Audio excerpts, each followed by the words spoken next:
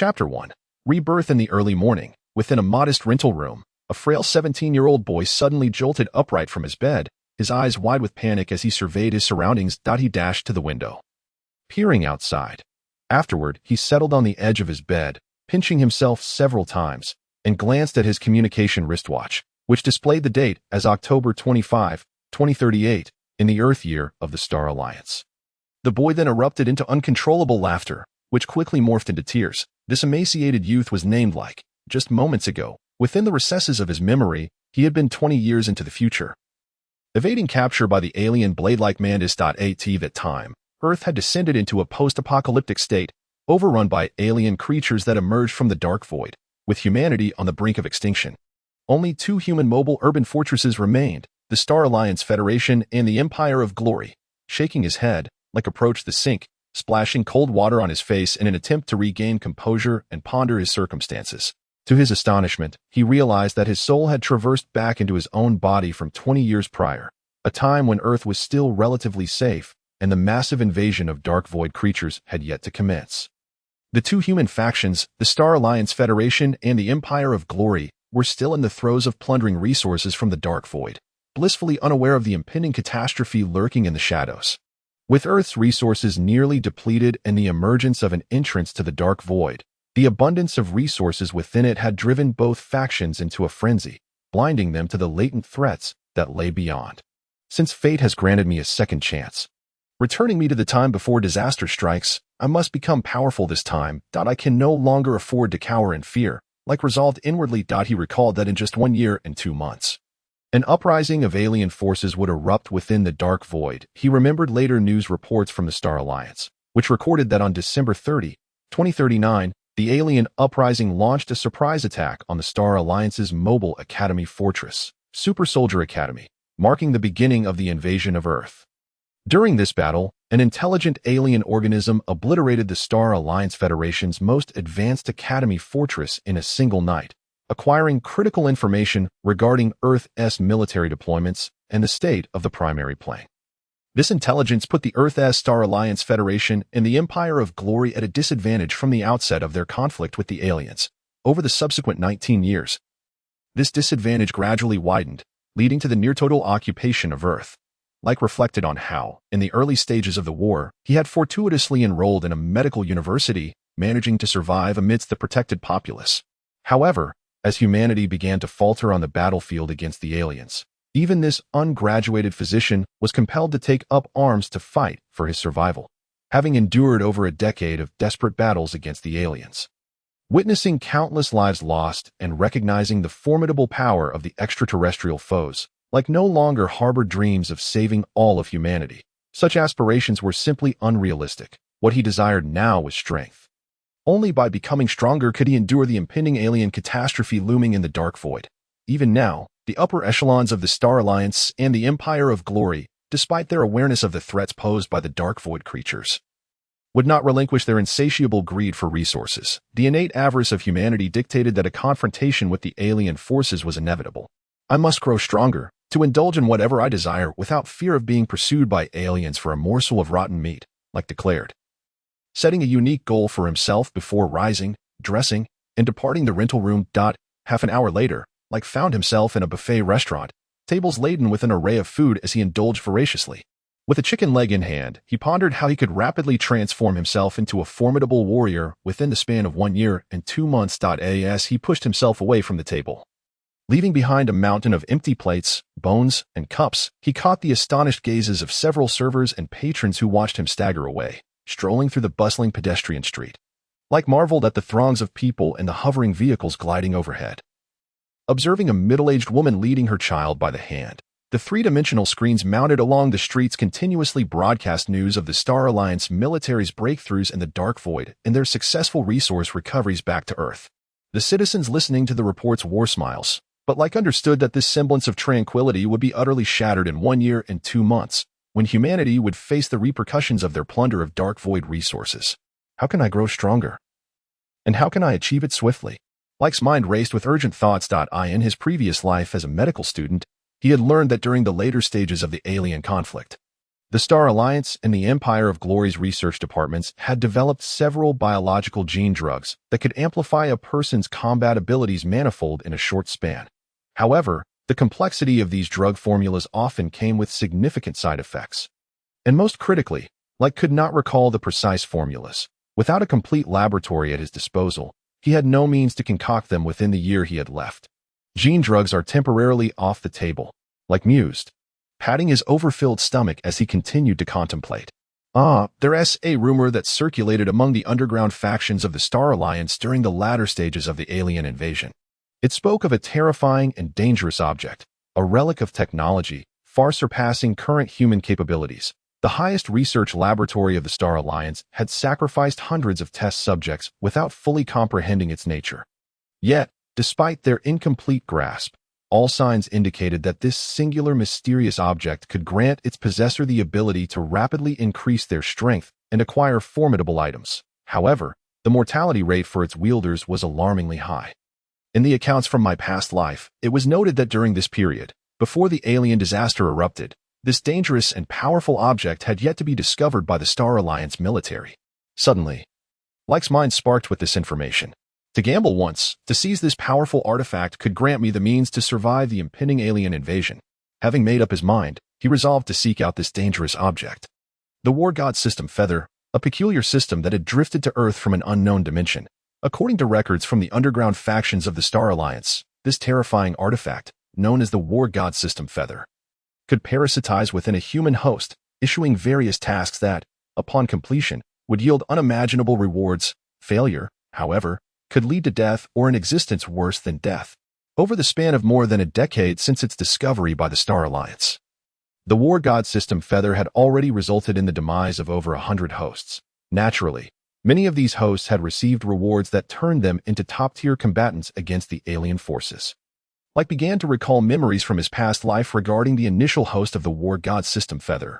Chapter 2. The System. In the orphanage of Dawn City, a little girl named Alice is currently the host of the War God System, or is about to become the next host of the War God System Feather.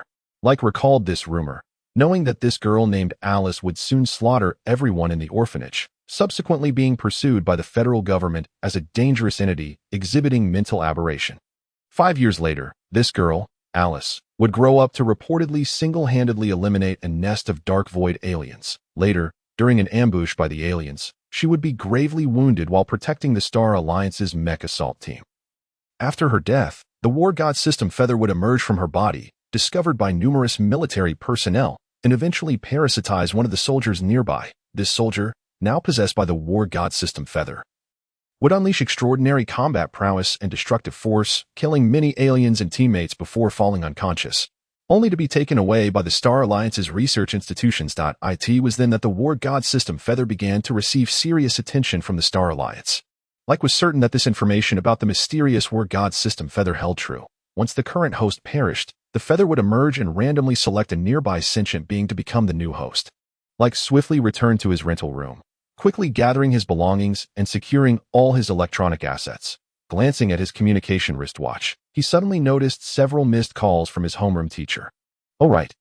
I am currently in my senior year of high school, and it seems that in 10 days, I'll be taking the college entrance examination." The college entrance exam.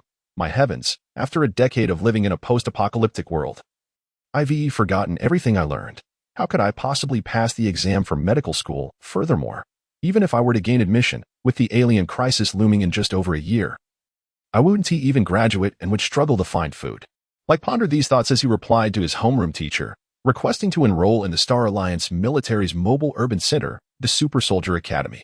Although the Super Soldier Academy would be the first to be destroyed during the alien onslaught in just over a year, it was the highest military academy accessible to someone of Leyke's civilian status.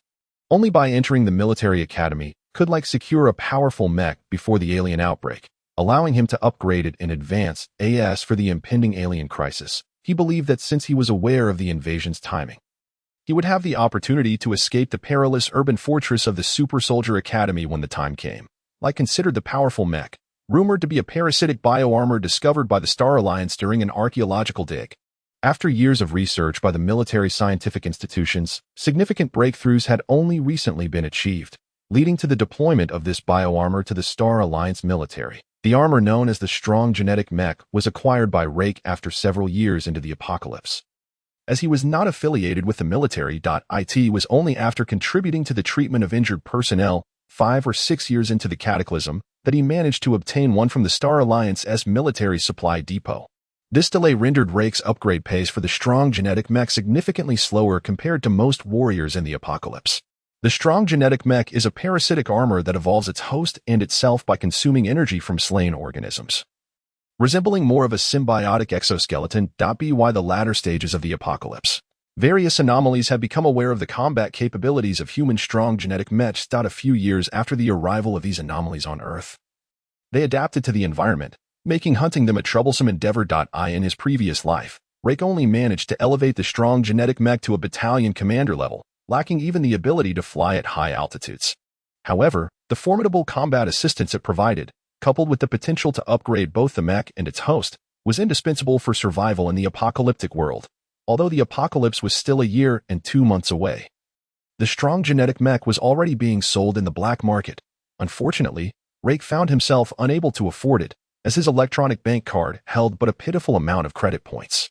With the college entrance examination approaching in 10 days, Leyke planned to merely go through the motions. At present, the Star Alliance Federation and the Glory Empire were in the early stages of colonizing the Dark Dimensions, urgently seeking soldiers and exploration teams willing to venture forth, even if they were mere rookies. After all, compared to the main dimension of Earth, the Dark Dimensions teemed with far more mutated beasts and toxic creatures.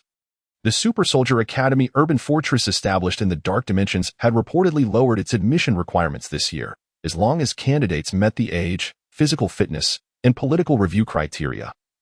Their examination scores were of no concern, with physical prowess being the primary focus. Promising students would be directly assigned to the main campus of the Super Soldier Academy, while those less fortunate, despite still bearing the title of Super Soldier Academy students, would be allocated to nearby guard and exploration units for training. Leyke boarded a hover train bound for Dawn City at noon. An hour later, he strolled along the streets of Dawn City, utilizing the database on his wristwatch to search for information on a little girl named Alice. He discovered that there were 16 girls named Alice aged between 5 and 10 in Dawn City, with only one residing in an orphanage, a 9-year-old at the government-run Dawn Sunshine Orphanage. However, Leyke lacked the necessary permissions to access further background information about Alice from the Star Alliance database. This must be the Dawn Sunshine Orphanage, he mused, purchasing some fruits and toys at the roadside before boarding a hover vehicle to the orphanage. The orphanage, situated on the outskirts of Dawn City, was a 3-story building with a large playground where dozens of children were playing. Upon arriving at the entrance, Leyke was approached by an elderly woman dressed in black. "Who are you looking for?" she inquired. "I wish to volunteer for a while and contribute some funds to the orphanage." "Though it may not be much," Leyke replied naturally. "There aren't many good kids like you anymore. May God bless you. Follow me, child." The elderly woman readily agreed to Leyke's offer, with no unnecessary words, as finding someone willing to donate money and work as a volunteer was indeed rare these days. Although Leyke appeared not yet to be an adult, the elderly woman did not seem to mind. She accepted the fruits and toys Leyke had brought and led him to a finance room, where she deducted a third of his savings. The elderly woman began explaining the layout of the orphanage and assigned Leyke a small room on the first floor. "There aren't any strenuous tasks. Just play with the children and, if possible, teach them some skills. However, you cannot take them out of the orphanage without prior approval," she instructed Leyke, to which he nodded in agreement. Chapter 3. The search. Leyke began to wander alone within the orphanage, where many children curiously regarded him. The new volunteer, he gathered a few children around him and started telling them stories. Within 10 minutes, over 20 kids surrounded him, engrossed in his tales. After finishing, Leyke began to inquire about their names. "I am Leyke, a new volunteer who will be spending time with you. Please introduce yourselves," he encouraged. "Brother, I am Carly. I am Emma. Will you tell us stories every day, brother?" "I am." A cacophony of voices erupted as the children eagerly chimed in, delighted to have a young storyteller among them. After listening to their introductions, Leyke realized none of them were named Alice. It seems the allure of stories is insufficient. I wonder if Alice has inherited the war god system as feather. I cannot recall the exact time she went on a rampage, slaughtering everyone at the orphanage, but it must have been quite recent. The massacre at the orphanage was reported in the Federation news in my previous life. Just before my entrance examination. I need to act quickly, Leyke pondered. After narrating a few more stories and dispersing the children, Rake approached a chubby boy and inquired whether he knew of a girl named Alice. Brother Rake, you're looking for Alice. She often daydreams, and at this time, she's probably sleeping under that big tree, the chubby boy whispered. But Alice can be quite fierce. Rake nodded, glancing towards the big tree where a golden-haired girl lay. Seemingly asleep against its trunk. At that moment, Alice appeared to be an ordinary, adorable little girl, a stark contrast to the cold-blooded legend depicted in the Star Alliance's records. Rake sensed that several staff members in the orphanage were discreetly monitoring him. Given his ambiguous background, he hastily approached the tree to observe Alice more closely, unsure if she was truly asleep or merely daydreaming. It was hard to believe that such a charming little girl would, in the years to come, transform into a ruthless female warrior, one of immense power. Just as Rake contemplated getting even closer to Alice, she suddenly opened her deep-set eyes, as if she could see into the future and discern the dualities of human nature. Yet, upon spotting Rake, she appeared quite astonished. Strange, you should not be here, Alice's delicate voice remarked. But I am here, to live better, Rake replied instinctively. Who are you? What do you know? Alice inquired quietly. Who I am is not important. But I know that disaster is imminent, Rake stated. Indeed, disaster is unavoidable. You are here for the feather, aren't you? You wish to obtain that demon? Alice questioned him. It seems you have inherited the war god system's feather. Yes, I seek it, to enhance my chances of survival, Rake cautiously responded, somewhat surprised and adopting a defensive stance, preparing for unarmed combat. He regretted coming so hastily, without bringing a knife or dagger, although he retained combat experience from the future apocalypse. His current physical state was too frail. He feared that should a confrontation arise with Alice, he might not prevail against the host of the war god system's feather. Haha. Alice laughed, her eerie laughter drawing the attention of those nearby. She glanced at Rake and said, in the future, you may regret today's decision. The war god system's feather is not a benevolent entity. You seem to know much, Alice. Even if the war god system's feather is perilous in the face of the impending apocalypse. It is my key to survival, Rake replied with equal gravity. Since you have made your choice, I shall grant you the war god system's feather, should you possess the capability to attain it. I long to be freed from this endless cycle. As of now, I have yet to inherit the war god system's feather, or rather, in this lifetime, I am not its host. The war god system's feather will manifest at midnight tonight, appearing beside me. Whether you can acquire it depends on your abilities. Any further questions you have will gradually unfold once you become the host of the war god system's feather. I wish you a long life, Alice calmly declared, as if a heavy burden had been lifted from her shoulders. The war god system's feather has yet to appear. How do you know about it? Did you come back from the future? Rake asked in astonishment, having believed himself to be the sole time traveler, only to discover that this cold-blooded legend, Alice, who was supposed to perish in the battles against anomalies 5 years hence, had also returned from the future. Just a small device. Unable to escape the fatal consequences, it is a reward for the war god system's cycle, when the war god system's feather is parasitic. It will eliminate all organisms deemed a threat within a certain vicinity, except for the host. I do not wish to slaughter the children and staff of this orphanage again. At 11:30 tonight. Meet me at the back gate of the orphanage. We will leave and find a secluded spot to await the demon of the war god system's feather. I hope you may have the fortune to be chosen as the new host. I advise you to flee immediately if the war god system's feather becomes parasitic to me tonight. Even if you wish to kill me to obtain the feather, you must wait until after the protective period of the system's parasitism. Alice spoke coldly to Rake before rising and walking towards the orphanage building. Rake stood dazed beneath the tree, overwhelmed by the plethora of information Alice had just imparted, struggling to fully digest it all. Never mind, regardless of whether Alice's words hold any truth, I shall discreetly depart from the welfare home with her tonight. If the god of war system feather does not manifest, I will either eliminate her or confine her. Rake contemplated within himself. He returned to the welfare home's building and sought out the elderly woman who had welcomed him. I just spent some time with the children and realized that I am better suited to life in the outside world. I can no longer remain here as a volunteer, Rake stated. The aged caretaker, observing Rake, anticipated his departure but was taken aback by the swiftness of his decision, considering that free laborers are hard to come by. And he had only been there for an afternoon. Very well, should the opportunity arise in the future, do come visit Bright Welfare Home. You will always be welcome here, the old woman replied. She mused on how Rake had recently donated funds, perhaps he might return to do so again. Alas, today's youth seemed to lack perseverance. Rake nodded, turned, and departed from the welfare home. as a group of children watched with reluctance as their storytelling older brother walked away. Chapter 4. The Feather. In the afternoon, Rek returned to Dawn City, where he purchased some minor equipment from the weapons shop, nearly exhausting all of his savings, painfully acquiring several special items. Rek prepared for the evening's encounter with Alice, who had now exceeded his expectations, in the God of War system Feather. When Alice awakened in the afternoon, she struck Rek as a cold-blooded killer, a merciless warrior who had extinguished countless lives of otherworldly beings. That sensation was far more terrifying than facing those alien creatures. Rek found a rented motel to rest. As night fell, a frail figure, face obscured and carrying a small bag, appeared in the grass behind the Sunshine Welfare Home. Cautiously concealing himself, it was Rek. The night air was frigid, and insects buzzed around him, yet Rek remained motionless, lying in the grass. This environment was far superior to what he would face in the future while evading alien beings.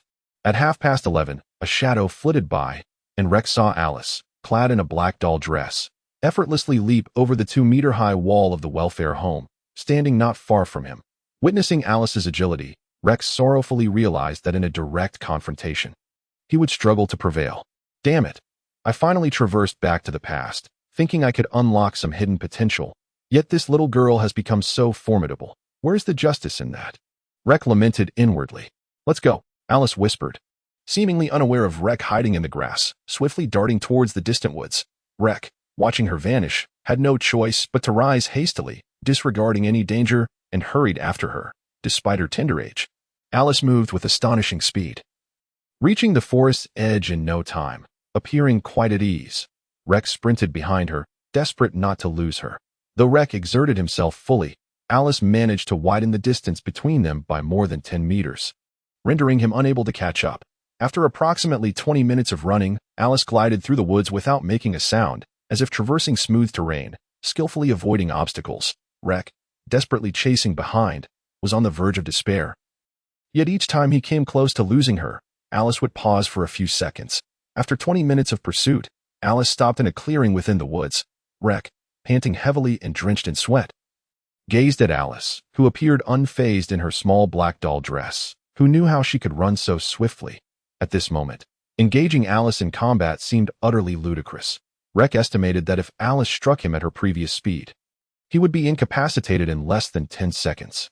Forget it, I might as well lie down. Rek, exhausted, collapsed onto the ground. Hey, your physical condition is far worse than I anticipated. The God of War system Feather will be appearing beside me in a few minutes. Had I known you were this weak, I wouldn't have sought you out. I was fooled by your calm demeanor during the day. Hey. Yes, I'm talking to you. Don't lie down. Run. You must escape to survive. With your constitution, the God of War system Feather will not choose you as a host. If you remain here, you'll be killed by the frenzy that occurs when the Feather first parasitizes my body. Alice scolded as she approached the prostrate Rek, giving him a light kick. I'm too tired to get up. Perhaps you should move farther away.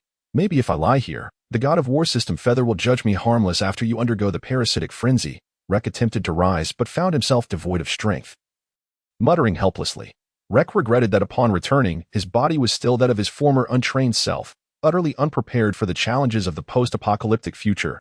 After sprinting after Alice for over 20 minutes, he was now completely drained. Rek could only hope that the special items in his backpack would prove effective. I'm at my wit's end with you. There's no time left. The God of War system Feather is about to appear. Alice expressed her frustration. Suddenly, a crack resembling sunlight refracting appeared above Alice's head, and a half-white feather descended from the fissure, slowly drifting towards her. Accepting her fate, Alice stood still, awaiting the feather's arrival. Rek, lying half a meter away on the grass, witnessed the legendary God of War system Feather manifest. This was the first time Rek had seen the actual feather. In his previous life, most who encountered it perished, leaving only a few lucky ones who managed to escape quickly or were gravely injured. Rek hastily retrieved a small white rubber isolation box from his bag, opening it to reveal a finger-sized milky white energy crystal of otherworldly origin. Upon the appearance of this milky white energy crystal, the God of War system Feather, which was initially floating toward Alice, hesitated in midair before altering its course and drifting towards Rek. It seems the rumors circulating about the underground forces of the Alliance were not unfounded. The initial God of War system Feather is in dire need of energy, particularly this kind of attribute-less otherworldly energy crystal, which is its favorite, Rek reasoned, quickly opening his mouth to place the energy crystal inside. Alice, observing Rex's actions with astonishment, could hardly believe that the god of war system Feather would forsake her. The destined one, for the frail boy sprawled on the ground merely for a piece of low-level attribute-less energy crystal. Alice found it hard to fathom. After countless cycles of fate, she had tried various methods and fled to numerous locations, yet had never evaded the feather's parasitism. Now, a mere low-level attribute-less energy crystal had caused the feather to drift away from her. The god of war system Feather hovered near Rex's mouth, penetrating through as though Rex's tightly clenched teeth were non-existent. Wait, I recall from the Alliance's underground history that when the god of war system Feather selects a host, the host's mind receives a prompt. Yet, no sound has emerged. It appears this feather intends to play tricks, wanting to absorb the attribute-less energy crystal before parasitizing Alice. This is infuriating. Rex suddenly realized he quickly swallowed the attribute-less energy crystal whole. Fortunately, the crystal was small, though the process left his throat in agony. While this would not prevent the god of war system Feather from consuming the energy crystal, it could buy him a little time. The feather passed unobstructed into Rex's abdomen, and within seconds, the attribute-less energy crystal was completely drained. The feather began to emerge from Rex's stomach. Chapter 5. Parasitism. At this moment, Rex swiftly retrieved a black water balloon from his bag and hurled it towards Alice, who was still dazed by the events surrounding the god of war system Feather. Caught off guard, Alice forgot to evade Rex's sudden attack, and the water balloon struck her head. Ouch! Alice yelped, realizing that upon bursting, a foul-smelling blood-like liquid drenched her, leaving her hair matted with the sticky, putrid substance. The cleanliness-loving Alice glared fiercely at Rex. To her surprise, she noticed that the god of war system Feather paused at Rex's abdomen, beginning to hesitate. What on earth did you throw at me? This is revolting. Did you not wish to rid yourself of the god of war system Feather's parasitism? For reasons unknown, the feather instinctively detests dragon blood. The water balloon contained the blood of an inferior earth dragon from the dark space. Although it has a lower dragon lineage, it seems to have had some effect, Rex explained. It's futile. I've tried this before. The god of war system Feather merely reacts with instinctive aversion to dragon blood that I once escaped to a dragon's lair in the dark space. Yet I was ultimately parasitized by the feather. I fought against a dozen ferocious dragons for 3 days, risking my life, Alice replied irritably. Almost as if to validate Alice's words, the god of war system Feather lodged within Rex's abdomen began to slowly retreat, preparing to leave him. You leave me no choice. God of war system Feather, I will become a god of war, the strongest. I shall feast during the apocalypse and no longer live in constant fear of being hunted down for a mere morsel, Rex shouted. His expression twisted with determination. Rex quickly sprang to his feet, retrieving a blue liquid bomb from his bag. High-energy shockwave liquid bomb, Alice exclaimed in terror upon seeing the object Rex held. Are you insane? You lunatic, I don't want to die. Quickly secure it. How can you recklessly carry such an item while sprinting through the woods? Just moments ago, it was lying on the ground. Are you not afraid of damaging the bottle and triggering the bomb in your haste? The power of this explosive is sufficient to obliterate a small farm, Alice shouted at Rex, her fury palpable. At that moment, Alice felt an overwhelming urge to end Rex's life. She understood that running was futile. This high-energy liquid bomb was utilized by some fanatical insurgents for human suicide attacks. Possessing an astonishing destructive capacity, just a small vial could devastate an entire street. War God System Feather, I am your optimal choice that I know you possess wisdom. Hasten to choose to parasitize me. I shall become the war god. Should you opt to parasitize Alice, I will detonate this liquid bomb. At such close proximity, both Alice and I would be reduced to mere pulp, while you might remain unharmed. Having just arrived in this timeline without a host, the demise of your chosen vessel would result in significant energy expenditure for you, compounded by the time required to seek a new host. Choose me swiftly. I am indeed a promising candidate for the war god, albeit my physique lacks training. However, my combat experience and reflexes are formidable. I have countless merits. In short, should you neglect to select me, both Alice and I shall perish together. Choosing me presents an opportunity to cultivate a war god. Even if I were to die in the future, you could still parasitize Alice. Rex sneered, addressing the war god system Feather lodged within his abdomen. Nearby, Alice, upon hearing Rex's words, felt as though the very fabric of reality had been upended. How audacious to threaten the war god system Feather. Rex was indeed a peculiar anomaly, and Alice harbored the unsettling notion that perhaps Rex, as the host of the malevolent war god system Feather, might find a peculiar compatibility with the demon. In the next moment, Alice was certain Rex had made the right choice as the war god system Feather began to retract slowly into Rex's belly. Then, Rake's body convulsed. It actually succeeded. We must flee. Rake. If you wish to survive, we shall meet again in the dark space, Alice declared, recognizing the initial stages of the war god system's parasitism taking hold of Rake's body. She needed to distance herself swiftly, lest she become a casualty of the war god system's protective mechanisms and Rake's berserk state. Alice turned and sprinted away, vanishing deep into the woods. At that moment, a cold voice echoed in Rake's mind, parasitizing a sentient species, activating parasitic mode. Human Rake, you possess the unwavering resolve to become a war god, granting you the fortune of becoming this system's host. The war god system is the most powerful individual combat assistance system in the universe, existing solely to cultivate the strongest war god. The glory of the war god surpasses all. The war god is invincible. Scanning the vicinity, no dangerous life forms detected, initiating deep fusion of the war god system. Rake felt excruciating pain, a searing agony that permeated his very bones, causing him to lose consciousness. His consciousness manifested in a dark expanse. A boundless graveyard filled with countless tombstones. Before him lay a freshly dug pit large enough to accommodate a human body, with the head of a middle-aged man floating ominously above it. Host. This is your consciousness. See post-fusion with the war god system. It has now deeply fused with you. You have only two paths, either become a war god or perish. Your grave has already been prepared. Strive, young man. The floating head intoned in a chilling voice. Fortunately, Rake had encountered various mutated entities from the dark space in his previous life, preventing him from being unnerved by the dramatic entrance of the war god system's head. War god system. From whence do you originate? Have you ever successfully cultivated a war god before?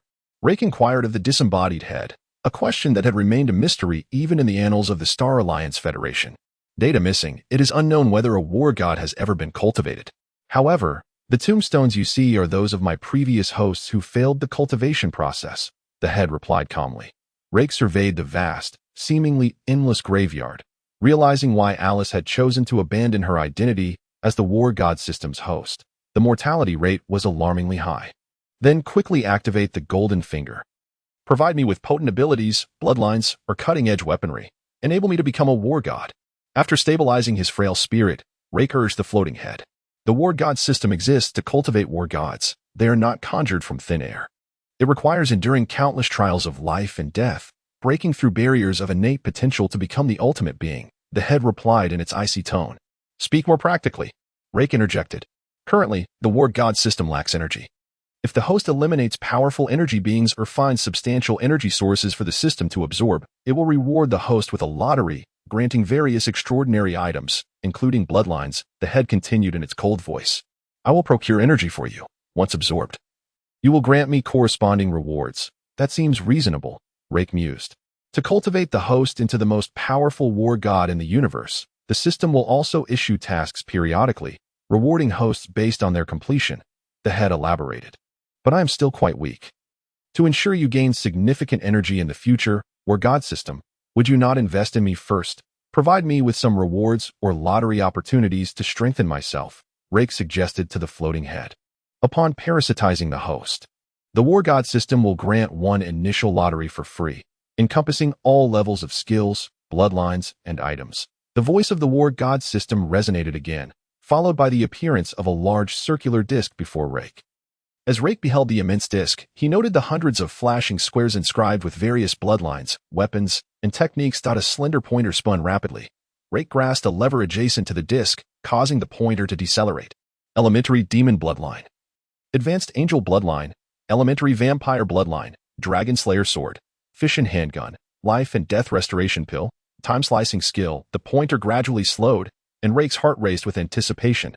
This opportunity for a free draw, with no level restrictions, was exceedingly precious. Should he draw a peerless bloodline or exceptional equipment, it would significantly enhance his chances of survival in the coming otherworldly apocalypse. Ultimately, the pointer landed on Permanent Cloning Technique, Z-Grade Innate Skill.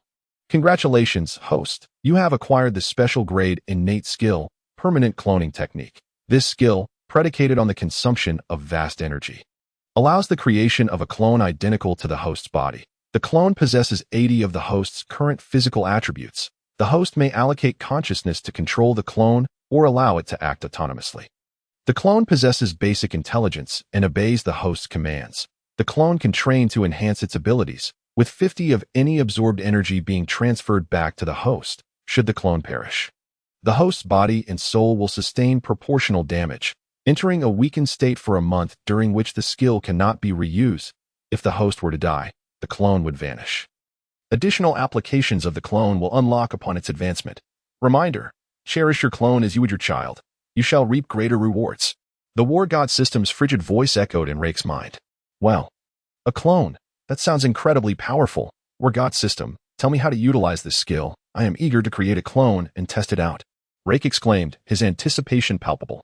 To employ the permanent cloning technique, the host must expend a substantial amount of energy. Currently, the host's energy is insufficient. If attempted, the creation of a clone would reduce the host to a skeleton, depleting all bodily energy cells, the war god system cautioned. What a trap. So what you're saying is that in order to use this skill, I must first acquire immense energy or locate a sizable energy source to absorb or eliminate beings with considerable energy. Leyke clarified. Understanding correct. You should leave the consciousness scene now. Having just completed fusion, I am now deeply integrated into your cells. Tomorrow at noon, you will receive your first minor task. Strive to become a war god. Young man, the war god system's voice concluded, and Leyke's vision darkened. When Leyke opened his eyes again, he found himself back in the woods, the dawn approaching. He surveyed his surroundings, finding no traces of blood. Alice had successfully escaped. With the somewhat scheming and energy-hungry war god system now in his possession, Leyke was in good spirits. He picked up his backpack, carefully placing the liquid bomb back into the soft compartment. At long last, I have obtained this enigmatic war god system. Now, it's time to return to prepare for the college entrance examination, and thereafter, seek a means to acquire the strong colonization mech, Leyke contemplated as he hastened toward Dawn City. Intent on locating a previous underground arms dealer marked with the insignia of the anti-government forces. In his previous life, Leyke had served as a physician, treating several members of the anti-government militia. He had learned some of their coded language and was aware that in the future, humanity's common enemy would be the alien species, while the anti-government factions had already allied with the Stellar Federation. Unlike the present where they remained hostile, upon entering an arms dealer associated with the anti-government militia, Leyke returned a high-energy liquid explosive at a low price, exchanging it for some living expenses. After a simple breakfast of porridge and 2 eggs at the Dawn Market in Dawn City, Leyke boarded the first hovering vehicle heading to the Sunshine Welfare Institute.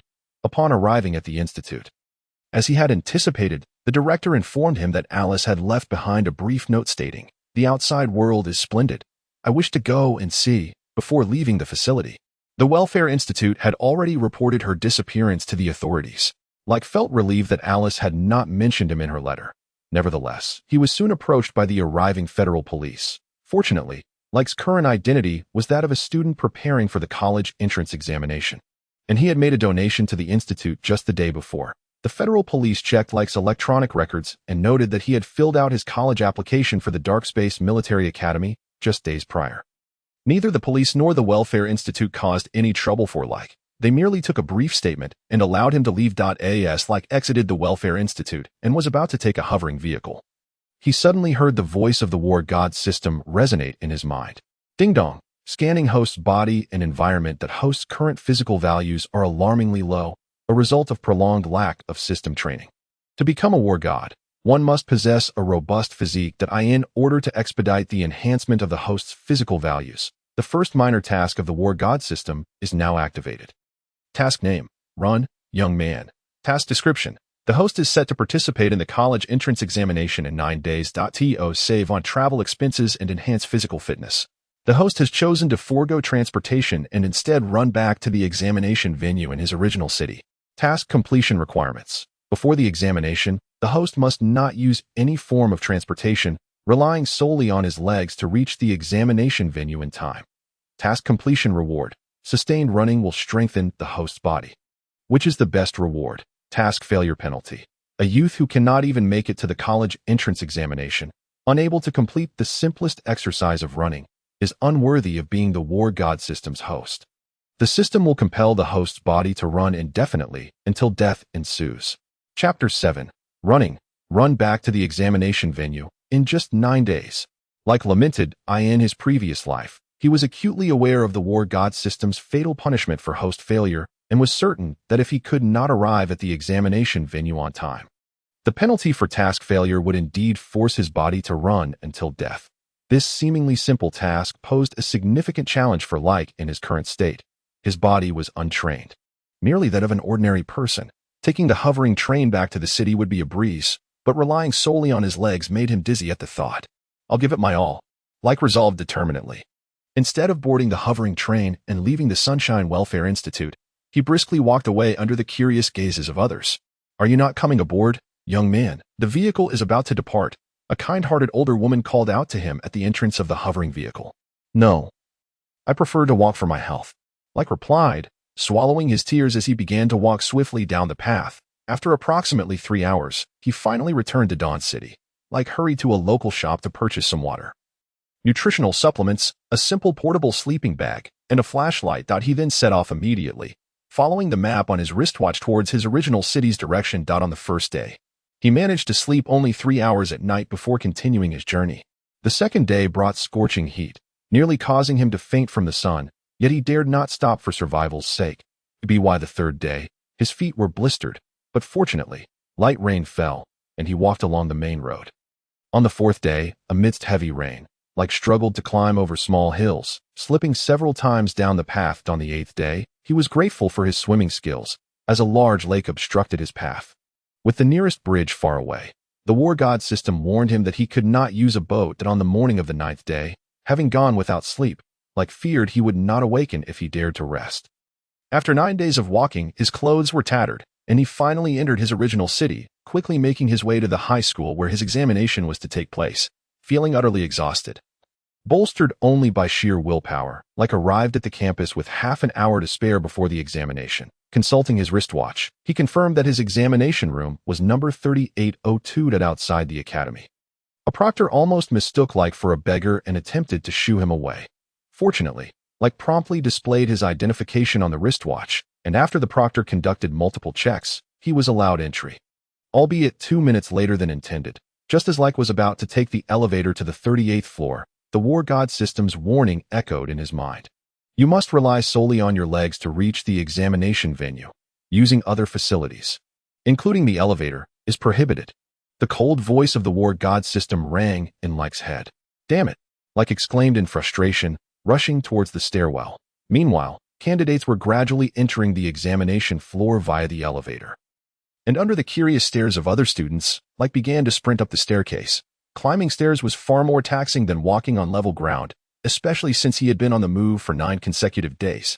With every step, he felt the intense ache in his thighs, as if his legs belonged to someone else. Fortunately, just 5 minutes before the examination was set to begin, Leyke reached the door of examination room 3802. "What are you wearing to the exam? Go change your clothes first." A sharp-tongued middle-aged proctor blocked his way, refusing to let Leyke enter the examination room. At the same time, 4 or 5 other proctors and security personnel approached in the hallway. Leyke had yet to hear the war god system announce the completion of his task. Realizing he could not afford to waste any more time, Leyke summoned all his remaining strength. "Step aside.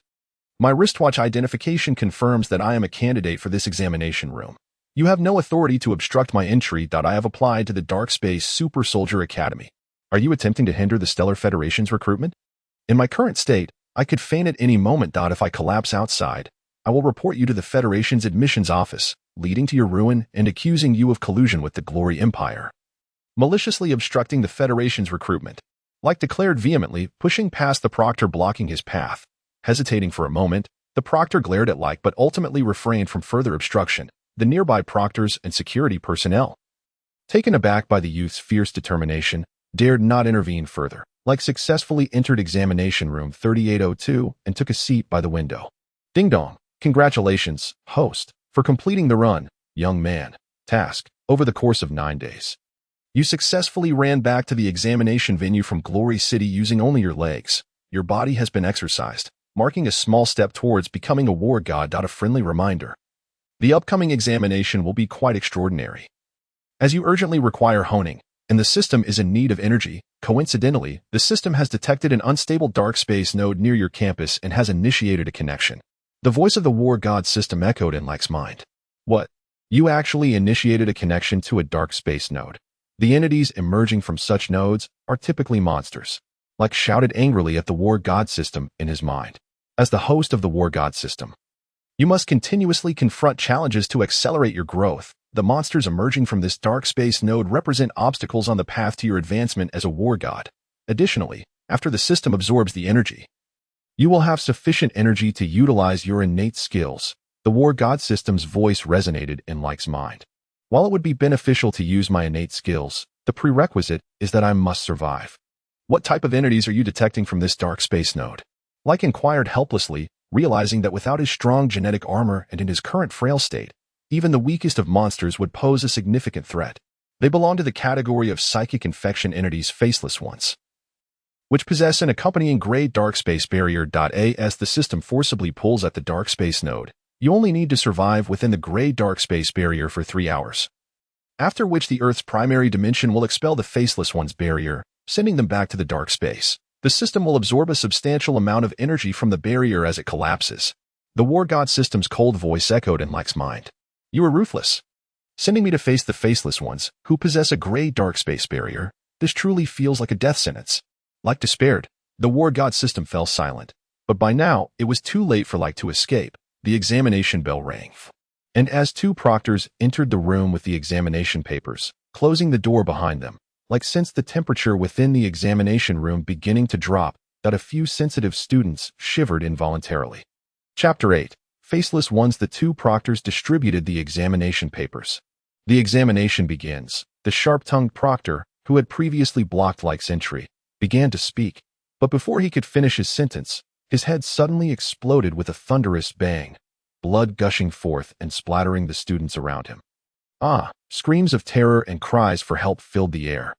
Leyke observed the face of the proctor, whose head had just exploded, appearing at the small door of the examination room. In the examination hall, only 50 candidates remained alongside another invigilator. The dim gray barrier, conjured by the multi-faced entity, had quietly emerged following the explosion of the first invigilator's head. Leyke glanced outside. The world beyond the window had turned indistinct and murky. He understood that this classroom, 3802, was now enveloped in the shadowy barrier, severing its connection to the outside realm. Panic-stricken, several candidates rushed to the classroom door, eager to grasp the handle. However, in their frenzy, they failed to notice the face of the sharp-nosed invigilator, whose head had exploded, manifesting at the door handle. As 2 students made contact with the handle, their bodies were bizarrely drawn into the door, their struggling faces subsequently appearing upon its surface. This gruesome sight caused those wishing to flee to recoil in terror. Return to your seats. Do not touch the door, urged the surviving female invigilator, her voice trembling as she fought to maintain her composure. The classroom erupted with cries and gasps. Some candidates glanced out the window, only to find the outside world obscured, while others activated their communication wrist devices, discovering that there was no signal. Suddenly, a bald humanoid entity with 3 faces, each adorned with 2 large mouths and 4 pairs of eyes, materialized at the podium. During the exam, silence is imperative. Candidates who disrupt will forfeit their right to continue, it declared in a calm tone, all 3 faces uttering the words in unison. Faced with this grotesque apparition, several girls screamed in terror. Instantly, their bodies were pulled into the floor, their frightened visages appearing on the walls and ceiling.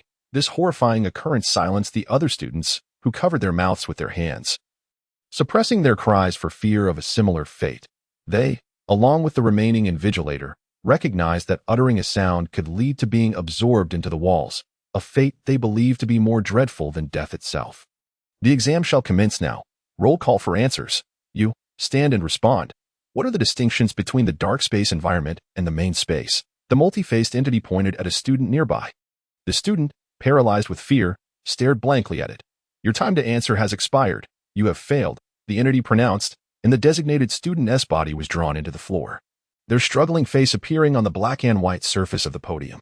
Next, you, answer regarding the composition of air in the dark space. It then indicated a plump male candidate. Trembling, the boy stood up. The air in the dark space should contain oxygen. I suppose.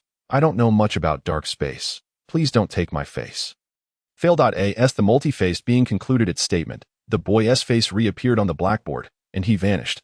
How appalling that as candidates, you lack even fundamental knowledge. You. Rise and describe the primary constituents of dark space life forms. The entity pointed at the invigilator. Terrified, she collapsed to the ground. The dark space harbors mutated beasts known as aberrant creatures, which are more savage than the life forms of the main space. Many creatures lie dormant beneath the soil, and there are numerous life forms that differ from those on Earth. I am a history teacher, not a researcher of dark space. Do not kill me. Much of this information is classified military data, not for public disclosure. You are unqualified. All within this room are candidates. The multi-faced entity retorted, its fury palpable, and the female invigilator disappeared, her face joining the others on the blackboard. The multi-faced being continued its relentless questioning, and even if a candidate managed to answer a trivial inquiry, the entity would delve deeper. Most candidates from the Star Alliance Federation were uninformed about the dark space, even when aware.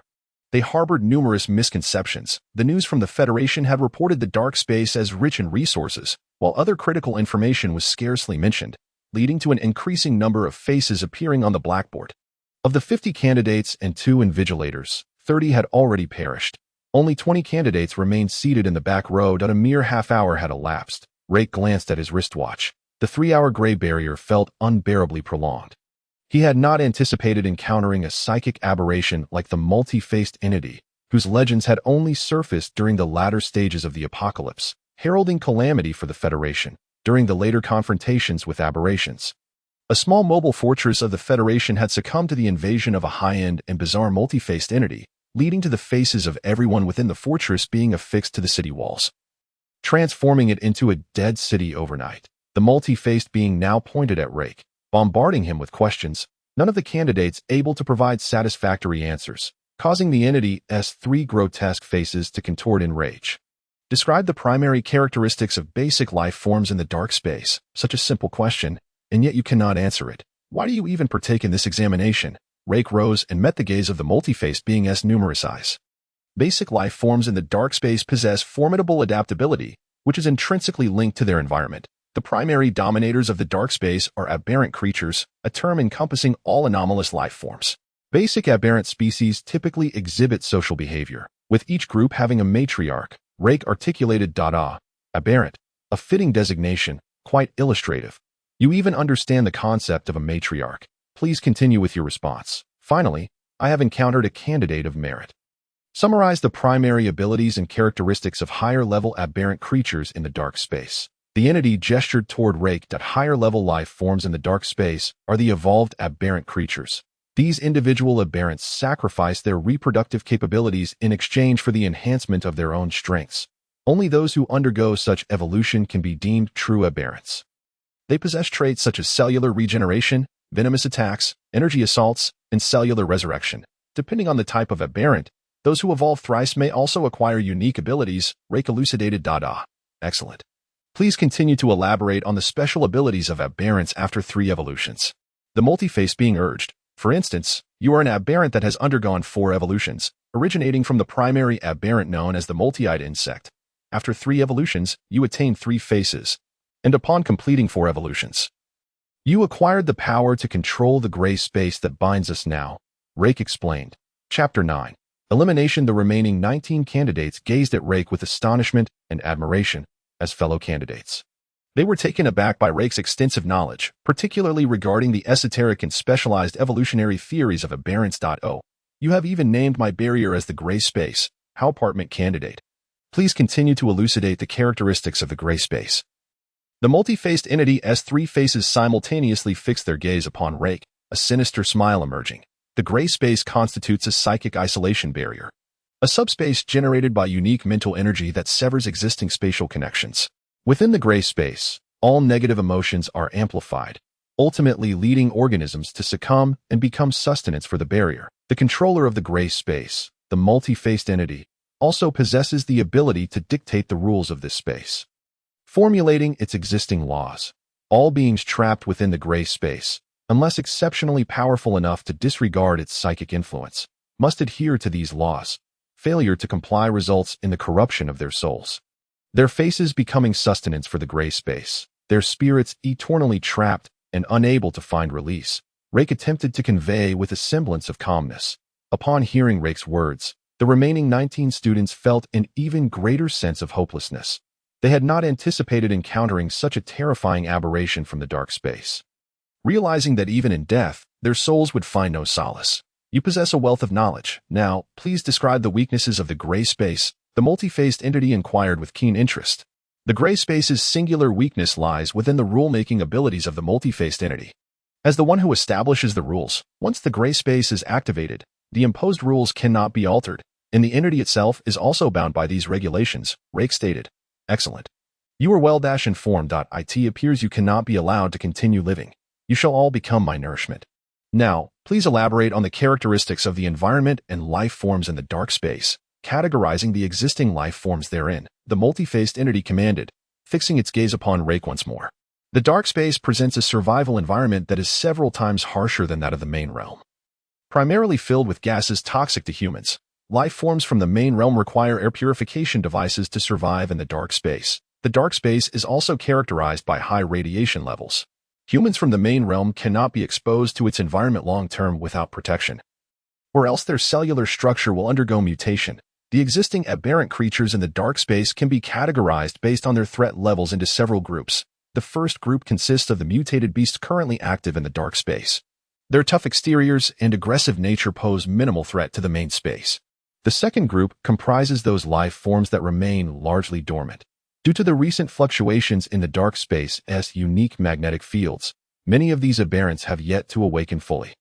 Although select evolved aberrants that have completed 4 evolutions possess nascent intelligence, the third group encompasses the bizarre species, a term for the peculiar aberrants of the dark space. For instance, you, the multi-faced entity, fall into this category as you possess a humanoid form alongside a unique psychic barrier, the gray space. Bizarre species are the most perilous type of aberrants in the dark space in relation to the main realm, Leyke articulated. Upon concluding his explanation, the multi-faced entity's 6 large mouths began to move, sprouting additional eyes from within. I did not expect the main realm to possess such profound knowledge of the dark space. The first round of examination is concluded. We shall now commence the second round. To survive, you must eliminate 2 creatures within 10 minutes, the multi-faced entity declared. Upon the conclusion of the multi-faced man's words, a large eye swiftly darted towards Leyke. At that moment, Leyke was on high alert, acutely aware of the cunning nature of the multi-faced man, and he quickly rolled onto the ground to evade the impending attack. The eye struck a fellow student behind him, drawing that student into its depths, and their visage reappeared upon the blackboard. Suddenly, a large mouth manifested beside the rolling Leyke. Without hesitation, Leyke grasped a nearby chair and thrust it into the gaping maw. Even after the chair leg was consumed, the mouth did not vanish. Instead, it pursued Leyke. Despite the intense pain coursing through his body, Leyke sprang to his feet, retrieving the small knife he had used during his nighttime journey. With swift, decisive slashes, he did not target the multi-faced man's mouth, but instead plunged the blade into the chest of 2 standing students, a male and a female. Blood gushed from their astonished hearts, and they collapsed lifelessly, their bodies drawn away, their expressions of rage and shock now beneath Leyke's feet. The large mouth ceased its pursuit of Leyke, having consumed another nearby student, and came to a halt. Multi-faced man. You require 1 to slay 2 beings, yet you have omitted a crucial detail. The one who eliminates 2 beings is granted a period of safety for 10 minutes, immune to attack and incapable of launching an attack. Leyke slowly rose and addressed the multi-faced man, paying no heed to the enraged students around him. How can you strike your fellow classmates? How can you assault your fellow humans, instead of uniting against the aberrations? I had thought you understood the anomalies, comprehended the shadowy realm, and could vanquish the multi-faced man, a male student questioned Leyke, his voice laced with indignation. The reason is simple. To survive, you may refrain from attacking your classmates, but in the next 9 minutes, of the 15 students still alive, at most only 5 will endure. Ask them if they will hesitate to strike you. Moreover, I advise you, do not engage either me or the multi-faced man. We have just completed the second examination and have eliminated 2 beings. Thus we are in a state of protection. Should you attack us, your bodies will be immediately absorbed by the shadowy realm, and your faces will appear upon the blackboard at the podium. Leyke spoke calmly. Having witnessed too much death in the future, he was unperturbed by the recent slaying of 2 students in the shadowy realm. These inexperienced students were likely doomed. It was merely a question of whether they would die sooner or later. Upon hearing Leyke's words, the remaining 15 candidates fell into silence, wary of one another. A female student, terrified, collapsed onto the ground. Her movement ignited a frenzy among the others, prompting them to turn against one another. Armed with sharp water-based pins, they lunged towards each other's eyes, while others wielded pencil knives to slash at the throats of their peers. In an instant, the previously united candidates transformed into bitter enemies. Some fell, pierced through the eyes by pins, while others were bludgeoned to death by chairs. Embrace your fury.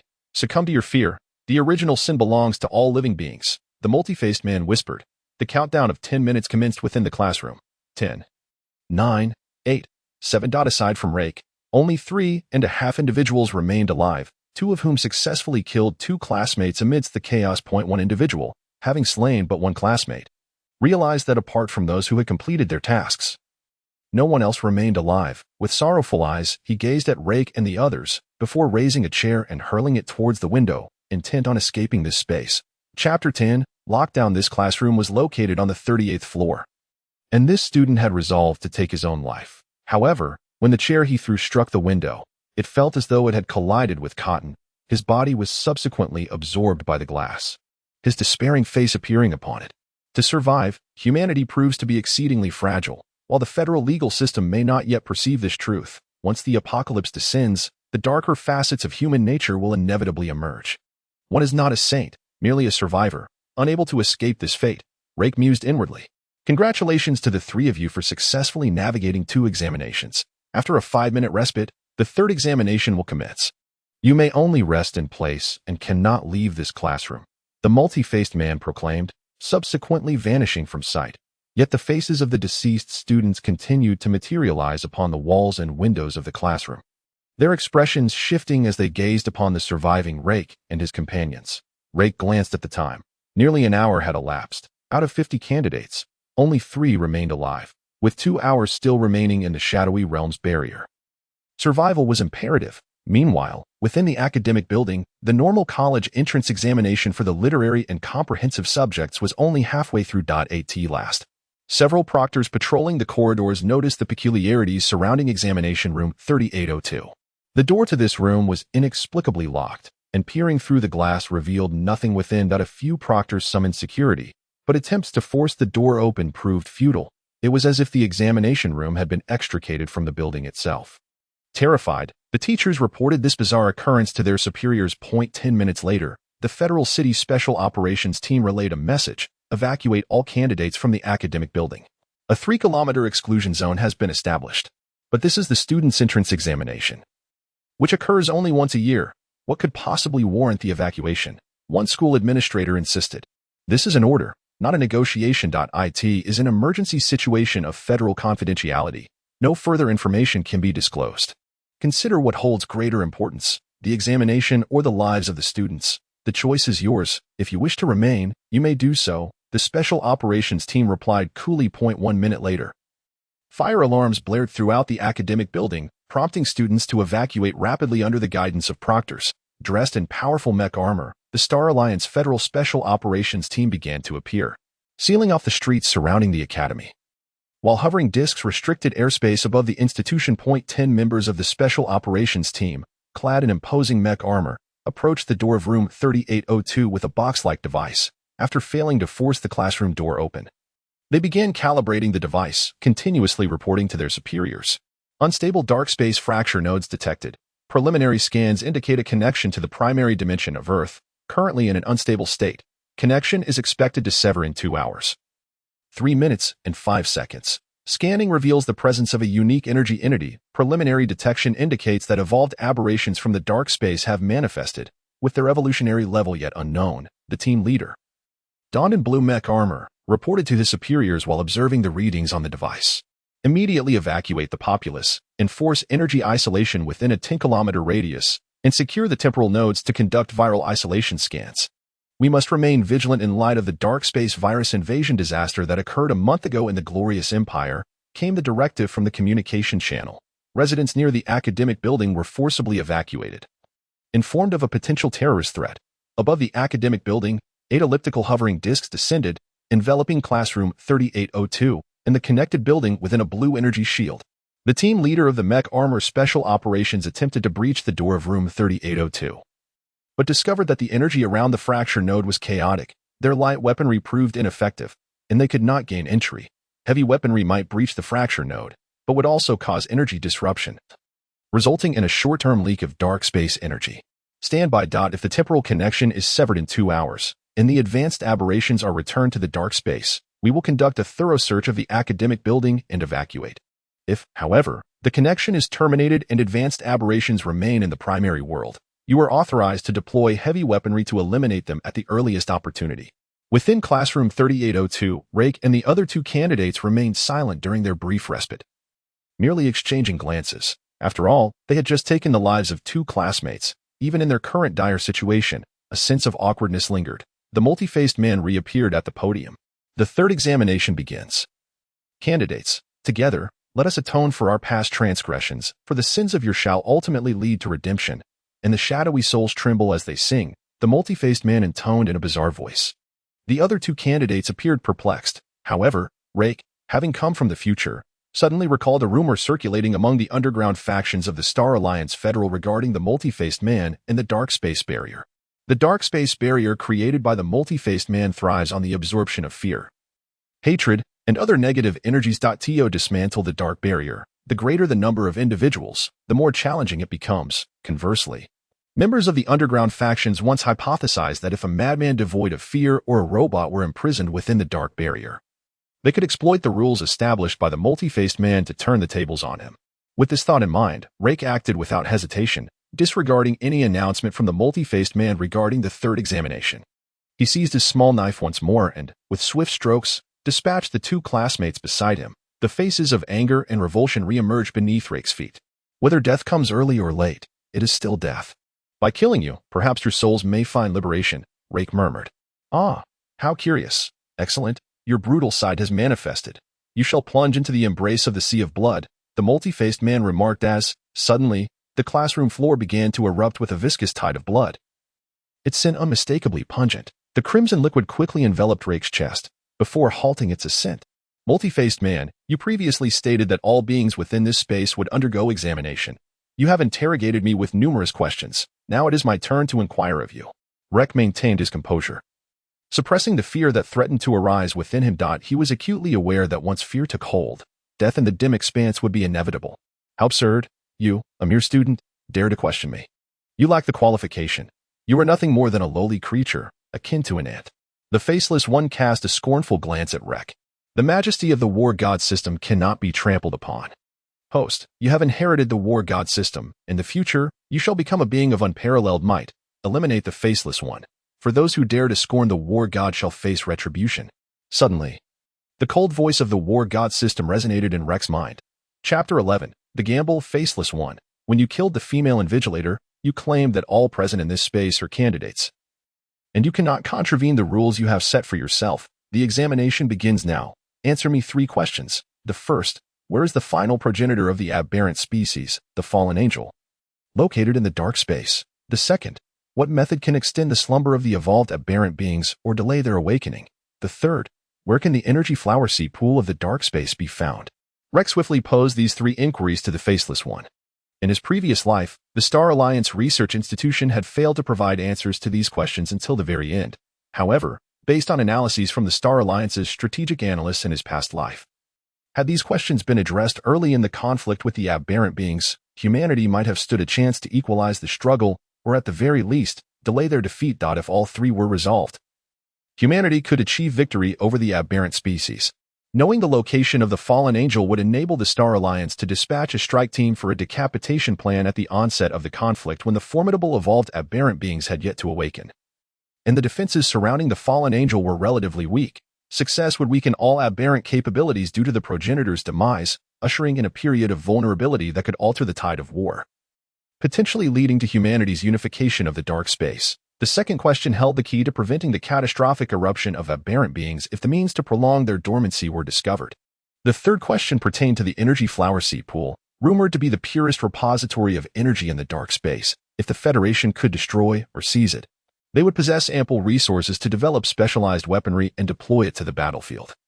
While conversely, the evolution rate of high-end aberrant combatants would dramatically decline. Upon hearing Leyke's inquiries, the faceless one was momentarily taken aback. These questions were not only beyond his knowledge. Even if he had known, he would never divulge them, lest he be condemned in the dark space. The backlash from the dim realm began to manifest upon the faceless one, multiple faces emerging upon his body, faces of previous candidates. You despicable creature of the main realm. If you think you can slay me with such trivialities, you are sorely mistaken. I in this dim space. I am the creator, an immortal existence. The Faceless One screeched with a piercing voice as thousands of faces materialized throughout the space. Some belonging to Earthlings, others to dark space creatures, all gazing at Rek with scorn, rage, or hatred. Despite suffering punishment from the dim space, the Faceless One, as the controller of this gray realm, was not in danger of being killed by these penalties for failing to answer questions. Faceless One, do you dare engage in a wager with me, wagering our very souls and mental energies? The loser shall surrender all to the victor. This wager shall be named Heaven's Knowledge. We shall see who can reveal more information that leaves the other in shock. With the degree of impact on the listener serving as the standard for victory, Rek addressed the Faceless One within the classroom. You think you can challenge me? Such a wager presupposes a balance of power between the two parties. As a lowly human, if your soul energy does not match or exceed mine, your proposed wager of Heaven's Knowledge shall not hold. Should your energy be vastly inferior, the gray space will immediately absorb your soul. The weak hold no rights. As the Faceless One's three mouths echoed this proclamation, the scene of the classroom vanished, replaced by a fog-laden world. A silver scale, designed to assess mental prowess in the wager, appeared before Rek, and the Faceless One. Rek sensed the gray space beginning to conduct a profound measurement of his mental energy. The intention of the Faceless One was unmistakable. As a being renowned for its mental prowess, it was rare for any creature in the dark space, let alone in the human realm, to surpass him in this regard. The Faceless One seemed to acquiesce to the wager, albeit with the ulterior motive of annihilating Rek, the inscrutable candidate from Earth. Yet, the scale did not tip in favor of the Faceless One. It hovered in the air, swaying gently, slightly tilting towards Rek. How is this possible? What manner of creature are you? You are not human. How can your mental energy or purity surpass mine? The Faceless One marveled at the scale. Do you wish to know the answer? Faceless One, I can enlighten you. But now, with the mental scale's judgment in place, the wager has commenced. If my revelations shock you, you shall be the loser. Rek responded calmly. Internally, he felt a surge of relief. The war god system had taken residence within him. Previously, it had warned that the majesty of the war god was not to be trifled with, and Rek surmised that the system would intervene during the Faceless One's probing of his mental energy. Moreover, Rek was aware that the war god system was in dire need of energy, particularly eager to consume the mental energy of the Faceless One. To the war god system, the Faceless One appeared as a delectable dessert, and it was likely pondering how to devour this treat without violating its own parasitic rules. Rek reflected on the information regarding the war god system from his previous life. While the system was undeniably powerful, there had been no reports of it directly aiding its host. Even in the event of the host's demise, it seemed the war god system operated under certain hidden constraints, though there might be minor loopholes to exploit. Rek pondered. I have lost interest in why your mental energy is so potent. Regardless, before long, after losing the wager, all your mental energy will belong to me. Absorbing it may very well lead me to my fifth evolution. The Faceless One's three faces, six mouths, opened wide in a chilling laugh. I shall grant you an opportunity, Faceless One, that you may reveal the information that would astonish me first, for I fear that if I speak first, you will have no chance to respond and will lose outright. Rek stated evenly.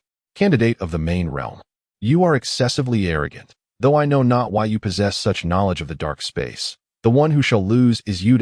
As the controller of this gray realm, I hold the authority to set the rules. Henceforth, the wager's conditions dictate that all information shared must pertain to the dark space. After all, your mental energy shall soon be consumed by me. Let us allow you to gain some insight before your demise. Perishing in despair, the Faceless One mocked as he continued addressing Rek. Chapter 12. Time. My arrival in the main realm of Earth was not mere happenstance. Recently, the queen of the aberrant species, the fallen angel, has shown signs of awakening from her slumber. The soon-to-awaken queen has disseminated several pieces of information regarding the high-tier aberrant beings, specifically to ascertain the current state of the Earth realm and its understanding of the dark space. Do you comprehend the implications of this? The Faceless One proclaimed with pride. It signifies that as the fallen angel awakens, a multitude of high-tier aberrant beings will also awaken from their prolonged slumber. The dark space has fortuitously encountered a stable connection with the Earth realm, which, in contrast to the harsh conditions of the dark space, resembles paradise. An invasion and counter-invasion war is imminent. Am I not correct? Faceless One, the awakened fallen angel will launch an assault on humanity's main realm. Rek smiled as he spoke to the Faceless One. If the humans of this era were to hear the Faceless One's words, they would surely be astonished. However, Rek, having traversed back from 20 years in the future and experienced over a decade of warfare between humanity and the aberrant beings, understood that the impending conflict was hardly a secret. In fact, regarding the war god, Rek likely possessed more knowledge than the Faceless One itself. The Faceless One gazed at Rek with an odd expression, its mocking laughter resonating throughout the gray space. Faceless One, I possess an insight concerning the dark space that I doubt even you, having survived for decades, or even centuries within it, are aware of. Rek began, recalling a hypothetical analysis that had circulated among the Star Alliance's research institutions towards the end of the war with the aberrant beings. Although that hypothesis had never been substantiated and was met with skepticism at the time, Rek believed it would suffice to intimidate the Faceless One and secure his victory in the wager. You, an inhabitant of the main realm, dare to claim knowledge of the dark space? How laughable! The Faceless One scoffed dismissively, yet internally, it remained vigilant, determined not to betray any surprise or shock regardless of what Rek might reveal. Faceless One, you reside in the dark space, where a peculiar energy barrier has long obscured the skies above. Even you, a being that has completed 4 stages of evolution, lack the power to penetrate that barrier. Are you aware of what lies beyond the lofty barrier of the dark space? Who has cloaked your skies? Upon your arrival in the principal realm of Earth, I trust you have discerned, through your mental prowess, that Earth is but a diminutive speck amidst the vast cosmos.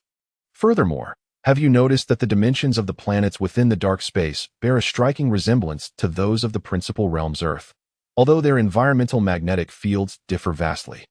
The size of the planet in dark space is merely a fraction smaller than that of Earth. Allow me to disclose that the dark space is, in fact, the evolved form of Earth. The connection you perceive between dark space and Earth is not a distant spatial tunnel, but rather a temporal conduit. The planet housing dark space is a glimpse into Earth's future, thousands or even tens of thousands of years hence. In the not-so-distant future, should Earth fail to establish a connection with dark space, its resources shall dwindle, leading it towards annihilation, ultimately transforming into the barren wasteland that dark space currently represents.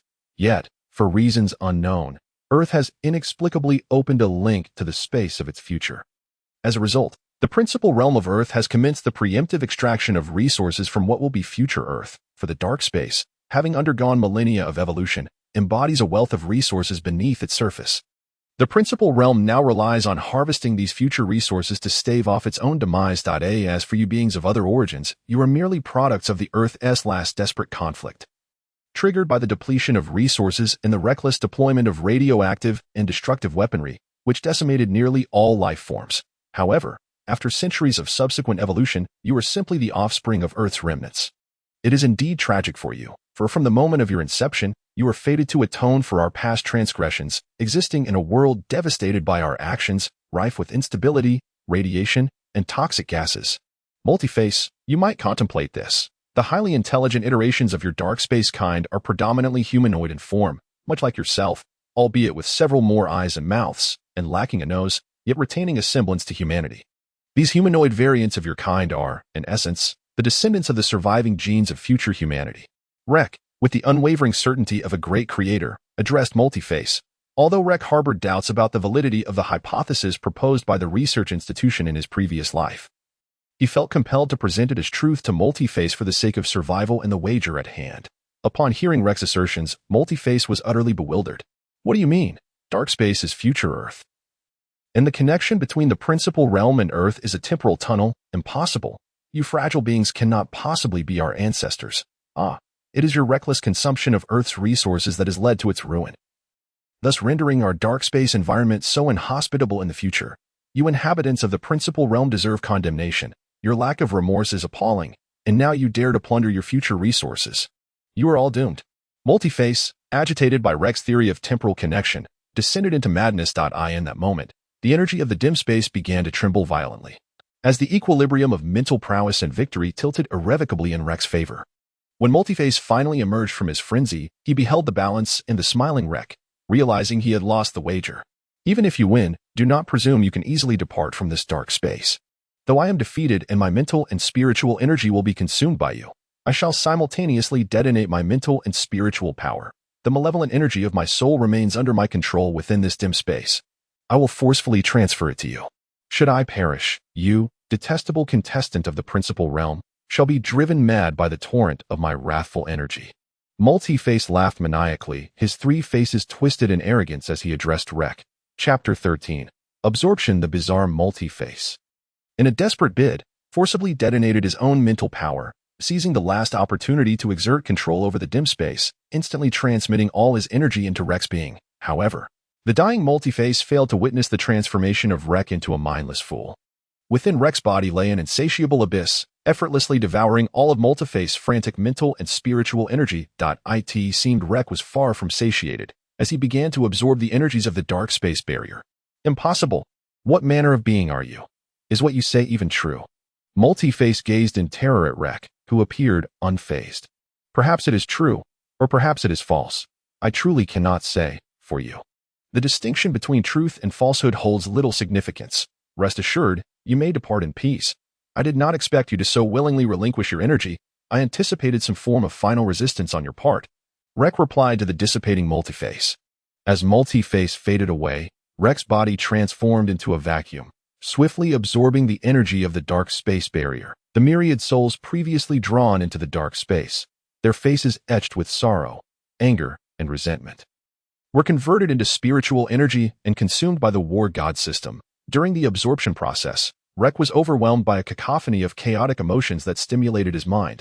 Fortunately, the parasitic war god system within him was exceedingly powerful and greedy to facilitate the absorption of more energy. It swiftly took control of the process, isolating Rek's soul. This fortunate intervention spared Rek from succumbing to madness. Had he been merely an ordinary student without over a decade's worth of experience in the apocalyptic New World, he might have already lost his sanity. System, have you absorbed enough energy for me to utilize my gifted skills and create a doppelganger? Once we emerge, I would like to have one. Rek wearily inquired of the war god system in his mind. Years of survival in the apocalyptic realm had taught Rek the value of securing benefits. Indeed, there is enough, but the mental energy absorbed this time is rather volatile, although it is fully absorbed. The system requires some time to refine it. Moreover, not all of the absorbed energy can be allocated for your use. The system must retain 8 parts for its own restoration, as it has suffered unknown damages and requires a substantial amount of energy for repair. The system's cold voice resonated in Rek's mind. What? You intend to keep 8 parts? No way. I risked my life and faced countless dangers, and I only received 2 parts. What does your prior damage have to do with me? How dare you claim to be the most powerful combat auxiliary system in the universe when you treat your host like this? Furthermore, it is only by surviving and growing stronger that I can procure more energy for you to absorb, enabling you to recover more swiftly. You shall take 3 parts, and I shall take 7. The host shall retain 3 parts, and the system will take 7. 60-40 split. Otherwise, I will resort to self-destruction, and you can find a new host. 64, that is the bottom line. Let us compromise at 50-50 for the energy absorbed henceforth. Following the absorption of energy, you must provide me with equivalent energy items as rewards or directly enhance my abilities. This way, I will have a better chance to become a war god more swiftly. The quicker I grow stronger, the more opportunities you will have to absorb energy. Rek continued his negotiations with the war god system in his mind. 60 for split. No further alterations. The additional 2 parts of energy must be allocated for the tasks assigned to you by the war god system. Should you choose to self-destruct, you will be deemed a cowardly host. There are no cowards among war gods. The system will compel you to grow strong. Should you choose death, the system will ensure your suffering is worse than death, such as being trapped beneath a mountain for 500 years. What say you, host? The war god system's cold voice inquired. You are ruthless. 64 it is. Rek muttered curses at the war god system in his heart. With the dissolution of the dark space, Rek immediately collapsed to the ground, feigning unconsciousness. Outside the classroom, members of the Star Alliance Special Operations Team kicked open the front door and secured the area. Preparing to enter while scanning for anomalies, numerous detectors were deployed within the classroom, revealing no signs of disturbance. Report to headquarters. Only one unconscious examinee has been discovered in the classroom, and his identity has been verified. Additionally, 49 examinees and 2 proctors are missing. No traces of dark space entities or spatial connection points have been found. Preliminary assessments suggest that this spatial connection point has been severed from the principal realm, with dark space entities having abducted the examinees and proctors, awaiting further instructions. Transport the surviving examinee back to the military base for a 7-day isolation and examination to ascertain if he possesses any information regarding the entities. conceal news of the entity's arrival and attribute the disappearance of the 49 examinees and 2 proctors to a violent attack by anti-Star Alliance government forces. The communicator responded, feigning unconsciousness. Rek was placed within a specially designed military isolation and recovery chamber, where his body underwent examination and treatment. Having traversed 9 arduous days prior to the examination, Rek's body bore numerous hidden injuries and ailments, thanks to the high-concentration recovery liquid, reserved exclusively for high-ranking officers of the Star Alliance military. He received healing. Comfortably submerged in the legendary nutrient solution, he decided to indulge in a much-needed rest, for he had been utterly exhausted. 2 days later, Leyke awoke to face inquiries from the Star Alliance military. He feigned ignorance, claiming he had fainted as soon as he entered the examination hall, and was unaware of what transpired thereafter. The surveillance records from the exam venue corroborated his claims, revealing that Leyke's physical condition had been severely compromised, and that the monitoring equipment had malfunctioned upon the closure of the classroom door. His assertion of losing consciousness upon entering the exam hall seemed somewhat credible, considering that this ordinary youth had recently emerged from an advanced healing chamber after 2 days of recuperation. Injuries requiring such intensive treatment could only be classified as life-threatening. With the formidable war god system at his disposal, the Star Alliance military's existing technology was utterly incapable of detecting any anomalies in Leyke's physique. Moreover, Leyke's ignorance of the peculiarities and phenomena related to the dark space within the classroom was entirely anticipated by the military investigators. It would indeed be strange if he were aware of such matters.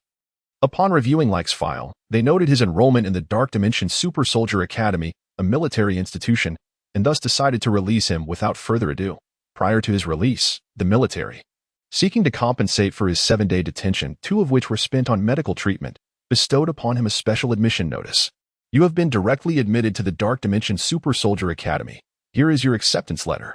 You were granted a month-long leave, after which you are to report to the military supply department in the city. Remember, the events of the past week are classified as military secrets and must not be disclosed to any non-military personnel. One of the investigators informed Leyke, implanting the electronic version of the acceptance letter into his identity wristband. Afterward, military personnel provided him with a blue hoodie and jogging suit to wear before escorting him out of the military base. He was then transported back to the entrance of the academy in a military hovercraft. Leyke observed numerous parents congregating at the academy's entrance, engaged in fervent discussions. The anti-government forces are truly despicable. They even attacked the examination venue. Indeed, it's all the fault of those rebels. My child has to retake the exam. I've heard that results from other cities are already out, yet the students at this exam site must all undergo retesting, which places immense pressure on them. At least the children are alive. Rumor has it that 7 days ago, the anti-government forces detonated a specialized sonic bomb in one of the academy's exam halls, resulting in the deaths of all examinees and proctors within that room, their bodies obliterated by the sonic waves. That classroom has now been sealed off. Fortunately, the walls of that exam hall were sufficiently thick, preventing greater casualties. Leyke, uninterested in the nearby parents' chatter, quickly pulled the hood of his jacket over his head and departed from this place of gossip. As he strolled along the bustling streets, he glanced at the news broadcasts from the Star Alliance Federation displayed on surrounding buildings. Finding the situation rather absurd, he chose not to return to his rented room but instead visited a clothing store, purchasing a new outfit from top to bottom. Subsequently, Leyke sought a small inn with private bathing facilities. He intended to change out of his current clothes to avoid leaving any detectable traces for the Star Alliance military, as he was burdened with too many secrets and lacked the strength to draw their attention prematurely in the primary realm of Earth. Under normal circumstances, the war god system should be capable of masking all forms of detection, including that emanating from his identity wristband. However, having returned from the future, Leyke was aware that while the Star Alliance publicly presented the wristband as a means of identification and communication for every citizen, it could be transformed into a surveillance and monitoring device through specific activation protocols. The procedures to activate this surveillance feature were exceedingly complicated, even when apprehending ordinary criminals. The Star Alliance would refrain from employing this wristband's monitoring capabilities. Such measures would only be clandestinely initiated in situations threatening the Star Alliance's substantial interests, for revealing that the wristband functioned as a monitoring device to the populace would lead to considerable unrest. The existence of the wristband's surveillance capability was a well-known secret among the upper echelons of the Star Alliance government and military, who would convene in specially designated areas to discuss confidential matters. Leyke understood that the wristband, an obligatory accessory for every citizen, was considerably more sophisticated than those used by the Glory Empire in the future during the apocalyptic period, Leyke had encountered citizens and military personnel from the Glory Empire. From birth, every individual in that empire was equipped with a device reminiscent of a communicator around their necks. This device had publicly acknowledged functionalities akin to the Star Alliance's wristband, but it also possessed a feature absent in the Star Alliance's technology, a concealed explosive. Through specific protocols, the Glory Empire's government could detonate the bomb attached to any citizen's neck during his previous life, while wandering to a fortress within the Glory Empire, which was valiantly resisting a siege by monstrous entities. Leyke witnessed the fortress commander order the militia to engage in battle. The first-time combatants, upon witnessing the terrifying onslaught of the monstrous horde, panicked, with more than 20 fleeing back to the fortress, only to be executed by the detonation of the explosives on their necks. The grim spectacle resembled a macabre display of fireworks, as the heads of those fleeing individuals exploded, leaving behind a multitude of headless corpses that collapsed where they stood. This harrowing scene compelled the remaining guards to return to their positions and engage in combat against the monstrous forces, ultimately withstanding the onslaught. After taking a hot shower and donning his new attire, Leyke exited the inn. With merely a month remaining before his journey to the fabled dark space, he reflected on his previous life, wherein he had amassed considerable knowledge regarding the monstrous beings inhabiting that realm. Even though he had only ventured there once, an experience that left a lasting impression. During his early days as a medical staff member, an urgent call from the front lines of the dark space prompted the dispatch of Leyke and several fellow medical students. At that time, the war between the monstrous entities and humanity had already persisted for over a year. The most vivid memory from that experience was clad in heavy protective gear, traversing multiple Star Alliance fortresses in a hover ambulance to provide medical aid. During that perilous journey, they had to remain vigilant against potential attacks from the monstrous beings, a feeling of helplessness overwhelming Leyke as he recognized the fragility of life.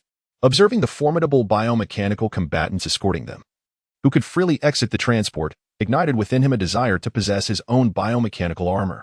This armor could adapt and evolve according to its environment. For instance, a soldier equipped with biomechanical armor could eventually venture into the dark space without protective gear, having evolved sufficiently to withstand its radiation and toxic gases. Now, Leyke was acutely aware that in just 1 month, he would enter the prestigious Super Soldier Academy within the Star Alliance's military forces, where he would finally acquire his own biomechanical armor. Before that awaited opportunity, however, Leyke resolved to make preparations. Recalling memories from his previous life, he knew of several hidden opportunities on Earth within the primary realm, which, if seized, could elevate his physical capabilities with minimal side effects. My physical attributes are far too weak, he mused. In comparison, those warriors who have trained since childhood, as well as the youth from the ancient families of the Star Alliance, possess significantly superior physical abilities. The Super Soldier Academy is filled with the Star Alliance's brightest talents and strongest contenders. If I appear too weak as a special recruit, my survival there will be exceedingly challenging. Moreover, I must grow stronger to navigate the perils of the monstrous catastrophe. Thus, Leyke resolved to journey to a particular technological town in the Star Alliance Federation, hoping to secure an opportunity to enhance his physical attributes. As a special recruit of the Dark Dimension Super Soldier Academy, Leyke applied for a substantial loan and used his wristband to reserve tickets for a visit to the tech tourism town of Ancient Capital. Boarding a hover train specifically bound for Ancient Capital, Leyke perused the introduction to this technological haven through his wristband. Ancient Capital, a tourism destination under the auspices of the Star Alliance's Lancer Consortium, renowned for its high-fidelity robot development project. Within Ancient Capital, a multitude of lifelike robots recreate an ancient city, allowing visitors to step back in time and escape the clamor of technology, reconnecting with nature and rejuvenating the soul. Guests can immerse themselves in the experiences of ancient swordsmen or enjoy the company of classical beauties, or explore the tranquility and peculiarities of ancient life, as he read about Ancient Capital. Leyke pondered how the Lancer Consortium's development team had produced a significant number of robots designed to resemble ancient humans, creating a city reminiscent of bygone times, when it first opened 20 years ago. This fabrication of ancient life attracted a flood of affluent tourists. Although the price of admission was exorbitant, far beyond the means of ordinary citizens of the Star Alliance, many new and returning high-end travelers continued to flock there each year. Leyke's previous savings were insufficient even for a fraction of the ticket price. Fortunately, his special admission to the Dark Dimension Super Soldier Academy granted him access to a substantial loan of Star Alliance currency. In the previous life, until the alien species repelled the coalition of the Dark Space Star Alliance and the Glory Empire, launching an assault on Earth through the spatial connection points, the war had reached its midpoint. It was then that a peculiar robot, an alternative physician named the Moon Goddess, the daughter of Hua Tuo, emerged in the ancient city, a quaint tourist town previously established by the Lancer Consortium.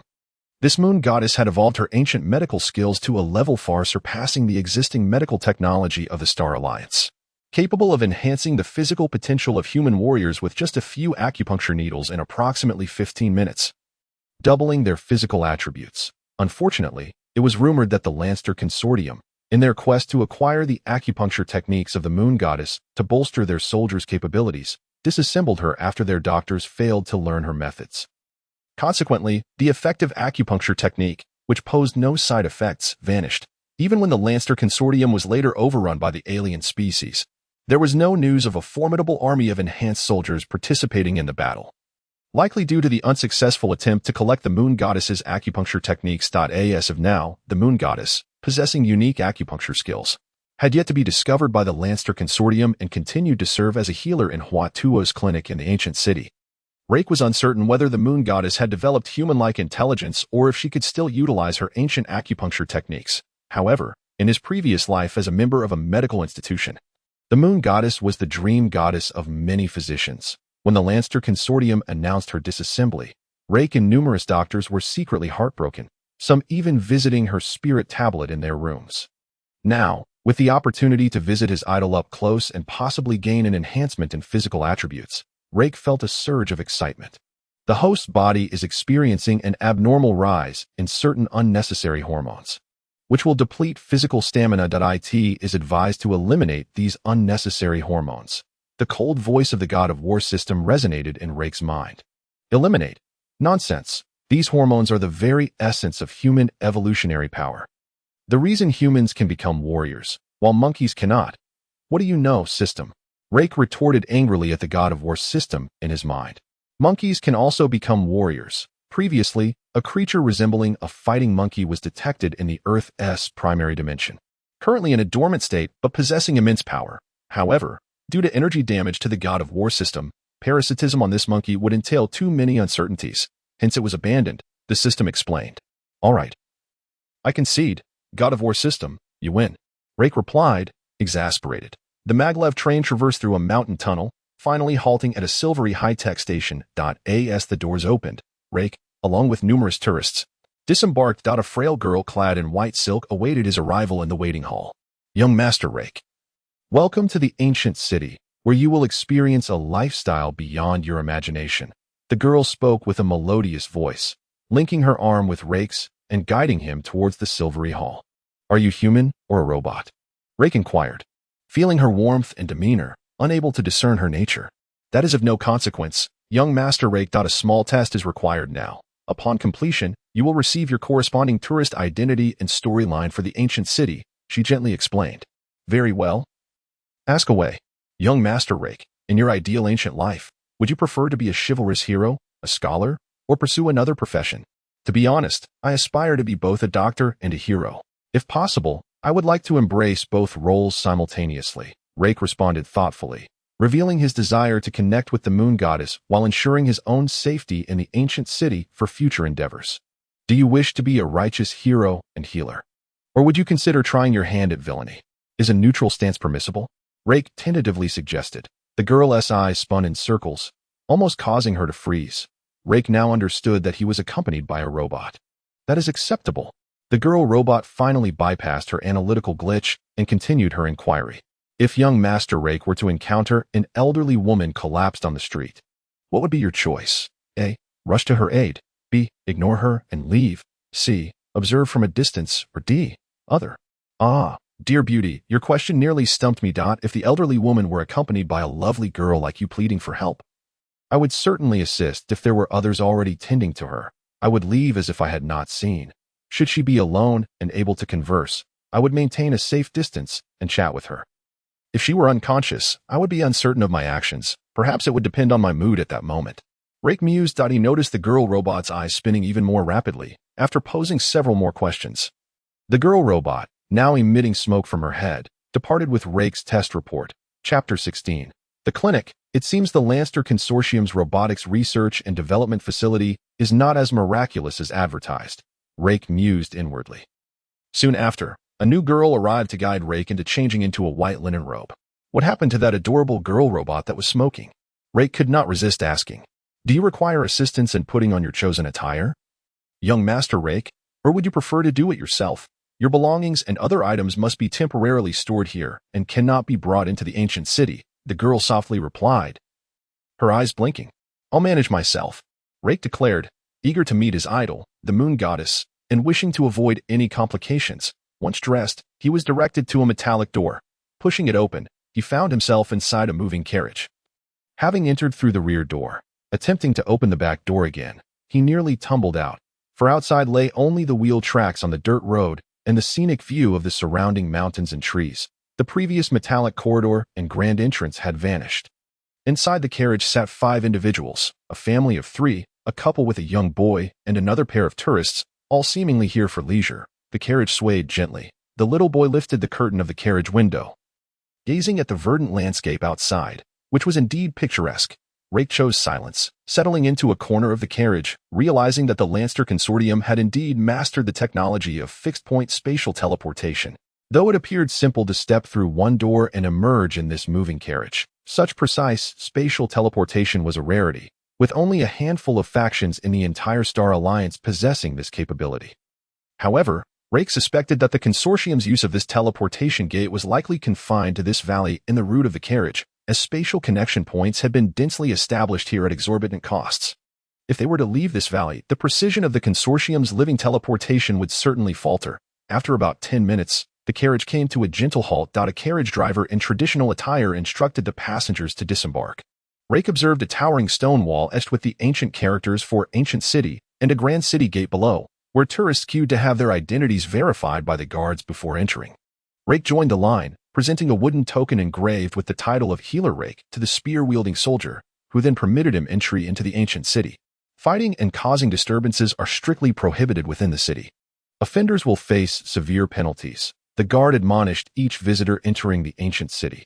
Curious, Rake stepped through the stone city wall and beheld rows of low wooden houses. Along the streets, various individuals donned in ancient attire, mature women, elderly men, middle-aged folks were selling wares, including fresh produce and delectable foods. As he strolled through this quaint, aromatic street, he noticed shops offering garments, inns, pawn shops, as well as escort agencies and martial arts schools. Walking along these charming lanes, feeling the earth beneath his feet, he witnessed carriages and mounted warriors passing by. Not bad. This ambience is far superior to that of metallic cities. The air here carries the scent of the earth. Rake inhaled deeply. Marveling. As he observed the array of snacks being sold along the streets, the enticing aromas made him feel hungry once more. He reached into the small pouch hanging at his waist, relieved to find some coins and silver. Likely the currency issued to tourists in the ancient city. Continuing to sample various snacks along the way, Rake leisurely wandered, savoring the slow-paced lifestyle of the ancient city, until he finally arrived in front of a wooden establishment marked Hua Tua Clinic. Before the clinic hung a notice stating that apprentices or healers were being recruited, requiring a foundation in herbal medicine or experience in healing. Holding a candy-coated hawthorn treat in one hand and a steaming roasted sweet potato in the other, Rake confidently approached the notice and casually tore it down to wrap his hot sweet potato. Hey, what are you doing tearing down my notice? I worked hard to write that. This is not your wrapping paper for the sweet potato. A young girl, around 15 or 16 years of age, with a head of white hair, spoke to Rake in a rather indifferent tone. Although the girl appeared unperturbed, Rake, drawing from his understanding from a previous life, was aware that this robot, known as the Moon Goddess, spoke with such urgency either when she was pleased or when she was angered. Presently, it seemed she was indeed vexed. The Moon Goddess typically displayed few expressions, often resembling a frigid beauty. As Rake turned to gaze upon the ethereal figure of his past dreams, he noted how strikingly similar she was to the photograph of the Moon Goddess released by the Star Alliance's news. However, unlike the melancholic and helpless expression in that image, the current Moon Goddess bore an air of concealed vitality. I am here to apply for a position. Here is my identification badge. I am a healer. Upon seeing your notice for doctors and apprentices, I decided to come, Rake casually remarked, placing a candied hawthorn and a roasted sweet potato in one hand, while waving his identification badge before the Moon Goddess's eyes with the other. It would be improper to tear down the recruitment notice merely for the sake of applying. Follow me. You must undergo my grandfather's assessment. Only upon passing will you be allowed to stay, for our Hua Tua medical hall does not accept just any doctor or apprentice, the white-haired moon goddess stated. Casting a sidelong glance at Leyke before turning to enter the medical hall. As Leyke observed her dismissive glance, he felt a peculiar charm in the interaction and followed her petite figure into the hall. Inside, Leyke spotted an elderly man with a white beard seated at a wooden table, attending to 5 or 6 patients lined up before him. The moon goddess stood behind the old man, who was examining a patient's pulse by placing his hand on the patient's wrist. He wishes to become a healer, the moon goddess merely stated to the old man before falling silent and glaring at Leyke. Young man, have you studied medicine? What is your perspective on the essence of a healer? The old man squinted at Leyke and inquired. Upon hearing this, Leyke pondered, the old man must be the Hua Tua robot, the master of this medical hall. Leyke had spent nearly 20 years in his previous life as a battlefield doctor, where considerations of saving lives were far removed from merely treating patients. Can they be saved? Is it worth saving? Leyke contemplated briefly before responding. Come, take a look at this patient of mine. How's his condition? The Hua Tua elder, upon hearing Leyke's response, opened his eyes and gestured for Leyke to step forward. Chapter 17. Sweet potato. Leyke thought to himself, what is there to observe in a robot's ailment? These patients are likely just programmed scenarios set by the Research Institute of the ancient capital. Nevertheless, he approached, lacking any knowledge of pulse diagnosis. In his previous life, Leyke had primarily practiced as a surgical doctor amidst the apocalypse, never having encountered such ancient medical practices, only having heard of them in passing. Where do you feel discomfort? Leyke inquired. My stomach hurts. It's been severe since I woke up this morning, the patient replied. Please rise. I will press on your abdomen. And you shall indicate where it hurts, Leyke instructed, extending his hand and skillfully palpating the patient's abdomen. Yes, right here. It hurts. Ensure you consume plenty of hot ginger water upon returning and avoid cold foods in the coming days. Leyke tentatively diagnosed the patient with gastroenteritis, a common ailment during the apocalypse. That time, with food scarce and medications even scarcer, his typical remedy was to advise patients to drink hot water, as it was harmless. The patient regarded Leyke with a hint of distrust. Glancing over at Hua Tua, what he says is accurate. You have no serious affliction, merely a case of indigestion. I will prescribe you some medicine, and remember to avoid raw or cold foods for a while. Drinking hot water will be beneficial, Hua Tua informed the patient. Hua Tua swiftly diagnosed the subsequent patients, shedding his earlier lethargy, working with the speed of an emergency room doctor, attending to each in mere minutes. Once the patients had departed, Hua Tua turned his gaze to Leyke. Allow me to introduce myself. I am Hua Tua, the proprietor of this medical hall, and this is my granddaughter, the moon goddess. Young man, as a healer, what types of ailments do you excel in treating? Hua Tua inquired. I specialize in treating external injuries and fractures, Leyke replied. You are hereby employed at the Hua Tua medical hall. Initially for a trial period of 3 days. Starting tomorrow, you will assist me. For patients with external injuries or fractures, you will take the lead in their treatment. If your abilities prove satisfactory, you shall earn 3 coins a month, Hua Tua declared. This cannot be. His salary exceeds mine. How can he, an outsider, be permitted to practice before I am allowed to? The moon goddess whispered. Nonsense, moon goddess. Your experience is still lacking. Not allowing you to practice independently is for your own good. You should learn from this new elder brother, Hua Tua scolded, pointing at Leyke. By the way, Leyke, do you have a place to stay in the ancient capital? Hua Tua then asked. It is my first day in the ancient capital, and I have yet to find accommodations, Leyke replied nonchalantly. If you do not mind, you may stay in our medical hall's backyard. We have an empty room available, Hua Tua offered. The moon goddess opened her mouth to object but was silenced by a stern look from Hua Tua. How could I possibly impose? Moon goddess, please guide me to the backyard to see my lodging, Leyke said without hesitation. The moon goddess huffed, begrudgingly leading the way, for it was inappropriate for her to argue in front of her grandfather. They arrived at the backyard, where Leyke noticed a small pavilion, a pond, and a vast herb garden, all imbued with fragrant medicinal aromas. He was pleasantly surprised that the Hua Tua medical hall, seemingly unremarkable from the outside, held such wonders within. Fraud. If you fail to cure a patient tomorrow, you had best leave promptly. How dare you suggest merely drinking hot water as a treatment?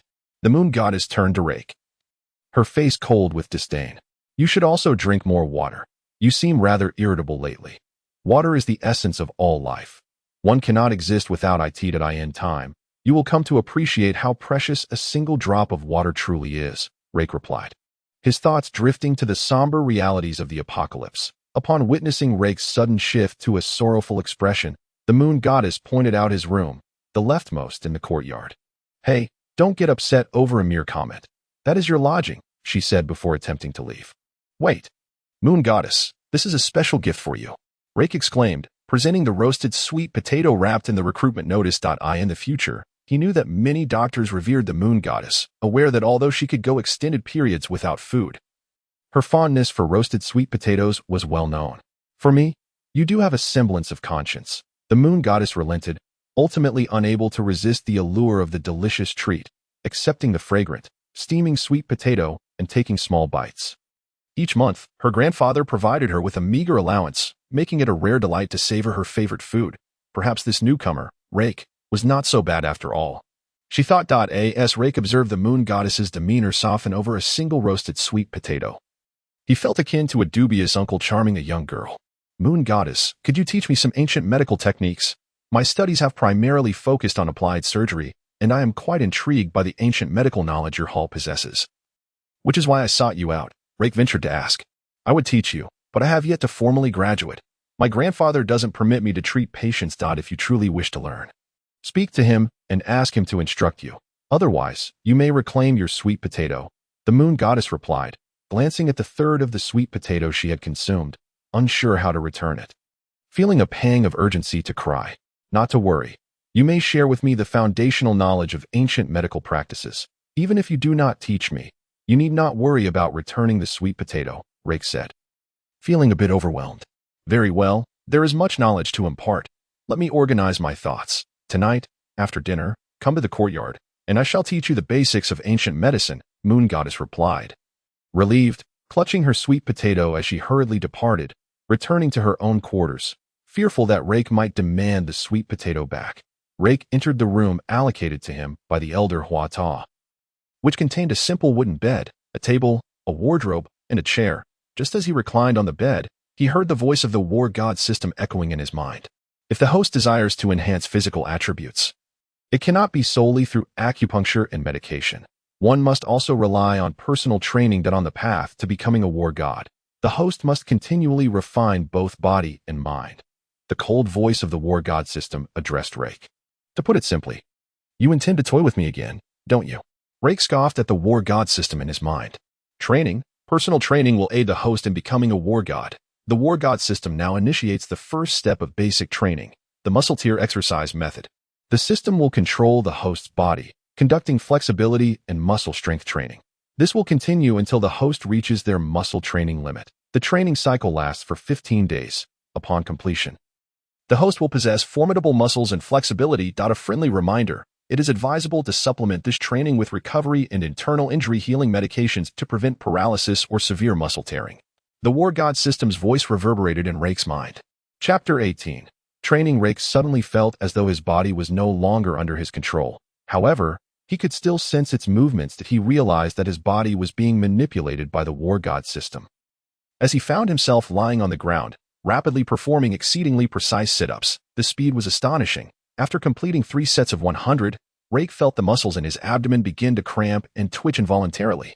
His arms felt sore and numb, as though they belonged to someone else entirely. However, the war god system did not cease its operations. It resumed control over his body, compelling him to perform push-ups, squats, and high knees running in rapid succession. A disconcerting illusion enveloped Leyke, as he felt as though his bones might shatter, though his body was manipulated by the war god system.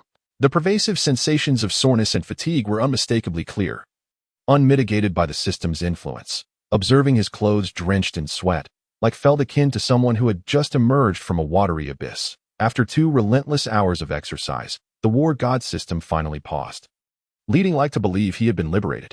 Well done, the preliminary warm-up is complete. Now, we shall commence the rigorous muscle-tearing training regimen. The cold voice of the war god system resonated in Leyke's mind as it began to contort his limbs, twisting his neck and compelling him to crawl on the ground with his hands. Ah, stop. It feels like I'm about to break. I can't endure this any longer, Leyke shouted at the war god system. But it remained impervious to his pleas, continuing to push his body to its limits. When will this end? If this persists, I shall perish. My flexibility is sufficient. Please cease this torment. Leyke cried out in anguish. Your flexibility is far from adequate.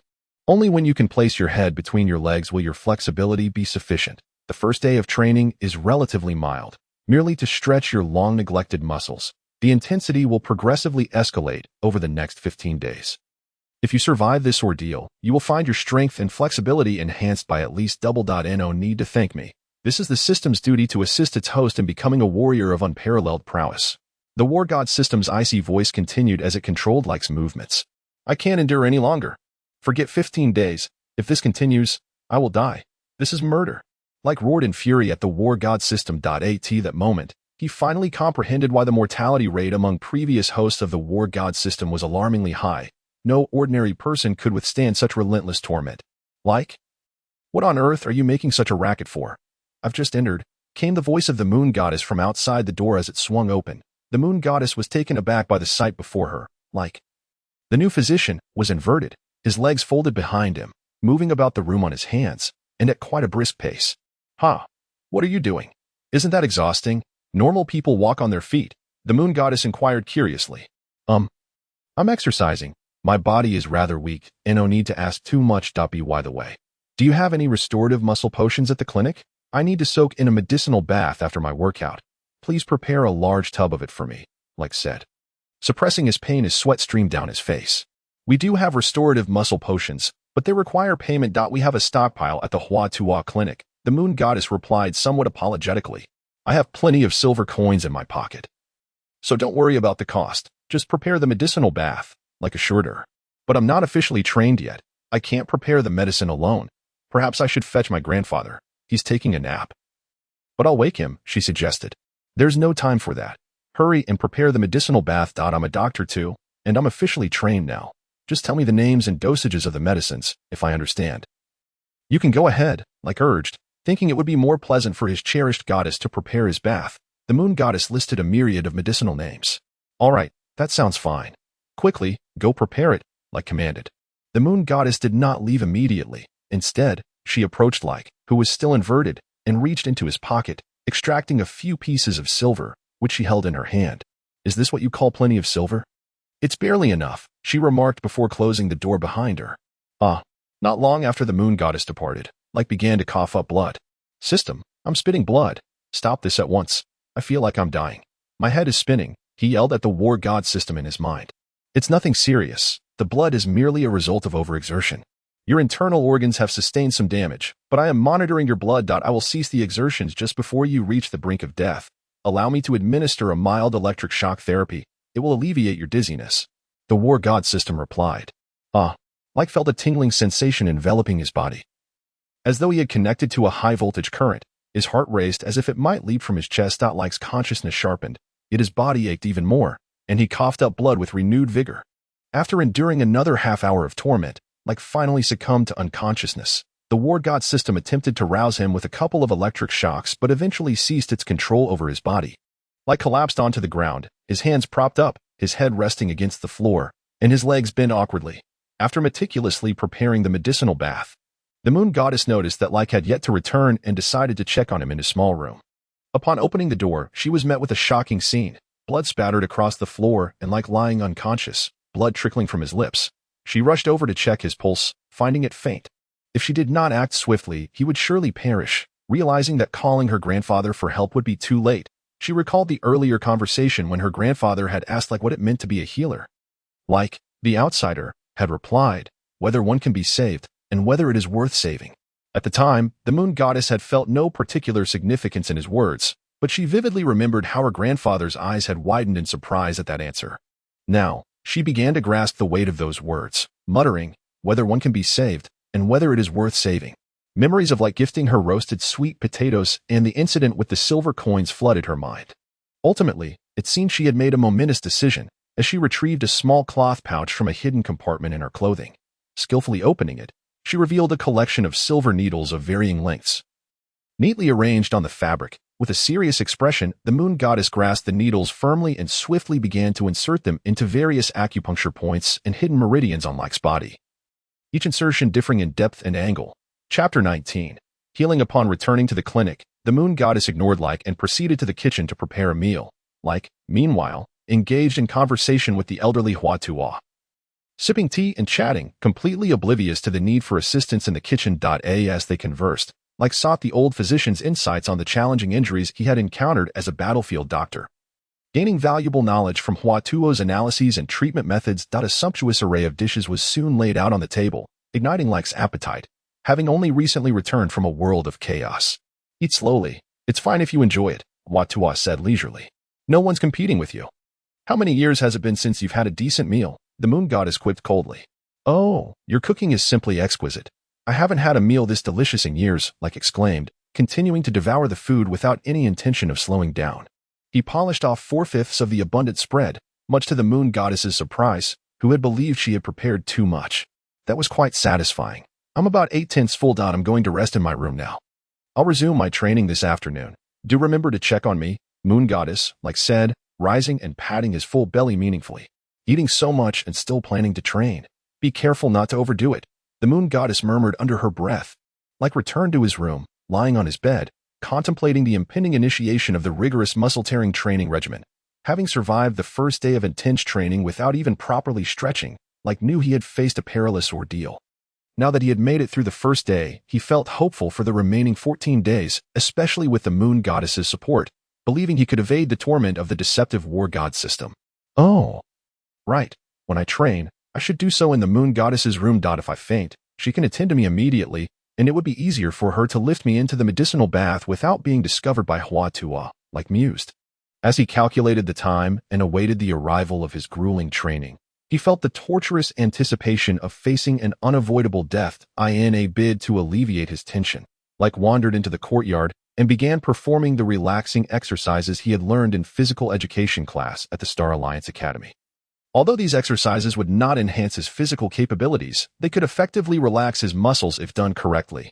Meanwhile, the moon goddess sat at the edge of her bed, pondering whether she should intervene to save Leyke when she suddenly noticed him entering her room uninvited. Dressed in loose-fitting clothing. What are you doing in my room without knocking? I'm training here, making it easier for you to perform acupuncture and prepare my medicinal bath. This way, you won't have to drag me across the courtyard. I'm rather heavy. And I thought of your convenience. No need to thank me, Leyke replied nonchalantly.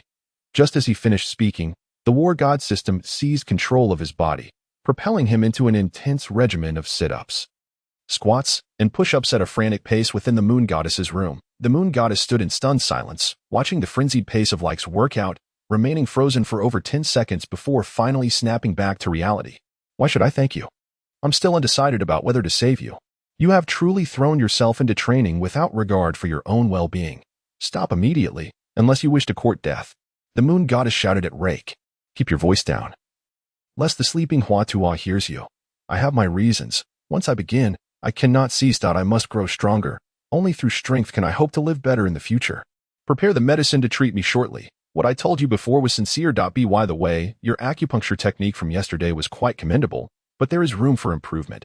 You should try using 36 needles, applying them to the necessary special acupoints. That method could heal me, Leyke said to the moon goddess. Leyke recalled a legend from his previous life regarding the moon goddess as a robotic healer, possessing a unique needle technique rarely employed, yet capable of reviving a dying warrior with just 36 needles. This technique was known in the medical community as the moon goddess's deathly 36 needles. The term deathly does not imply the taking of life, but rather the reclamation of life from the clutches of death.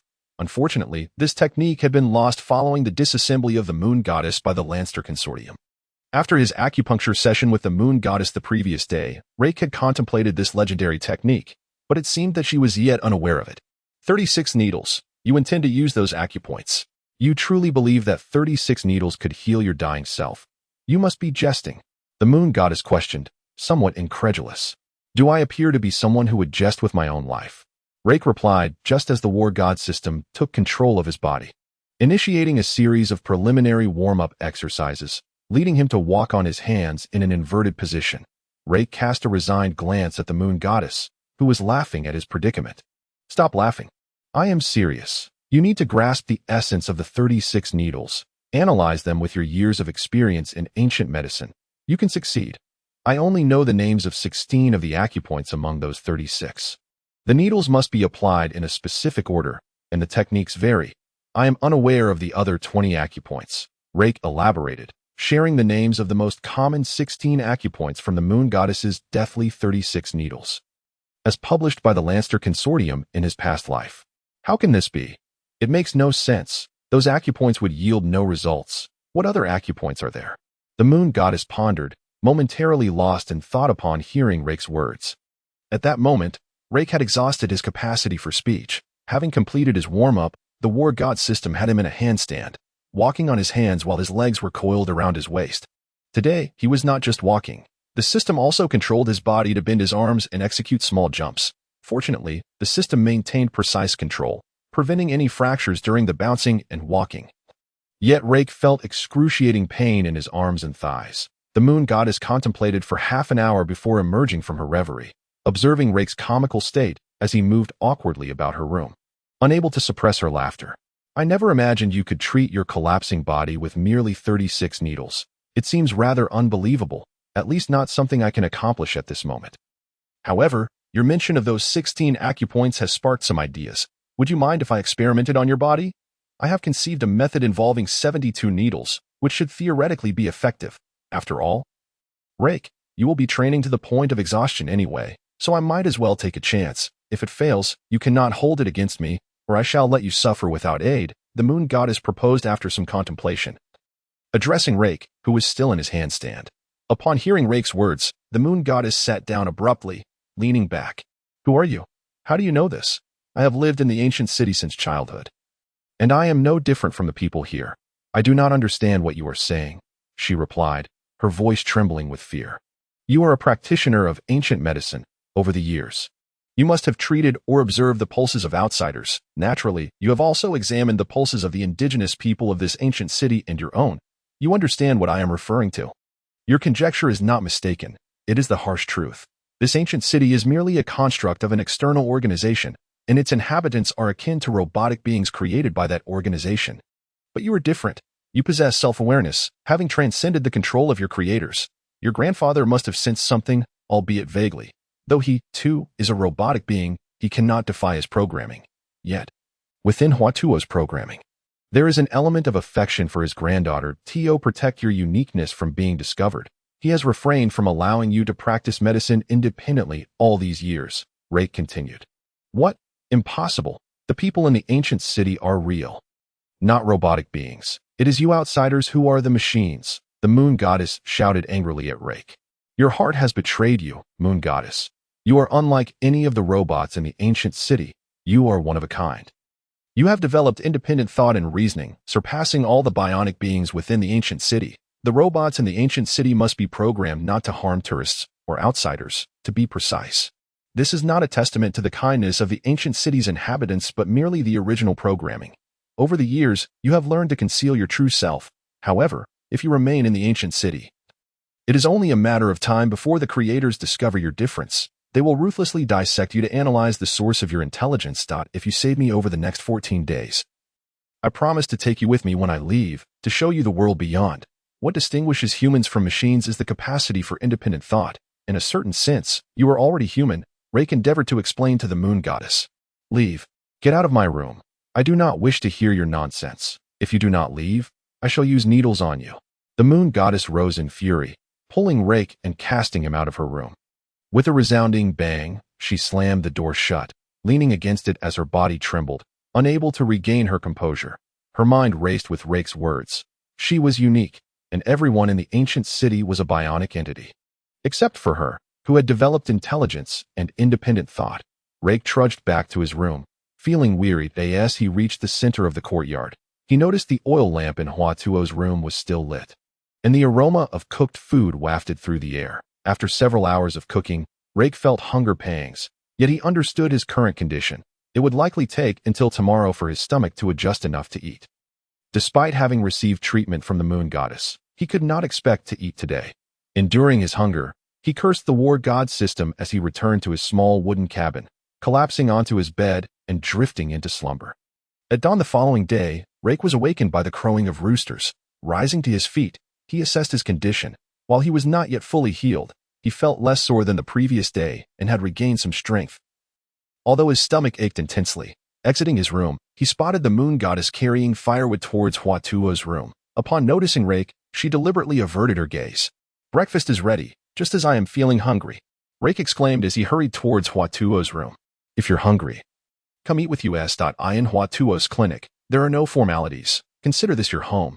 After breakfast, we can treat patients together in the morning." The elderly Hua Tuo cheerfully invited Leyke to sit at the wooden table for breakfast. "First, bring me a large bowl of rice porridge. I want more rice and less water, and 3 eggs as well," Leyke said without hesitation, settling at the wooden table as the moon goddess finished adding firewood for cooking. "Here, eat until you burst." The moon goddess shot Leyke a glare, but soon after, she placed a large bowl of rice porridge and eggs in front of him. "Leyke, you seem a bit unwell today. Are you feeling all right? Do you need me to check on you?" Hua Tuo remarked, observing Leyke's pale face. "I am fine. I am a doctor and know my own body well. However, I might need to procure some tonics for myself. I see you have a good selection of medicinal herbs here. Would it be acceptable for me to take some from you, with the cost deducted from my medical compensation?" Leyke calmly inquired. "Feel free to take whatever you need. Hua Tuo's clinic may not have much, but we are well stocked with medicinal herbs.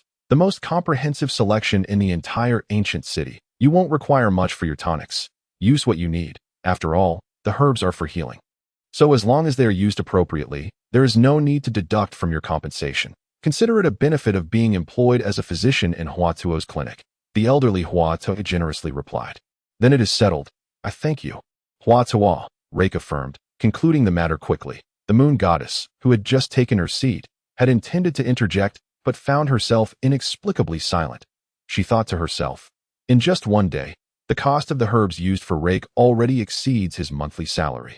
If this continues for the next 14 days of herbal baths for his treatment, Hua Tuo's clinic may not have enough supplies. This scoundrel Leyke truly knows how to take advantage of my grandfather. He is utterly shameless. All right, let us begin breakfast. Refrain from speaking while eating. It is better for your health, Hua Tuo advised, leisurely picking up pickled vegetables with his wooden chopsticks and sipping his rice porridge. The moon goddess shot Leyke another glare before beginning her meal. Leyke made a face at her. He was starving and found the rice porridge to be a welcome reprieve, having spent over a decade in a post-apocalyptic world. Leyke feared not the monstrous aberrations, but rather the pangs of hunger. Having consumed 2 hearty bowls of rice porridge, Leyke sat contentedly in his chair, observing the moon goddess as she bent down to tidy the table. "Will you not lend a hand?" she coldly remarked to Leyke. "Moon goddess, such behavior is unbecoming. Leyke is now our esteemed physician, and with you present, it is unthinkable to burden him with menial tasks." The elder Hua Tuo admonished her, furrowing his brow. The moon goddess, ever fearful of her grandfather Hua Tuo, fell silent. "Ensure the bowls are thoroughly cleaned. I shall accompany your grandfather to attend to the patients," Leyke declared, rising to follow the elder Hua Tuo toward the front courtyard of the clinic. Chapter 21. Practicing medicine. Hua Tuo ambled leisurely to the front courtyard of the clinic, unfastening the horizontal bolt on the wooden door, and took a seat at the wooden table in the hall. Awaiting patients that as the clinic opened its doors, with no patients in sight, the moon goddess fetched a kettle, preparing a pot of tea for her grandfather, and then seated herself beside Hua Tuo, dismissing Leyke as she engrossed herself in an ancient medical text. "Come, have some tea to invigorate yourself. These leaves are from my own cultivation," Hua Tuo warmly offered, pouring a cup for Leyke before serving himself, and then indulging in the tea in thoughtful silence. Leyke, feeling somewhat bored, sat in a chair beside Hua Tuo, gazing around idly. After waiting for nearly an hour, a patient finally arrived, a woman accompanied by a small boy who was crying incessantly. Leyke took a glance at the boy. Noticing that his right arm and leg were soiled, and his right arm hung stiffly, likely dislocated. "Leyke, why don't you take a look?" Hua Tuo suggested. "Is he capable? He looks so young. I would rather have you examine my child." The woman expressed her skepticism toward Leyke. Addressing Hua Tuo, "Whether he is capable or not will be evident once you allow him to assess the situation. This is our newly appointed physician at Hua Tuo Clinic, specializing in external injuries. He possesses a medical license." Hua Tuo reassured the middle-aged woman, gesturing that he would not intervene. The moon goddess, seated nearby, felt a strange thrill, eager to see Leyke falter if he failed to treat the boy. Her grandfather would surely expel this outsider. Leyke approached the small boy, gently palpating the joint of his right arm, swiftly pulling and lifting. "Ouch!" the boy cried out, his wails escalating. "If you cannot manage, do not meddle with my child." The middle-aged woman hurriedly pulled the boy into her embrace, shielding him from Leyke. Leyke smiled silently at her, contemplating. This humanoid robot from the ancient city is astonishingly lifelike. Its structure, bones, and skin temperature mirror that of a real human, were it not for the machine chip in their minds. I might not even realize they are not human simply by touch. Observe your child. He can now lift his hand to wipe his tears, Watuo remarked casually from his chair. The middle-aged woman paused, glancing back at her son, astonished to see his previously immobile right arm now raised effortlessly to dry his tears. Does it still hurt? You can lift it now, dear, she inquired. It doesn't hurt anymore. It only stung a bit earlier, the boy replied. The middle-aged woman, feeling somewhat embarrassed, looked toward Leyke and Watuo. Thank you. Thank you immensely. I was ignorant and offended the esteemed physician. Please accept this as my apology. Here is the consultation fee. I am grateful for your help with my son. She quickly retrieved a handful of coins from her pocket and placed them on the table before Leyke, bowing repeatedly to both him and Watuo before hastily exiting the clinic. Witnessing this exchange, the moon goddess observed Leyke's treatment of the dislocation. She felt confident that she could have treated the boy herself. After all, dislocations are relatively simple to manage. However, she acknowledged that she could not have executed it as swiftly and effortlessly as Leyke did with just a couple of touches. Only seasoned practitioners, well acquainted with human anatomy and possessing extensive experience, can demonstrate such skill. Indeed, Leyke's self-created exercise regimen must have granted him an understanding of human bones and muscles, perhaps even surpassing that of my grandfather. The morning continued with the arrival of 2 more patients, one for gynecological issues and another for headaches, both of which Watuo attended to, Leyke observed, and Watuo took the opportunity to explain traditional Chinese medical principles and treatments to him. However, Leyke's foundational knowledge of ancient medicine was too scant for him to fully grasp. Close the clinic doors. Our consultations for today have concluded, Watuo stated as noon approached. Leyke mused that a half-day's work was quite agreeable. Moon goddess, go procure some fine ingredients. Today marks Leyke's first day practicing medicine at our clinic. Prepare a sumptuous lunch, Watuo instructed, tossing a string of copper coins to her from the morning's consultation fees. I shall accompany you. I would like to select some of my favorite foods, Leyke announced. Rising. You perk up at the mention of food, the moon goddess retorted coldly. The moon goddess and Leyke strolled through the streets of the ancient city, with Leyke trailing behind her in her white attire. She led him to a bustling marketplace brimming with vendors selling various meats and vegetables. Leyke, intrigued, followed her as she haggled with the vendors, selecting fresh produce and meats. Did you not say you wanted to choose what to eat? What do you desire? She asked him icily. I wish to have meat and vegetables, preferably those with green leaves, Leyke replied. Can you cook? She inquired. I can only guarantee they will be cooked. Whether the flavor suits your palate is another matter, Leyke answered, recalling the dismal state of food during the mid-phase of the apocalyptic invasion of Earth, when humanity's productivity had plummeted. Very well, you may carry the groceries I purchase. Inform me when you see something you fancy, the moon goddess stated expressionlessly. Leyke complied, picking up the items she bought, his appetite piqued by the prospect of food. He felt satisfied as they made their way back to the clinic with their haul. Is what you said yesterday truly the case? The moon goddess suddenly asked, her gaze fixed ahead, not even glancing at Leyke. When you pose that question, you likely already have an answer in mind. It is best we do not discuss this topic in public, Leyke replied with a smile. The moon goddess, having heard his answer, chose not to pursue the matter further and quickened her pace. Chapter 22. Acupuncture. Upon returning to the clinic, the moon goddess once again ignored Leyke, retreating to the kitchen to prepare the meal.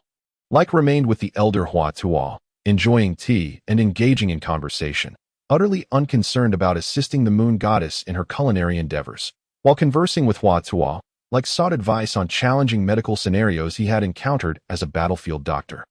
Gaining insights from Watuo's analyses of injuries and his treatment methods, that a lavish array of dishes was soon laid out on the table, igniting Leyke's appetite after only a few days of returning from the apocalyptic world. Eat slowly. It's fine to indulge, Watuo remarked leisurely. No one will compete with you. How many years has it been since you last had a proper meal? The moon goddess retorted coldly. Oh, your cooking is exquisite. I haven't tasted such delightful food in many years, Leyke exclaimed. Continuing to devour his meal with no intention of slowing down, he polished off 4/5 of the abundant spread, much to the moon goddess's surprise, as she had initially thought she had prepared too much. That's enough. I'm about 8/10 full. I shall retire to my room for a rest. This afternoon, I will engage in some exercise. Do remember to check on me, moon goddess, Leyke said, rising and patting his stuffed belly meaningfully. With such a feast, be cautious not to overindulge, the moon goddess murmured softly. Leyke returned to his room, lying on his bed as he contemplated the upcoming rigorous training session. After the initial day of high-intensity workouts controlled by the war god system, which had nearly strained his muscles, he reflected on how fortunate he was to have survived. Given the challenges that lay ahead over the next 14 days, he hoped that with the moon goddess's assistance, he could navigate this ordeal without falling victim to the treacherous whims of the system. I shall conduct my training in the moon goddess's room. If I happen to faint, at least she will be there to see it and treat me promptly. It will also facilitate her lifting me into the medicinal bath, sparing her the trouble of explaining to Hua. Like contemplated. As he awaited the arrival of the demanding training regimen, he felt the torment of anticipation, the agony of facing inevitable death and the waiting. Resolutely, he stepped into the courtyard to perform some gentle exercises to relax his body. In the physical education class at Star Alliance High School, there is a relaxation exercise known as broadcasting gymnastics. Although it may not enhance physical fitness after completion, mastering the techniques during the practice can effectively relax the muscles. The moon goddess was seated on the edge of her bed, contemplating whether to rescue Leyke, when she suddenly noticed her door being pushed open from the outside. To her surprise, Leyke entered, clad in loose-fitting garments.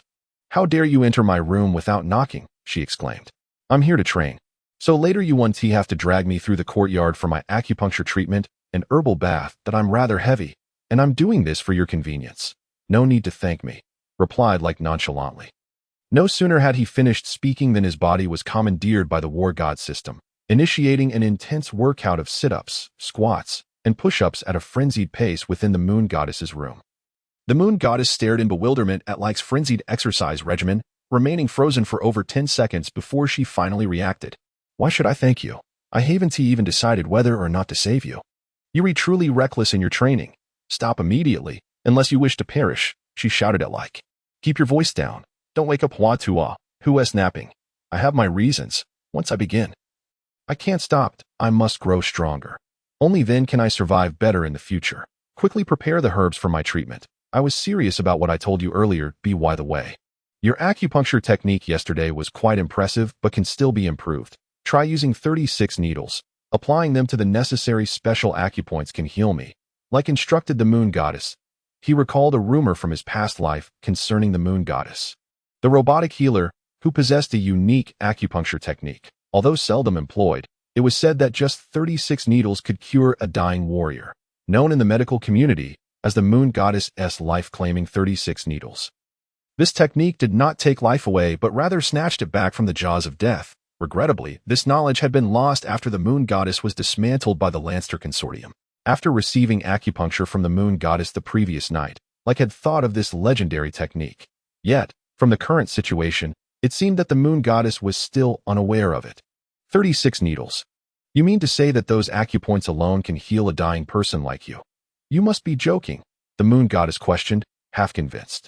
Do I look like someone who would jest with my own life? Leyke replied, just as the war god system directed his body to perform handstands. He gazed helplessly at the moon goddess, who was smiling beside him. Stop laughing. I'm serious. You need to intuit the 36 needles, analyzing them with your years of ancient medical experience. You can succeed. I only know the names of 16 of the acupoints among those 36 needles. They must be administered in a specific order, and the techniques for inserting them vary. I do not know the remaining 20 acupoints, Leyke explained, sharing the names of the most basic 16 acupoints from the moon goddess's life-claiming 36 needles as announced by the Lancer Consortium in his previous life. That's impossible. It doesn't make sense. Those acupoints, once pricked, would be utterly useless. What other acupoints are there? The moon goddess pondered, somewhat entranced by Leyke's words. Leyke, now devoid of energy to speak, had completed his warm-up routine and found himself in a handstand. His legs curled atop his rear. The war god system then commanded him to take a few steps while bending his arms and performing small jumps. Fortunately, the system maintained precise control, preventing any fractures during his bizarre movements. Though Leyke felt excruciating pain in his arms and thighs, after contemplating for about half an hour, the moon goddess emerged from her reverie, witnessing Leyke's comical antics as he hand-walked and leaped around her room. Unable to suppress her laughter, I never imagined that merely relying on 36 needles could restore your failing body. It seems rather incredible. At least, I cannot achieve that at present. However, after considering the 16 acupoints you mentioned, I have an idea. Would you mind if I used your body for an experiment? I'm thinking of a method involving 72 needles, which theoretically should work. Regardless, like, you'll be utterly exhausted from training soon. So I might as well try it. If it fails, you can't blame me, or else I want to save you, she proposed, contemplating her plan as she spoke to the upside-down Leyke. Rest assured, I want to hold you accountable. If you have a reasonable degree of confidence, go ahead with the treatment. If it doesn't work, I'll return as a ghost to visit you periodically, Leyke replied weakly, gritting his teeth. I'll go prepare the herbal concoctions. You can crawl around in the meantime, the moon goddess said, patting Leyke's head as he scuttled about the room.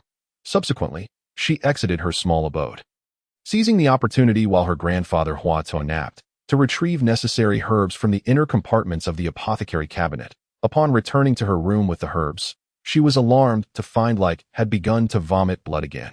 And this time, not only blood but also a portion of his lunch. His wrists were swollen, and the mixture of blood and partially digested food filled the room with a foul odor. I told you to eat less at lunch. But you didn't listen. Now look, you've thrown it all up. Are you intent on killing yourself? How much blood do you think you have to spare? You've made a mess of my room. No wonder you chose not to train in your own, she scolded. A mix of fear and anger evident as she pointed at Leyke, who was still hand-walking and vomiting on the floor. With this time, you should quickly boil water for the herbal bath. I'll only stop before I die. Waiting for you to save me. Tomorrow, I'll buy some fragrant powder at the market to repay you. Even if I die, I want to die full. Your cooking is truly delectable, Leyke replied weakly, continuing to expel blood and remnants of his meal. The moon goddess, exasperated, surveyed the bloodstains and Leyke's vomit, realizing he could faint at any moment. Deciding to save you yesterday was my gravest error, she lamented, enduring the nauseating stench of Leyke's vomit as she hurriedly heated water in the bucket and began adding the prepared herbs. With a resounding thud, Leyke collapsed to the floor, unconscious. The moon goddess rushed over, retrieving silver needles from her clothing, checking his pulse before summoning her courage to begin acupuncture on him. People in the marketplace often say that bad people have resilient lives. You better not die in my room. I hope these 72 needles work, she muttered under her breath, her hands deftly administering the needles into Leyke's motionless body. Once the 72 needles were in place, Leyke's pale face began to regain a healthy hue. Just as the moon goddess felt a sense of relief that her calculations had borne fruit, Leyke's body suddenly convulsed, and he began to spout blood like a fountain. Alarmed, the moon goddess hastily used additional silver needles to seal several of his acupoints, slowing the flow of blood. After 2 more violent bursts of blood, he finally ceased. Darn you, Leyke. You splattered blood all over my white clothes, the moon goddess complained, having been caught off guard by the sudden eruption of blood as she dragged the nearly lifeless Leyke into the herbal bath. Contemplating, she added several blood-replenishing herbs to the bath. So much for your 36 needles. You didn't mention all of them. Now look at you, internal injuries, severe muscle damage, dislocated bones, and massive blood loss. Whether you survive now depends on luck. As she grumbled, the moon goddess, valuing cleanliness, stepped behind a screen in her room to change out of her bloodied garments, washing away the stains in a basin. Observing the mess of vomit and blood throughout her room, even the usually mild-mannered moon goddess was on the verge of losing her temper. She ignored Leyke, who was in the herbal bath, and went outside to fetch several buckets of water, beginning to wash her hair and tidy her room. 2 hours later, the tenacious Leyke unexpectedly regained consciousness, his face now a ghostly white, devoid of color. Did your 72 needles succeed? I need some water, he rasped, struggling to open his bleary eyes and seeing snowflakes swirling around him. I'd say it was a success to a large extent, if you're still alive today. Consider yourself fortunate. If not, don't train tomorrow. If this happens again, I can't guarantee I'll save you every time, the moon goddess said, pouring a small cup of brown sugar water and offering it to Leyke. Since I didn't die today, it means you were successful. I cannot stop my training. There are still 13 days left. From now until tomorrow afternoon, you should study the acupuncture points more. The 36 needles can indeed be achieved, Leyke urged weakly. Be quiet and enjoy your herbal bath. You must not fall asleep. That if you do, there's no guarantee you'll wake up again. Stay in the herbal bath for another hour. Later, I'll prepare some blood-replenishing soup for you to drink before you sleep, the moon goddess instructed, continuing to wash her clothes nearby. Hearing her words, Leyke fought against his fatigue and the overwhelming desire to sleep, determined to remain awake. With great effort, he kept his eyes open, contemplating the impending invasion of extraterrestrial entities into Earth and sifting through the myriad of information released by the Star Alliance regarding the future dark space. Reckon reflected upon the information from the future, analyzing the potential benefits he might gain if he were to survive the remaining 13 days and subsequently attend the Dark Space Super Soldier Academy.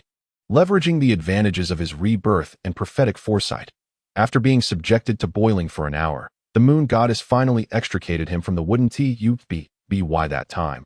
She had prepared a large bowl of thick, dark herbal concoction. The potion was foul-smelling, inducing dizziness with prolonged inhalation. The moon goddess, irked by Reckon's earlier desecration of her chamber, had omitted any ingredients to mitigate the unpleasant odor while concocting the blood-replenishing elixir. Instead, she had added several herbs that, while effective for restoring vitality, combined to create an aroma akin to toxic gas. "Are you certain this is drinkable?" Reckon inquired skeptically, gazing at the murky bowl of potion in his hands.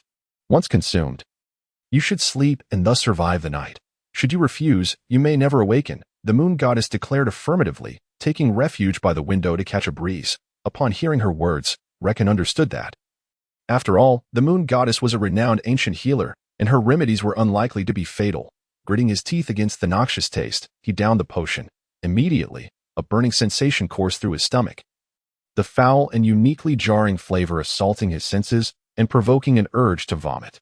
"Clench your mouth. Do not regurgitate. This remedy is precious. Should you vomit, no one will prepare you a second bowl today," the moon goddess admonished from a distance. Reckon endured the nausea for a grueling 5 minutes before managing to suppress the urge to expel the vile concoction. "Assist me back to my room. I yearn for slumber, yet my body lacks the strength," he implored. Chapter 24. The plan here: take this sturdy wooden stick as a crutch.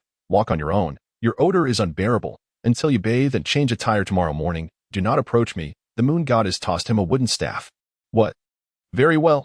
You are relentless," Reckon replied, acknowledging that the moon goddess would not assist him, and began his slow, labored trek from her chamber to his own. The 10-meter distance across the courtyard took Reckon over 10 minutes to traverse. Akin to a journey through the valley of death, he was uncertain whether, in his current weakened state, he might faint in the courtyard and succumb to the cold overnight, thus failing to awaken the following day. At last, leaning on his makeshift crutch, Reckon returned to his modest wooden room. Collapsing onto the bed, he tightly wrapped himself in the blanket, utterly exhausted from the day's tribulations, and swiftly succumbed to sleep. In the ensuing 13 days, Reckon was relentlessly compelled by the god of war system to control his body and undergo the inhumane, grueling muscle-rending exercises. Fortunately, during this period, the moon goddess, true to her former life as a divine healer, honed her acupuncture skills using Reckon, the living corpse, as a practice dummy, repeatedly pulling him back from the brink of death. Reckon began to question the meaning of life. Realizing why the mortality rate of previous hosts of the god of war system had been so high, it was not without reason. He even regretted seizing the demonic god of war system feather from the tragic girl Alice, who should have been its rightful host on the 10th day. The moon goddess finally succeeded in using 36 needles to temporarily stabilize Reckon's injuries. By the 15th day, the efficacy of her lethal 36 needles had been prematurely activated by Reckon. To perfect the technique further, the moon goddess would need to reflect independently. "Perhaps you should practice one more day tomorrow. I feel that if you flirt with death a few more times, my 36 needles may improve," she suggested to Reckon, who was immersed in the herbal tub. Her obsession with ancient acupuncture had caused her to momentarily forget her initial motivation for aiding Reckon. "Let us save that for later. You will have ample opportunities to save lives in the future." The last 3 doses of medicine, several of which we obtained from the Hua Tuo Medical Hall, were exchanged for supplies at other apothecaries. "If we continue like this, we will soon deplete all the necessary herbs for the bath. And your grandfather might need medicine one day. If you cannot procure the herbs in the ancient capital, your secret will be exposed. Moreover, I believe this course of treatment has been successfully completed. My flexibility and muscle strength have sufficiently improved, and I shall not engage in such deadly training again for the foreseeable future," Reckon asserted firmly. Upon hearing Reckon mention the potential discovery of excessive herb usage by her grandfather, the moon goddess grew anxious. "It's your fault. Over these 15 days, I have prepared 15 tubs of herbal baths for you. not to mention the myriad potions I concocted. The value of these herbs is such that even if you worked as a doctor in the Hua Tuo Medical Hall for a decade, you could not repay it. Your grandfather will inevitably find out, she exclaimed, her agitation evident as she pointed at him. I am leaving in half a month. I will give you this time. If you wish to depart, I have a means to take you away, though it poses risks for both of us. Think it over and let me know your decision in half a month, Reckon stated. During his final herbal bath, Reckon's recovery had accelerated significantly, and with the moon goddess's nearly perfected 36 needles, he was now able to extricate himself from the herbal tub, ignoring the moon goddess, who was lost in thought within her room. He turned and exited. Master, I have finally survived 15 days. Haha. Reckon laughed heartily in the courtyard, awakening Hua Tuo from his afternoon slumber, upon recognizing Reckon's laughter outside. Hua Tuo opted to remain in bed and resumed his sleep. On the 16th day of his stay in the ancient capital, Reckon requested a day off from Hua Tuo, content to sleep the entire day away. After dinner that evening, he sat on a stone bench in the courtyard, gazing at the overcast sky. Due to the excessive exploitation of Earth's resources by the Star Alliance and the Glory Empire, compounded by the recent years of conflict between the two empires, the air above Earth remained persistently poor. Even in this mountainous resort of the ancient capital, the sky was often shrouded in gray, making it difficult to catch a glimpse of blue. Reckon, while I was shopping for groceries this afternoon, I heard that in half a month, the Sword God and the Blade Demon will duel at the city tower of the ancient capital. This is a pinnacle confrontation between two of the most formidable warriors. Will you stay to witness it? The moon goddess inquired, taking a seat beside him. Of course. Whether I can take you away hinges upon their duel. In the subsequent 14 days, Reckon immersed himself in learning ancient medical techniques from both the moon goddess and Hua Tuo. Each morning, he accompanied Hua Tuo on medical rounds, while the afternoons were spent exploring the ancient capital with the moon goddess, causing time to pass swiftly. By noon on the 15th day, the moon goddess summoned Reckon to her room. I have made my decision. I will accompany you to see the duel, she declared resolutely. Excellent. Then you shall accompany me to witness the combat between the Blade Demon and the Sword God. Remember, no matter what transpires, do not reveal your acupuncture skills, nor display any reactions that differ from those of the ancient capital's natives. Reckon instructed her seriously. How do you plan to take me away? What will happen? The moon goddess asked, her curiosity piqued. You will soon find out. Did you not wish to see the duel? Let us head to the city tower and select a suitable vantage point, Reckon replied. Leading her through the streets of the ancient capital as they neared the city tower, they encountered a throng of spectators, the majority being local automatons, while the remainder were human vacationers. Conversations buzzed around the impending duel, with many speculating on the victor. Reckon, relying on his memory, guided the moon goddess to a wooden tea pavilion where they settled in. He ordered a pot of tea, and together they awaited the duel between the Blade Demon and the Sword God. A spectacle orchestrated by the Lance Corporation to draw attention to the ancient capital. Reckon had previously watched a promotional video released by the Lance Corporation, showcasing the climactic battle between these two ancient warriors. In his past life, before the outbreak of the alien species, the video had significantly boosted tourism to the ancient capital. After witnessing the duel, Reckon had felt a strong urge to visit the ancient capital himself, though the cost had been prohibitive for a first-year medical student. Chapter 25, Compensation. In the promotional video from his previous life, the Sword God emerged victorious, severing the Blade Demon's long sword with his sword chi, causing the blade to embed itself deeply into the wooden pillar of the tea pavilion, where Reckon had contemplated that, should he wish to take the moon goddess away, a direct approach would be futile.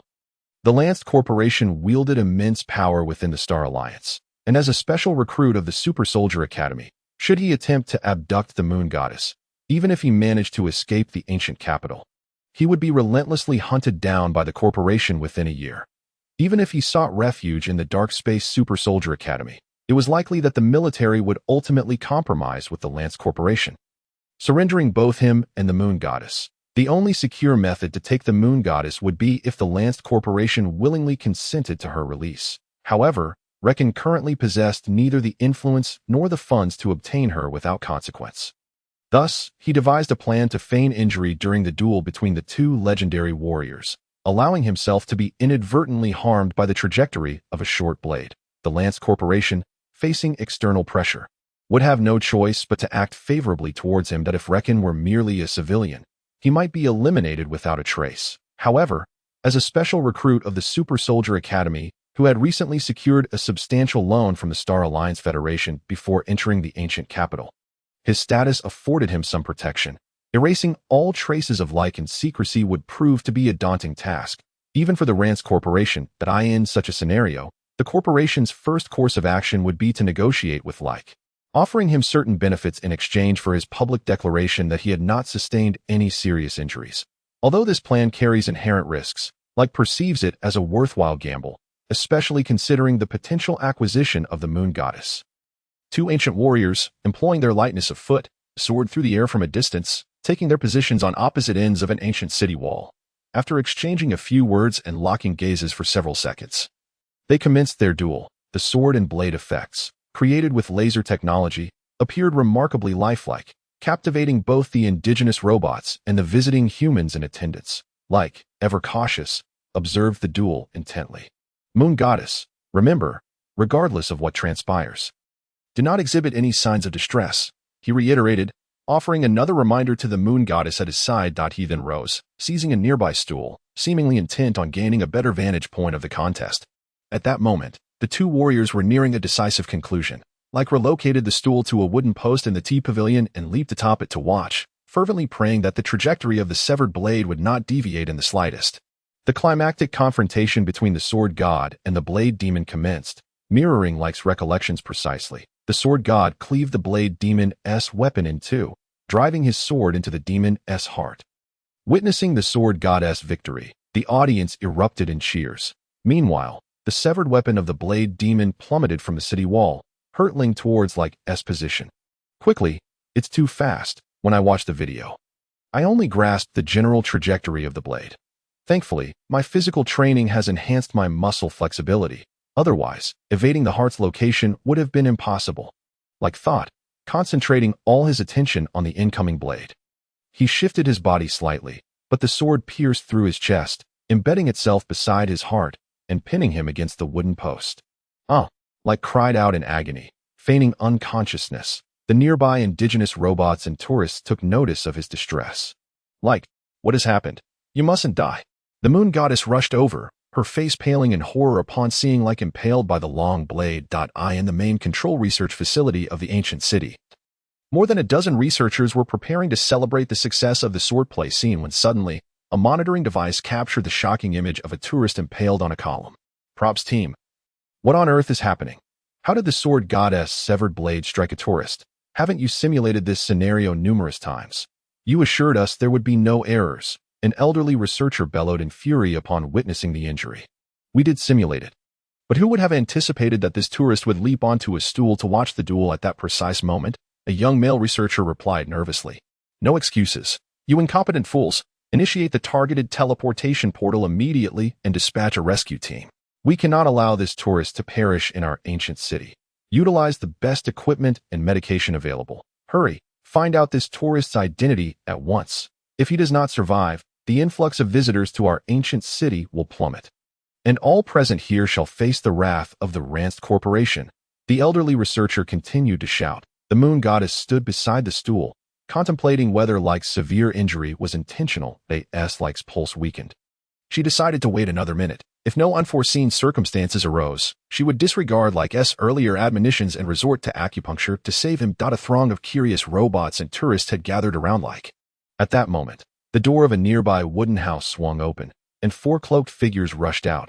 Hastening to Leyke's side, one of them injected him with an unknown liquid, while the other three swiftly severed the wooden post with laser swords. Lifting both the post and Leyke onto a collapsible stretcher slung over their shoulders, the four cloaked figures dashed back into the wooden house from whence they came. Who are you? The Moon Goddess inquired, pursuing them.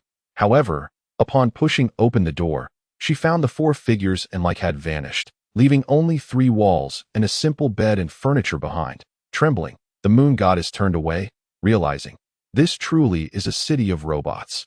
Leyke and the others are merely foreign human tourists.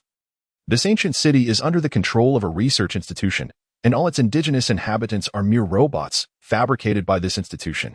The weight of her thoughts echoed Leyke's earlier words, leaving her deeply unsettled. Within the esteemed research facility of the Rance Corporation, Leyke was placed into a specialized treatment chamber where the blade embedded in his chest was extracted. After some time, he awoke from the chamber. The researchers breathed a sigh of relief. The blade had narrowly missed his heart and other vital organs, inflicting only damage to his muscles and some blood vessels. The head of the research institution examined a report on Leyke, discovering that he was a special recruit from the Super Soldier Academy of the Star Alliance military. A troubling revelation. Find out what conditions that boy named Leyke has to as long as he agrees to attend the press conference tonight and explains that his injuries, while appearing severe, are merely superficial and were prearranged with the Rance Corporation as part of his recent application to be a temporary actor. We can offer him some compensation and agree to certain terms. The head of the research institution instructed his subordinates. Chapter 26. Registration. After Leyke regained consciousness, he was invited to a silver metallic glass chamber, where a bespectacled diplomat in a suit conversed with him. The discussion proceeded smoothly. I have genuinely enjoyed my time in the ancient city these past few days. After all, I am about to venture into the Shadow Realm. This was to be my last moment of relaxation before departing from the primary dimension of Earth. I never anticipated that my vacation would culminate in a near-fatal disaster, leading me to question the safety of the Rance Corporation's ancient city resort. Leyke remarked. The Rance diplomat began to elucidate matters to Leyke. I desire the moon goddess. During my time in the ancient city, I have grown fond of her. If you agree to grant her to me without erasing her previous memories, we can discuss terms. Surely you have investigated my financial background. The funds for my vacation in the ancient city were procured through a loan from the Star Alliance Federal Bank. To you, this sum may be trivial, but to me, it constitutes a significant debt that I never imagined that after spending such a considerable amount, I would come so close to death. Leyke continued. That evening, Leyke attended the Rance Corporation's press reception. The following day, in a luxurious carriage of a hovering train, a 15 or 16-year-old girl clad in white sat by the window alongside an 18 or 19-year-old boy, gazing at the scenery outside. Leyke, I cannot believe what you said was true. Your method of securing my freedom was to inflict harm upon yourself, compelling that research institution to consider me as compensation. The controller you now possess allows you to command me, your robot, to do anything you wish, the moon goddess expressed, a hint of discontent in her tone. Crack. Leyke casually crushed the controller. There you go. Moon goddess, you are free now. I will not command you, but I hope you can stay by my side for a while. Of course, if you wish to leave and explore the Star Alliance on your own, you are welcome to do so. Leyke smiled at the moon goddess. Ah, you scoundrel, you have taken me away from the ancient city. I know nothing about the outside world, and if I do not follow you, who else will I accompany?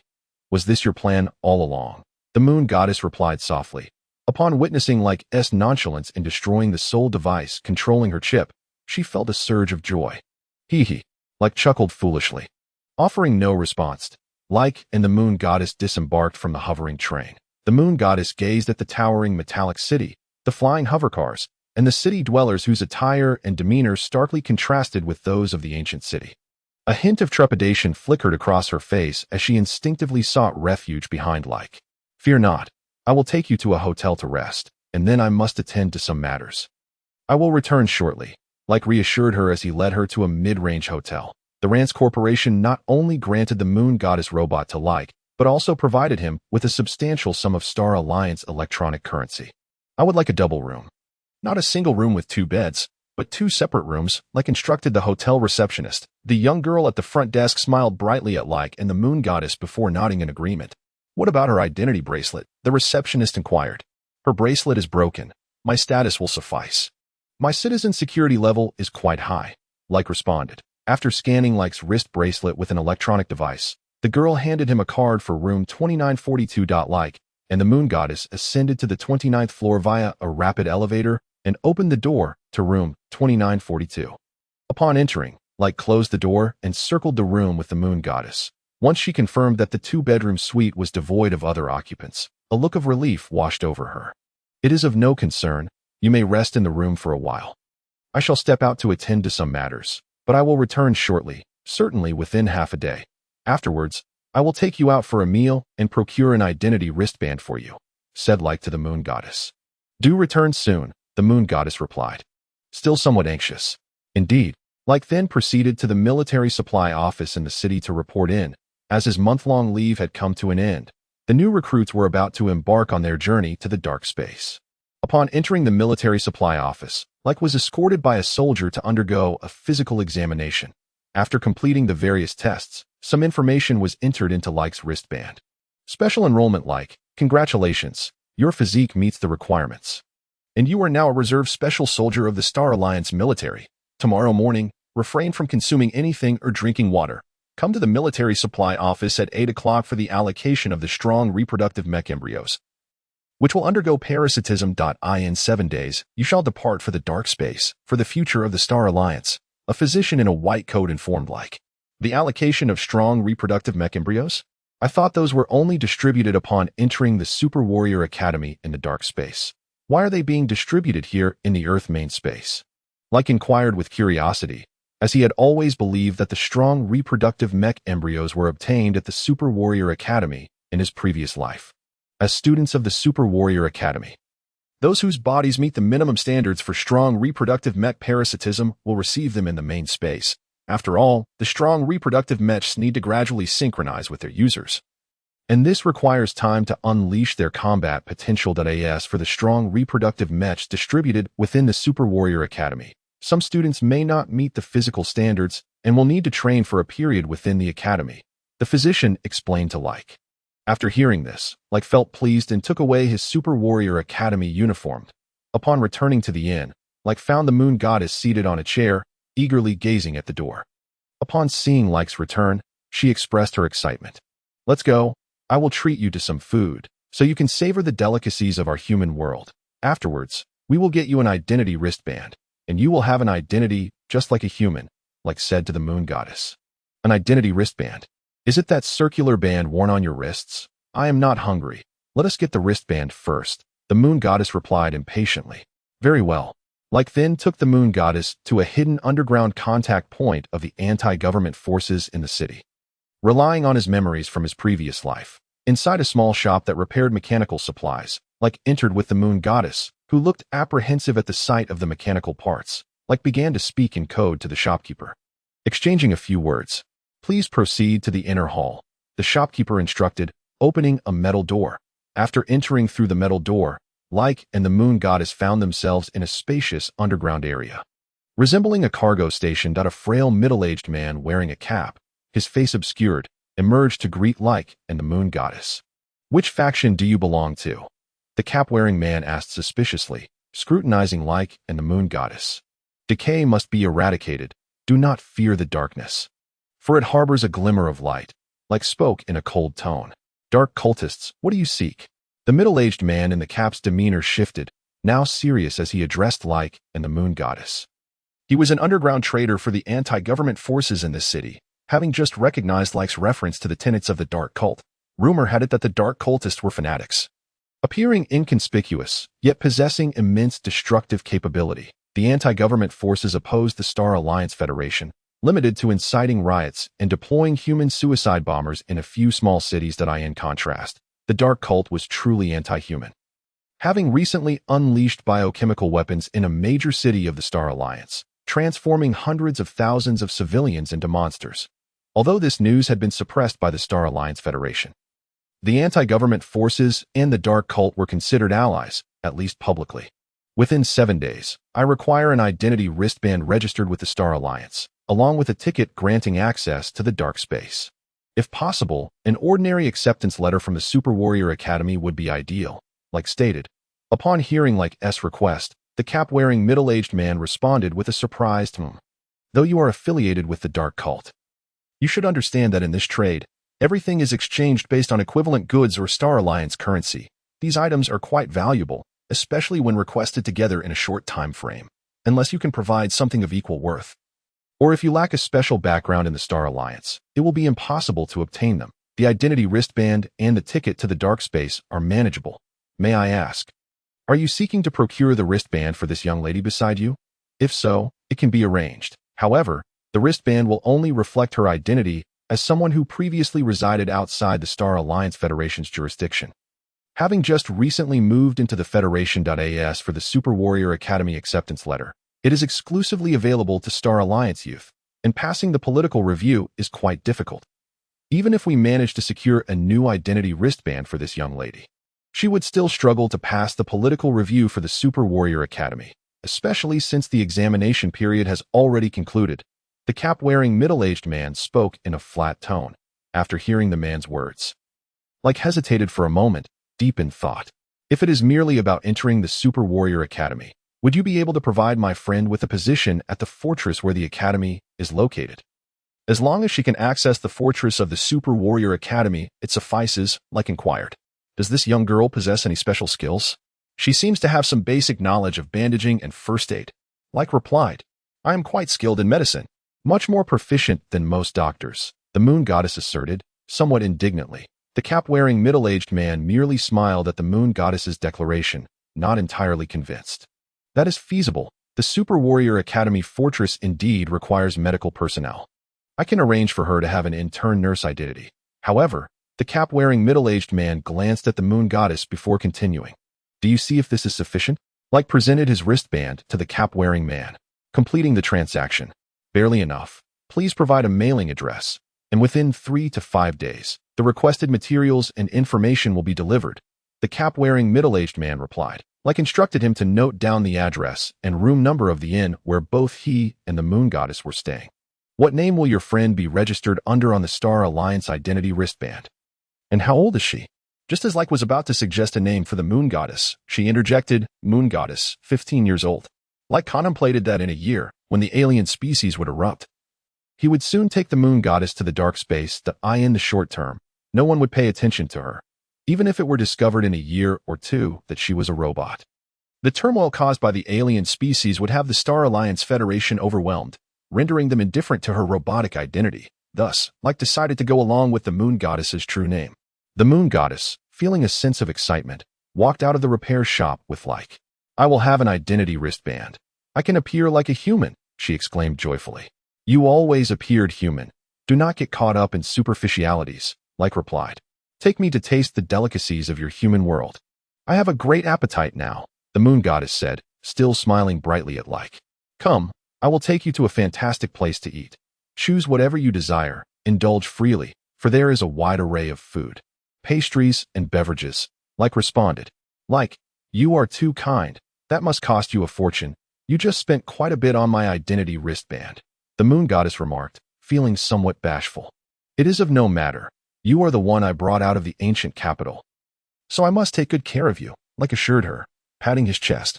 Shortly thereafter, Leyke took the moon goddess to a buffet restaurant. She gazed at the buffet hall, where Leyke informed her that she could take anything from within this hall.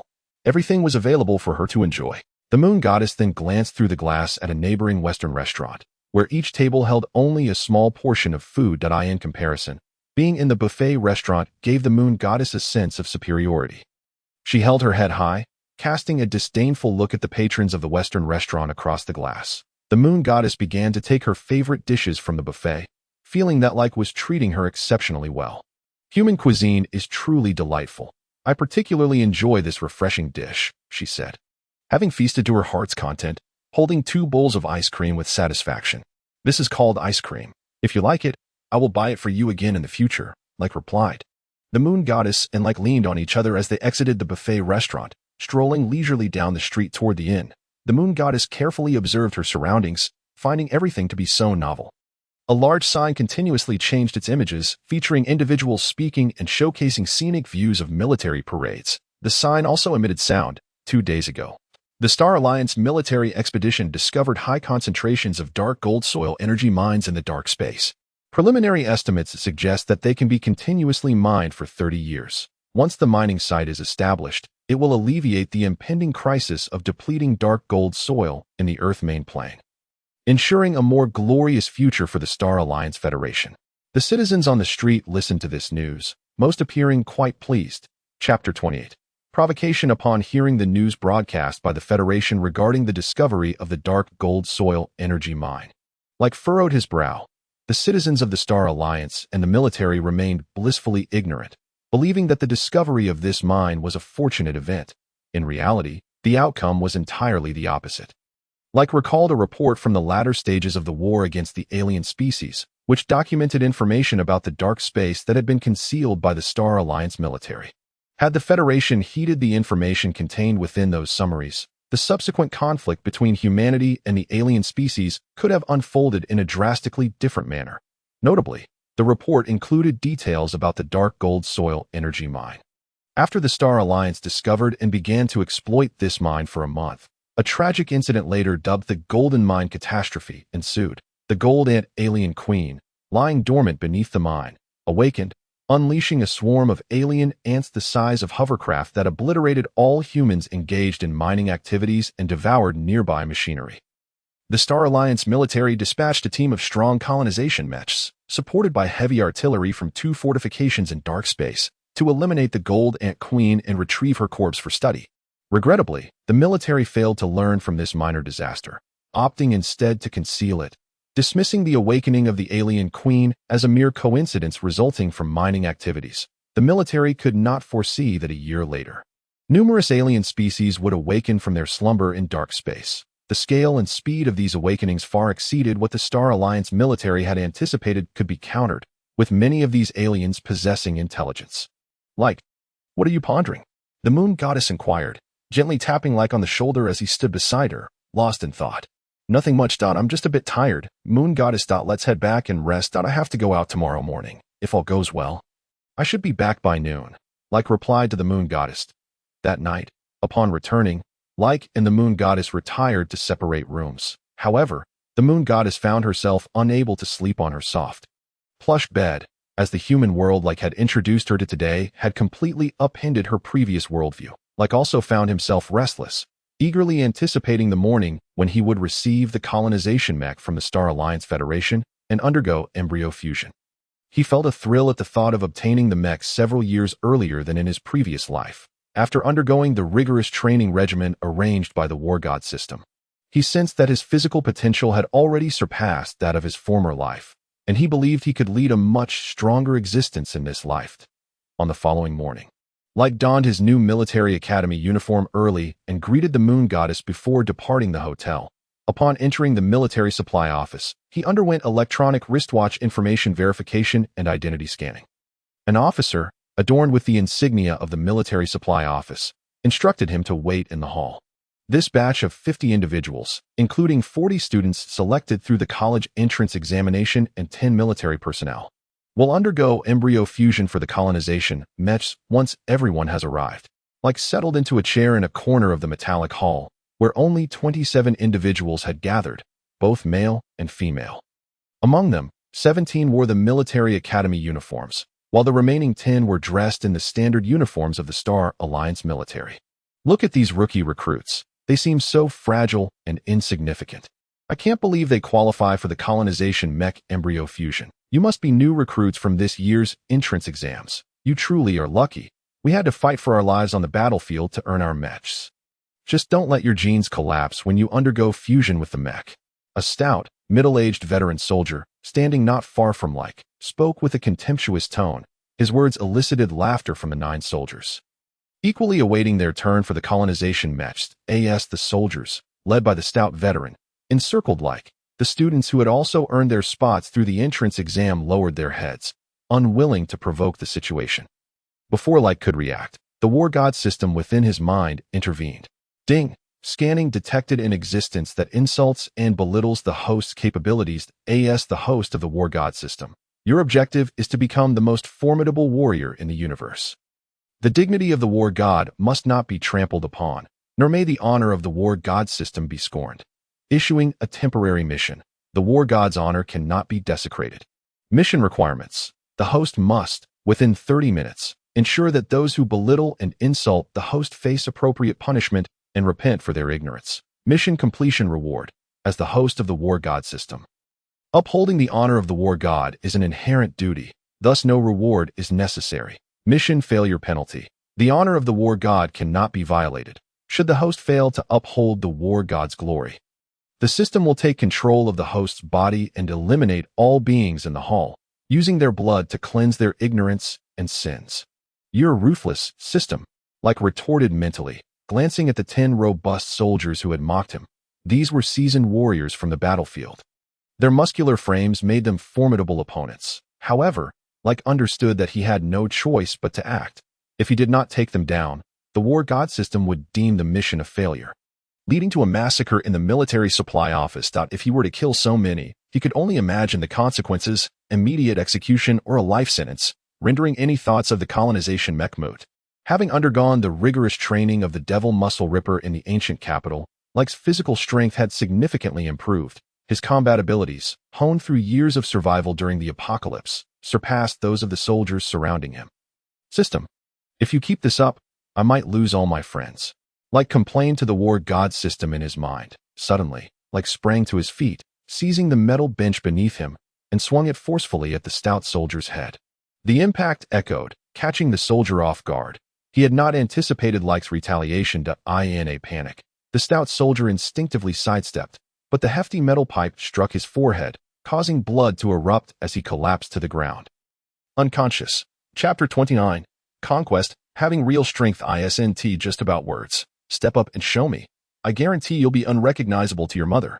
Leyke declared, brandishing the metal chair and targeting the 4 soldiers closest to him.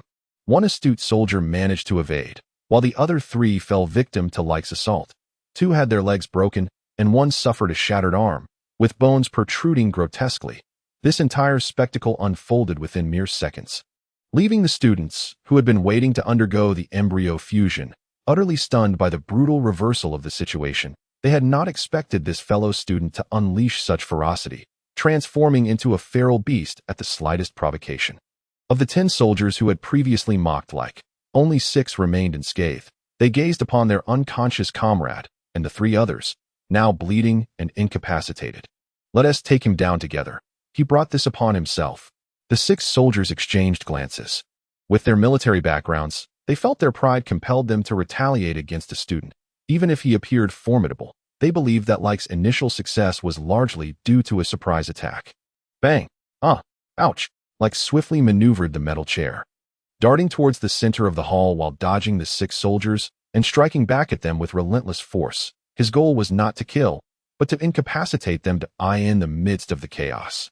He endured a few hits himself. Once the 6 soldiers engaged Leyke in earnest, they realized that this unknown student possessed remarkable combat experience and reflexes. Furthermore, Leyke's astonishing physical agility allowed him to evade attacks that would normally be unavoidable. As the 6 soldiers struggled against Leyke, they soon found themselves resorting to dismantling tables in the hall, wielding metal rods to clash with him. Infuriated, Leyke shouted, "I'm doing this for your own good. Just let me take you down. I'm not holding back, and even I'm afraid of myself." In a fit of rage, Leyke disregarded his own injuries and retaliated with reckless abandon. Fellow students, you are all top tier in your respective classes. Are you willing to join the military only to be insulted by these thugs? Pick up your weapons and fight back. Show these military bullies the strength of our academy's youth. After a brief struggle, Leyke sorrowfully realized that he could not single-handedly defeat 6 opponents. He then began to incite the students in the lounge, directing the weapons of the 6 soldiers toward them. "Ouch!" exclaimed one male student, seated comfortably, as he was accidentally struck on the arm by one of the soldiers. Hearing Leyke's words, the spirited youth, also a student of the academy, shouted loudly, "You dare strike my arm? This is my writing arm. Teachers wouldn't dare touch me. I shall fight you all." However, this student merely rallied his peers while discreetly retreating himself. You dare hit my face? I still needed to find a suitor," screamed a female student who had been grazed on the face by a soldier's arm. She seized a fruit platter from the table and hurled it at the 6 soldiers assaulting Leyke. With one taking the lead, the remaining students joined the fray, albeit from a distance, tossing objects at the soldiers. With reinforcements, the battle-hardened Leyke managed to incapacitate all 6 soldiers in just 5 minutes. The room resounded with the cheers of the students, some even exchanging high-fives in celebration. However, Leyke did not receive the notification of mission completion from the war god system in his mind. The allotted time for this task had been 30 minutes, and more than half had already elapsed, with a countdown visible only to Leyke, ticking away in the corner of his right eye. He began to recall the conditions for mission completion stated by the war god system. He needed to ensure that those who belittled and insulted the host received their due punishment, prompting the soldiers to repent for their ignorance. Right. Although I have taken down these 10 soldiers, they have yet to repent. Leyke observed the soldiers lying on the ground, many of them glaring at him with expressions of resentment. Who do you think you are looking at? Leyke taunted, brandishing a metal chair as he approached the fallen soldiers with a chilling smile. What are you going to do about it? Crash. Ouch. Leyke swung the metal chair swiftly, delivering additional blows to the soldier's arms. Not even sparing the initially unconscious hefty one, he shattered yet another arm. Who are you looking at now? Leyke banged the metal chair against the floor, addressing the 10 soldiers. This time, none of the soldiers dared to respond. Fear was etched on their faces. This boy in the academy uniform is nothing short of a demon, even more terrifying than the devil. Several severely injured soldiers lamented internally, regretting having come along with that hefty one to witness the humiliation of the new recruits. Now, the hefty one lay unconscious, while they continued to endure suffering. Why aren't you answering me? Bang bang. Leyke struck again. Ouch, oh. This time, to save time, Leyke proceeded to break all 4 limbs of the 10 soldiers. 2 of the soldiers had already fainted from the pain, while the remaining 7 trembled on the ground, attempting to crawl away from Leyke. Don't come any closer, or I will scream. Scream. If you dare, I will break your 5th limb. I've only ever seen military recovery pods restore 4 limbs. Leyke grinned wickedly. Go ahead. Scream. Scream, and I'll break your 5th limb. 2 recently injured students, emboldened by the chaos, joined in the taunting. However, the remaining students sensed the gravity of the situation and felt a rational fear. Leyke's strikes were far too merciless, and they did not dare to intervene. No, we concede. We admit our wrongs. Spare us. We take back what we said. Sing conquer for me. You will lie on the ground and sing conquer. Anyone who refuses will receive a beating, Leyke commanded, striking the floor with the metal chair. Soon, the metallic lounge echoed with a rendition of conquer, more painful to hear than weeping. I was conquered by you like this. As the singing commenced, Leyke received the notification of mission completion from the War God system. Chapter 30. Aftermath. Congratulations, host, on completing the War God's task of unassailable glory, ensuring that those who insulted the War God receive their rightful punishment and remorse. A few audacious students activated the recording function on their wrist devices.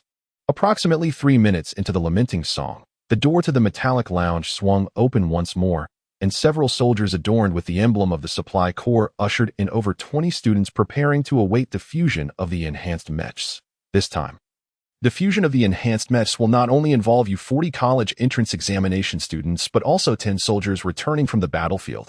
They are seasoned veterans, and you should seize the opportunity to learn from them in the future. What happened? What?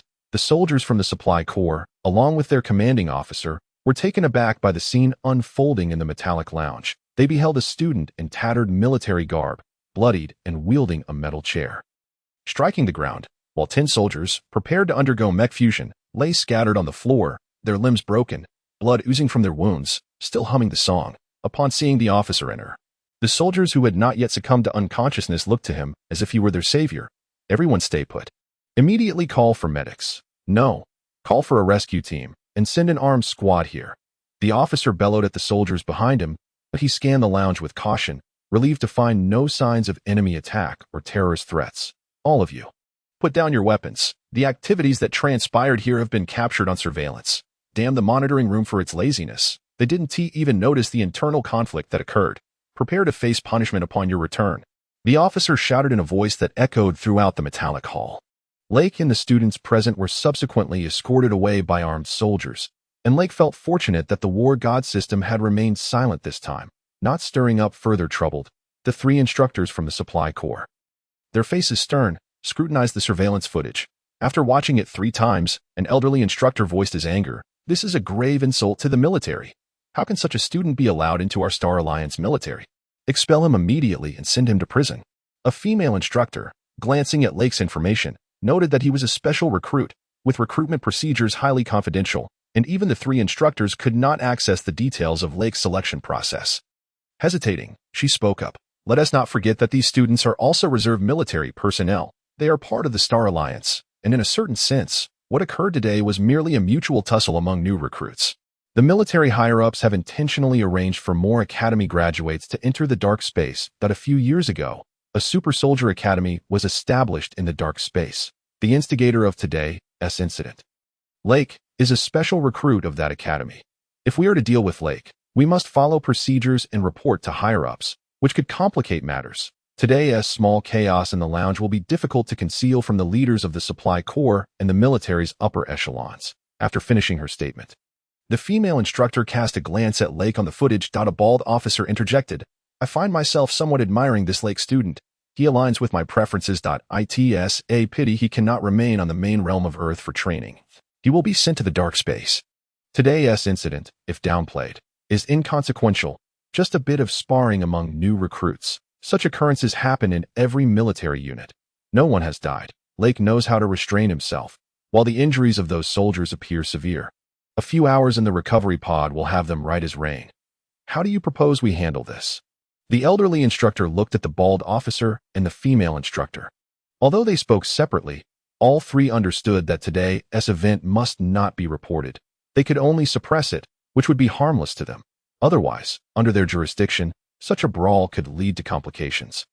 As it involved two major factions within the Star Alliance military, the faction of generals who emerged from the academy and the battlefield faction that rose through military merit. While these factions may not openly declare their rivalry, the underlying conflicts are substantial. Being embroiled in such matters would pose significant trouble for instructors of their low rank. Even if they escaped punishment this time, future consequences would not be favorable. Just a sparring match. Everyone is injured, but none too severely. No need for further action. Allow them to rest today and return tomorrow for the fusion of the enhanced mech embryos, the female instructor stated.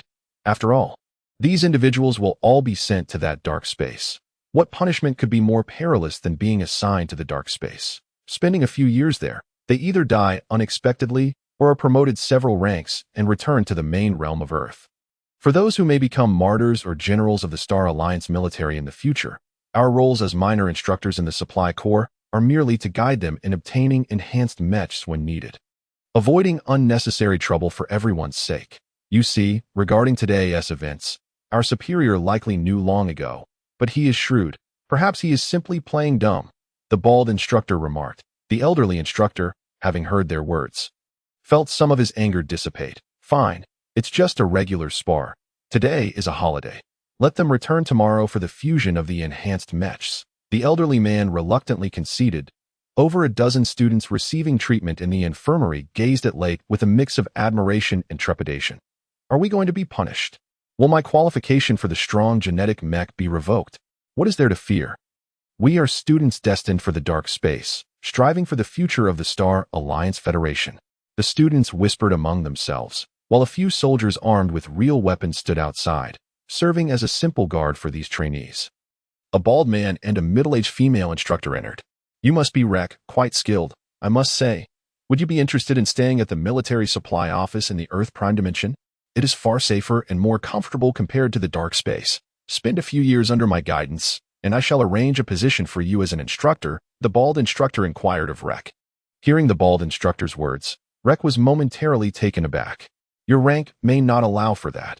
Besides, I intend to experience the dark space for a few years before I can feel secure, Rek responded.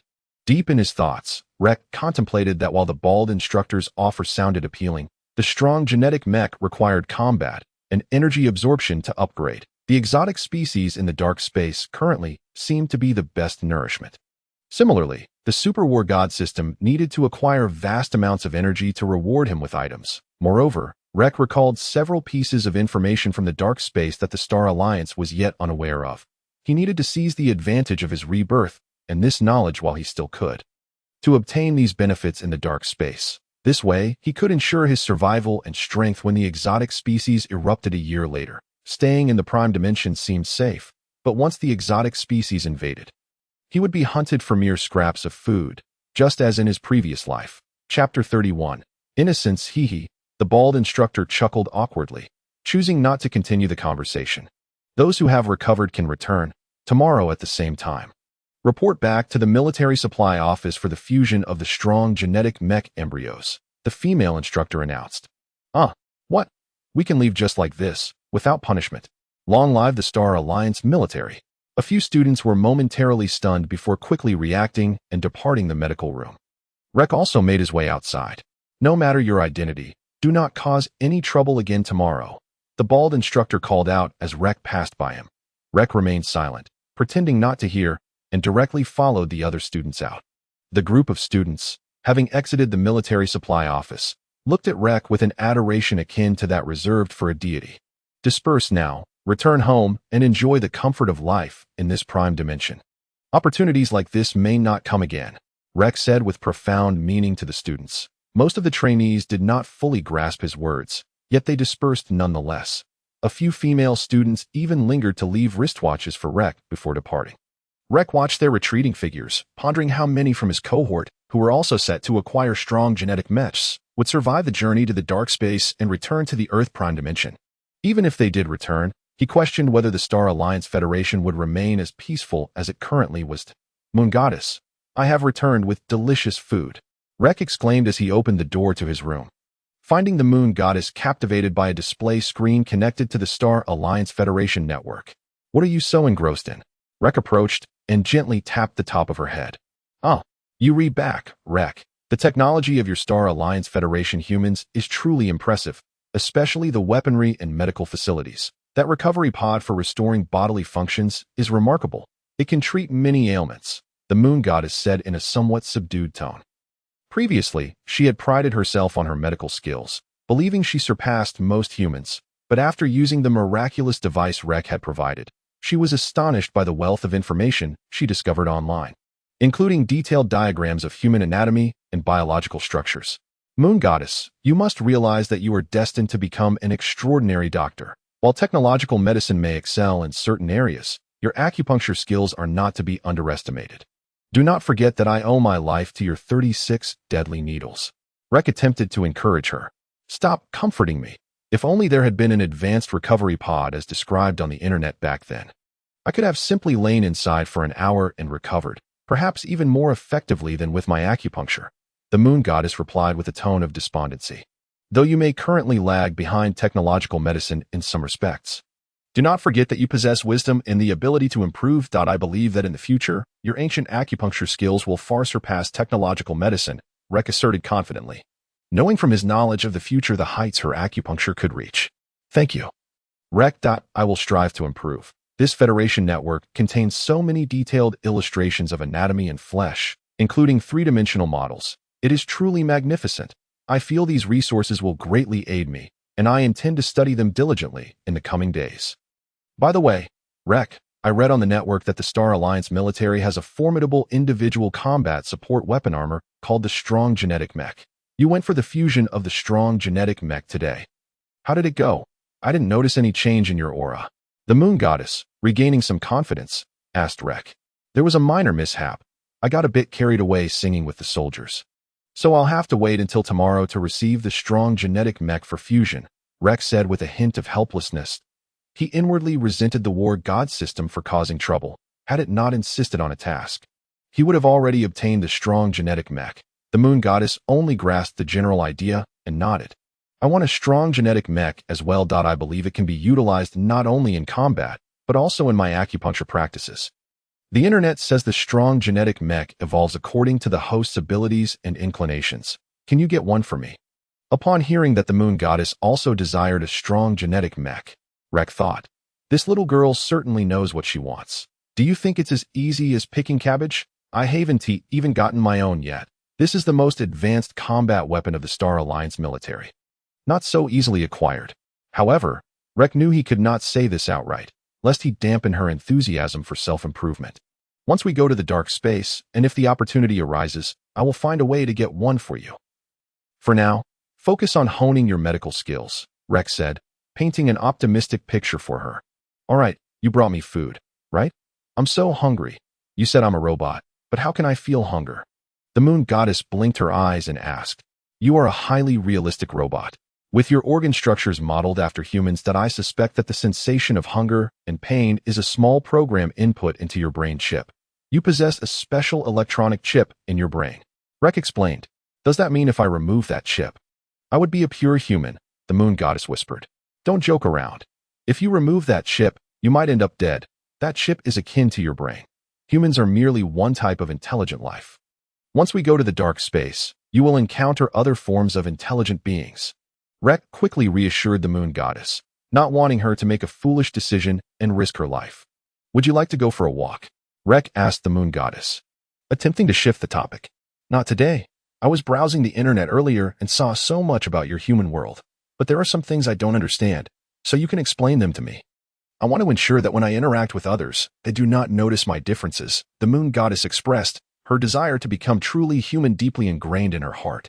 All right, let me first explain the Star Alliance and the current societal structure, as well as how people interact in our era. Rek began to explain, with the moon goddess attentively sitting beside him, whenever Rek spoke about the social norms and emotional judgments of the Star Alliance Federation.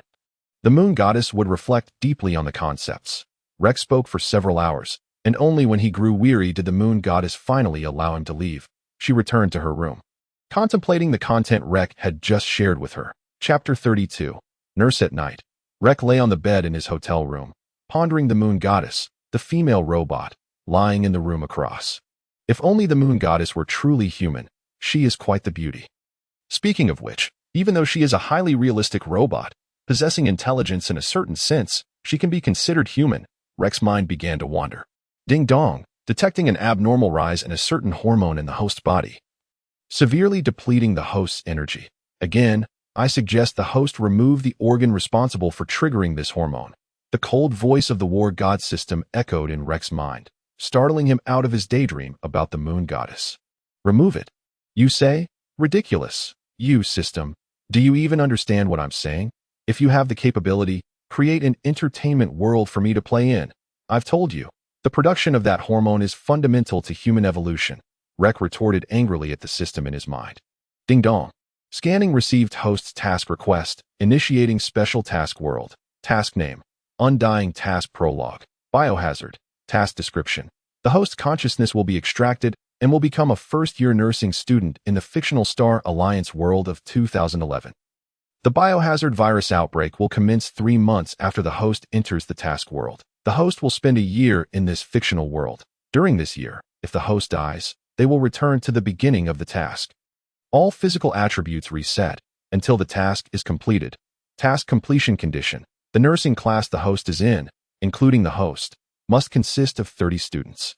3 months after the commencement of the task, the host must ensure that the entire class participates in the midterm examination. A year into the task, the host class consists of 30 students, and for each student missing, the host is required to single-handedly eliminate a 5th-tier zombie. The levels of zombies will be introduced during the task. There are no conditions for failure in this task, and the rewards for its completion remain to be determined. A gentle reminder. The host will not face death in this task, as every 10,000 years within the task equates to merely 1 second in reality. Should the duration of the task extend excessively, the God of War system will take control of the host's body to evade danger and replenish energy.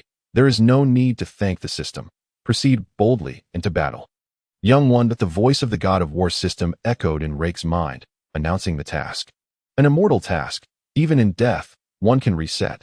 There are no penalties, and it sounds rather promising. Oh, God of War. You have finally come through for me. Rek spoke to the God of War system in his mind. Just as he finished speaking, darkness enveloped him, and when he opened his eyes again, he found himself seated in the last row of a classroom. On the desk before him lay a textbook on basic nursing. Raising his gaze, he looked forward and noticed that apart from himself, the entire class consisted of females clad in nurse uniforms. All around 20 years of age, and the beauty quotient was remarkably high. His 29 classmates were all girls. Feeling visually delighted, Rek resolved not to skip classes during his time in this virtual university. Thus, he commenced a leisurely 3-month existence, attending classes, absorbing simple medical knowledge, and engaging in conversations with his female classmates. As the sole male in the class, Rek basked in the best treatment he had ever experienced. With classmates eagerly preparing his meals and ensuring he bore no burdens, as if he were a cherished treasure, Rek mused that this nursing class was far superior to his previous life in medical school, where the number of female classmates barely reached a third of the total. Reflecting on his former life, he realized had he not pursued a career as a doctor, studying nursing in the absence of the alien threat would have been a most pleasurable choice. Time, as it often does, flew swiftly, and 3 months later, the midterm examination arrived. Rek and his 29 classmates, adorned in short skirts revealing a plethora of fair legs, were arranged in a classroom. Once the invigilator distributed the examination papers, the students began to answer. Suddenly, a resounding boom echoed from outside as a car exploded, causing all students to glance out the window.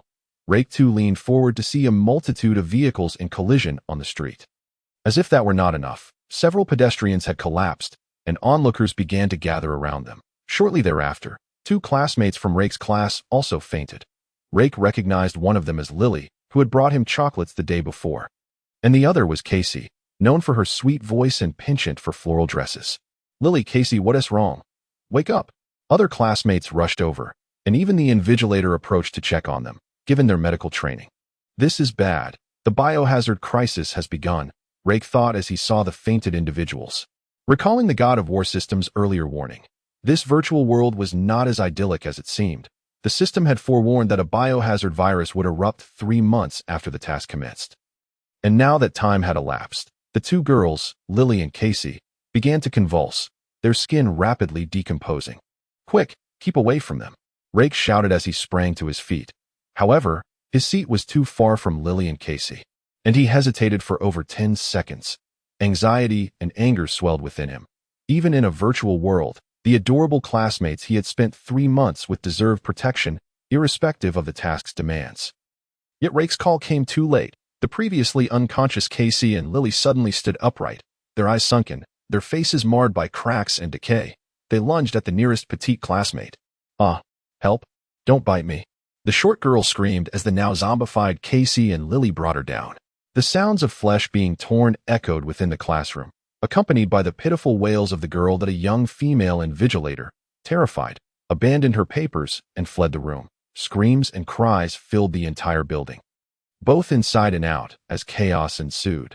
The female students, unaccustomed to such horror, panicked. Some fled the classroom like mad women, while others hid in the back, the scent of urine permeating the air. The petite girl, still alive but being devoured by Casey and Lily, writhed in agony, but the strength of the zombified girls rendered her helpless. Her classmates, paralyzed by fear, could not assist her. Rake glanced at the numerical tally in his mind, which had already decreased from 30 to 28.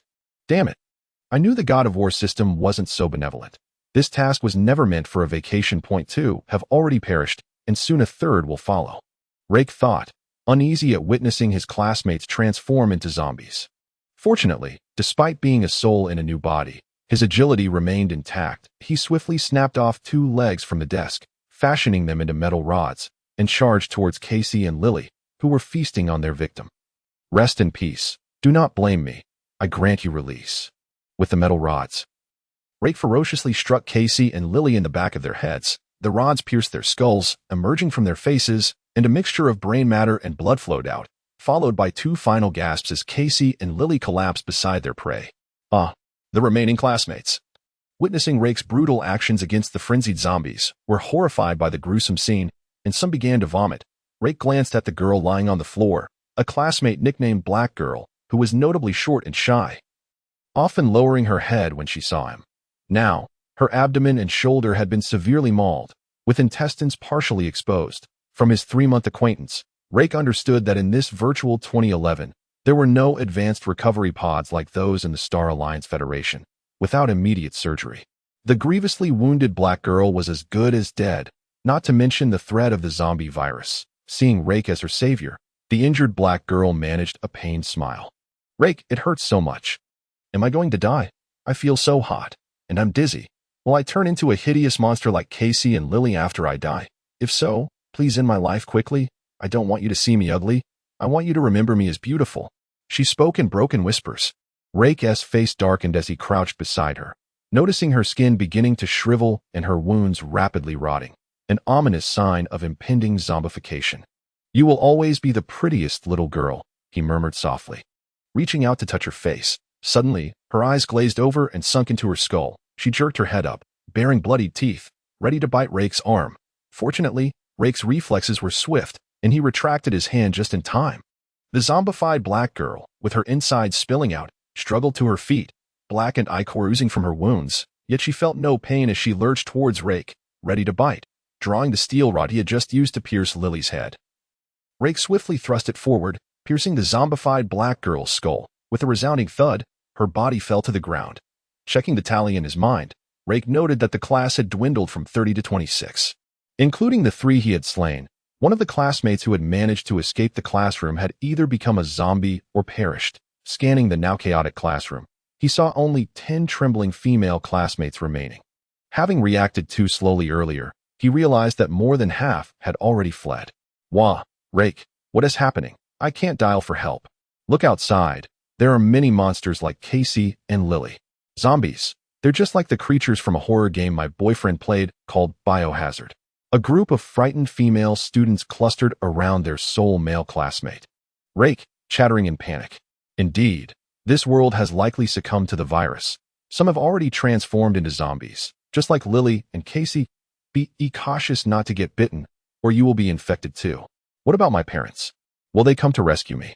What should we do? The classroom erupted in cries upon hearing Leyke's words. Stay put in the classroom and do not run amok. I will search for the classmates who fled earlier. Once I'm outside, barricade the door. After I gather everyone, I'll devise a plan to help you escape the school, Leyke declared. Will you be all right going out there? Please be careful, Leyke. It is perilous outside. You should refrain from venturing out alone. Allow me to accompany you in search of them. A tall girl with blue hair spoke beside Leyke. This girl was his desk mate, Muya, who also held the position of class monitor. Muya participated in the kendo club at school and had represented the institution in competitions over the past 3 months.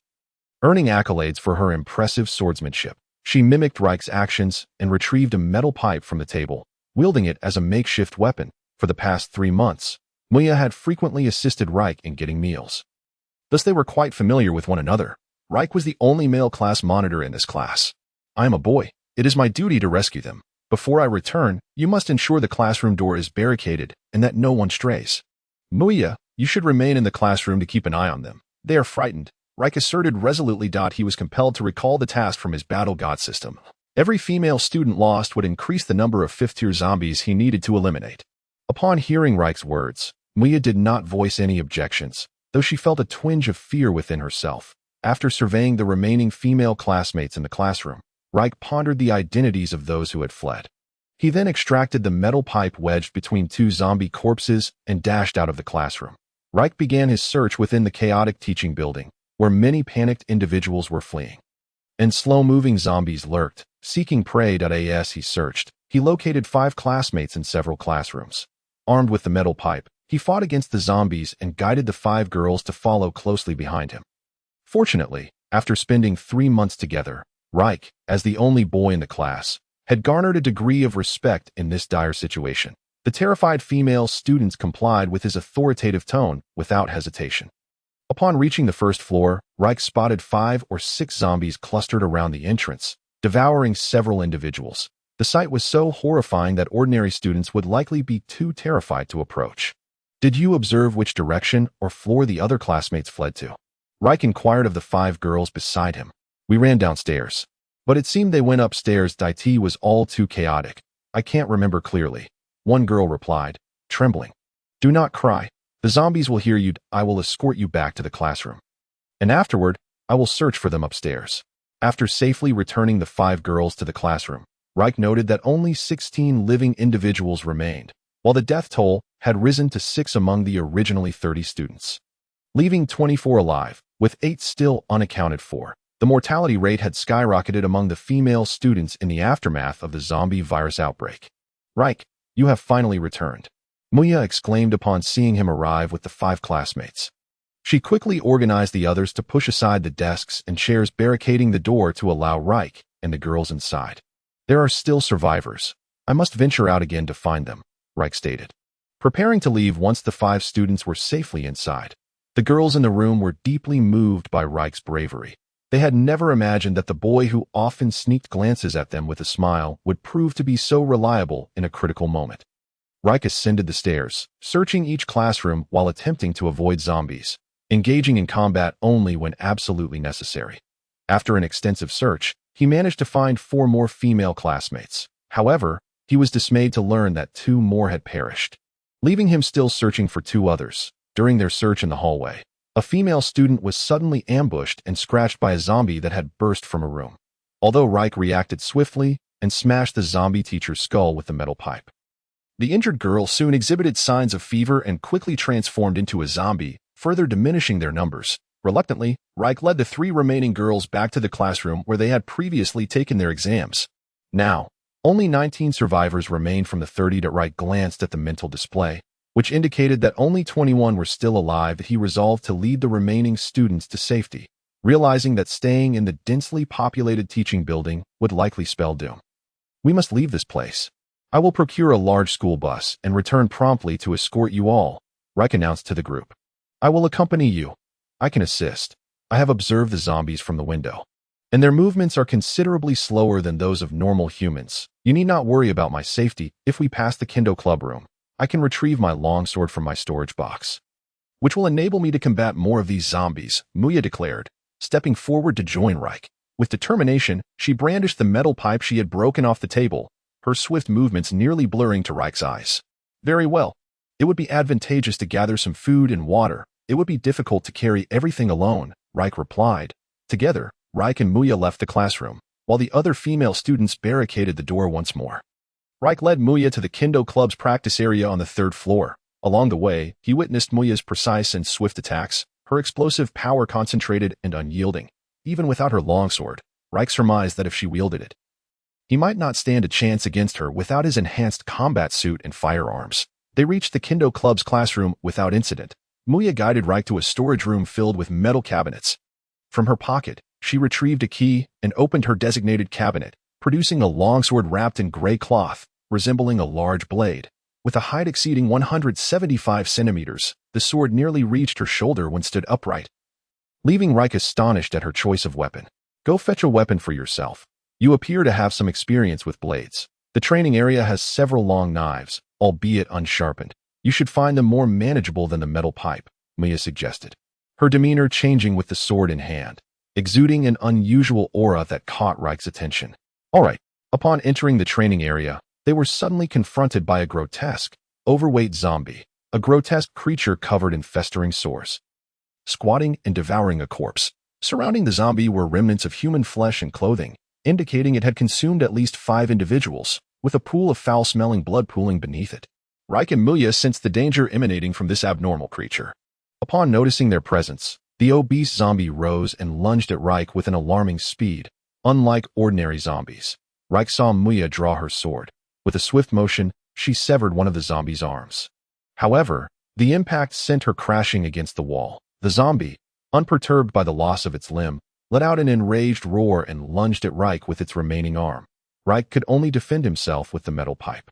Be cautious, its strength is extraordinary, Muya warned. Leaning against the wall and coughing up blood, with a resounding thud, the metal pipe in Reich's hand bent under the immense force of the zombie's attack. He was forced to discard it. And even so, his hand was left bruised from the impact. Reich staggered backward, gripping the remaining pipe with both hands. How are you holding up? Reich asked, glancing at Muya, who was still leaning against the wall. I can still fight, but I underestimated its strength. Be careful of its power and speed, Muya replied, wiping the blood from her lips with her sleeve. Together, Reich and Muya advanced, encircling the grotesque zombie as they fought. After a grueling 10 minutes, they finally vanquished the monstrous foe. Exhausted, they collapsed onto the ground to rest when Reich suddenly felt a heat radiating from his body, and his right hand became numb. Reich exclaimed, glancing at his right hand, which was now shriveled and showing clear signs of infection. You've been injured. It's my fault. I can't bear the thought of you becoming a zombie. I refuse to let you succumb to this fate. All because I insisted we come to the Kendo Club for weapons. Reich, I cannot lose you, Muya cried, guilt-ridden as she gazed at his wound, having witnessed her classmates transform after sustaining similar injuries. Muya, find a way to keep the others alive. Reich uttered his final words before losing consciousness. Reich succumbed to his fate as a zombie. A voice echoed in his mind. Mission failed. Restarting. Initializing character. All bodily functions restored. When the mission restarted, Reich inquired of the Battle God system, could you explain the classification of zombie tiers to me? Also, what tier was the overweight zombie I defeated? The overweight zombie is classified as a 3rd-tier zombie. 0-tier zombies move slowly and possess combat abilities equivalent to untrained humans. 1st-tier zombies have physical abilities comparable to those of a human warrior. The 2nd-tier zombies are 5 times stronger than normal human warriors. 3rd-tier zombies possess 10 times the physical capabilities of normal human warriors. 4th-tier zombies exhibit rudimentary intelligence and abilities, with physical attributes 30 times those of a normal human warrior. 5th-tier zombies, endowed with superior intelligence. They possess formidable supernatural abilities, and their physical attributes exceed those of a human by 100-fold. A reminder: the host's physical data approaches that of a first-tier zombie. Ignorance is bliss until inquiry reveals the truth, thought Leyke, who realized that his current physical condition fell short of even a first-tier zombie, while the system unexpectedly demanded that he vanquish a 5th-tier zombie.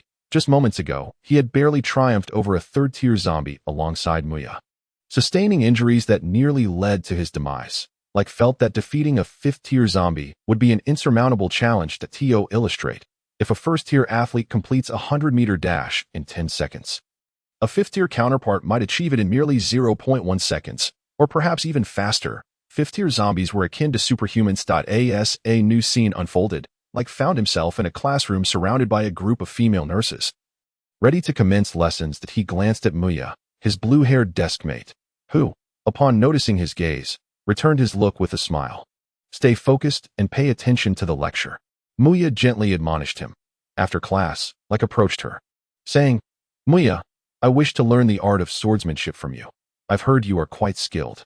Do you think you can keep up?" After 3 months of training in swordsmanship with Muya and rigorous physical conditioning, Leyke, prior to the examination, rented a large bus stocked with ample water and provisions. He bribed the school's logistics personnel to park the bus at the rear exit of the building where the exam would be held. The following day, he stealthily took Muya's longsword, while he himself carried a sharpened long knife, both concealed in a package stowed beneath the podium, along with 2 sharp daggers hidden in his clothing. As the midterm examination commenced, Leyke anxiously awaited developments. Just as in the previous world, the sound of explosions resonated from outside. Once the explosions occurred, he swiftly rose and ran to join Kaisi and Lily.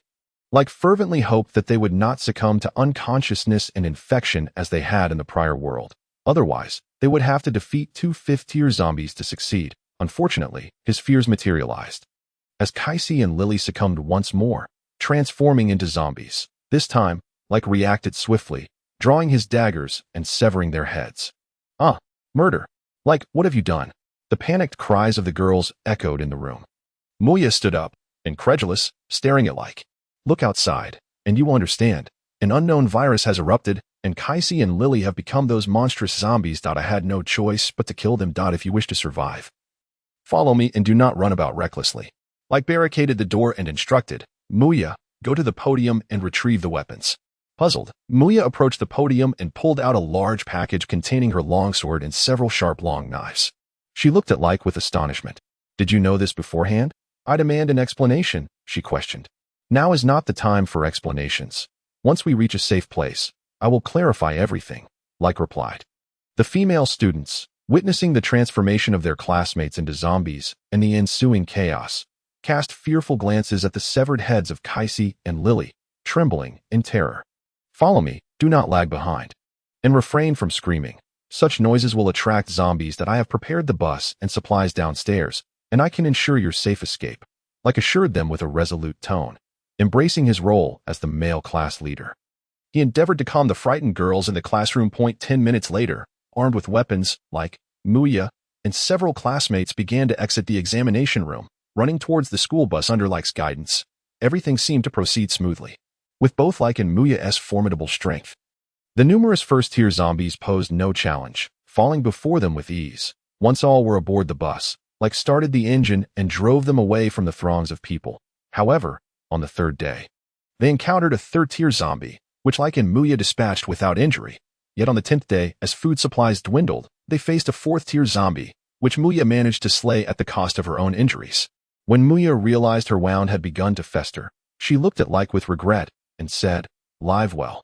With that, she took her longsword and ended her own life. The mission now indicated that due to the deaths of Muya, Lily, and Kaisi, Leyke had 9 months remaining to kill 3 5th-tier zombies to complete the task. A month later, he faced a 4th-tier zombie alone and, by a stroke of luck, managed to slay it.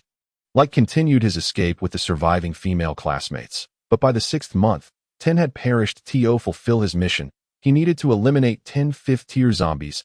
He attempted to provoke a 5th-tier zombie, but tragically fell victim to it in a single strike, causing the mission to reset. Thus began Leyke's ceaseless struggle, fighting and dying repeatedly, returning to the classroom to relive the 3 months of tranquil campus life alongside 29 female nursing students. Time and again, he found himself trapped at the stage of 5th-tier zombies. Each time the task reset, his physical abilities reverted to their original state, leaving only his combat experience intact, in the initial 3 months following the outbreak of the zombie virus. He fervently trained to enhance his physical abilities, striving to acquire heavy weaponry, yet could only attain the prowess of a 2nd-tier zombie, capable of defeating at most a 4th-tier zombie. 5th-tier zombies had transcended the capabilities of an ordinary human and the weapons available in this world. Dispatching Leyke with a mere strike, the cycle of combat and failure persisted. Mission failed, restarting, character initialization, all bodily functions restored. Mission failed, restarting, character initialization, all bodily functions restored.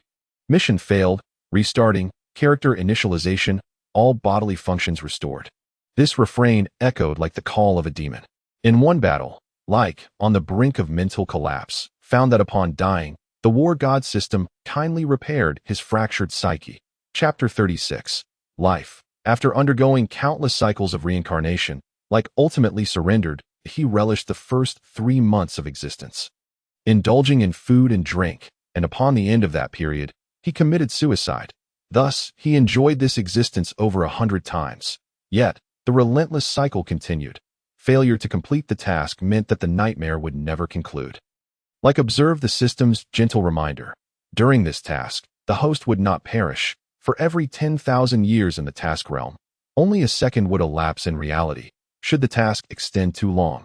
The war god system would assist the host in evading danger and replenishing energy, allowing him to fight without fear. Leyke could only offer a bitter smile. 1 second in reality equated to 10,000 years within the task realm.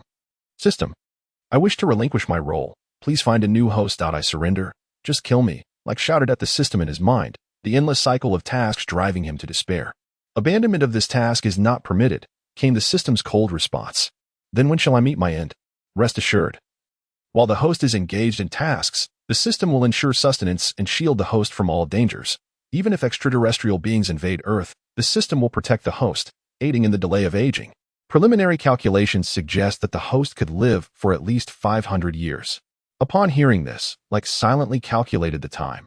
In reality, 1 second equated to 10,000 years. The live 500 years would mean he would have to endure a staggering 15,768,000,000 years before he could die. After an indeterminate number of cycles, Leyke sat in the last row of the classroom, his gaze blankly fixed on the blackboard, listening to lectures he could recite by heart. Hey, you there. Why do you look so dazed? Why would a big guy like you apply to be a nurse? A clear voice broke through his stupor, and he turned to find Muya, the class monitor. I've been led astray by someone, Leyke replied with a hint of lethargy. Having answered this question multiple times in previous cycles, nursing can be quite rewarding, he added, this time employing a fresh perspective. Thus, they began to converse, and Muya soon discovered that even the most challenging problems posed to the seemingly dazed boy beside her would elicit correct responses almost instantaneously. Unbeknownst to them, 3 months slipped by, and Leyke surprisingly won Muya's affection just as the zombie outbreak loomed. Upon learning he was to become a father, Leyke began to exhibit a fierce demeanor, showcasing his burgeoning combat prowess. When I get serious, even I feel a twinge of fear. After becoming a father, Leyke, having undergone numerous cycles, had honed his combat abilities to a formidable level. While he could not defeat a 5th-tier zombie, he could certainly evade one. Thus, Leyke and the pregnant Muya navigated life within the world plagued by biohazards. As the year-long countdown drew near, Leyke noted the ticking clock in his mind, with only 10 days remaining. Without his protection, the classmates had perished, leaving only Muya and himself as survivors. The count now displaying 2. On the third to last day of the year, Muya gave birth to their child. Leyke exclaimed, not out of surprise at the baby's arrival, but rather because the survival count had inexplicably risen to 3. What the heck? This task can be approached in such a manner. It's not merely a combat mission. It's a nurturing endeavor. Leyke leapt up in surprise. The biochemical crisis, which occurred 3 months into the mission, had already turned 2 classmates into zombies as soon as they arrived. Leyke had always believed that the system intended for him to eliminate 2 5th-tier zombies. However, he soon realized his error. It was also possible to clear the mission by having 2 babies and helping the remaining survivors escape. And as the year drew to a close, having grasped the secret to success, Leyke's once icy heart began to blaze anew. 3 months had passed, and pursuing 2 females in a single cycle posed quite the challenge. Perhaps it would be wiser to chase after just one. For love is inherently singular, as long as he safeguarded his entire class while his girlfriend proved capable. Producing a set of twins would suffice to achieve victory, excluding the 2 girls who had succumbed to zombification. 27 classmates remained. He would pursue 1 in each cycle, birthing a child until twins were born, making for 27 in 1 cycle, with a tentative plan of 10 cycles. Thus, Leyke devised a 10-cycle strategy for himself. Mission failed. Restarting, initializing character, restoring all bodily functions. Upon hearing the mission failure prompt this time, Leyke was no longer lost.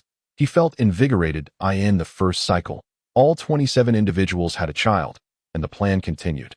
The second cycle also ended in failure. In the third cycle, when it was the turn of classmate Muya, she bore twins.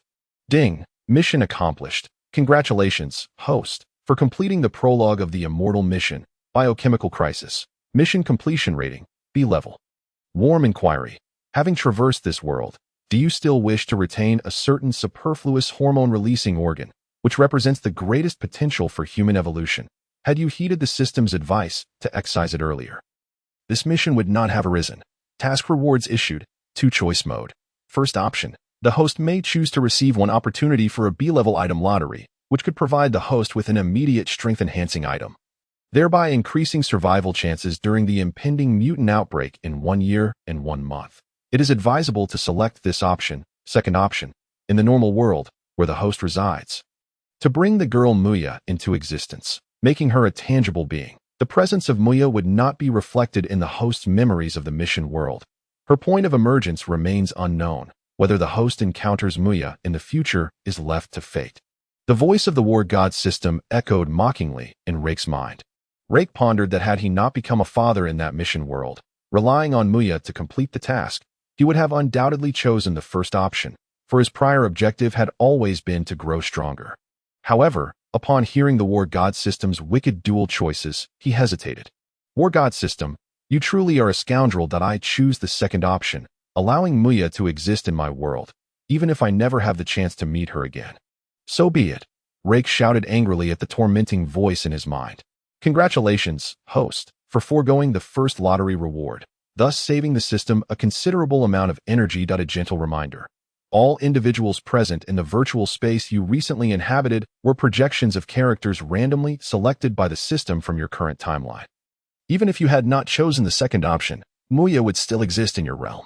The system's provision of the second choice serves to engage in a dialectical exploration of your assertion that certain organs may represent the potential for human evolution.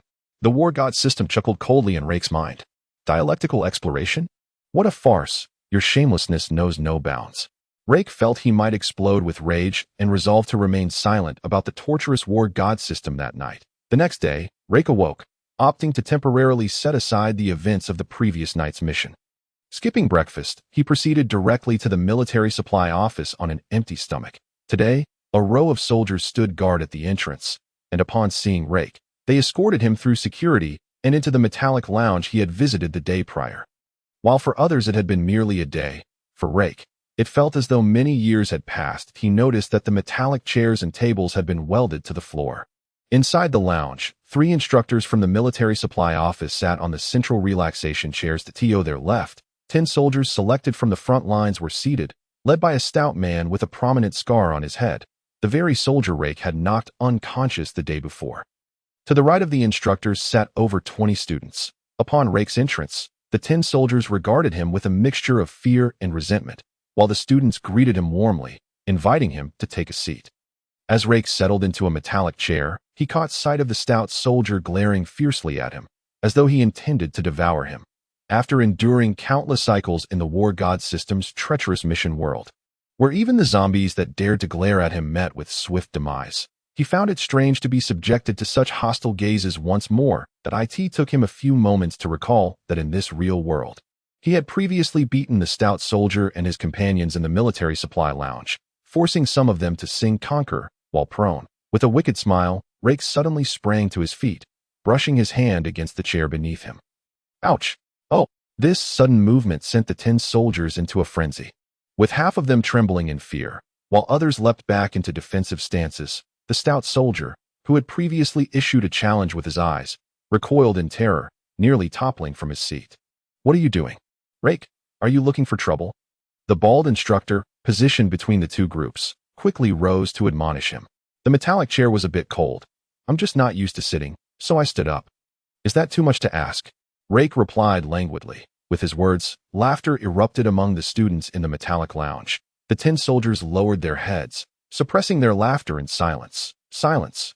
Anyone causing a disturbance will forfeit their qualification for acquiring the strong genetic mecha on Earth. "You can think of a way to merge the genetic mecha embryo once you enter the dark space," the bald instructor declared sternly, effectively restoring order. After waiting for about 10 minutes, all 40 students gathered. "Let us head to the military supply research lab for the merging of the genetic mecha embryos. You are prohibited from speaking. Everything you witness must remain confidential. Disable the photo functions on your wrist devices, or face the consequences from the warlords." The elderly instructor instructed while activating a control device that a metallic spiral staircase leading underground appeared at the center of the metallic lounge. The elderly instructor led the way, and as the stout soldier took the lead among the 10 soldiers, he shot a glare at Rake before following the instructor down the staircase. The remaining soldiers trailed behind the stout man. Rake also intended to follow, but the bald instructor positioned himself beside Rake, blocking him from proceeding closer to the 10 soldiers. "No disturbances allowed in the main realm. Any grievances must be settled in the dark space," the bald instructor reiterated. Under the guidance of the 3 instructors, the group of 50 descended the metallic spiral staircase for about 5 minutes until they arrived at the underground base of the military supply office. A biological sensor door opened, scanning the wrist devices and bodily information of the entrance, only allowing access once a green light was displayed. Rake followed the group. He noticed a long metallic corridor ahead, flanked by several closed metallic doors, behind which lay unknown conditions. Eventually, they arrived at a large room made of glass walls. Rake observed that the room housed 50 oval-shaped glass tanks, each connected to pipes leading underground. Above the glass chamber, a control room contained several researchers in white lab coats, operating the equipment. Rake gazed at the glass tanks, recognizing them as the high-tech products of the Star Alliance Military Research Institute. They were the tanks for merging genetic mecha embryos. These tanks could provide high concentrations of nutrients and energy during the fusion process, maximizing the restoration of bodily functions and minimizing the risk of failure, while also enhancing the initial level of the genetic mecha. In his previous life, although Rake had obtained a genetic mecha, he had not been afforded such favorable conditions. He merely received an embryo and had to merge it independently.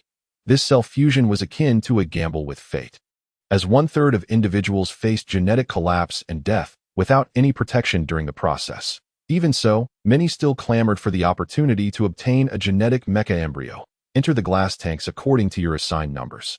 Once inside, remain still, relax your body, and simply sleep. It will all be over soon, the female instructor announced. Simultaneously, the glass panels at the top of the 50 tanks slid open. Rake and the other students, along with the 10 soldiers, entered their respective tanks with a sense of curiosity. As the glass panels closed, an unknown liquid began to fill the tanks from above. The liquid swiftly rose, nearly covering the occupants' mouths and noses. Several students displayed expressions of trepidation, instinctively raising their hands to tap against the glass, fearing they might drown. Not struggle. You can breathe in this nutrient solution. It is harmless, the female instructor's voice reassured them.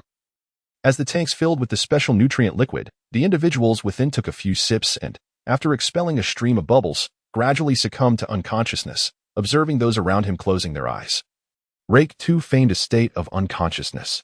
Initiate the. Upon the arrival of 3 instructors in the control room above, the senior instructor issued the command. Several staff members clad in white lab coats operated the equipment within the control room. In the glass chamber, mechanical arms extended from the tops of 50 glass jars, each tipped with a slender syringe. The silver mechanical arms moved slowly within the jars, precisely positioning themselves to pierce the hearts of 50 individuals, extracting a delicate droplet of blood from each heart, which swiftly flowed back through a slender conduit. The blood cells underwent rapid cloning above the glass jars, dividing and proliferating into a multitude of fresh blood. 50 tiny, transparent spheres, resembling insect eggs, were gripped by metallic arms and cast into the newly cloned blood, where, aided by energy liquid, these egg-like entities grew at an accelerated pace. After a few minutes of immersion in the blood, the 50 small entities transformed into diminutive, transparent creatures with pointed shells, adorned with numerous slender tentacles, akin to a miniature octopus. Chapter 38. Success. These transparent octopuses burrowed into the glass jars, entering through the previously inserted needles in the soldiers' hearts. The bodies of these transparent octopus-like creatures rapidly dissolved within the cells of their hosts that a chill coursed through Leyke's heart.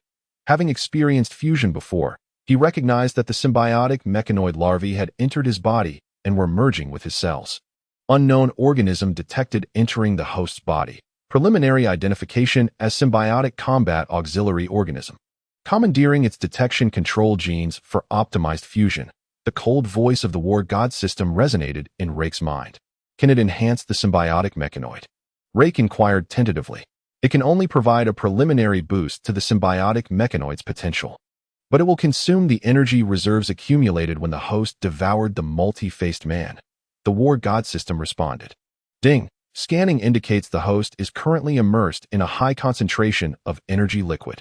Absorbing this liquid can enhance the war god system's energy and activate energy absorption mode. The voice echoed in Leyke's mind. Stop! Please halt! War god system, do not consume this nutrient liquid. Cease immediately.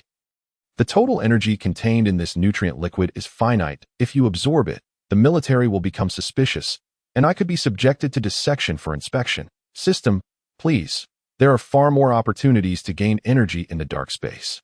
The energy there vastly exceeds this nutrient liquid. For instance, similar enigmatic beings to the multi-faced man abound in the dark space. Many places there contain abundant resources. Do not forsake the greater gain for this mere nutrient liquid. Once we reach the dark space, I promise to lead you to a plethora of energy. Hurry, do not absorb it, or it may be too late. Leyke fervently persuaded the war god system, and after much negotiation, he finally convinced the energy-hungry system to momentarily abandon its intention of consuming all the nutrient liquid. Meanwhile, the senior instructor outside the control console cautiously observed Leyke within the glass jar, noting with surprise that his body displayed no signs of genetic collapse and monstrosity. This is unexpected. Last night, I secretly increased the concentration of the nutrient liquid in Leyke's synthesis jar tenfold. A normal person would have experienced cellular proliferation and collapse by now. Even if the research team comes to inspect, they will find no issues. How is it that this Leyke appears unaffected? Did I miscalculate? The senior instructor, who had received substantial benefits from the overweight soldier, furrowed his brow as he scrutinized the data indicating Leyke's compatibility with the fusion process, which still appeared normal. After 5 hours, the fusion of the symbiotic mechanoid embryos concluded, and the control room screen displayed that 50 hosts had successfully fused. The special nutrient liquid within the glass jars was extracted, and as the jars opened, the once unconscious soldiers gradually regained consciousness, slumping within the jars. Congratulations, you have successfully fused with the symbiotic mechanoid embryos. From this day forth, you shall be warriors of the Star Alliance military. Do not rush to rise. Rest for 5 minutes before attempting to stand, the female instructor announced. The bald instructor glanced at the individuals in the glass jars. Some crouching, others lying down. After you return and have a hearty meal, try to summon your symbiotic mechanoids. The first summoning consumes a significant amount of energy. The fusion period is approximately 1 month. There is no need to rush. Within a month, 99.9% of hosts will be able to summon their respective symbiotic mechanoids for armor integration. According to Star Alliance statistics, the timing of the first armor integration does not indicate strength. It merely reflects your differing physical conditions. The symbiotic mechanoids will evolve in response to the host's physical state and environment through combat. Once you have rested sufficiently, each of you may come forward to collect a new military uniform before returning. You have 5 days to acclimate in the main realm of Earth. Cherish the final days of your life here. Report to the military supply office promptly at 8 o'clock in the morning 5 days from now. Tardy individuals will be classified as deserters by the Star Alliance. Subsequently, you will be dispatched to the dark space. As the 50 individuals who had fused with the symbiotic mechanoids departed the glass chamber under the guidance of the guards, the 3 instructors congregated, frowning at the data displayed on the screen. This year, the fusion potential ratings of the new recruits in our city are all average. What a pity. We failed to discover any promising candidates. It seems this year's bonuses will be diminished, the female instructor remarked. I had thought this rake would stand out, but alas, potential ratings do not define everything. Perhaps they will experience breakthroughs in the dark space. The bald instructor expressed regret as he observed the internal data on the display. Only the senior instructor remained silent. He had previously accepted a bribe from the overweight soldier, secretly increasing Rake's energy supply tenfold to sabotage him. The system's displayed rating of Rake's fusion potential had been manipulated to show only 1/10, ensuring that no one would discover the adjustment made to Rake's nutrient liquid concentration. This indicated that Rake's actual fusion potential rating was at least of superior grade. The senior instructor felt a pang of regret for accepting the bribe, as Rake's superior grade fusion potential could have significantly inflated his year-end bonus. Rake exited the military supply office with excitement, striding towards the inn, satisfied with his accomplishments. War God System, after you absorb the energy from the multi-faced man. You mentioned it would take a month to purify that energy before I could utilize the permanent clone technique to create a clone. Now that a month has passed, am I able to create a clone? Moreover, since the symbiotic mechanoid has fused with my body and become part of me, will the clone I create using the permanent clone technique also possess its own symbiotic mechanoid? Rake inquired of the War God System in his mind. Theoretically, if the host employs the permanent clone technique now, the clone would also possess its own symbiotic mechanoid. However, utilizing the permanent clone technique at this time will require an increased amount of energy. Furthermore, during your previous fusion with the symbiotic mechanoid, the system consumed a portion of the stored energy to enhance the fusion degree and potential of the mechanoid. The current energy reserves are insufficient for the host to utilize the permanent clone technique and will require the host to seek further means of acquiring special energy, the War God System replied. Come on, system, don't you have excess energy reserves? Just lend me some to create a clone with a symbiotic mechanoid, and I'll repay you later, Rake insisted, unwilling to give up. Ding. Does the host wish to request an advance of energy from the system to utilize the permanent clone technique? If so, a special task will be initiated, the endless usury of the War God's growth. Task name, the endless usury of the War God's growth. Task description, as the future War God. Energy is required on the path to growth. To encourage the host to become the War God sooner and to challenge the extremes of life and death, the system may lend a portion of energy to the host. Repayment method, daily compounded interest. Stop, War God System. I do not wish to borrow energy from you. I refuse this task. You must be out of your mind for energy if you think a daily compounded interest is acceptable, Rake interjected hastily, seeking to prevent the dangerous task from being initiated. Just hearing the task's name made Rake realize that borrowing energy from the War God System would lead to a fate worse than death. The system previously attempted to seize energy from the nutrient liquid within the Star Alliance military's underground laboratory, but the host intervened.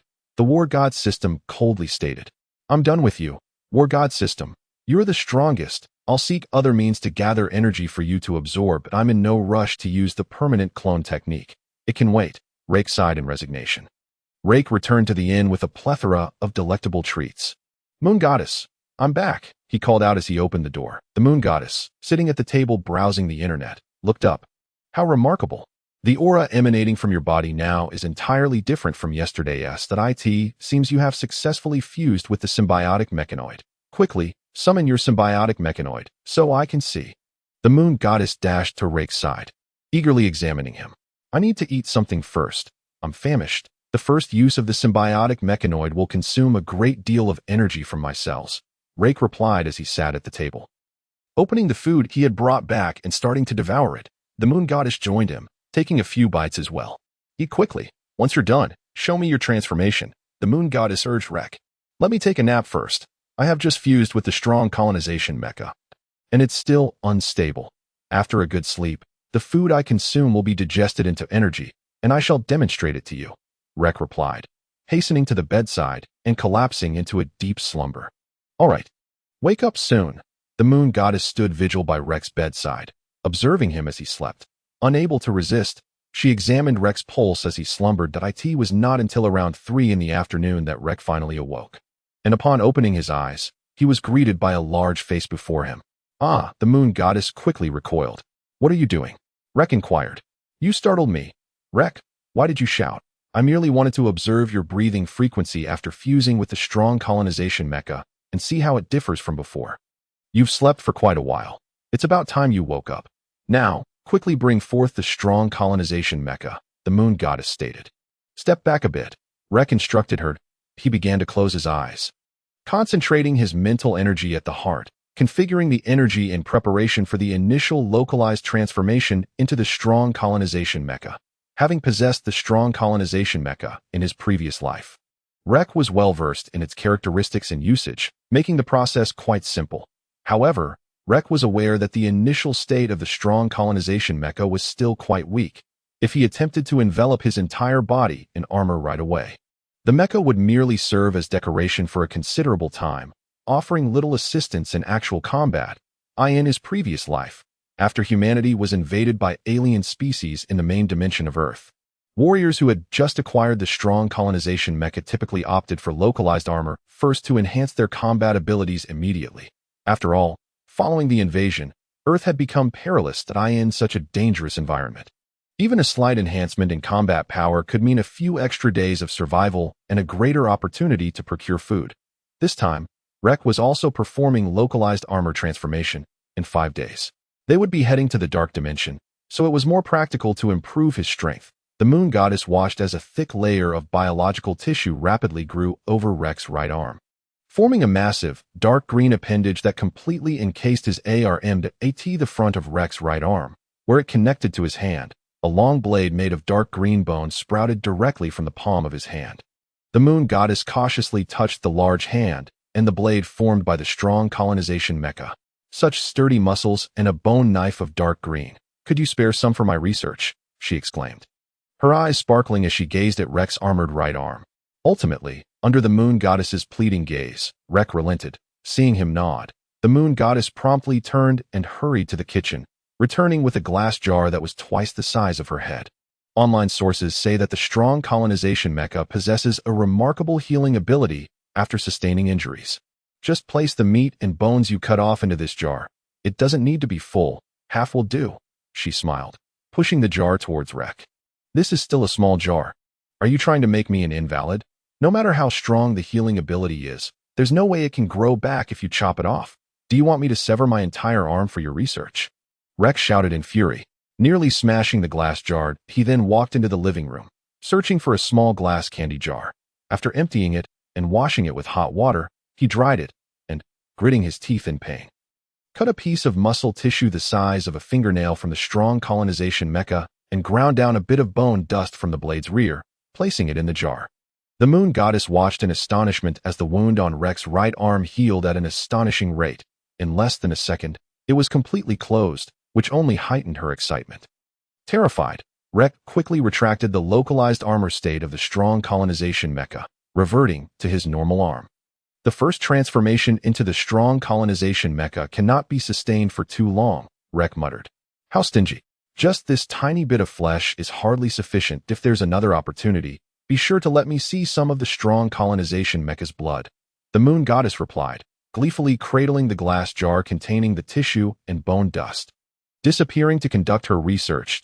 Later that evening, around 7, Rek roused the moon goddess from her engrossed scientific pursuits.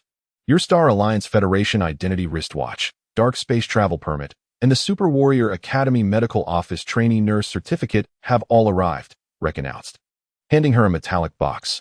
Wonderful. How did I not notice? When did they arrive? I finally have an identity, the moon goddess exclaimed, swiftly snatching the metallic box from Rek's hands. Upon opening it, she discovered a metallic wristband and a thick stack of instruction manuals inside. Instruction manuals. So many words.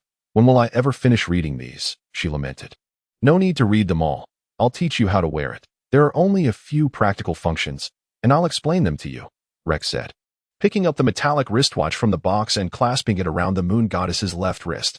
Chapter 40. Infection. Rek pressed a small white button on the moon goddess's injured metallic wristwatch, causing a slender needle to emerge and gently pierce her arm, drawing a small amount of blood. Ah! The moon goddess yelped in shock, retracting her arm. The internal mechanisms of her identity wristwatch began to activate, emitting a series of silvery glimmers. Let me teach you how to use the wristwatch to call the person you wish to reach. This wristwatch functions as a communicator, alarm clock, notepad, camera, map, wallet, and more, Rek explained. Navigating to the virtual control panel on the moon goddess's wristwatch and inputting his contact information, the moon goddess diligently followed his instructions and, out of curiosity, attempted to call Rek's number from the room, engaging in conversation with him. This is quite impressive. It even has a wallet function. Why does it show 0, while yours displays 5,000? This value must be usable as currency. Share some funds with me. I want some too, she remarked, glancing at the amount displayed on Rek's wristwatch. Actually, you won't have much use for money right now. Once you're at the Super Warrior Academy and working as a trainee nurse, the academy will provide you with a salary. And then your wristwatch wallet will have funds. Rek attempted to persuade her, regretting having inadvertently revealed the wallet function and transfer capabilities of the identity wristwatch. No, I want money now. I need to buy clothes.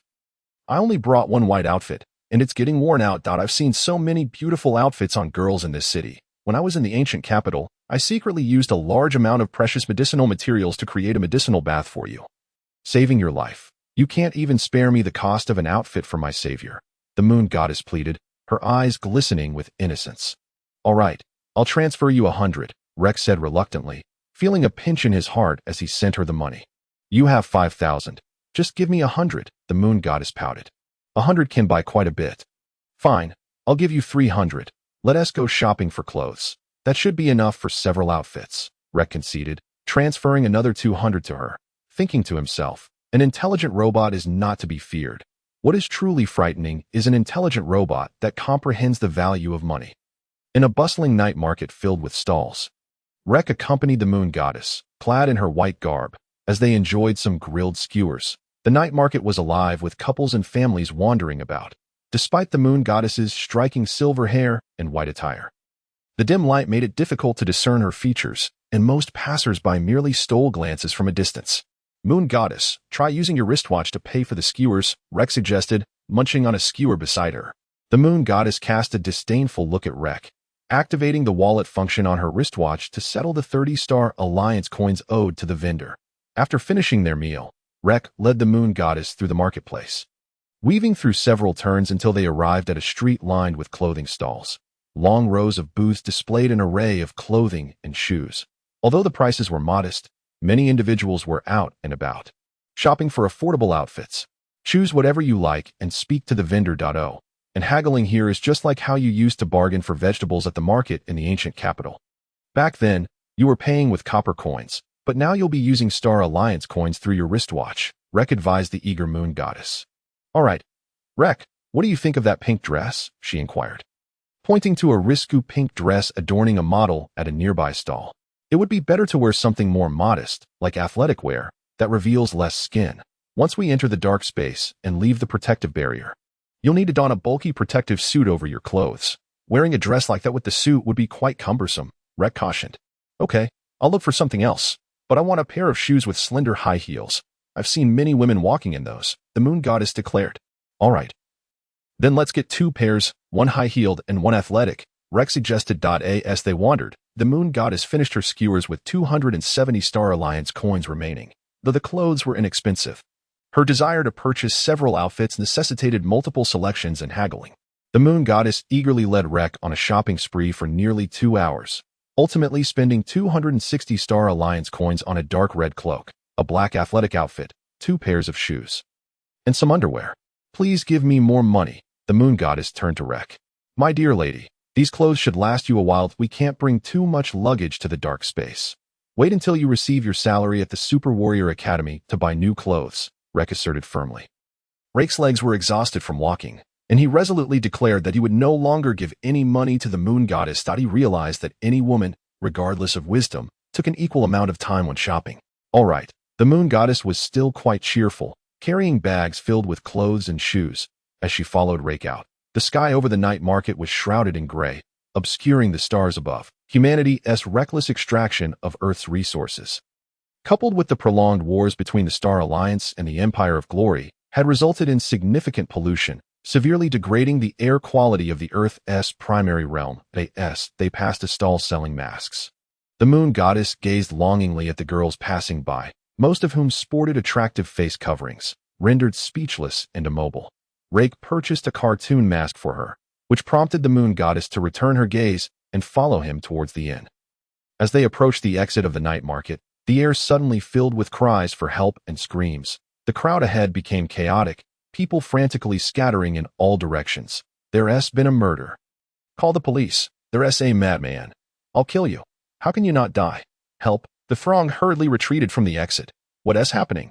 Let us go see. The moon goddess, unfazed, expressed her desire to join the commotion. Rake navigated through the gaps in the fleeing crowd, spotting an old man with red eyes squatting on the ground, wielding two butcher's knives, hacking at what appeared to be a corpse's neck. With a swift motion, he severed a head cleanly from the body. Surrounding the deranged old man lay 5 or 6 bodies, both adults and children, the youngest appearing to be no older than 10. All lifeless. After decapitating the victim, the old man stood up and began to advance towards the crowd with alarming speed, far exceeding that of a normal elderly person. This is bad. It's a primary infected aberration. I never expected to encounter such a creature so soon. Rake thought in astonishment. Chapter 41. Research. Rake had seen many individuals in a frenzied state with red eyes in the future. This old man was clearly infected by the peculiar toxic gas of the dark space. Having completely lost his sanity, the gas had leaked into the Earth's primary realm, and depending on human physiology, some individuals would become monstrous beings driven solely by the urge to kill.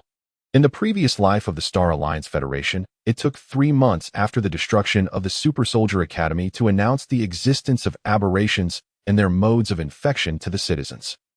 A small fraction of individuals exposed to the toxic gas from the dark space would mutate into monsters. Such creatures possess the characteristics of primary aberrations from the dark space, exhibiting tremendous vitality and brutality. Eventually, after suffering defeats in the dark space, the Star Alliance Federation and the Empire of Glory faced a widespread invasion of aberrations in the Earth's primary realm. This led to large-scale infection incidents, where, on average, 1 or 2 individuals among every 100 became monsters. Despite extensive efforts, the Star Alliance failed to develop a remedy or vaccine to prevent human infection by aberrations or to uncover the patterns of infection. Fortunately, this infection, while exhibiting formidable vitality, lacked the terrifying contagiousness of the zombie virus Rake had encountered the previous day, which prevented an immediate human extinction event. Let us move. This is perilous, Rake urged the moon goddess. Wait, I want to collect some blood and flesh from this red-eyed old man. His physical capabilities have evidently increased several-fold, and his aura is chaotic yet powerful. This might be a new disease. And as a doctor, I need to study it, the moon goddess insisted stubbornly. At this moment, while others fled, the moon goddess and Rake stood merely a short distance from the deranged old man. The old man's forehead was indented, clearly having been struck by a heavy object, yet it did not hinder his mobility in the slightest. The sound of a tranquilizer gun echoed as it struck the old man.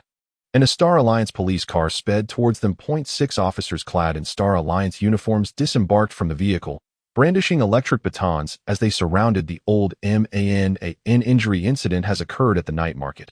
Initial estimates suggest 10 severe injuries. Dispatch an ambulance immediately, one of the officers reported to his superiors. The old man, struck by the tranquilizer, stood for 5 or 6 seconds before. Contrary to expectations, he did not collapse. Instead, he wielded his knives and lunged at the encircling officers. Use the laser guns, shoot his head, Rake shouted from the back. However, the officers were momentarily slow to react, allowing the old man to fixate on Rake and charge at him. 2 officers wielding electric batons were swiftly kicked aside by the old man. The batons are ineffective. Use the laser guns. The remaining officers aimed their weapons at the moving target and pressed the firing buttons. The old man sustained 3 puncture wounds in his chest, right leg, and head, with brain matter and blood oozing from the holes. Yet, his speed showed no signs of diminishing as he barreled towards Rake. A monster, the officers thought, somewhat incredulous. What the hell? Didn't they say to smash his head? Why aren't they following orders? Rake seethed in frustration. The red-eyed old man reached Rake and the moon goddess, raising his knives to strike at their heads. The distant officers, hoping to intervene, were too late. Some onlookers averted their eyes, unable to bear witness to the potential decapitation of the youth and the girl. The moon goddess, paralyzed by fear, forgot to evade. Just then, she saw a flash of dark green light, and the old man's head along with both hands fell to the ground, his blood spraying forth as his body crumpled before her. Rake, partially armored with a biomechanical right arm, stood protectively in front of the moon goddess. At that moment, Rake's right hand transformed into a blade, stained with crimson blood. "Rake, I had no idea your martial skills were this formidable," the moon goddess exclaimed, trembling with relief. "Quickly, pretend to be terrified and crouch down to collect some of the old man's blood and flesh. Didn't you want to gather samples from this infected individual? Hurry, I'll cover for you.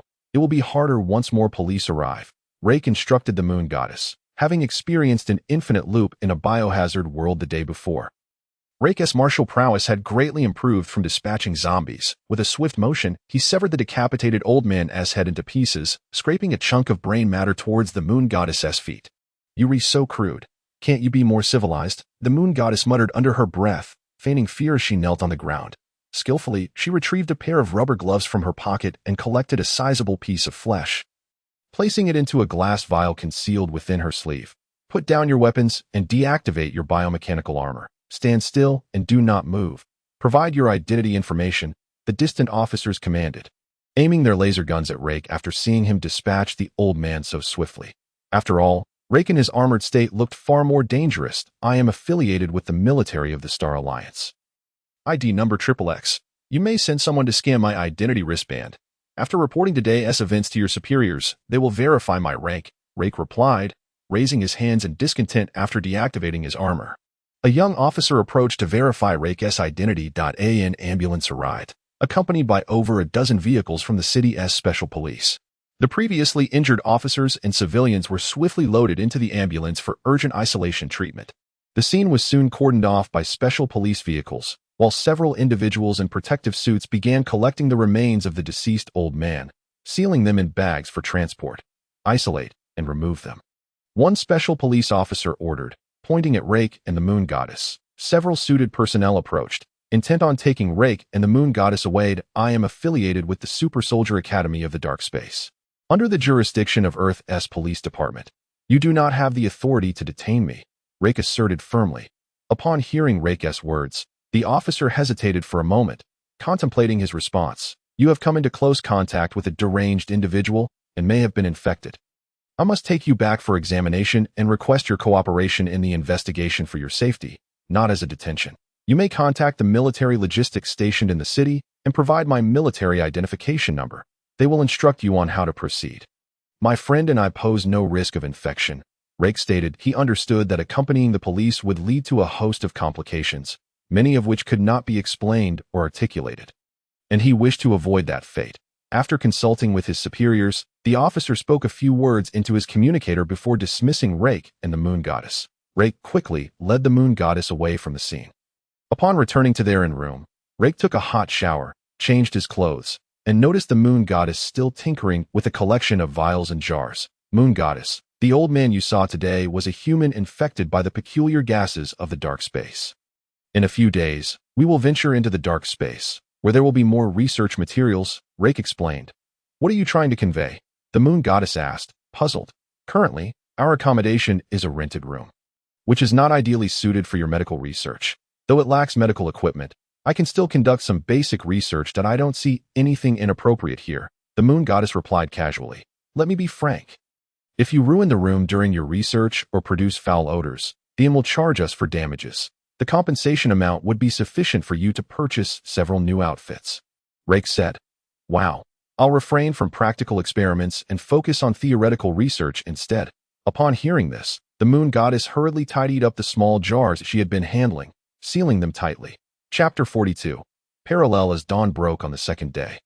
Leyke rose and approached the window, gazing out at the streets of the main world. In 4 days, he would depart from the primary realm to the dark space, and an unsettling feeling lingered in his heart. Does the host aspire to grow stronger? Is there confusion about the future? A true god of war, possessing absolute power, would harbor no doubts about himself, nor fear what lies ahead. The host still requires training. The cold voice of the war god system echoed in Leyke's mind. If only the invasion of dark space had not occurred, and humanity had not discovered the passage to it. In such a scenario, the apocalypse would have been averted, allowing people to live in tranquility upon the earth. Having survived the apocalypse for nearly 2 decades, Leyke reflected on the harrowing scenes that would unfold a year and 1 month hence. Following the eruption of the dark space calamity, speaking almost as if to himself. What if there exists a parallel Earth where the passage to dark space remains undiscovered? What might the living conditions be like there? Would the host wish to see? The war god system inquired. An undiscovered passage to dark space? If such a place exists, it might be worth a visit. Leyke instinctively responded. Little did he realize that this casual remark would soon thrust him into an extraordinarily perilous mission of catastrophic proportions. Beep. Scanning indicates the host is experiencing uncertainty about the future, with thoughts in a state of confusion. To rectify the host's erroneous mindset, the war god system task is initiated. Task name: Prologue to Humanity's Destruction. Task description: the host shall venture into a parallel reality of Earth where the passage to dark space remains undetected. In that timeline, the Glory Empire and the Star Alliance Federation have been embroiled in a fierce conflict for 50 years over the extraction of the Earth's dwindling energy resources. The temporal juncture in the parallel space the host enters is marked by the impending launch of a geospheric magnetic field weapon by the Star Alliance Federation in 2 months. Aimed at igniting underground volcanoes and melting icebergs within the territory of the Glory Empire, with the intent to eradicate it in one fell swoop. In retaliation, the Glory Empire, upon the deployment of the geospheric magnetic field weapon by the Star Alliance Federation, would unleash all its annihilation-grade bombs. The host need only survive in this world of destruction, bearing witness to the prologue of Earth's annihilation. Task completion conditions: survive for 90 days in the Earth timeline, where the passage to dark space is undiscovered. Task failure conditions: host death. Task completion reward: the host will gain insight into the connection between humanity's calamities and the discovery of dark space anomalies through the prologue to survival task. Dispelling confusion: the system will also assess the host's performance during the task, awarding 1 lottery chance. Task failure punishment: should the host perish, there will be no need for the system to impose further penalties. It will simply proceed to appoint a new host for the war god system. The chilling voice of the war god system resonated within Leyke's mind. What? War god system, you must have misunderstood my intentions. Even if there is no passage to dark space, there's no need to conjure an apocalyptic world for me to endure. I was merely speaking out loud. Dear system, please cancel this task. I am not at all confused about the future. Those who are confused are fools that I find the world with the dark space passage to be splendid. Precisely the world I desire that I refuse to survive for 90 days in your apocalyptic realm. Leyke hastily implored the war god system within his mind, acutely aware of the daunting challenge that lay in surviving for 30 days amidst a world ravaged by annihilation weapons. That apocalyptic Earth is indeed a tangible reality. It represents a potential trajectory for the future of the Earth you inhabit. Should humanity remain ignorant of the passage to dark space, there exists over a 90% probability that your Earth's future will mirror a self-inflicted apocalypse. Furthermore, once a task is proposed by the system upon mention by the host, it cannot be rescinded. Should the host wish to withdraw from the task, it is advised to choose to refuse acceptance, which will result in immediate entry into the soul purgatory punishment mode. The war god system's head, with its teeth grinding ominously, addressed Leyke. Before him, a red refused task appeared, accompanied by a fiery scene of hell, with mountains of skulls piled high, alongside a large blue accept task button. I accept, your formidable system, Leyke declared, extending his middle finger to press the accept task button, gesturing towards the heavens. Shortly thereafter, darkness enveloped his vision. When Leyke regained consciousness, he found himself lying on a playground strewn with dust and debris, clad in tattered clothing. Surrounding him were numerous boys and girls of similar ages, all dressed in ragged attire, most wielding laser guns or swords. Several individuals exhibited partial armor from a strong biological mech, gathering in clusters on the dilapidated playground to converse or wander aimlessly. Leyke quickly rose and sensed that the strong biological mech he had recently integrated was still within him. Climbing atop a pile of stones, he surveyed his surroundings. The sky was ominously dark. He was situated in a school within a city, or rather, a city ravaged by war multiple times. The school grounds were littered with the remnants of collapsed buildings and abandoned vehicles lining the streets. The walls of the school had largely crumbled, with even the classroom where he stood having partially collapsed, a thick layer of dust coating every surface. Leyke inhaled sharply, only to be met with a choking cough, feeling as though he had inhaled a cloud of dirt. This environment is even worse than the latter stages of the alien occupation of Earth. Though the aliens are brutal, At least they do not destroy the environment, he mused inwardly. Fashioning a mask from a piece of his already scant clothing, he was met with a foul odor emanating from it. How long has it been since anyone washed this system? Do you dare to make my situation any more dire? Leyke vented his frustration at the war god system in his mind, yet received no response. Soon after, he felt an itch on his skin and lifted his shirt, discovering small red spots on his arms. This itching and spotting were familiar to him from his previous life during the apocalypse. A natural reaction of the skin after exposure to a high viral radiation zone in his past life. When the aliens first invaded the primary realm, the Glory Empire attempted to repel the invasion by launching a bioweapon they had secretly developed over a decade against a city overrun by aliens. The outcome was minimal. While a few aliens perished initially, the survivors and hidden humans were ultimately infected or mutated into monsters. In the ensuing years, any human approaching that city would suffer from red spots and itching. Should they venture closer or linger too long, they would find themselves devoid of sensation, transforming into monsters or succumbing to bodily decay. Chapter 43. Identity, Full Body Armor. Leyke immediately activated the strong biological mech, enveloping himself in a thin layer of pale green biological armor. Though it would not provide substantial protection in battle, it would at least mitigate some of the toxic gas and radioactive contamination to his body. Knowing the horror of the Glory Empire's bioweapons from his original world, Leyke was determined to avoid severe infection in this task realm. It seemed that his entire being had traversed into this parallel task world, and he felt that his current body was identical to that of his original timeline. Leyke was uncertain whether, upon completing the task and returning to his original timeline, the war god system would remedy any infection he might have sustained. However, based on his month-long interactions with the war god system, he surmised that it would not waste energy on such a task. Before his right eye, a countdown displayed 89 days, 2 hours, and 50 minutes remaining, accompanied by a skull icon. Another timer indicated that in 59 days, 2 hours, and 50 minutes, the Glory Empire and the Star Alliance Federation would unleash the ultimate weapon, descending from the stone pile. Leyke observed the youths on the playground and was astonished to find several familiar faces, his classmates from the third year of high school in his original timeline. The metallic ringing of a bell resonated, prompting the young people on the playground to rush towards a severely damaged classroom building that appeared on the brink of collapse. Leyke hesitated for a moment before hurriedly following the few classmates he recognized. Upon entering the building, he saw that the metal elevator doors were askew and twisted on the first floor. The elevator had long since broken down, prompting the students to ascend the stairs.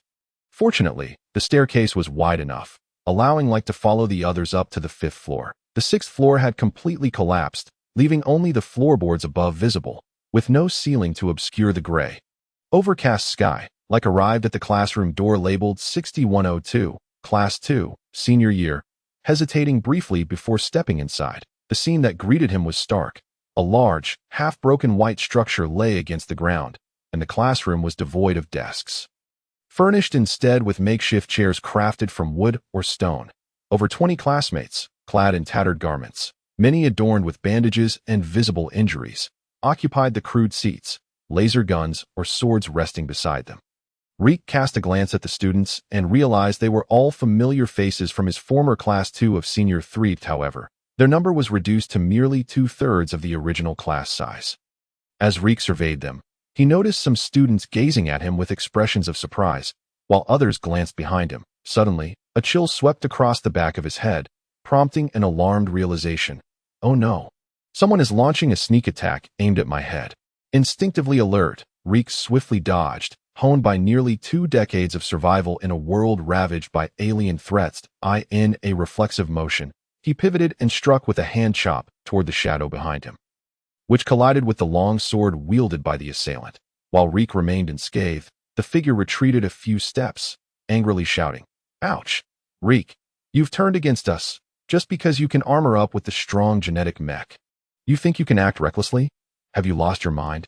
A familiar female voice rang out. Upon closer inspection, Leyke recognized the speaker as a woman in her 30s, clad in a gray combat uniform, holding a long sword sheathed at her side.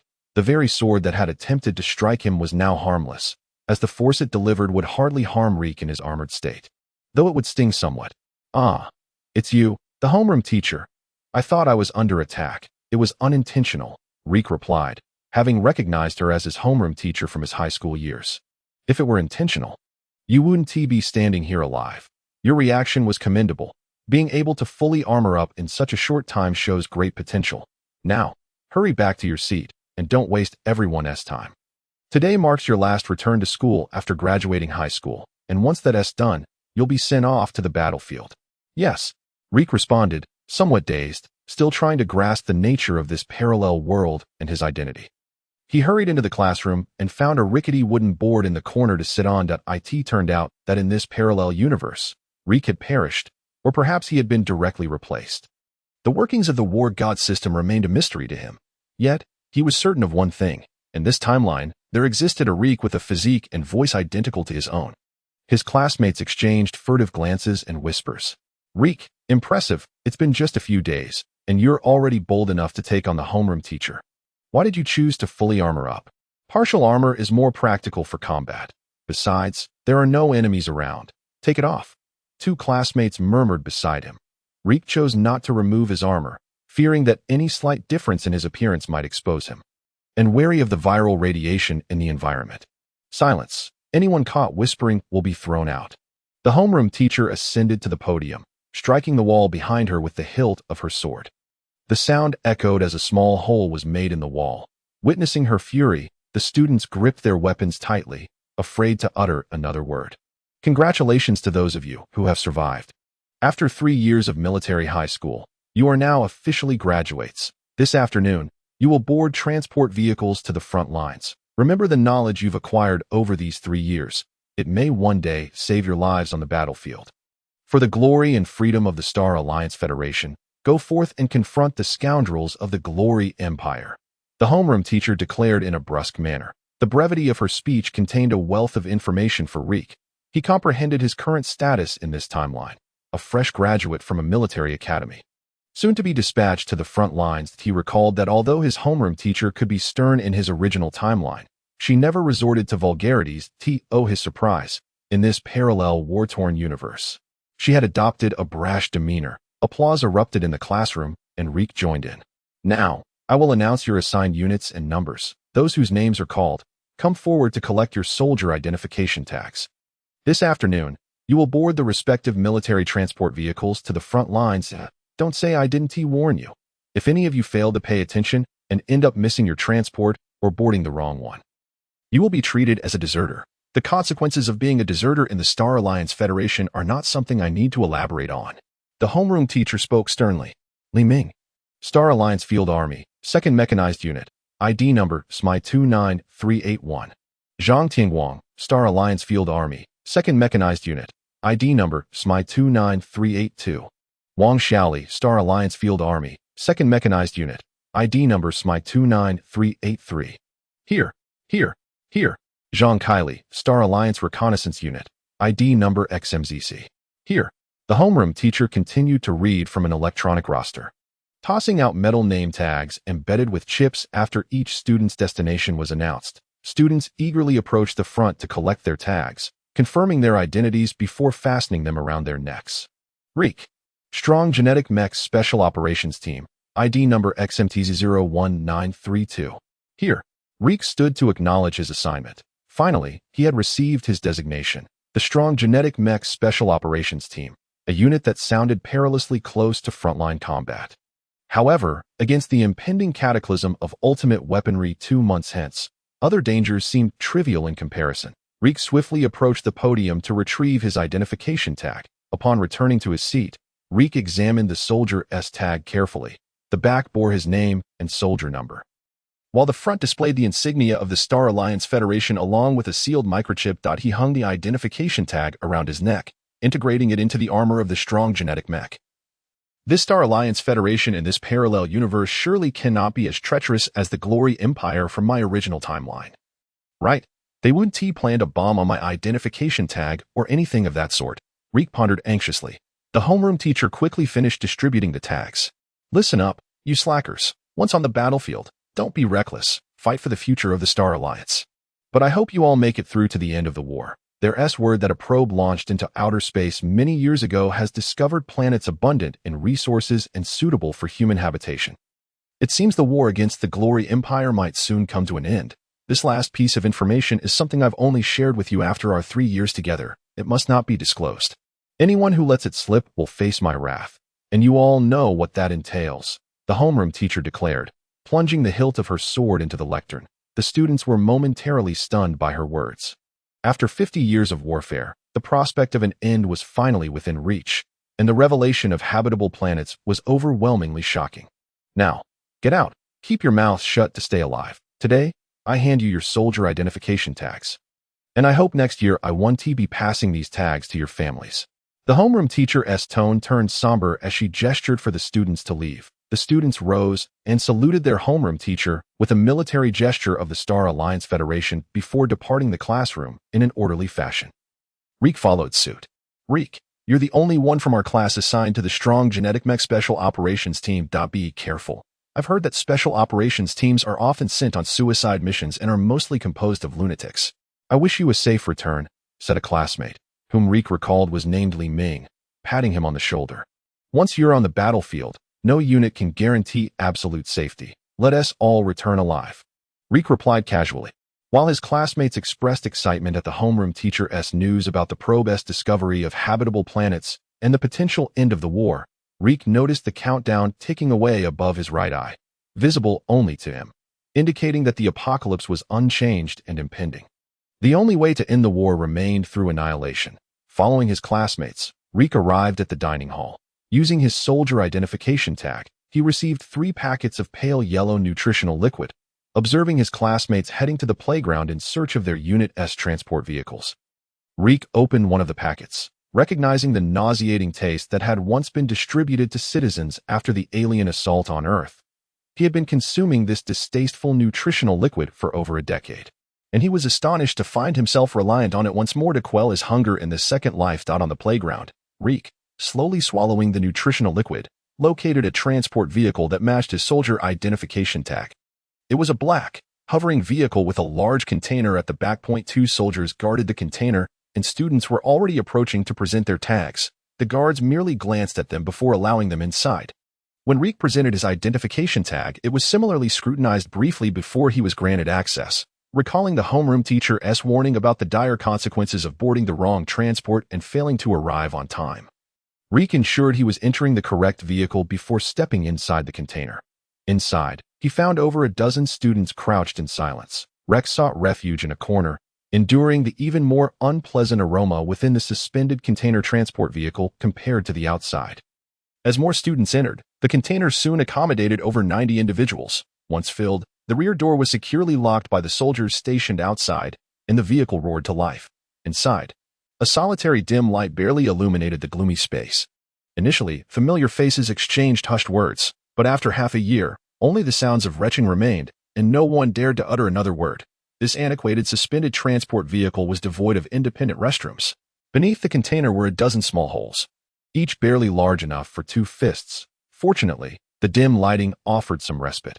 After 3 long days of travel, the vehicle finally halted, and Leyke comprehended why the cafeteria had distributed 3 bags of nutrient liquid, 1 for each day.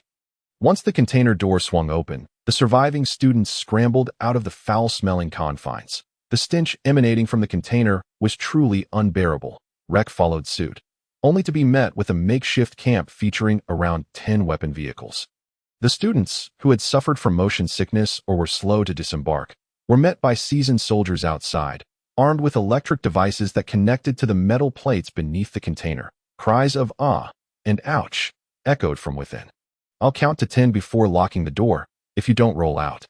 You'll stay inside forever," barked a scarred soldier at the rear door of the container. The remaining 5 or 6 students, having already been shocked once, hurriedly tumbled down, their terrified gazes fixed on the fierce soldiers and the unfamiliar surroundings.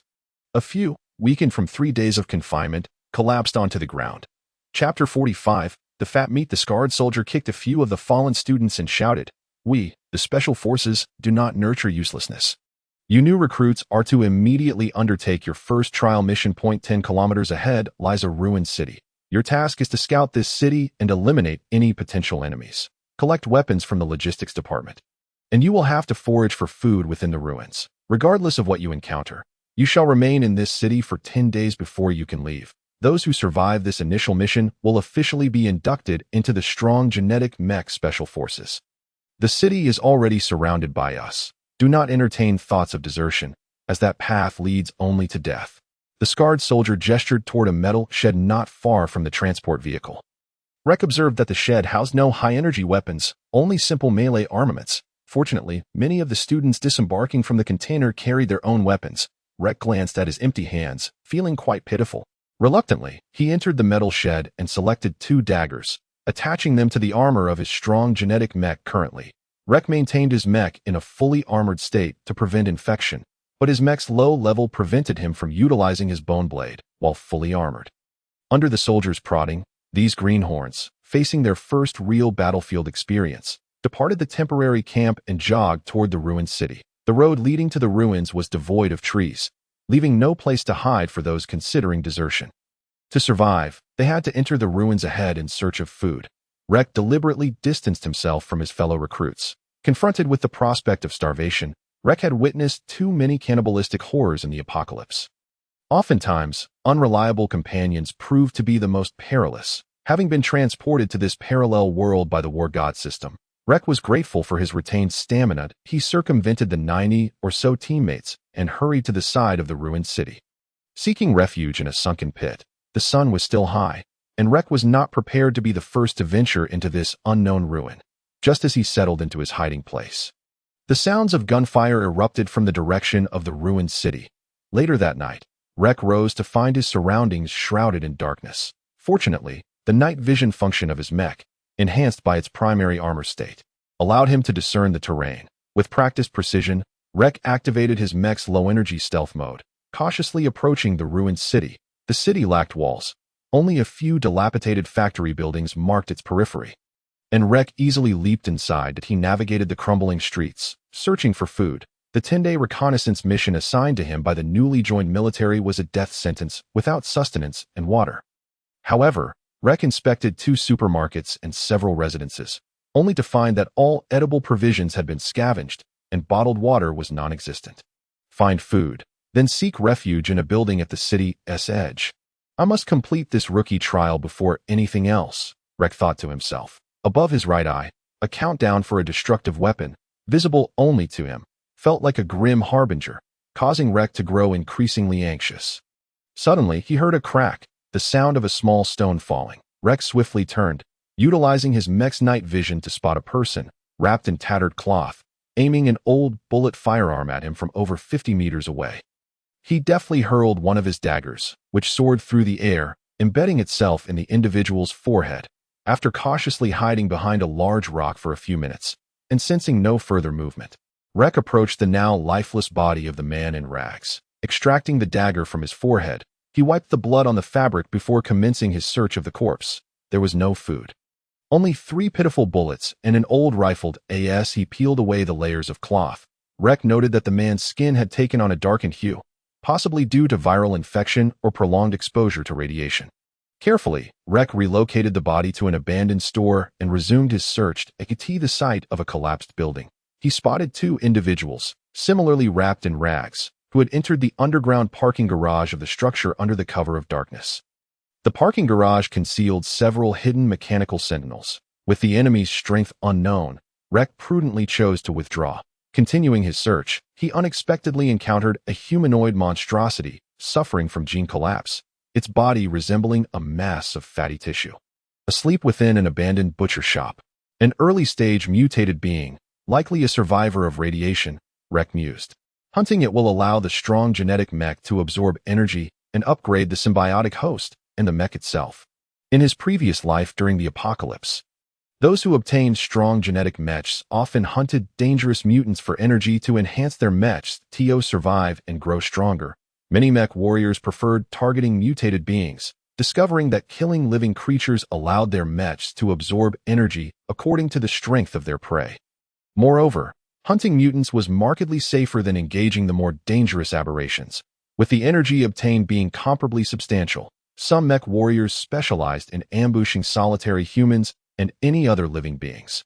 Rek had been ambushed by wandering mech warriors before. sustaining severe injuries in Rek's former life. During the invasion of the main Earth realm by aberrations, he had frequently encountered and hunted such genetically collapsed mutants, colloquially referred to as fat meat.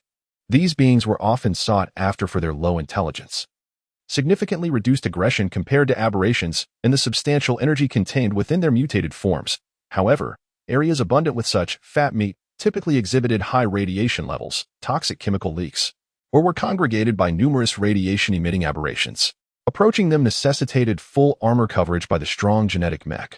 Otherwise, prolonged exposure would lead to one's own transformation into fat meat. Rek maneuvered his mech swiftly, and with a clean, decisive slash, severed the head of the fat meat.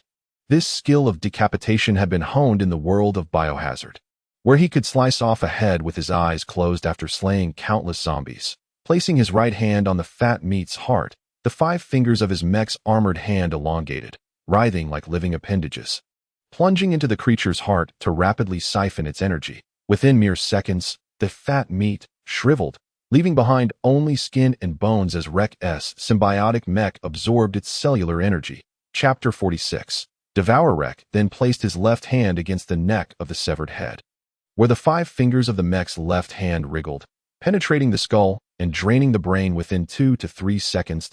He discarded the skull and scalp he had grasped. I wish I could drain that bastard War God System's head just as easily, Rek mused. Rek discovered that the ruined city still harbored numerous similar genetically collapsed mutants and mutated animals. To facilitate the upgrade of his strong genetic mech, Rek, leveraging his superior combat skills and prior experiences, initiated a frenzied hunting spree, systematically eliminating the weak and absorbing their energy. Some of the mutants proved relatively strong, their habitats containing precious freshwater, which Rek exploited by killing and absorbing these beings, thereby resolving his water supply issue. After slaying several mutated creatures, Rek opted to harvest edible meat, cutting it from his memories of what was consumable without requiring his mech to absorb it. He found a pot to cook the meat in water until tender, consuming the flesh directly, while refraining from drinking the broth, fearing it might upset his stomach. 9 days have elapsed, and the once nearly translucent layer of the powerful colonization armor worn by Leyke has now ascended to a pale green hue. Leyke has achieved the ability to summon a bone blade inherent to the colonization armor from his right hand while fully armored, with only 1 day remaining in the Special Forces team's 10-day mission timeframe. Leyke, having enhanced his strength through the hunting of mutated creatures, prepares to revisit the underground garage he discovered on the first day of his arrival. During the 9 days of Leyke's relentless pursuit of mutated humans and creatures, only 12 of the 90 new recruits who arrived in this city remain alive and capable of fighting. These 12 recruits have formed 2 small teams, yet most are too famished to move. Gentlemen, would you care for some broth made from mutated beasts? Leyke, with a large pot of steaming bone soup, has become the de facto leader of the 13-member squad. All 12 surviving recruits possess colonization armor.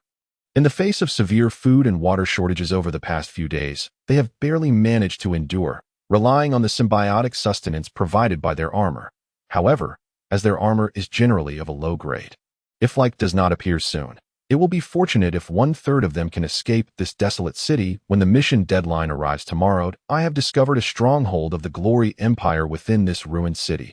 Let us unite our efforts to seize it tonight. There should be provisions inside, which will provide you with the strength to depart tomorrow, Leyke states. Under Leyke's deliberate rationing of water and bones, the 12 recruits receive only a meager bowl of broth, insufficient to replenish their energy, and remain in a state of extreme hunger. With merely 20 hours left before they are allowed to leave this wasteland, they must traverse over 10 kilometers to return to the Star Alliance military convoy. The recruits realize that without devising a means to procure food, their chances of returning alive to the military convoy tomorrow are exceedingly slim. Starved for days, the allure of food within the stronghold becomes overwhelming. In the late hours of the night, Leyke leads the famished squad in a surprise attack on the stronghold, successfully dispatching several mechanical guards. The starving squad, driven by desperation, charges in without needing Leyke's encouragement. Leyke follows closely behind, providing support and delivering finishing blows. The squad moves swiftly, their pent-up fury from days of being hunted by the bandaged soldiers of the Glory Empire erupting as they fight and scavenge for food amidst the bodies. Although the soldiers of the Glory Empire had noticed the presence of a few small fry entering the ruined city 9 days prior, they were unprepared for the audacity of the Star Alliance recruits, whom they had been pursuing like vermin, to launch a raid on their stronghold.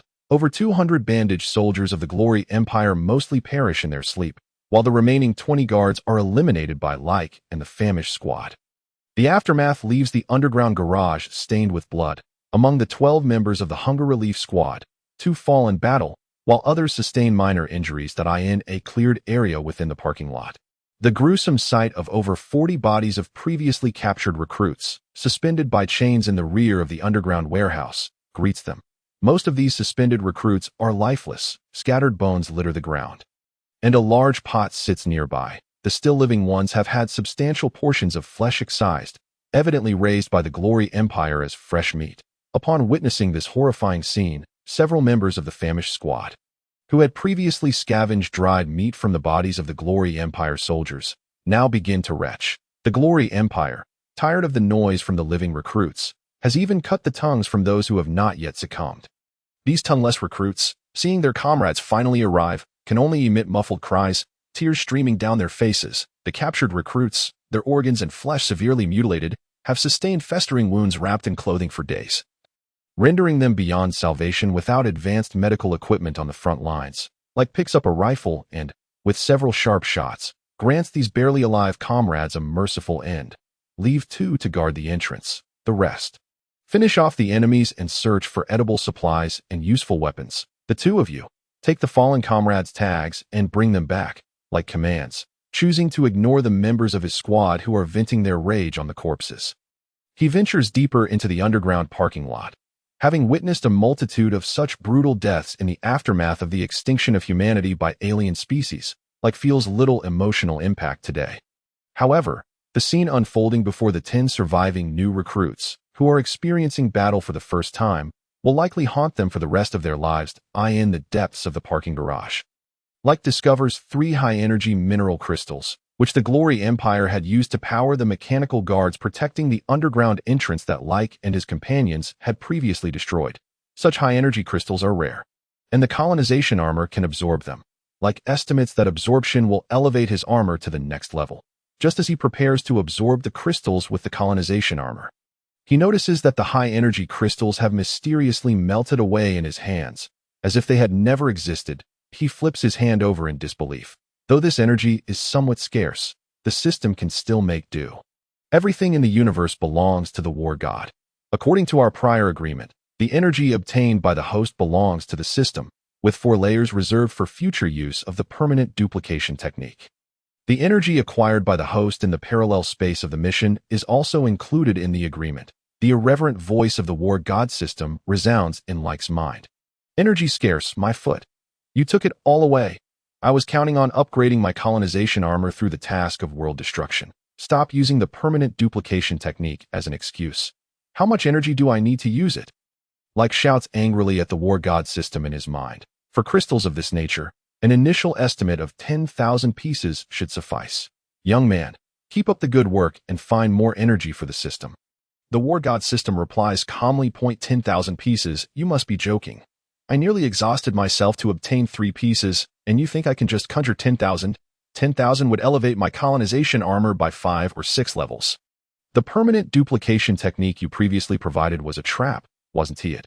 You just want me to gather energy for you. If you don't explain yourself today, don't expect me to search for even a morsel of energy for you.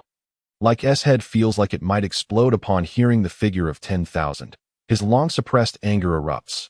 The permanent duplication technique is obtained by the host through a lottery system. However, the host previously utilized the colonization armor to devour low-level energy from mutated beasts to upgrade the armor. Correspondingly, if the permanent duplication technique is to be employed, the created duplicates will also possess colonization armor, and their strength will similarly be upgraded, thus requiring even more energy. The war god system's authority is not to be questioned, even by the host. Considering this is the host's first offense. A mild punishment of lightning strikes is warranted. The comforting enhancement, a degree of electric shock therapy, will aid in the growth of the host's cellular structure, contributing to the host's potential. No thanks are necessary, as the system regards this as a reward for the host's initial endeavor to locate energy crystals. The cold voice of the war god system echoes in Leyke's mind. Suddenly, Leyke perceives a massive bolt of lightning materializing directly above him. Realizing too late to evade, Leyke hastily raises his hands. The lightning strikes his hands, coursing through his entire body, despite the protection of the colonization armor. The pain is excruciating. Leyke's hair stands on end within the armor, and soon after, all his hair is singed away. The charred Leyke loses consciousness. What's that bright light over there? I think I saw Leyke get struck by lightning. What on earth has Captain Leyke done to deserve being struck by lightning in an underground warehouse? Stop talking nonsense. He must have been electrocuted. Quick, let's check. He might not be dead yet. The following afternoon, 2 hovering war vehicles manufactured by the Glory Empire emerge from the ruins. Both vehicles are hitched to small trailers, upon which flutter tattered flags of the Star Alliance military. All weapons aboard the hovering vehicles have been temporarily dismantled and placed onto the trailers behind. Another trailer carries a stretcher, upon which lies Leyke.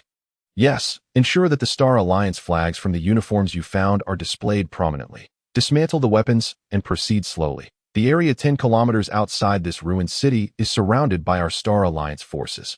We must not be mistaken for Glory Empire armed vehicles.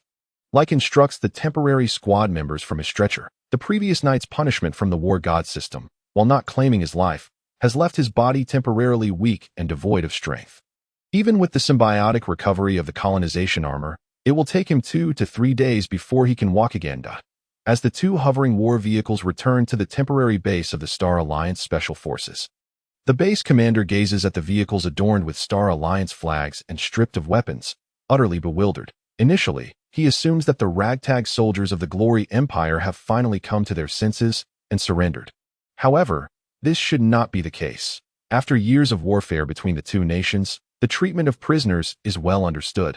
Those who surrender have never met a favorable fate. When the Special Forces commander finally recognizes the individuals aboard the vehicles as the new recruits who had been sent into the city 10 days ago, shock permeates the ranks, from seasoned veterans to the commander himself.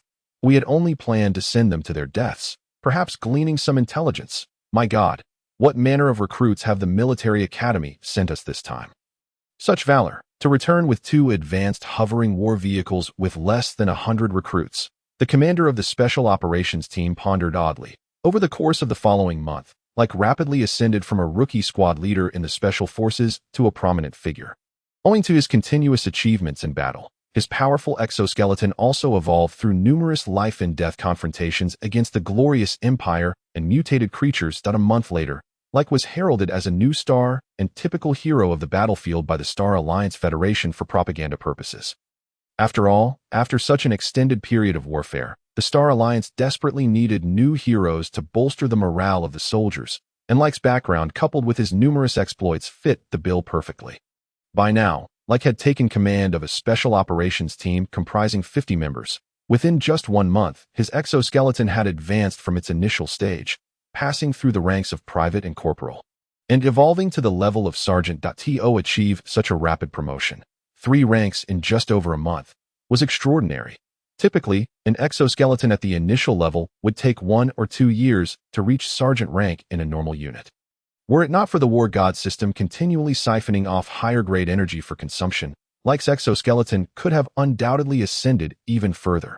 Now, as a small banner on the battlefield of the Star Alliance, he was suddenly summoned to the Special Operations Command Center, where the commander ordered him to cease combat operations and issued orders for his reassignment to the headquarters of the Star Alliance military. You are to report to the headquarters of the Star Alliance military, the commander of the Special Operations Team informed Leyke. Why am I being barred from combat? Leyke inquired. Somewhat perplexed, his relentless pursuit of upgrading his exoskeleton through perilous battles was driven by the hope of surviving the impending devastation wrought by ultimate weapon strikes, utilizing his exoskeleton for protection and seeking a relatively safe haven. With a month and a half already elapsed since the commencement of his mission, there were merely 10 days remaining before the world would face annihilation from the ultimate weapon strikes. Leyke intended to level up one last time before seeking refuge in an underground shelter he had discovered with his team a fortnight prior. He had already surreptitiously stocked the shelter with provisions and water over the past few days. If the shelter were not directly targeted by the apocalyptic weapons, like Muse, that he might have a chance to survive, the food inside, though scant, could sustain him for a month, while this plan carried an element of risk. Who could truly predict the magnitude of destruction wrought by the ultimate weapons unleashed by the glorious Empire and the Star Alliance Federation? Could it be that my prior intentions to flee to the shelter have been uncovered by the commander? That shouldn't be the case.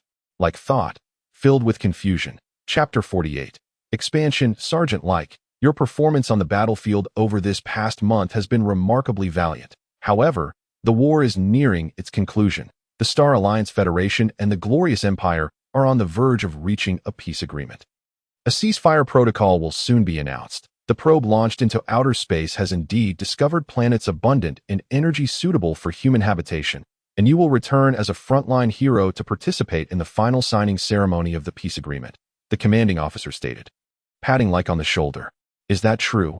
After over 50 years of conflict, with so many lives lost on both sides, can a ceasefire really be achieved so easily? Leyke expressed his skepticism, especially considering the countdown to the launch of the ultimate weapons, visible only to him, which had barely over 10 days remaining and continued to tick down ominously, suggesting that a truce was far from imminent. The war has been fought over the existing energy resources and their extraction rights. The probe has identified planets in outer space with energy reserves several times greater than Earth's and suitable for human colonization. Continuing the conflict has become meaningless. You must board this express hover transport to the headquarters, the commander of the Special Operations Team remarked. As if relieved, extracting energy from outer space requires substantial initial investment in facilities, and colonization is not something that can be accomplished in the short term, even if the discovered planets are relatively close. We in the Star Alliance do not possess sufficient space vessels, Leyke responded, puzzled. The discovery of habitable planets is merely a pretext for a ceasefire. After years of warfare, the high-ranking officials of the Star Alliance Federation and the glorious Empire have likely longed for peace. But with so many lives lost in battle, they lacked a suitable excuse and opportunity to declare a truce, the Special Operations Commander lamented. Understood. Leyke refrained from further comment, clutching the orders as he exited the commander's office. This order to witness the signing of the peace agreement completely disrupted Leyke's prior plan to seek refuge in the shelter. I will take it one step at a time. I can only press forward with determination. The catastrophic weapon strikes cannot be halted. In just over 10 days, the end will begin. Yet, as a designated representative of the military, I must be present to witness the signing of the agreement. How ironic. I hope I still have time to return to the shelter or find a safer place to hide, Leyke pondered as he boarded the high-speed troop transport, amid the farewell of his comrades. After a little over an hour, Leyke disembarked from the transport ship, arriving at the legendary headquarters of the Star Alliance military. The headquarters turned out to be a colossal fortress capable of levitating and moving across the ground. Reminiscent of the last bastion of humanity's resistance against alien forces that Leyke had witnessed in his previous life. Walking along the metallic corridors, Leyke was assigned to a small room where he was informed that he would receive limited hot water for bathing and food provisions daily. In the following days, Leyke was summoned by various military departments to participate in diplomatic receptions. During his stay at the headquarters, Leyke learned that during the peace talks, the Star Alliance Federation and the glorious Empire planned to jointly launch a ship named the Pioneer into space. The mission of the Pioneer was to verify the accuracy of the information regarding the habitable planets discovered by the probe. A spacecraft, leaving Earth, will be safe after spending over a month in space. Yes, Leyke suddenly conceived a plan for survival amidst the devastation that the ultimate weapons would wreak upon Earth. He began to inquire about the crew list for the Pioneer. At IT was said that the crew dispatched by the glorious Empire comprised 2 sisters who were formidable. Having undergone the first generation of angel gene evolution. On the Star Alliance side, there were originally 3 male reserve astronauts, but one had recently fallen gravely ill, another had been killed by shrapnel on the battlefield, and the third had developed a sense of dread and was considering withdrawing from the mission. With no new astronauts yet secured from the Star Alliance, Leyke sensed an opportunity in the days that followed. He began to approach the heads of various departments, persistently expressing his determination to become an astronaut aboard the Pioneer, even if it meant risking his life. After several minor hurdles, Leyke finally achieved his goal of becoming one of the 3 reserve astronauts. Following the final review, One representative would be selected from the 3 reserve astronauts to join the sisters from the Glorious Empire on their journey into space, seated in the political examination room. Leyke was attached to a lie detector. If this spaceflight turns out to be a one-way journey, Sergeant Leyke, are you certain you still wish to participate? Your response will significantly impact the final judgment of this review. Please express your true thoughts. I must participate. I've heard that the 2 sisters from the Glorious Empire, who possess the angel gene, are stunningly beautiful. With their company, whether I return or not is inconsequential. I might even have the chance to become the Adam of a new era. Leyke replied after some contemplation. The interrogating officials noted his response. During the spaceflight, if you encounter danger, you can only choose to guarantee either your life or the protection of vital materials and information. Which will you choose? If you assert that the materials are of greater significance for humanity's future than my life and existence, I would resolutely choose to protect the materials. Leyke declared he considered that with the war god system residing in his mind, the system often claimed to be the greatest existence in the universe, and thus his value as a host should be even greater. If, after 3 consecutive hours of questioning, Leyke was called out for a comprehensive physical examination, he felt uncertain about whether he would be selected after answering a myriad of peculiar questions. Within a confidential chamber of the Star Alliance Federation's military, 4 elderly men scrutinized the identity information, medical reports, and political examination analyses of Leyke and the other 2 candidates. The 4 highest-ranking officials of the Star Alliance began to deliberate. Among these 3, Major General Liu Tianyang would have been the most suitable candidate for the political examination. Unfortunately, his medical check revealed exposure to a small amount of radioactive material. While it can be treated, it will require time. We cannot allow this Major General to board the Pioneer with recovery equipment. Nonsense. If radioactive material were to contaminate the genetic makeup of the Pioneer's interior, who would bear that risk? You all understand this is a one-way mission that concerns the future of humanity. The ship carries numerous untainted genetic materials from Earth, aimed at sowing the seeds of hope on a planet suitable for human habitation. Those who go will not return. The pilots of the first pioneering mission will perish on an alien world. The energy resources of Earth have been nearly depleted. We are already the sinners of our planet. Let us not be so pessimistic. The outer space probe has discovered 2 planets that are both suitable for human habitation. The task of this mission is to determine which of the 2 planets is more favorable, allowing humanity to continue its existence in the cosmos. Once the ship identifies the ideal planet, we will have long since eliminated the Glorious Empire and utilized all of Earth's resources to establish a space vessel. Initiating a high-level human migration plan. Chapter 49. Ascension. How ludicrous. Your so-called plan for the higher echelons of humanity to migrate is nothing but a scheme to abandon the majority of the populace, utilizing the last remaining resources of Earth to allow our descendants to escape. Do you not perceive the wickedness in this? The annihilation of the Glorious Empire and the subsequent execution of the migration plan is our sole path for the continuation of humanity. Enough with the bickering. The pilot of the Pioneer has been chosen, and it is Leyke. His personality analysis aligns most closely with the ideals of this mission, and he shows no signs of radiation infection. Once the Pioneer ascends and enters the second orbit, we shall activate the ultimate weapon. An emaciated old man struck the table with his palm, making the announcement. After he spoke, the conference room fell silent. Though we may be deemed sinners now, we have secured a future for our descendants. Leyke was notified that he had been selected as the sole crew member representing the Star Alliance Federation aboard the Pioneer to ascend alongside 2 girls from the Glorious Empire. At this moment, the countdown to the Earth's destruction above Leyke's right I read 48 hours, 6 minutes, and 27 seconds. At the request of several commanders from unknown departments, Leyke attended a press conference where reporters eagerly bombarded him with questions and snapped countless photographs. With 30 hours remaining, Leyke was escorted to a comprehensive lounge at the launch site of the spacecraft. There, he encountered 2 girls, both over 1.75 meters tall, with perfectly stunning figures. They were the first-generation genetically modified sisters of the Glorious Empire, the elder, Macoxon, and the younger, Maria. As Leyke gazed at the sisters with wide eyes, they too scrutinized him. Both sisters possessed silver hair and wore silver cloaks, with a noticeable bulge on their backs. Leyke surmised that these must be the wings generated by their angelic genetic modifications. The elder, Macoxon, bore the demeanor of a haughty queen, disdainful of all, while the younger, Maria, wore a mischievous grin as she regarded Leyke.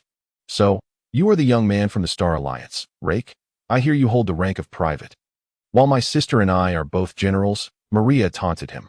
"My rank of private was only recently awarded after I eliminated a general from the Glorious Empire.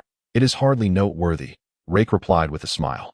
"You, Maria," upon hearing Leyke's response, became incensed and raised her fist to strike him, but was halted by her sister Macoxon's outstretched hand. "Don't be foolish, Leyke. We have a long journey ahead of us, and I hope it will be a pleasant one," Macoxon said haughtily as she turned to leave. "As you wish. I too hope for a pleasant journey," Leyke replied with a mischievous grin as he watched Macoxon's retreating figure. "Humph, naughty Leyke. You are not to gaze upon my sister." Maria shot him a glare before also turning to depart. At this moment, the countdown to the Earth's destruction by the ultimate weapon read 29 hours, 38 minutes, and 9 seconds. Leyke was taken away by the staff to begin an accelerated training program on the fundamentals of the spacecraft. The Pioneer was equipped with a rudimentary AI system that could execute commands upon instruction, and the trainers primarily informed Leyke on how to operate various minor facilities aboard the ship and which should be avoided. Subsequently, Leyke was ordered to undergo enforced sleep, required to rest for 8 hours before being permitted to board the Pioneer, with the countdown to the activation of the destruction weapon at 20 hours. 5 minutes and 36 seconds, Leyke and the sisters, Macoxon and Maria, boarded the Pioneer spacecraft. It was a colossal vessel made of high alloy metal, and Leyke observed that it had 3 levels: upper, middle, and lower. Leyke and the angelic sisters arrived at the seats in the upper-level control room. Fuel charging complete. Trajectory finalized. Final adjustments complete. Preparing for launch. Release restraints. 10, 9, 8, 7, 1.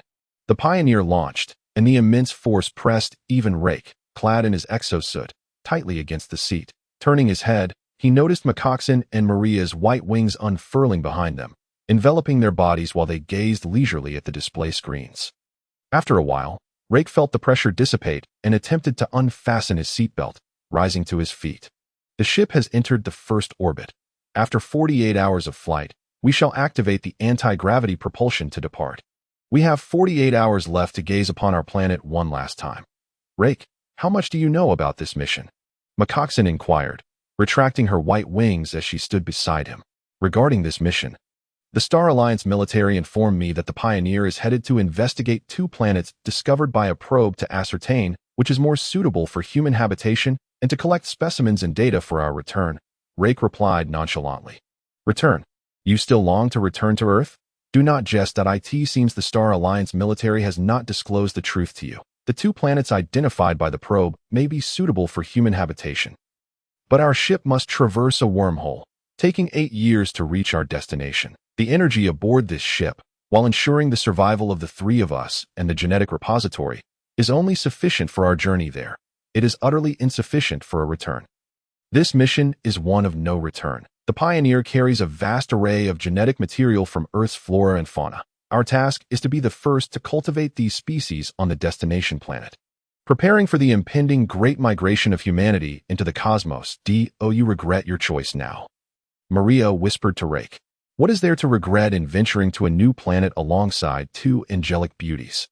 Before I came, I heard that you first-generation angelic gene modifications possess a unique trait. Should you willingly share your first man, he would gain significant benefits. That true.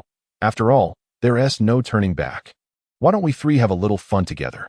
Leyke grinned mischievously at Maria, reaching out to ruffle her hair. "Who would want to have fun with you? I won't give you the satisfaction." "You big-headed fool," Maria huffed, shaking off Leyke's hand and delivering a light punch to him. Ding-dong. Detecting the presence of special high-energy crystals aboard the Pioneer, containing immense energy, the system will soon control the host's body to consume these.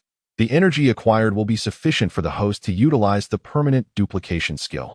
The cold voice of the War God system echoed in Leyke's mind. "What?" Leyke was taken aback upon hearing the War God system's words. "No, War God system, please don't act recklessly. I am currently aboard the Pioneer. If you consume all the energy, how am I to survive? If you must absorb energy, wait until the mission is nearly complete. When I am to depart from this world," Leyke hurriedly pleaded with the War God system. Chapter 50. Theft. The Pioneer also houses other forms of energy after the system consumes the special high-energy crystals. Theoretically, the ship can still reach the destination planet using alternative energy sources. This will replenish the war god system's missing energy and enhance the host, accelerating the host's evolution into the war god. As mandated by the highest authority, there can be no delay, the war god system stated firmly, forcibly controlling Leyke's body to move deeper into the ship. Leyke despairingly realized that he had lost control of his body, though he could still speak. "Leyke, where are you going? Aren't you supposed to be seated at the control chair, reporting data to your Star Alliance military control panel?" Macoxon queried. "I'm just going to inspect the structure of the Pioneer. The ship's AI will eventually relay those data back on its own, albeit at a slower pace. Our Star Alliance is not in a hurry to see the data," Leyke replied casually.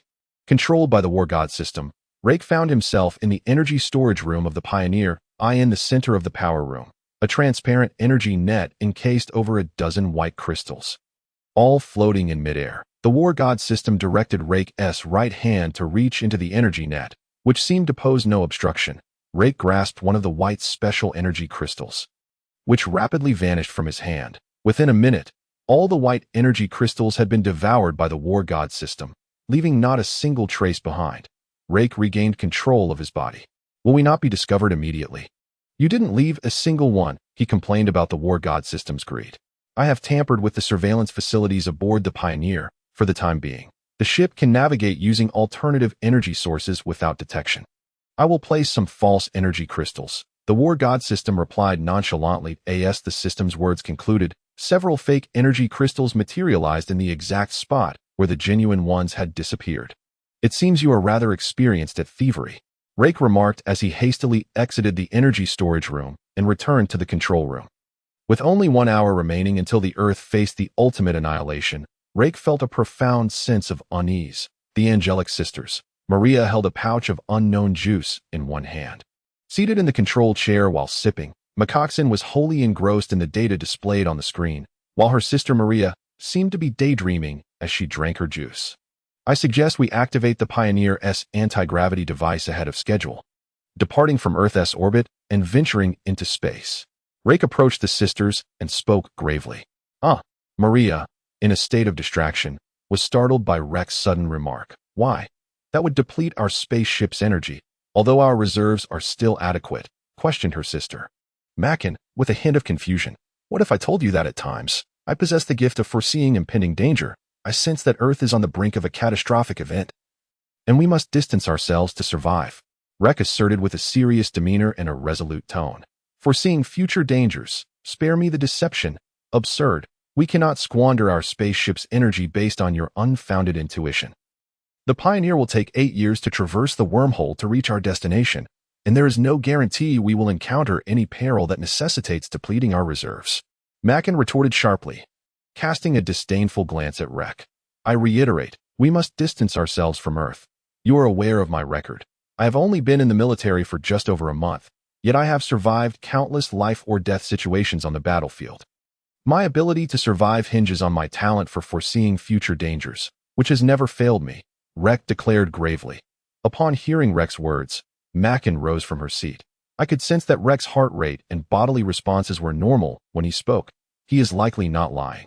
"I have heard that warriors of the Galactic Federation, upon achieving a symbiotic state with their battle suits, may awaken unique abilities. These powers are akin to the special skills we gain from merging with angelic genes," Macon stated earnestly.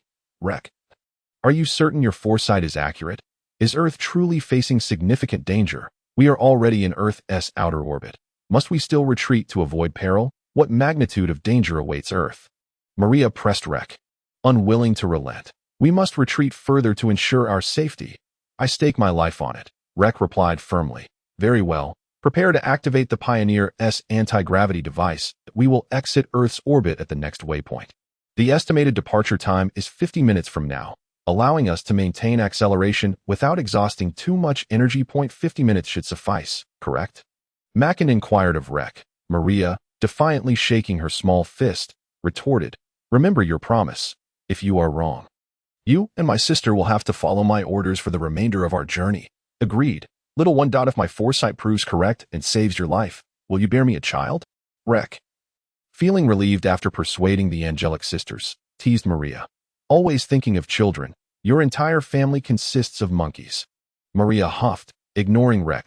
50 minutes later, the Pioneer severed its remote control mode from Earth and switched to autonomous operation. The ship activated its anti-gravity device, deviating from its predetermined orbit and distancing itself from Earth.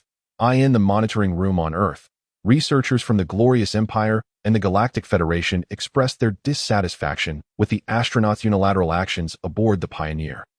However, for the astronauts destined to perish, allowing the ship to leave Earth's orbit merely meant consuming a bit more energy, which ultimately held little impact on the overall mission. Besides, the pilot aboard the Pioneer possessed the highest authority to manage unforeseen crises, leaving the ground control personnel powerless to intervene. Only 3 minutes remained until Earth faced an onslaught from the ultimate weapon.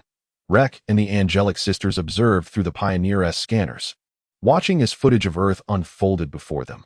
Nothing has transpired on Earth.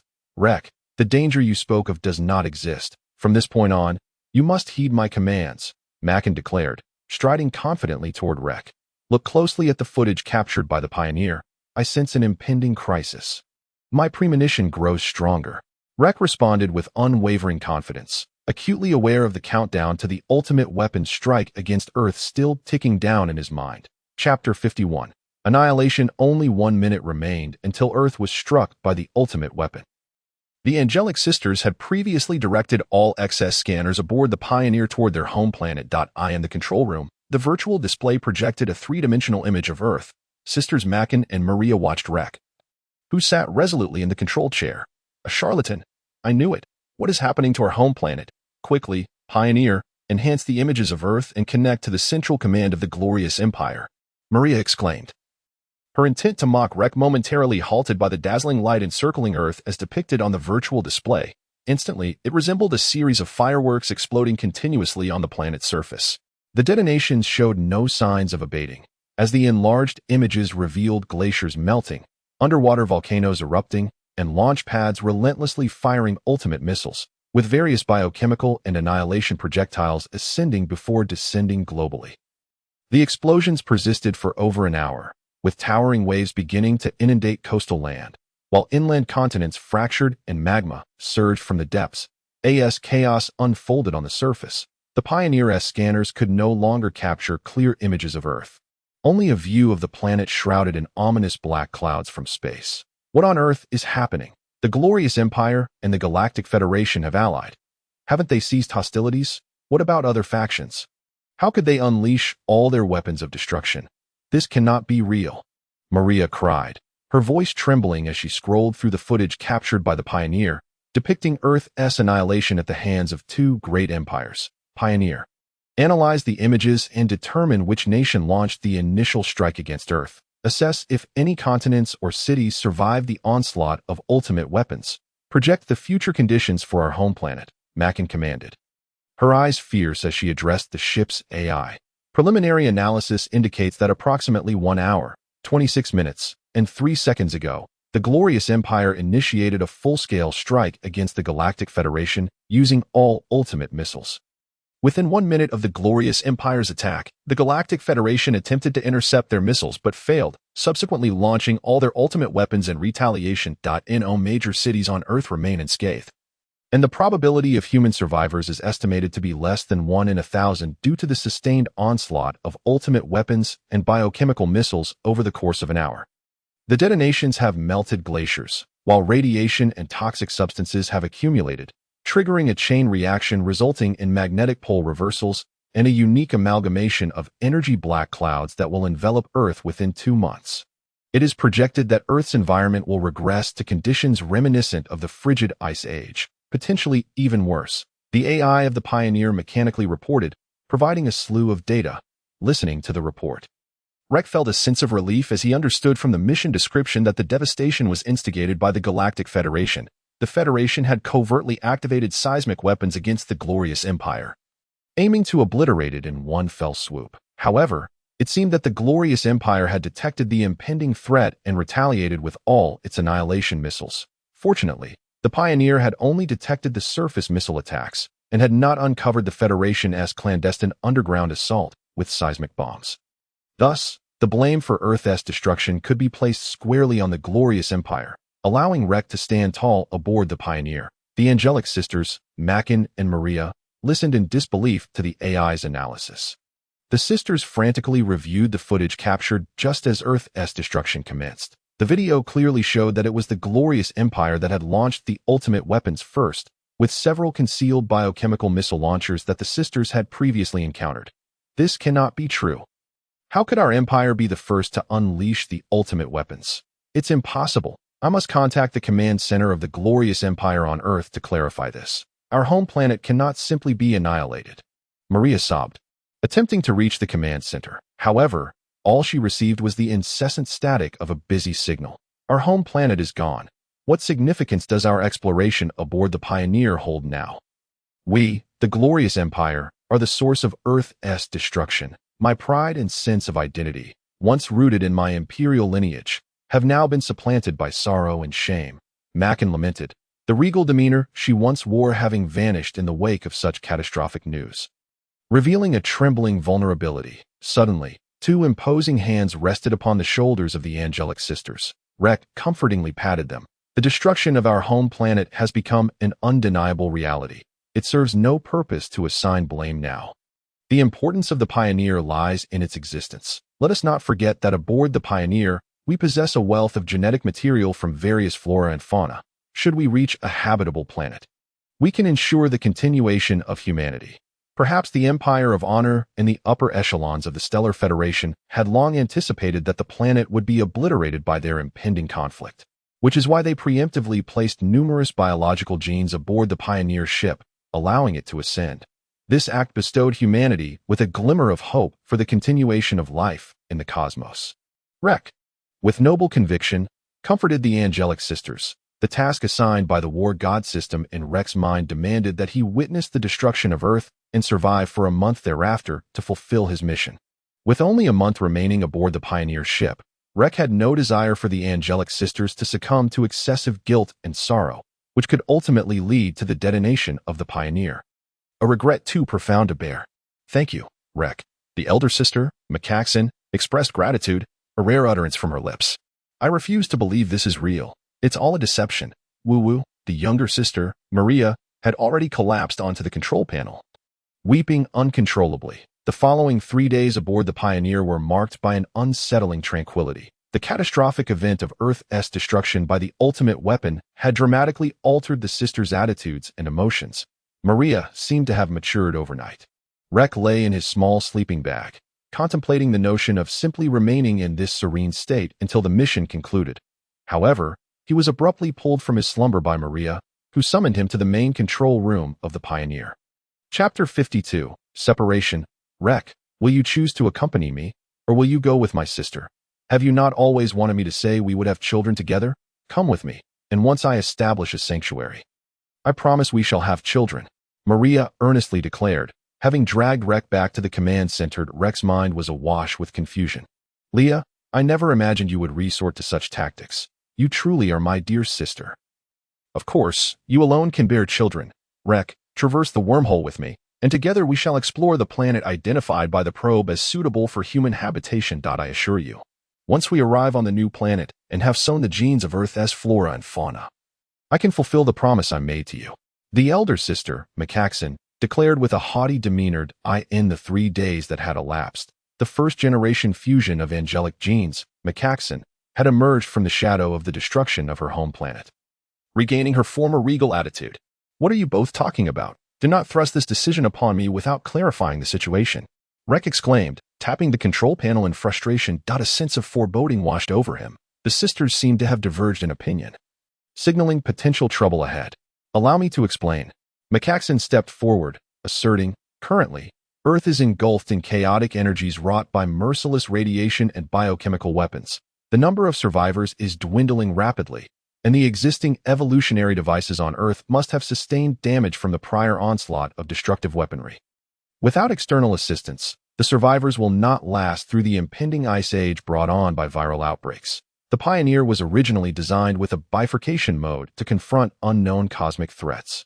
Upon separation, we can form 2 smaller Pioneer ships, each retaining the original vessel's capabilities as a member of humanity. I intend to pilot one half of the Pioneer back to Earth.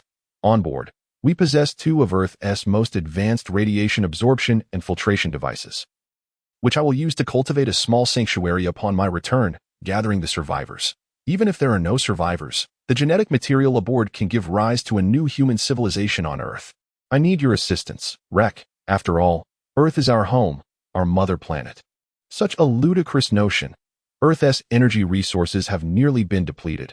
Even if you succeed in establishing a civilization there, it will force humanity to endure a primitive existence. Come with me, Rek, and let us adhere to the original plan. We shall pilot the other half of the Pioneer through the wormhole to the newly discovered planet, ensuring the continuation of human life in the universe and the evolution of humanity into a higher civilization, Macaxon asserted with a tone of superiority. Rek felt overwhelmed by the sisters' conflicting opinions. Observing their resolute expressions, it was evident they had quarreled numerous times in his absence. His attempts at mediation would be futile. The separation of the Pioneer into two smaller ships was inevitable. Faced with two choices, Rek pondered which path would ensure his safety until the mission's conclusion. With only 20 days remaining, it seemed that accompanying Macaxon through the wormhole to the new planet would be relatively safer. Just as he was about to decide to follow his sister, the voice of the war god system resonated in his mind.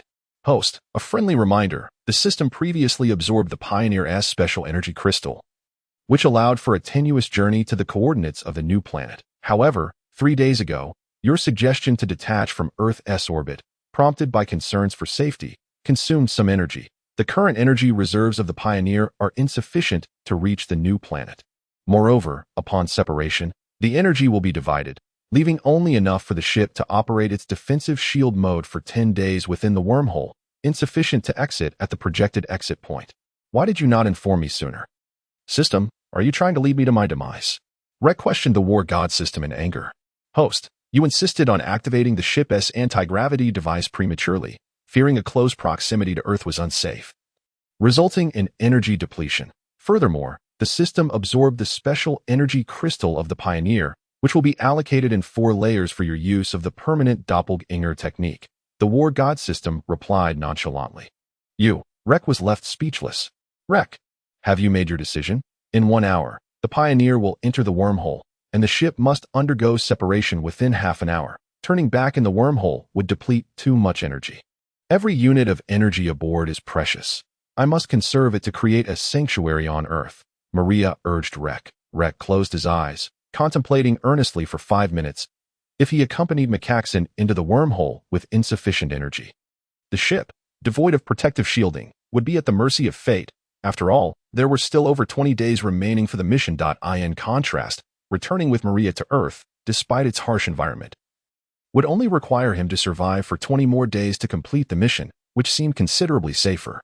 Maria, I choose to accompany you back to Earth. It is my mother planet, and I wish to contribute to its reconstruction. Rek opened his eyes, addressing the angelic sisters with sincerity. That's wonderful, Rek, Maria exclaimed with delight, leaping in joy.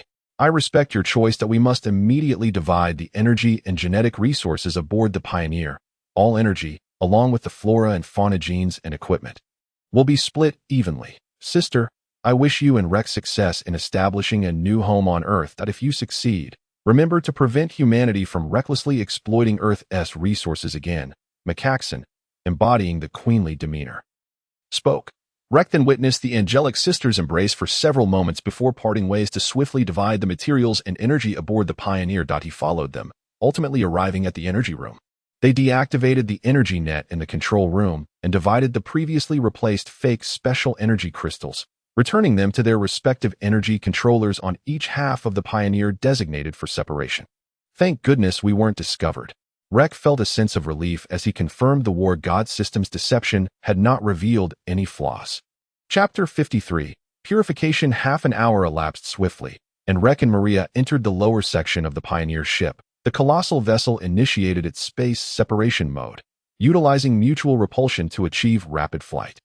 Macaxon piloted the head portion of the Pioneer towards the looming wormhole, while Maria and Rek navigated the rear section towards Earth.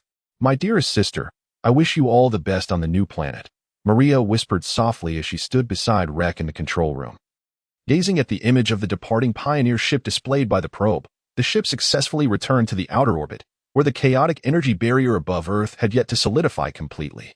Maria directed the ship's AI to analyze the tumultuous energy barrier enveloping Earth's upper atmosphere, identifying a weak point through which they could breach the barrier. With the AI's guidance, the ship activated its defensive shield and safely descended to a predetermined coordinate. Upon landing, Maria activated the probe to reassess Earth's current environment, her focus unwavering as she absorbed the data presented by the AI. The devastation wrought by the destructive weapon had inflicted far graver damage upon all forms of life on Earth than initially anticipated. AI.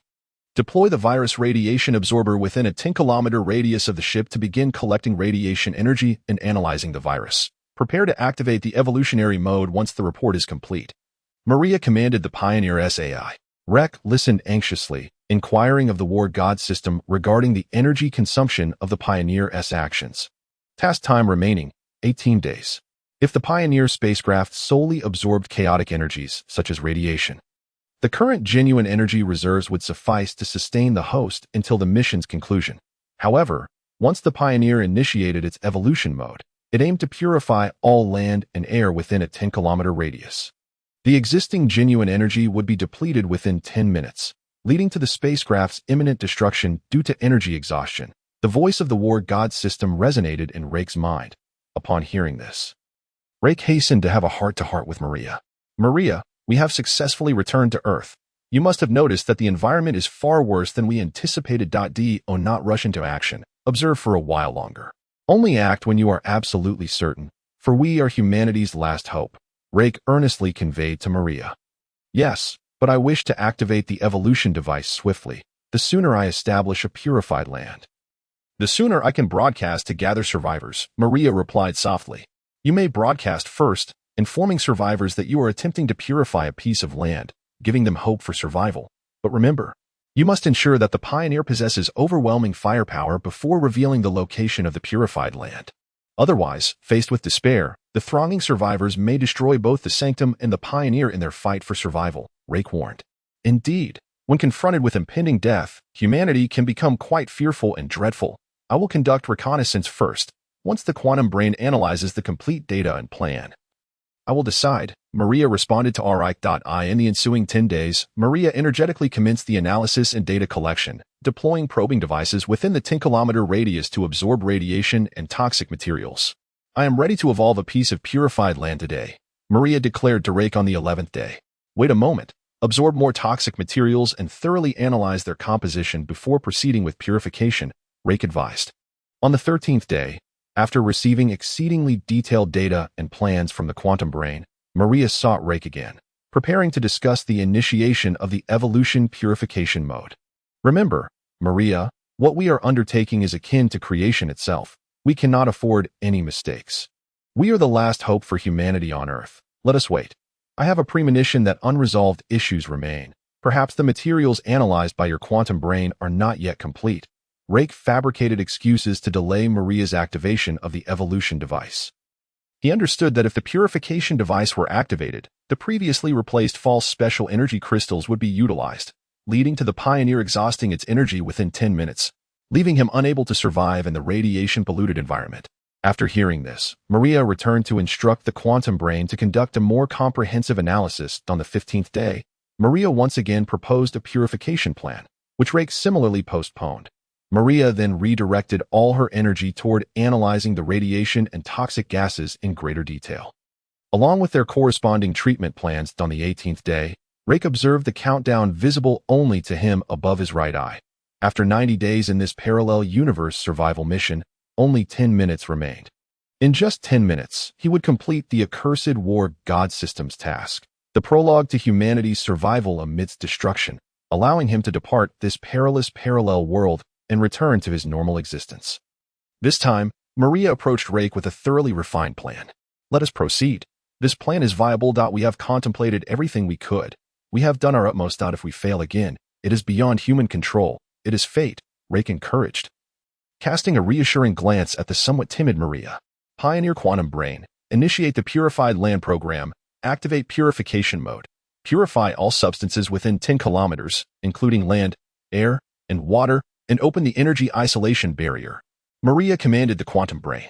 The surrounding air rapidly transformed under the activation of the Pioneer's advanced purification device. Leyke could see the once grayish and colored air outside the spacecraft diminishing. Alert! Special energy depletion detected. Alert! Special energy depletion detected. Alert! The current energy of the Pioneer will be entirely consumed within 10 minutes. It is advised that the pilot immediately enter the emergency cryogenic isolation chamber for hibernation. The Pioneer quantum brain blared with urgency. What? Special energy depletion? Impossible. I previously split the special energy with my sister, and these special energies are the entirety of the special energy crystals scavenged from Earth by the Glory Empire and the Star Alliance. Containing immense energy. Theoretically, these special energy crystals should suffice to power the purification device for decades. How can there be insufficient energy at the very start? Maria muttered in disbelief. She immediately rushed to the storage room for special energy, quickly entering the password she had personally inputted over 10 days prior.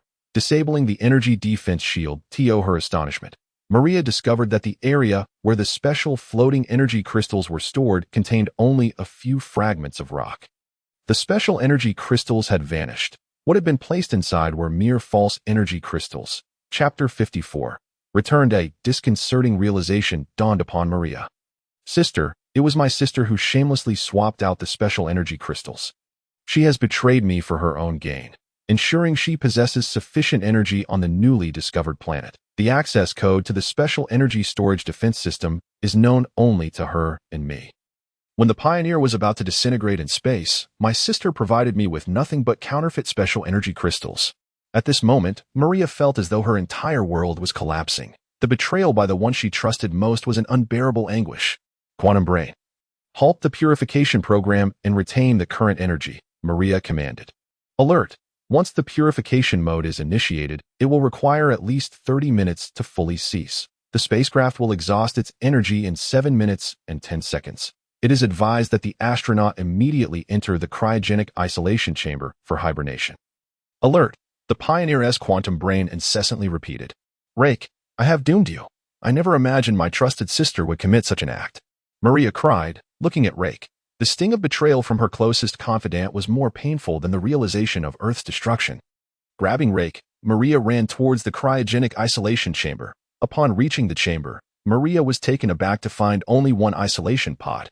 Initially, the Pioneer was equipped with only 2 cryogenic isolation pods, designed for 1 male and 1 female astronaut.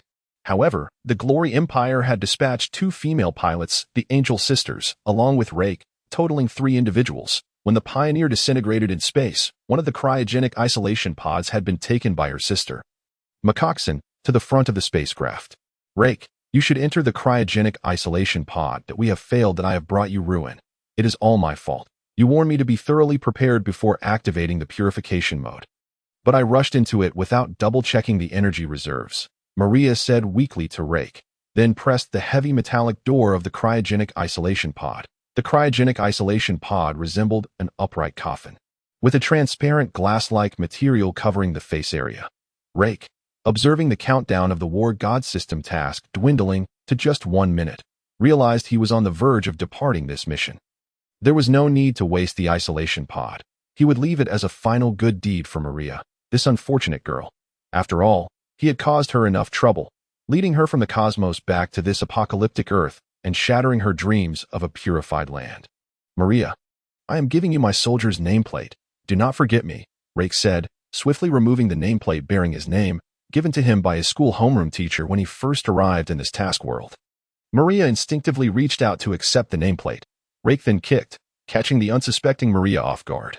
Sending her into the coffin-like cryogenic isolation pod, he swiftly closed the lid and activated the hibernation procedure from the outside. Bang! Bang bang! Inside the cryogenic pod, Maria realized Leyke's intentions. He had left her the only chance of survival. Maria frantically pounded on the heavy metal door of the now-closed pod, but as the cold air was released, she felt her strength waning. Why, the damned one should be me. Leyke, I have yet to bear your children. Maria wept within the pod, placing the soldier's nameplate, marked with Leyke's name, around her neck, reminiscing about their playful moments together and the treachery of her sister, who had stolen their only special energy crystals. In her grief, Maria succumbed to the freezing process. The first-generation angel gene hybrid, Maria, fell into slumber within the cryogenic isolation pod. 10 days prior, Sister McCoxen piloted the other half of the disintegrated Pioneer through a wormhole and encountered a similar depletion of energy. Upon discovering that the energy in the spacecraft's energy chamber had been swapped, Sister McCoxen erupted into cold, mocking laughter within the Pioneer. Subsequently, she entered the cryogenic isolation pod, carrying only the vials containing angel genes. Maria, my dear sister, and Leyke, I swear, if I survive, one day I will return to Earth with the Angel Legion to avenge today. Sister McCoxen solemnly vowed before activating the hibernation procedure in the cryogenic isolation pod. A few minutes later, as the protective shield dissipated, half of the Pioneer spacecraft disintegrated within the wormhole, and a metallic cryogenic isolation pod floated aimlessly from the wreckage of the Pioneer, drifting within the wormhole. Although the metal of the cryogenic pod was highly protective, it would still be vulnerable to the unique energy vortices present in the wormhole, leaving McCoxen to face an uncertain future. Suddenly, a flash of white light illuminated the surroundings, and a chime resonated in Leyke's mind, announcing, "Ding dong, mission accomplished." Leyke's body was drawn into the light. Shortly after Leyke vanished, the remaining half of the Pioneer on this parallel Earth ceased its operations as its energy was depleted. The external defensive isolation systems of the spacecraft shut down, causing the outer metal of the Pioneer to shatter, exposing its internal facilities to a toxic and radioactive environment, which rapidly corroded them. The numerous genetic storage containers carrying Earth's diverse biological specimens suffered the same fate. Moreover, the radiation levels and toxic gases in the vicinity had reached alarming concentrations due to the converter launched by the Pioneer that had absorbed energy without purification for an unbroken span of 18 days. Leyke awoke to find himself lying on the grand bed of a hotel, having returned to his original world, now enveloped in night. Glancing at his wristwatch, he noted that the time was still that fateful evening when he had received the mission to venture into the parallel world, the prelude to humanity's annihilation. He quickly assessed the status of his genetic power armor, relieved to find that it had been upgraded to the rank of corporal in the parallel world. Ding dong, congratulations on completing the survival prelude mission of humanity's annihilation. You now understand that there is no direct correlation between humanity's calamity and the alien entities of the dark space. After enduring 90 days of parallel world missions, do you still feel perplexed? If you remain confused, the system will continue to assign you similar tasks, announced the voice of the war god system, its mechanical sounds echoing in Leyke's mind. I'm not confused, not in the slightest. Whoever is confused is a fool. War god system, what about my mission reward? You promised me a reward for completing the task. I fought tooth and nail for 90 days to finish this parallel world mission, so hurry up and give me my reward. Leyke exclaimed eagerly, scanning host's performance in the parallel world for evaluation. Overall mission completion rating. A.Host combat performance rating in the mission world. B-. Rating for obtaining energy from the parallel space. S. Warm reminder. The parallel world genuinely existed, not a mere fabrication. Reward for the host. 1 chance to draw an A-level item.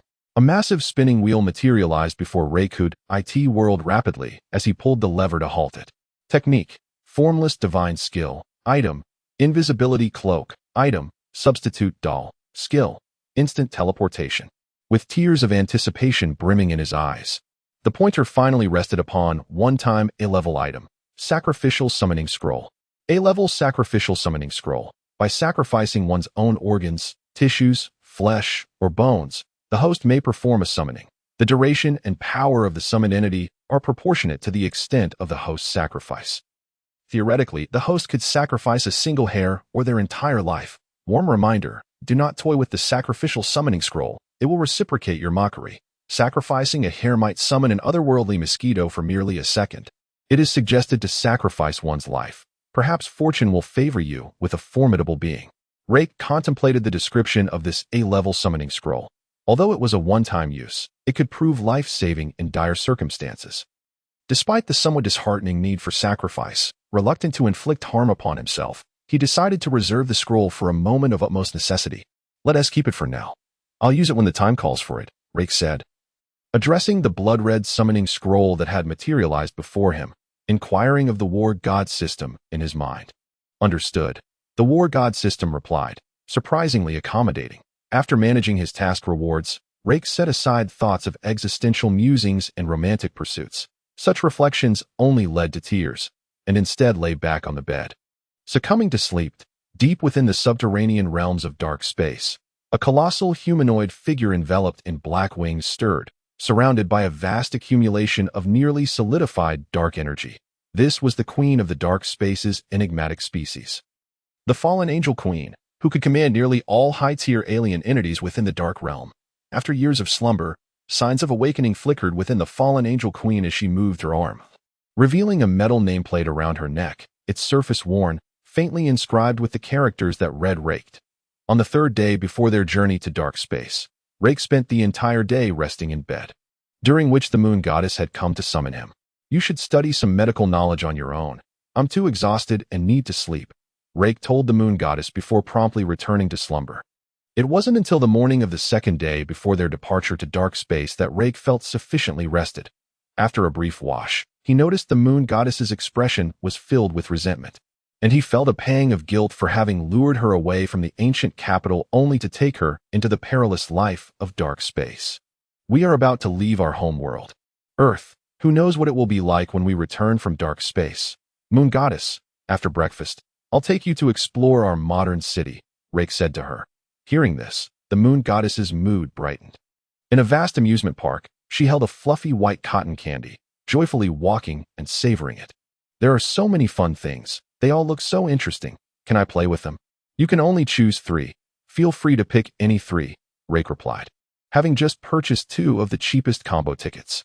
All right. The moon goddess first chose the carousel, a whimsical ride that swayed up and down while playing music, captivating her with its charm. Although she had ridden real horses in the ancient capital, she found this musical wooden horse far more delightful. Rake accompanied her as the carousel began to spin, and the moon goddess gleefully waved her arms wide open. Next, she selected bumper cars and a Ferris wheel that offered a panoramic view of the amusement park. It was a rest day, and the amusement park was bustling with many families and couples. Engaging in these 3 activities, including waiting in line, consumed 2 to 3 hours. The moon goddess exited the rides, her eyes sparkling with anticipation as she gazed at Rake. "Rake, there's a haunted house that looks really fun. That place is just for scaring children. It's utterly pointless. Rake, there's a roller coaster that looks thrilling. And there are so many people in line. Once we reach dark space, you'll have the opportunity to ride even more exhilarating hover military vehicles," Rake replied. "Rake, just one more ride. Please, just one last one," the moon goddess insisted, tugging at Rake's arm. "All right, but only one last ride. I want a paddle boat on the lake and that big yellow duck." The moon goddess had learned from observing and chose something that would last longer. Okay, 10 minutes later. The moon goddess sat excitedly on the left side of the large yellow duck paddle boat, pedaling furiously, while Rake lounged on the right, moving his legs lazily. "Hurry up and paddle. I want to reach that little island over there," the moon goddess urged Rake. After enjoying 2 small meals at a whimsical cartoon-themed restaurant, Rake finally managed to coax the moon goddess out of the amusement park. "When we return from dark space, I want you to bring me back to this amusement park. I want to play 5 rides. No, 8 rides," the moon goddess declared seriously. "All right, if this amusement park is still open when we return from dark space, I promise to take you to play 8 rides. 8 rides. Any of my choice. Yes, you can choose freely then." On the final day before their departure to dark space, Rake prepared to gather some small items, taking the moon goddess shopping. After a morning of shopping, he had managed to fill 2 small backpacks with goods for both himself and the moon goddess. "Rake, are there any shops in this city that create gold jewelry? I'd like to buy some gold needles," the moon goddess shyly asked, a hint of trepidation in her voice. She had learned through the internet over the past few days that even in this human societal system, gold was quite expensive. Upon hearing her request, Rake paused for a moment, realizing she was preparing to acquire acupuncture tools. The moon goddess's acupuncture skills could potentially save Rake's life in the future, and he couldn't afford to take any chances. "I'll take you there right away. Choose whatever you like. If they can't provide it, we'll have them expedite the crafting," Rake generously offered. In an inconspicuous gold shop on the commercial street, the sales assistant inputted data into a machine according to the moon goddess's specifications. Rake watched as slender gold needles were continuously produced by the crafting machine, his heart aching with each one. The moon goddess purchased over 300 gold needles of various sizes before finally stopping. "That will be 500,000 Star Alliance coins. Thank you for your patronage. Please visit us again." The saleswoman smiled as she scanned Rake's wristwatch, sending the two on their way. Thankfully, Rake had already repaid the loan he took from the Star Alliance Bank, and now his credit rating was high enough to borrow again. Chapter 56. Departure. Rek, this vendor is truly kind. He even gifted me several little cloth bags for the gold needles that I had no idea gold needles were so expensive. You never mentioned you had such wealth. That be by the way. Do you feel any pain in your heart for spending so much to buy things for me? The moon goddess cheerfully placed the cloth bags containing the gold needles carefully inside her garment. I just borrowed from the bank. I feel no pain at all. Rek gritted his teeth inwardly, hoping that this initial investment would yield returns in the future. In the morning, Rek donned the uniform of the Star Alliance Super Soldier Academy, while the moon goddess wore sports attire. With small bags slung over their shoulders, they headed towards the military supply office located in the city. The gatekeeper at the supply office checked their identity wristbands and meticulously verified the moon goddess's internship certificate for her nursing position at the Super Soldier Academy's medical room before escorting them onto a troop transport ship that measured over 20 meters in length. Although Rek and the moon goddess were supposed to be temporarily separated due to different seating assignments, Rek approached a young man with blue hair who was also clad in the blue and black uniform of the Super Soldier Academy. "Friend, mind switching seats?" Rek said in a calm tone. The blue-haired youth, initially reluctant to change his seat due to the presence of a lovely girl beside him, was about to refuse with a dismissive remark when he felt a tug on his arm from behind. "Howren, this is Rek, the one I mentioned a few days ago when I was merging with the strong reproductive mecha embryo. Quickly, give him your seat." The youth behind him urged. "Oh, it's you. You look even younger than in the footage." "Rek, I'm Howren. I'll switch seats right away." The blue-haired boy stammered, quickly rising and trembling with respect as he offered Rek his seat. Although Howren's physical prowess was still inadequate, requiring further training in the dark space before he could merge with the strong reproductive mecha embryo. He had recently heard from a friend who had already undergone the fusion about the brutal skirmishes involving the first batch of students who had integrated the mechas and frontline soldiers of the military supply office. His friend had boasted about how they had mercilessly beaten the sickly soldiers on the front lines, even showing him a video of the explosive battle, where a row of incapacitated soldiers sang in unison. Howren, filled with passion after watching the video, wished he had been part of that chaotic scene. To his astonishment, the demonic figure from the footage was now smiling right in front of him.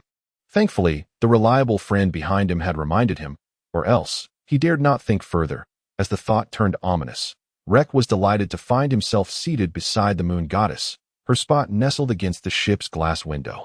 "All personnel, please return to your seats and fasten your seatbelts. The transport ship will ascend in 5 minutes," an electronic voice announced throughout the cabin. As the 4 anti-gravity thrusters activated below the metallic ship, it gracefully ascended and sped towards the Star Alliance military base situated on Earth. The moon goddess, experiencing her first high-altitude flight, gazed excitedly out at the fluffy clouds, but refrained from asking Rek any questions. Fearing ridicule from the others, after half an hour, the ship began its descent. "Why do my ears feel painful?" the moon goddess asked Rek anxiously. "There's nothing to worry about. It's a normal reaction when descending from high altitudes. Just try yawning. This is your first time on a hovering ship, and you'll get used to it," Rek reassured her. Rek recalled his earlier experiences with the Super War God system, where the conditions and equipment during his initial transport missions on Earth were vastly inferior to those of the Star Alliance military. Initially, he had not only endured ear pain but also discomfort throughout his body, but he eventually acclimated to the sensation. The troop transport ship landed smoothly on a military base set amidst deep mountains. Surrounded by heavy weaponry and Star Alliance troops, a vast, bottomless black void loomed within the valley, encircled by numerous metallic structures erected by the military. Upon disembarking from the ship, Rek and the others were instructed by soldiers to board a peculiar metallic train resembling a missile head. Parked to the right, the train's closed tracks wound through the valley, forming 3 circular routes that spiraled around the mountain, ultimately leading to the large black void at the valley's base. Rek had visited this place in a previous life. The enormous black hole served as a passage connecting the Star Alliance federal main plane on Earth to the dark space. The specially designed metallic train accelerated along the enclosed tracks, eventually traversing the spatial portal into the dark dimension. On the dark side, another fixed black hole awaited, accompanied by 3 closed circular tracks. One track facilitated the transport of equipment, soldiers, and essential supplies from the main plane into the dark space. Another returned resources mined from the dark space back to Earth, and a third, Emergency track. Remain dormant under normal circumstances. As the train's doors sealed shut, numerous students settled into their seats, secured by automatic seatbelts that tightly bound them to the backs of their chairs. A metallic glass helmet extended from the compartment ceiling. All personnel, please don your safety helmets to ensure your brains are protected during the dimensional transit. The train will commence departure in 10 minutes. Once again, all personnel, please don your safety helmets. A cold voice of an officer echoed through the cabin. Rek quickly checked his glass helmet for any damages before adeptly placing it on his head. In his previous life, when facing a widespread outbreak of alien creatures, the Star Alliance troops had been compelled to return to the main plane from the dark space, during which a companion of his had suffered a minor crack in his helmet due to an earlier alien attack. Mere seconds after entering the black void, his companion emitted a horrifying scream, followed by the gruesome explosion of his head, akin to a watermelon splattering on the ground from a great height. Now, Rek found himself in a different compartment from the Moon Goddess, within the Star Alliance military base. Passengers boarded the dimensional train according to their identity wristbands, and despite his reputation, Rek had no special privileges. Chapter 57. The Unknown Sound. The Moon Goddess shouldn't be foolish. We'll meet again at the Super Soldier Academy, Rek mused inwardly. A soldier clad in uniform and helmet swiftly patrolled the compartment, ensuring all students had donned their helmets and were seated before taking his place by the door and pressing a green confirmation button. Minutes later, the metallic dimensional train roared to life. The train accelerated along the enclosed tracks in the valley, and despite the pressure-reducing mechanisms, the force pressed everyone firmly against their seats. The cabin erupted with the startled cries of students experiencing this high-speed journey for the first time, and the volume of their screams only intensified. The specially constructed metallic tracks leading to the dark dimension were designed with unique materials and curvature, allowing for acceleration and pressure relief. After several laps around a specially enclosed circuit, the control room's optical brain automatically opened the exit, launching the train into the vast black void. At that moment, half of the students in the train lost consciousness, foaming at the mouth. Some of those who had already achieved the physical standards for merging with the strong reproductive mecha managed to hold on, thanks to the thin layer of mecha enveloping their bodies. The soldier monitoring the cabin activated his own strong reproductive mecha, entering a combat-ready state to alleviate the pressure and dizziness. Rek, however, refrained from activating his own mecha, not out of a desire to conceal himself, but because he recalled an unconfirmed rumor from his previous life. In the initial space tunnels connecting Earth to the dark dimension, a secret existed. Detectable only by those not wearing the strong reproductive mecha, Rek had attempted to sense this secret during his previous journey but had come up empty-handed.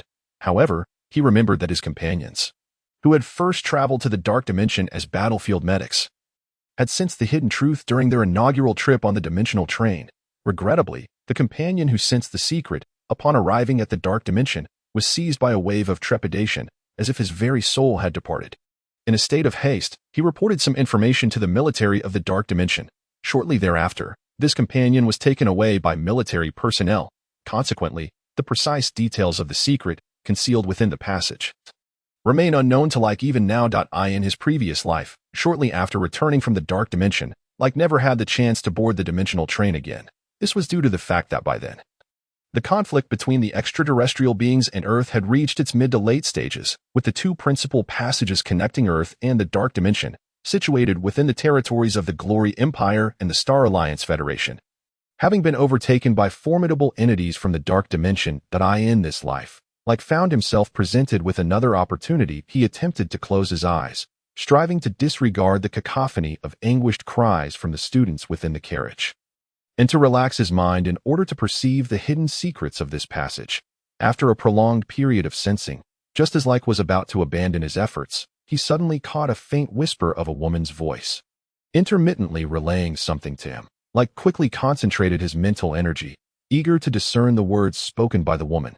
However, just as he began to comprehend, the voice abruptly vanished, and the dimensional train began to sway, subsequently decelerating. Leyke inwardly lamented, "What a pity." At that moment, the train had traversed the vast black void and entered the space of the dark dimension. The words the woman had wished to convey were now lost to him, leaving him to await another opportunity to journey back to the primary dimension of Earth and attempt to discern them once more. The dimensional train gradually slowed within the metallic circular passage of the dark space, continuing for over 10 circuits before finally coming to a halt. The sealed metallic conduit opened, and the train's metallic doors swung wide from the inside. A cadre of soldiers, along with military medics and nurses, surged into the carriage, commencing the treatment of those students who had succumbed to vomiting and unconsciousness during their inaugural ride on the dimensional train. Within the entire carriage of 50 individuals, fewer than 10 remained conscious, with Leyke being the sole student among them who had not undergone the forceful mechanization process and was still awake. Young man, do you feel any discomfort in your body? Or is there any part that feels unwell?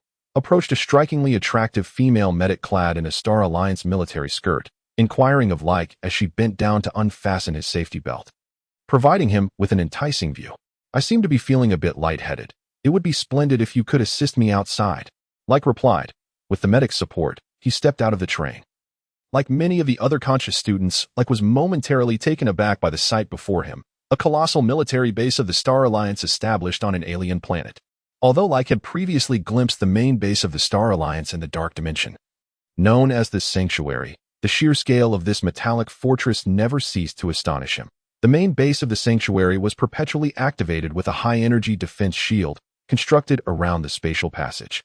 Invisible were hundreds of pulsing energy artillery installations. It also boasted 4 major main guns and 8 connecting passages, capable of docking with other fortifications, with numerous launch pads and exits.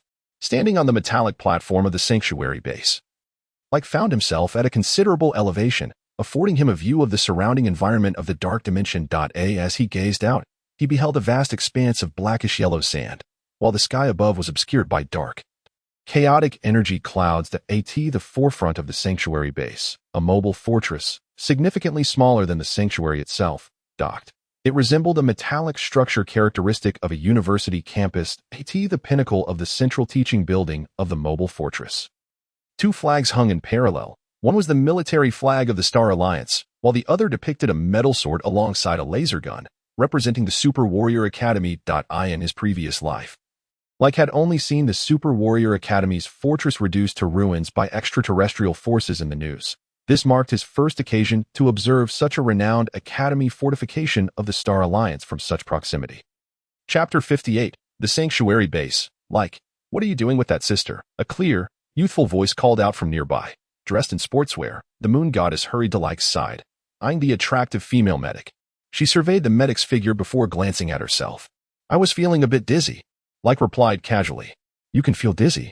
You bounced around for several hours, reminiscent of a roller coaster, and you can feel dizzy. The moon goddess pouted her small lips, expressing her displeasure toward Leyke. Well, thank you.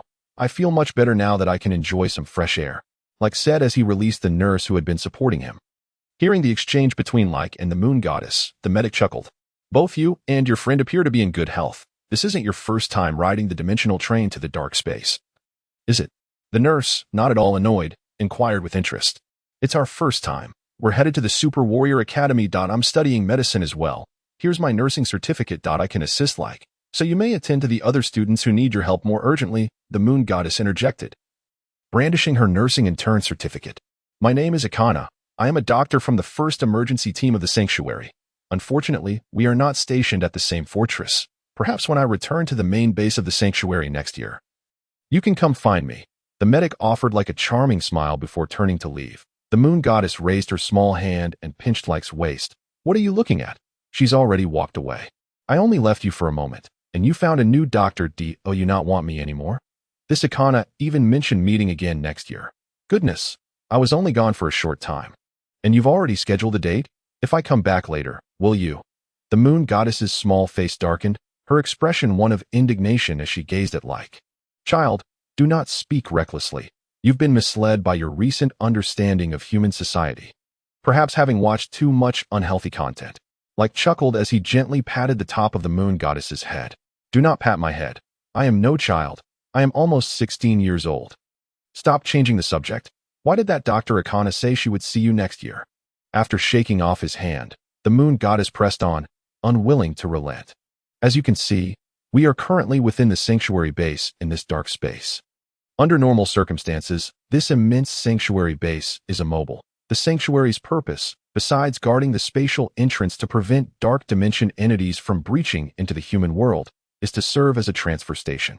The sanctuary receives rare mineral energy and other resources transported from 12 significantly smaller mobile fortresses, loading them onto the dimensional train to return to the primary dimension of Earth, while distributing some essential supplies sent from Earth to the 12 mobile fortresses. The Super Warrior Academy Fortress is one of the 12 small mobile fortresses of the Star Alliance military in the dark space. Look straight ahead. The one connecting to the sanctuary is the Super Warrior Academy we are about to visit.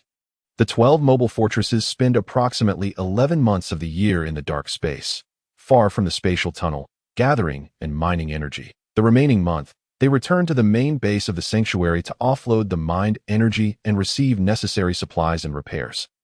The 12 small mobile fortresses take turns returning to the main base to ensure the sanctuary is always interfacing with a small fortress for energy transportation to the primary dimension of Earth, like explained to the Moon Goddess. Upon hearing Leyke's words, the Moon Goddess appeared reassured. So, we still have a month before leaving this grand sanctuary base. After that, for the next 11 months, once we enter the Super Warrior Academy, we will be wandering far away. And you will not see that Dr. Akana again.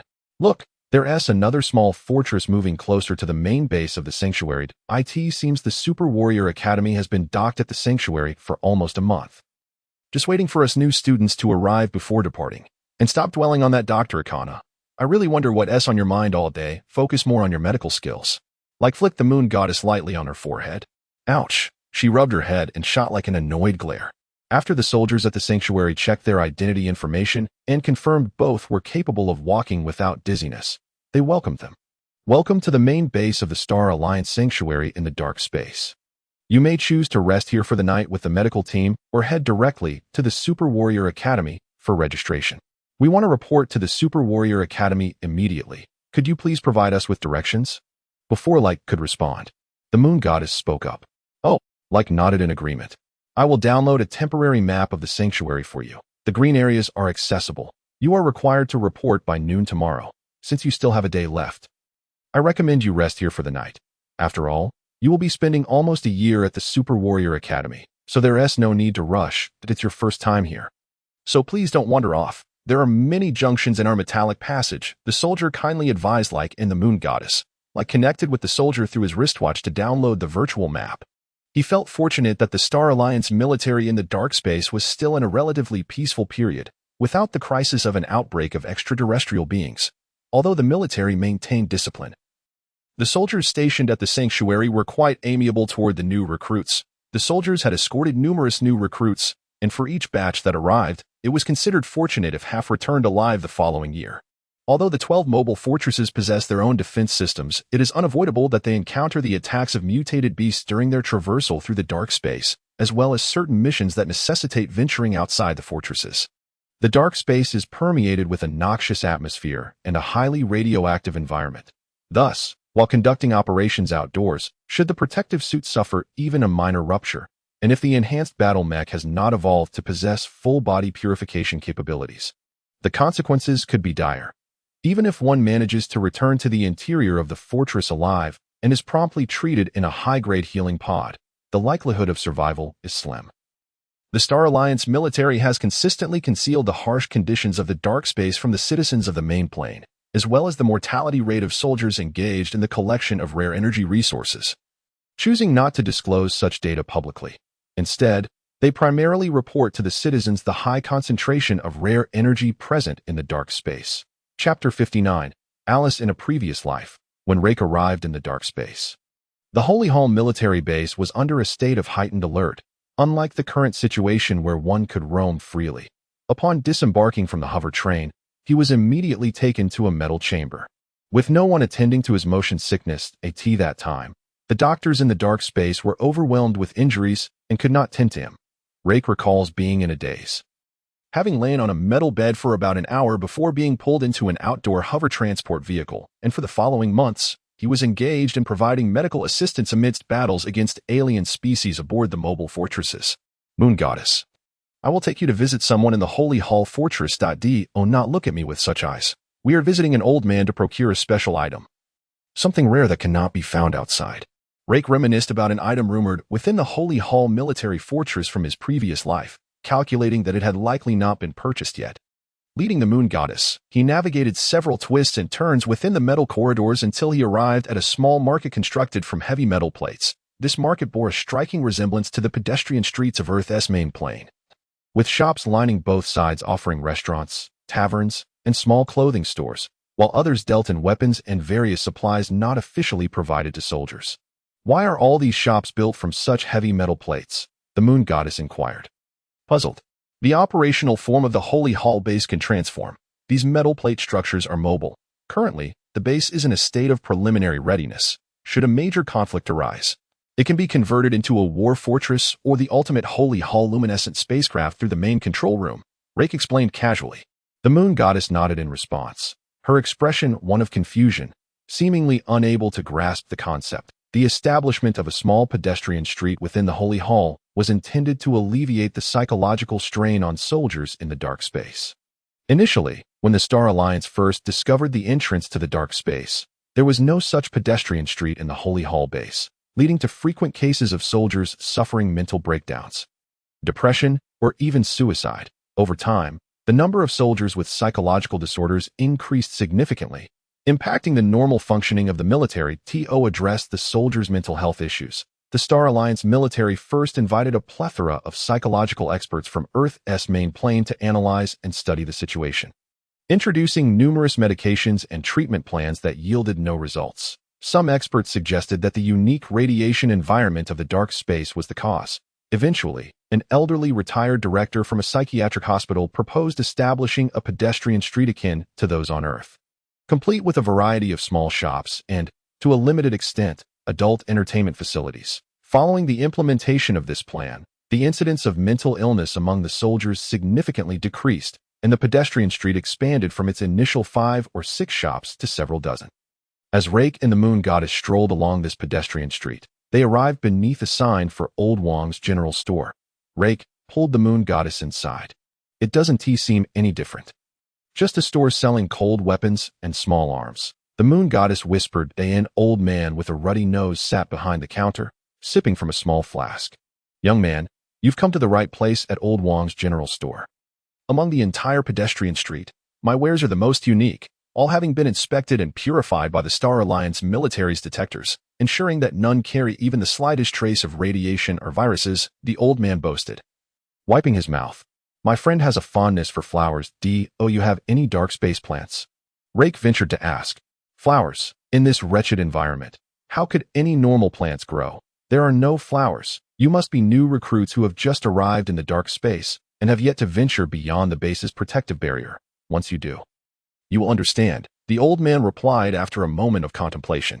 Think again. Seeds would suffice. Speaking of seeds, I did manage to collect one seed from an unknown plant, but it appears to be dead.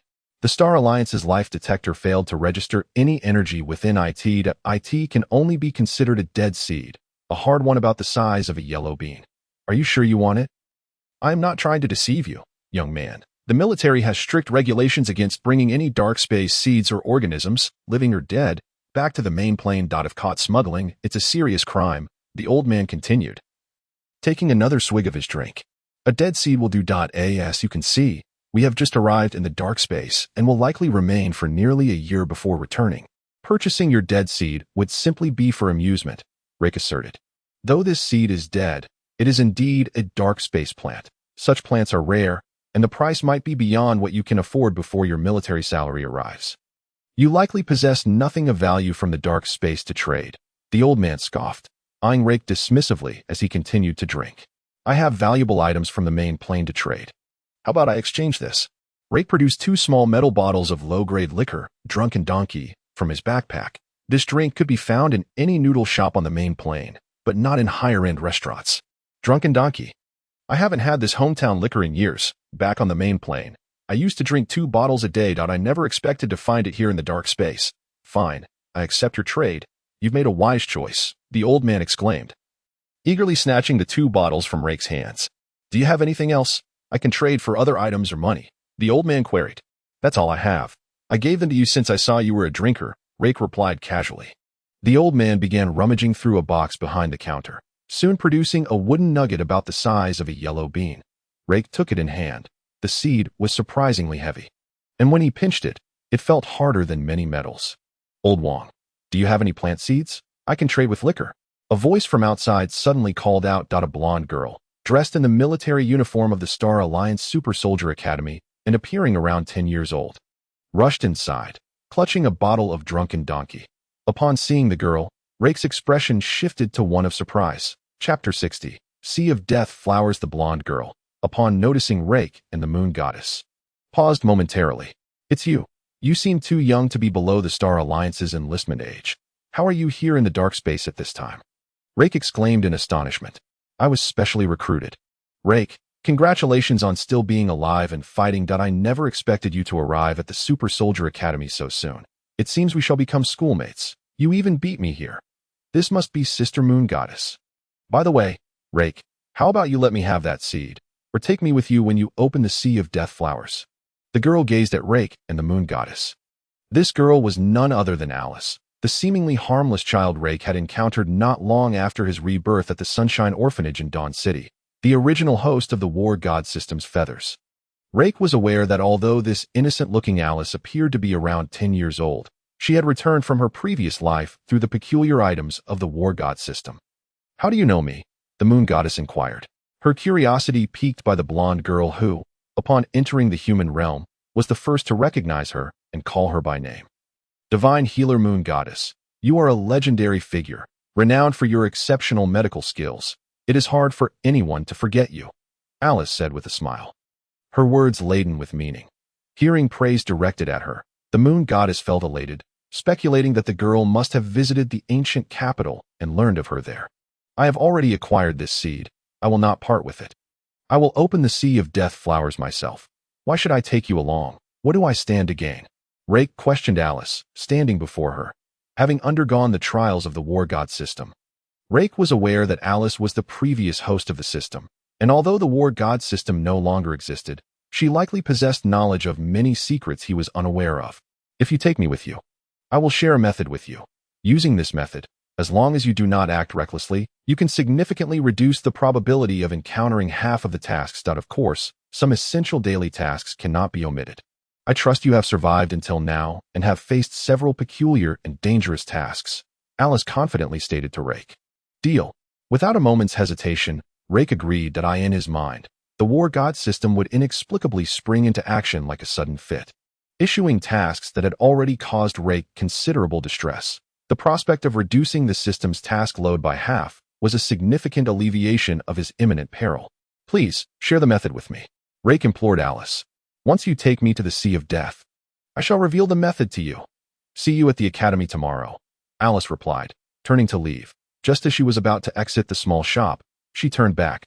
I've saved this bottle of drunken donkey liquor for you. Old Wong, I advise you to return to the primary plane of Earth sooner rather than later. With that, Alice placed the bottle down and departed. Old Wong, the shopkeeper, approached and picked up the bottle. Looking quizzically at Rake and the Moon Goddess, he asked Rake, is there something special about that seed of mine that can open that so-called sea of flowers? Is it truly precious? What is special is no longer within your realm of consideration. Old Wong, the seed now belongs to me. Alice's words ring true. If you ever have the chance, leave this dark dimension and return to the main space of Earth. Although the earnings here may be substantial, it's only worth it if you can survive to enjoy them, Rake replied to the shopkeeper, before taking the Moon Goddess and leaving Old Wong in a state of confusion within the sanctuary base. There were temporary metal rooms specifically prepared for soldiers from other fortresses. Using their identity wristbands, Rake and the Moon Goddess spent the night at the sanctuary base. The following day, after a simple breakfast in the soldiers' cafeteria at the sanctuary base, Rake led the Moon Goddess to the entrance of the metal passageway that connected to the Super Soldier Academy located on the base's lower level. Riding the rolling lift through the connecting passage, they entered the Super Soldier Academy. From the outside, the fortress of the Super Soldier Academy resembled a vast university, complete with metallic lecture halls, playgrounds, libraries, and other iconic structures. Today, the virtual projections within the academy displayed numerous directional arrows, while the wristbands held by Rake and the Moon Goddess emitted prompt sounds.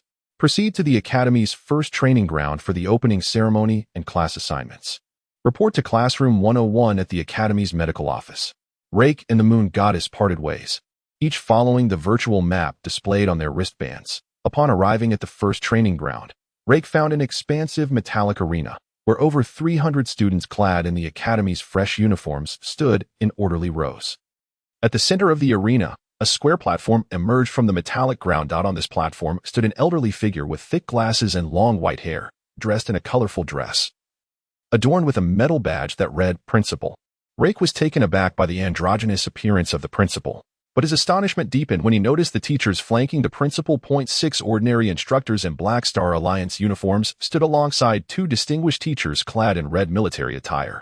Among the red-clad instructors, a man in his 30s bore a ruggedly handsome countenance, while the female instructor, appearing around 25 or 26, had striking blue hair and stood at an impressive height of 175 centimeters. A long sword slung across her back. Muya, Leyke thought to himself, recognizing her instantly. Indeed, the distinguished female teacher standing on the platform was Muya, now grown. Leyke was convinced he would not mistake her. Having encountered her previously as the squad leader during the biohazard mission, to his surprise, he was now face-to-face with the real Muya in his true world, albeit slightly older than he remembered. Yet, at 25 or 26, she exuded the allure of a female swordsman, standing there like a sharp blade. Leyke felt a twinge of discomfort as the elderly principal began her speech in a sickeningly sticky voice that made many students wish they could hurl a brick at her. After what felt like an eternity, the principal concluded her address and commenced the class assignments. Among the 310 freshmen, a significant portion was assigned to 6 ordinary classes led by instructors in black uniforms. With approximately 50 students per class, the instructor of Class 1 was the ruggedly handsome man, who stood behind 3 newly assigned students, a pair of twin girls and a stoic-looking boy. The instructor of Class 2 was Muya, and behind her stood a single student, 10-year-old blonde Alice. As Leyke glanced at his assigned class on his wristband, he was dismayed to find himself placed in the ordinary Class 4, rather than in Muya's distinguished Class 2. How unfair. Those students in the special classes don't seem any stronger than us. Why are they assigned to distinguished teachers? I can already fuse with the strong colonization armor, and yet I end up in an ordinary class. Before Leyke could voice his discontent, a bold newcomer among the freshmen began to shout loudly, prompting others to join in. Resist the unfairness. Class assignments must be equitable. The Federal Star Alliance should conduct fair class assignments. I want to join Class 1. That ruggedly handsome instructor is so cool, a slightly plump female student shouted. I want to be in Class 2. I want Muya, the sword goddess, as my instructor, a male student yelled. We demand fairness, resist the unfair class assignments and hidden agendas. Leyke joined in the uproar. Ha ha ha, your enthusiasm is commendable, the androgynous principal cackled from the podium, her eerie voice immediately silencing the tumultuous scene. The first few students assigned to special classes are those who have awakened their abilities after merging with the strong colonization armor. Individuals with exceptional genetic traits and physical attributes have a chance to awaken abilities upon merging with the armor. I need not elaborate on the combat potential of these ability users, she continued, raising her shriveled, pink-nailed hand to signal a few newly assigned students from Class 1 to demonstrate their powers. The 3 students assigned to the rugged instructor's class levitated several water and fire orbs, while the stoic boy floated a few blades. In Muya's class, Alice's silhouette was accompanied by a large monkey wielding a hefty metal rod. Leyke was stunned to witness this manifestation, as the monkey was not some mere summoning, but a biological entity of extraordinary combat prowess in a previous life, during the invasion of Earth by otherworldly beings. A formidable creature known as the victorious monkey had emerged, single-handedly vanquishing numerous powerful foes. It was unfortunate that both the Star Alliance Federation and the Glory Empire had sought to recruit it without success.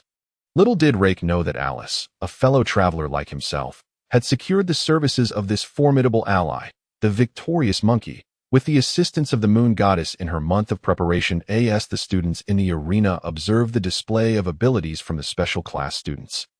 The once defiant newcomers fell silent. After all, the number of awakened ability users among those merged with the strong colonization armor was exceedingly rare, and as the strength of the armor increased, so too did the potency of their abilities. Among the strongest strong colonization armor warriors in the Star Alliance, 2/3 had awakened abilities. In an instant, the metallic training ground was enveloped in an unusual stillness. The long-haired, white-bearded principal stepped forward and spoke in her strange, sticky voice. Freshmen, Where is your previous enthusiasm? Did you not wish to join the special classes? Why have you shrunk back? The Super Soldier Academy is a cradle for cultivating strong warriors. With numerous senior officers of the Star Alliance emerging from here, our Academy's motto is fearlessness and striving. The black curtain and hidden agendas you spoke of do not exist. The moment you entered the Super Soldier Academy fortress, your extraordinary journey began. The special classes do not merely recruit students with awakened abilities, but also those with true potential as warriors. Herein lies your opportunity. A chance to join the special class. A chance to alter your destiny. Be courageous and ascend the platform. Students, engage with the Class 1 instructor, Orland, or the Class 2 instructor. If you can withstand the instructor's attacks for 3 minutes once you step onto the platform, you will gain admission to the special class. Fear not. The instructors will not activate their armor and will show mercy. Moreover, there are 15 advanced healing pods behind the platform. As long as you do not perish, you will be revived. Are there any brave students willing to give it a try? Each special class admits only 5 students each year. As soon as the principal finished speaking, many students on the metallic training ground began to stir with excitement. Murmuring amongst themselves, Leyke, upon hearing of this opportunity to enter Muya's class, felt a renewed sense of hope. I wish to challenge Muya and join her class, Leyke proclaimed loudly, sprinting onto the arena. Young man, you are quite brave. The androgynous old principal stood before Leyke, offering him an encouraging smile. Leyke nearly succumbed to the impulse of landing a punch. Muya, wielding a sheathed longsword in her right hand, stepped into the center of the arena. State your name, newcomer. As the first challenger of the year who wishes to join Class Special 12. I shall show some leniency, she announced. Leyke stepped forward, his soulful gaze fixed upon Muya, causing the 25-year-old Muya to feel somewhat unsettled by his expression. With heartfelt conviction, Leyke declared, Muya, do you not recognize me? Do I leave no impression upon you? My name is Leyke. Although Leyke was aware that the Muya from the infinite cycle of the biohazard world was a projection created by the God of War system, he still hoped that the present Muya could retain some memories of their past, those beautiful yet harrowing memories they had shared over the years in that virtual realm. Have we met before? Muya inquired, her voice tinged with confusion. Despite having no recollection of Leyke, she could not dismiss the sincerity reflected in his youthful demeanor. Of course, we know each other. Your longsword is named Aoyue. Your swordsmanship is the Moonlight Extremity style. And you even taught me how to practice. Leyke attempted to jog her memory, hoping to evoke the events from their time in the biohazard world. He realized the chances were slim, for although the Muya from that virtual world bore a striking resemblance to the current one, their memories and souls were fundamentally different. You know the name of my longsword and my martial arts style? When did I ever instruct you? Muya asked, her perplexity deepening. Chapter 62. Muya's Fury, back in the school gymnasium. After class, we practiced together. I even know your nickname is Xiaoya. Leyke reminisced, recalling their training sessions during the early months of the biohazard mission. Who are you? Muya's expression shifted to one of genuine alarm. The nickname Xiaoya was known only to her closest family. Hardly anyone else, not even at the Super Soldier Academy, was privy to it. The new students watching the exchange on the playground were left speechless, murmuring amongst themselves. It seems Class Special 12 is about to lose another spot. A privileged individual has arrived, one female student lamented. Muya, the sword goddess, actually has such an adorable nickname, a male student remarked, his expression filled with infatuation. The principal previously asserted that the school motto is bravery and hard work, with no room for favoritism. How ironic, commented a robust male student. Leyke gazed at Muya with deep affection, ignoring the murmurs from below, and boldly proclaimed, Xiaoya, I am your husband. You often call me Rage. We have 2 children, both recently born. You even gave them nicknames. One is called Rada, and the other Rayer. Children. We have children. Impossible. I do not know you. How dare you mock me? You must be seeking death.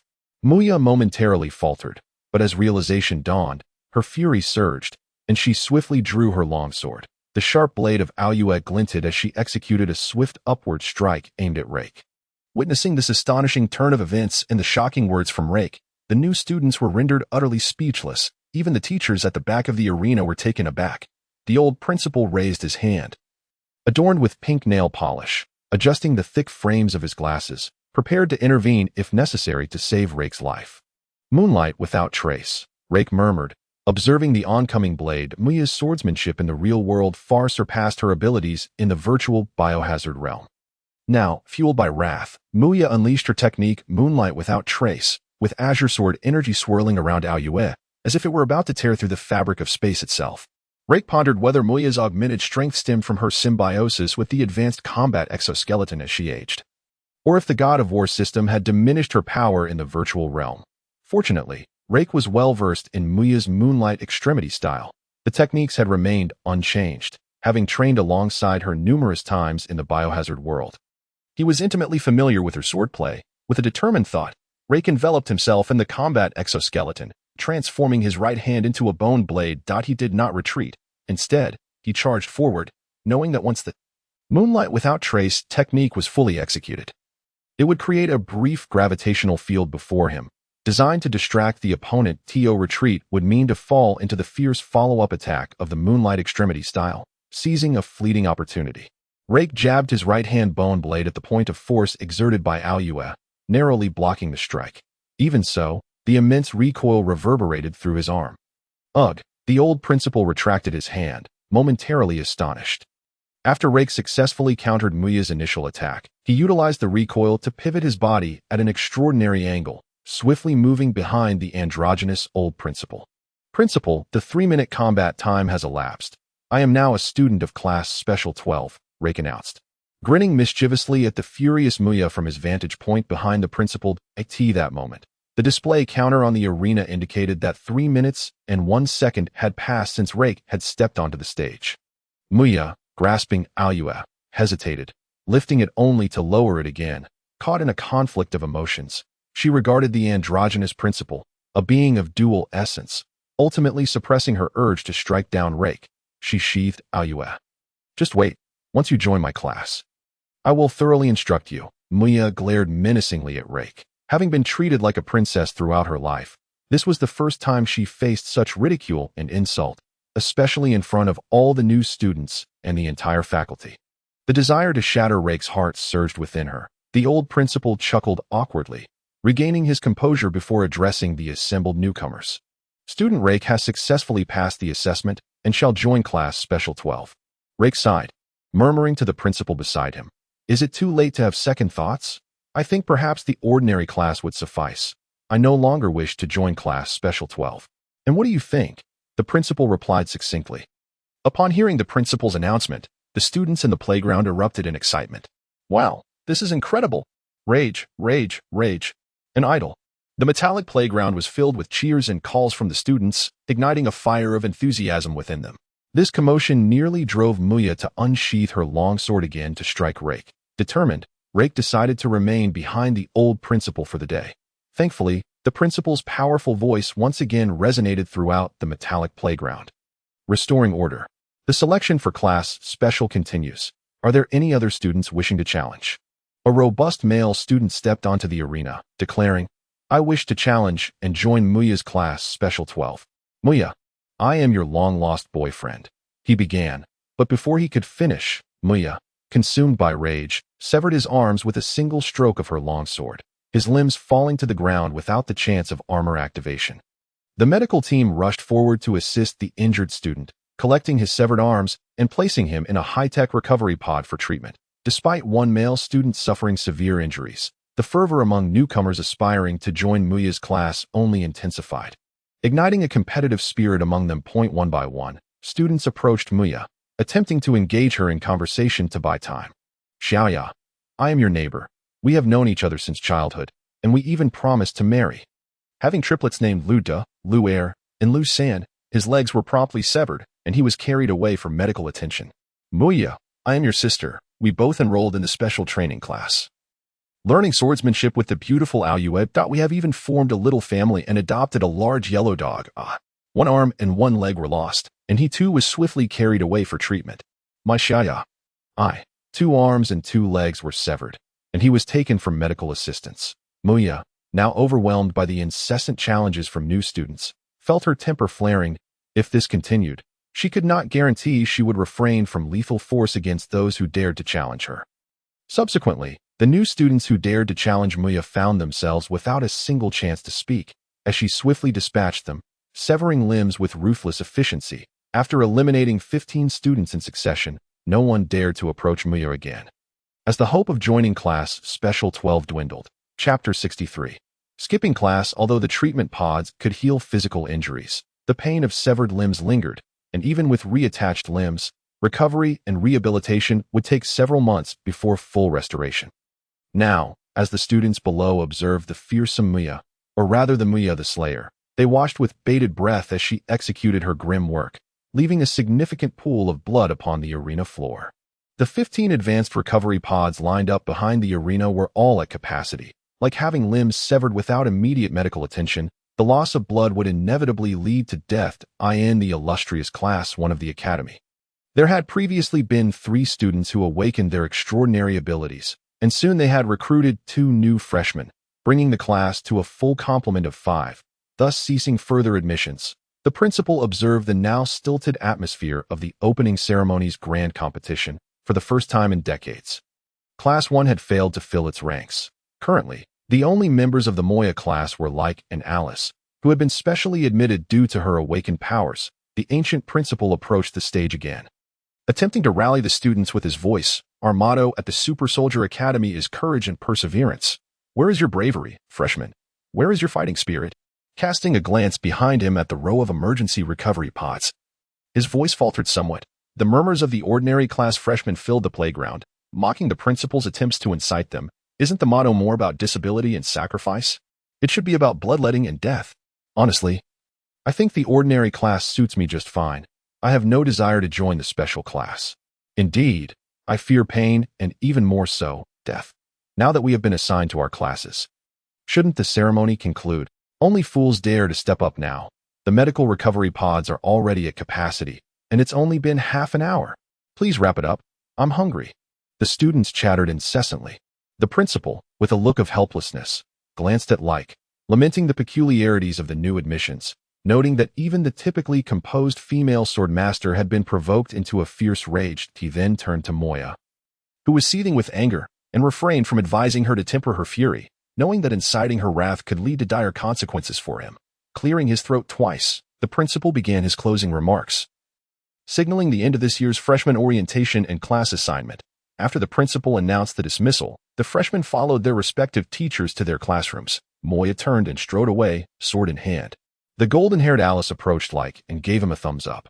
"Leyke, I truly admire your courage. From now on, we shall be classmates that I hope you can survive longer." In her armored state, Moya is someone I cannot compete with without relying on my own powers.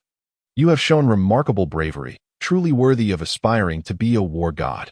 Leyke grimaced and nodded. The grizzled class instructor of Class 1 shot like a hostile glare as he passed by, muttering, "Student, be careful from now on." After casting a stern look at Leyke, the instructor turned and walked away. Leyke, unfazed, thought to himself that he was now beyond fear, with most of the metal playground and arena now vacated. The old principal turned to Leyke with a forced smile. "So, Leyke, your display of courage today in your pursuit of entering Class 2 is commendable." The principal chuckled awkwardly before attempting to depart. "Wait a moment. Old monster, no. Esteemed principal. I was wondering if I could stay at your residence for a while. I see you possess great strength and stature, and I wish to learn from you." Leyke ventured to propose. "You are not entirely mistaken. But are you looking to hide away, young man? You must face what you inevitably will. I cannot teach you anything at present. You have already observed my abilities. My dual-gender powers are formidable. Yet you are not ready to learn them. That if you truly wish to study under me, it is not without possibility. I could make an exception. However, you must first consider undergoing a minor surgical procedure. Are you interested? Our academy boasts advanced medical equipment, and such a procedure would entail no risk." The principal's sticky voice echoed as he spoke to Leyke, causing a cold sweat to break out on Leyke's back. "Well, I actually feel that I would do just fine in Moya's class. That I just remembered. I have urgent matters to attend to, so I must take my leave," Leyke stammered, stepping backward and then taking off in a sprint. The war god system within Leyke chimed in. "Host, I have detected that this dual-gender principal is the strongest human you have encountered thus far. That I recommend you learn from him. A minor surgical procedure is all it entails, and the system can assist with it. After learning from the principal, your dual-gender powers will significantly enhance in a short time.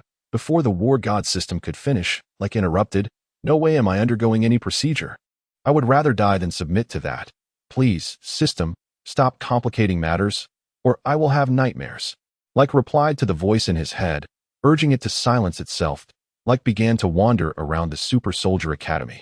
Observing this renowned institution within the Star Alliance military.as for Moya's class, he understood that unless he desired to meet an untimely demise or have his limbs severed, attending her class was not an option for him at the moment. On the first afternoon of orientation, under normal circumstances, each class instructor would briefly show their students the Academy's facilities and explain the situation in the dark space. Formal classes would commence the following day. Beginning with a week-long military training in his previous life. When Leyke was admitted to medical school, he had undergone a brief military training as well, though it paled in comparison to the intensity of military drills. "Yes. Let's see how Yushin is doing. She went to the infirmary as an intern nurse. I hope her registration went smoothly," Leyke pondered, recalling that when he last parted ways with Yushin. Her watch indicated that her registration was at Infirmary Room 101. Leyke reviewed the newly downloaded three-dimensional map of the Super Soldier Academy on his wrist, following the virtual markers towards the Infirmary 101. In Infirmary Room 101, a middle-aged female doctor, with a grim expression, was overseeing 3 nurses as they received 15 advanced treatment recovery pods that had been utilized on the metal playground. Last night, the head of the logistics department had approached the doctor, requesting to borrow over 10 of the Academy's highest-grade treatment pods for just half a day, assuring that they would not be damaged. The purpose was to showcase the Academy's substantial resources and advanced medical facilities to the new students attending the orientation. The doctor, believing the request, filled the newest 15 advanced treatment pods with recovery fluid and lent them out. Just 10 minutes ago, the logistics head had sent subordinates to return the 15 used pods, and even he was too afraid to connect with the middle-aged doctor. In Infirmary Room 101, the 15 advanced recovery pods were neatly arranged, and the high-concentration recovery fluid had been depleted by over half. Bathed in the recovery fluid, the limbs of 15 freshmen, previously severed, were reattached to their bodies. Activate the recovery pods and transfer these 15 patients to the adjacent room 102 for further recuperation, the middle-aged doctor instructed. "But their injuries are not fully healed yet," a young nurse murmured. The doctor, maintaining her stern demeanor, retorted, "Shall I repeat myself? Activate the recovery pods. This high-concentration recovery fluid is meant for critical situations. These patients have mostly healed. Without the recovery pods, they would recover within a week. Continuing their use would be a waste."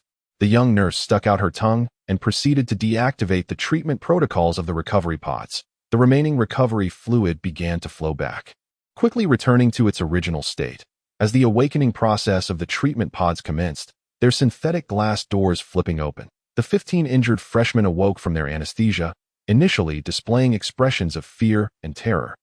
However, upon touching their previously severed limbs and discovering they had been reattached, their faces began to brighten. The irate middle-aged doctor had already exited the ward, leaving Yushin and the young nurse to assist the patients who had not yet fully recovered, providing them with a few metallic crutches. "Move to the beds in room 102 next door. For the next week, you must avoid strenuous activities and adhere to your medication schedule," the young nurse calmly instructed the 15 patients. "It's incredible. My severed leg has been reattached." "Thank you, doctor. My severed hand is healed." The 15 injured freshmen remained unaware that they had been deprived of the use of the advanced recovery pods. Had they continued their use, their injuries would have fully healed within half a day. The freshmen, seeing their external wounds healed and regaining sensation in their limbs, expressed their gratitude to Yushin and the young nurse. "No need for thanks. Saving lives is our duty as doctors.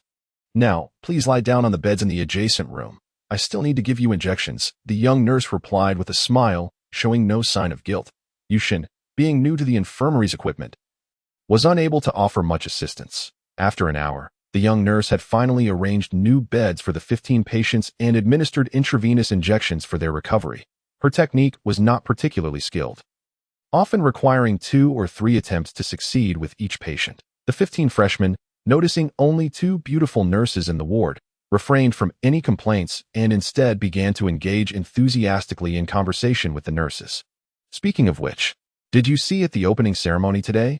There was a new student named Leyke who was incredibly impressive.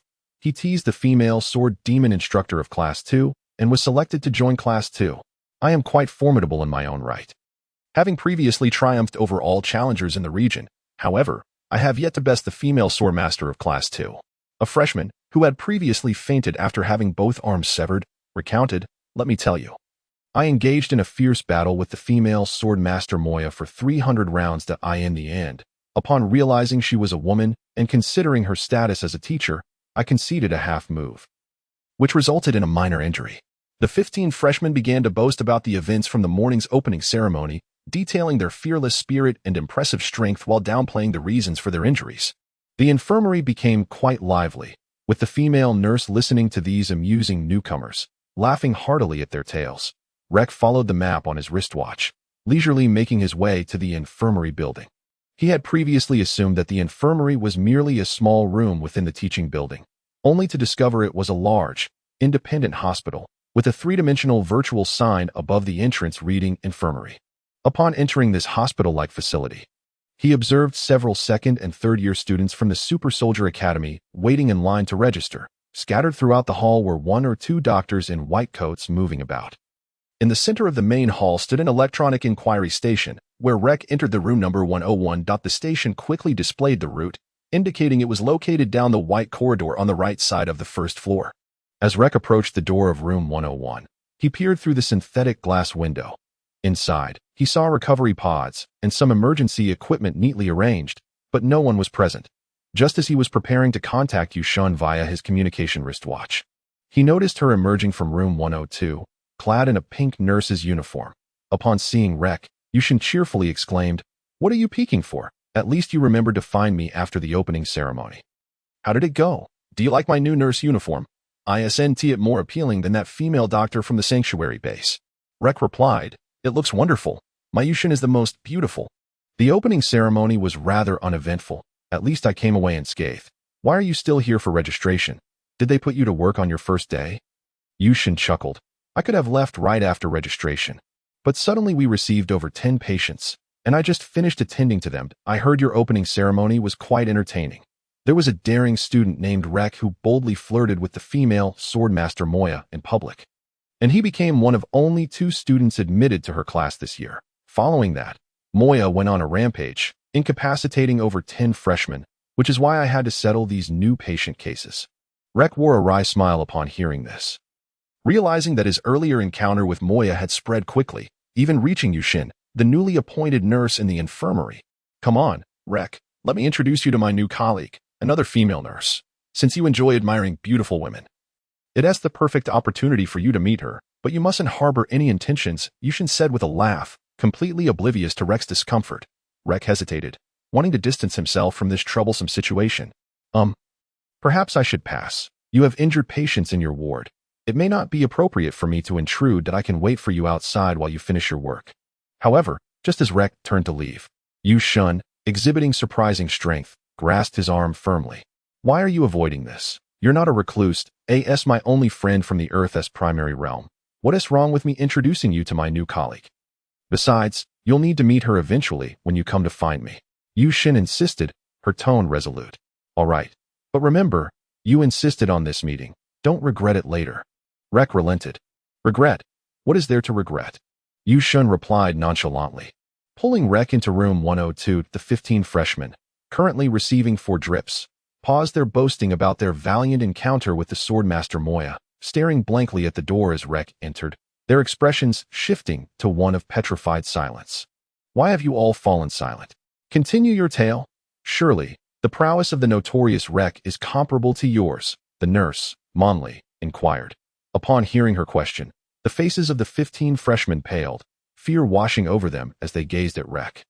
The very embodiment of audacity among this year's newcomers, having openly flirted with the class supervisor Moya during the opening ceremony, he had withstood her wrath without a scratch. The freshmen, all of whom had faced Moya in combat, were acutely aware of her fearsome swordsmanship, having been incapacitated by merely a single strike. One quick-thinking freshman quickly interjected.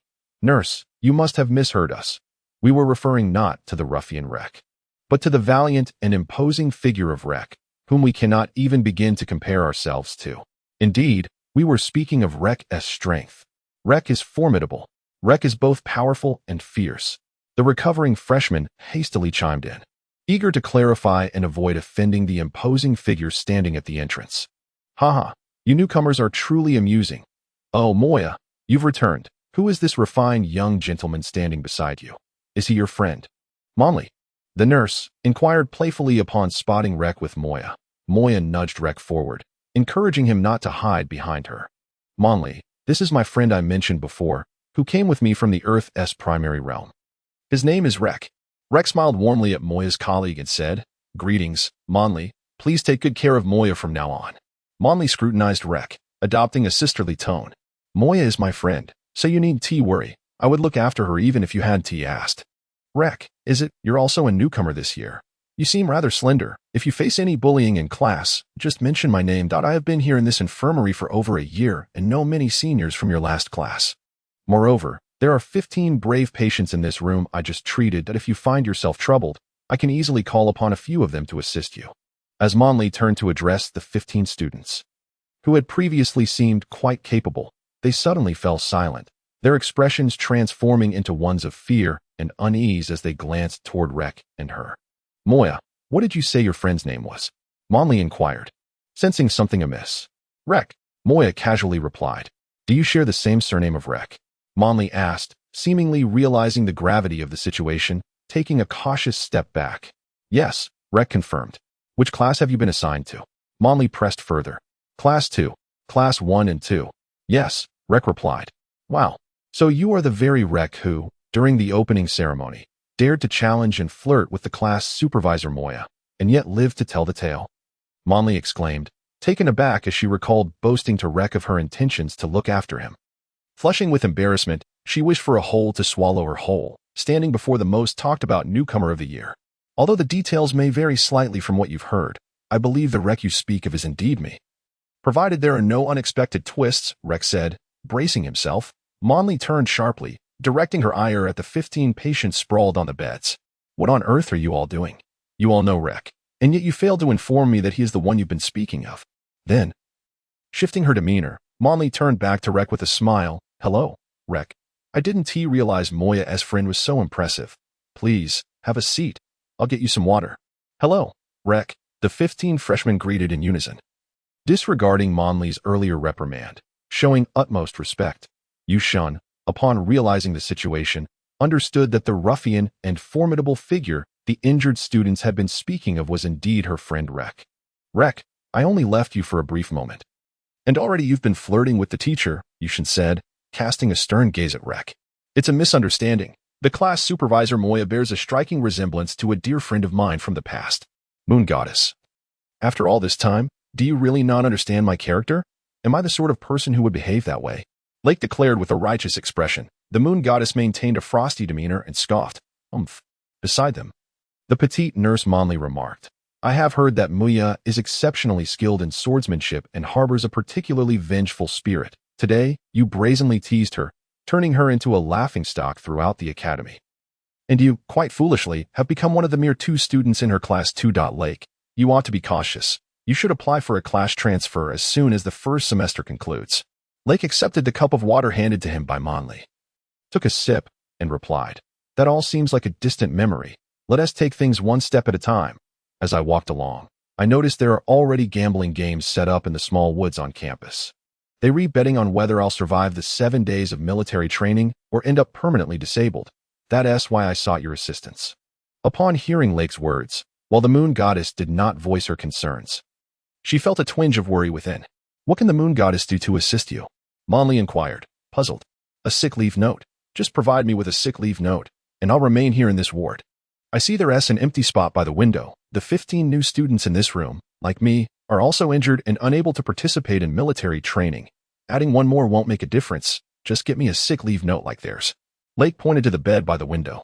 The new student who had been lying by the window quickly got up, remade the bed, and hurriedly moved to the bed next to the restroom, leaving the window spot for Leyke. Chapter 66. Moya's gift. The Super Soldier Academy's fortress had begun its clandestine movement, separating from the sanctuary base, while another fortress focused on biomedical research was connecting with the sanctuary for energy transfer.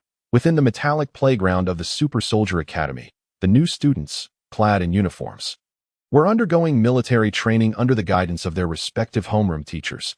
Dressed in a dark red outfit denoting a special grade teacher, with blue hair flowing, Muya grasped a long sword, observing the solitary figure of Alice standing beside her. Has that rascal Leyke not shown up? Muya gritted her teeth and inquired, furious that this new student had humiliated her during the opening ceremony and now dared to skip military training. The golden-haired Alice, somewhat awkwardly, responded, Our Class 2's electronic mailbox received an email yesterday afternoon from the Academy's infirmary, granting Leyke a sick leave. As Muya reviewed the sick leave note on her wristwatch, she was nearly driven to the point of smashing it in frustration. New student Leyke, due to experiencing significant psychological distress during the opening ceremony, is currently exhausted and receiving emergency treatment in the infirmary, thus unable to participate in military training. Super Soldier Academy Infirmary. The infirmary held a status within the academy only second to that of the principal. Muya understood that the contents of the sick leave were nothing but deceitful fabrications. Leyke had been full of life the previous day, showing no signs of distress or exhaustion. If anyone were to be truly distressed, it would be Muya herself. Alice, this afternoon, go to the infirmary and inform Leyke that he must attend military training for Class 2 tomorrow.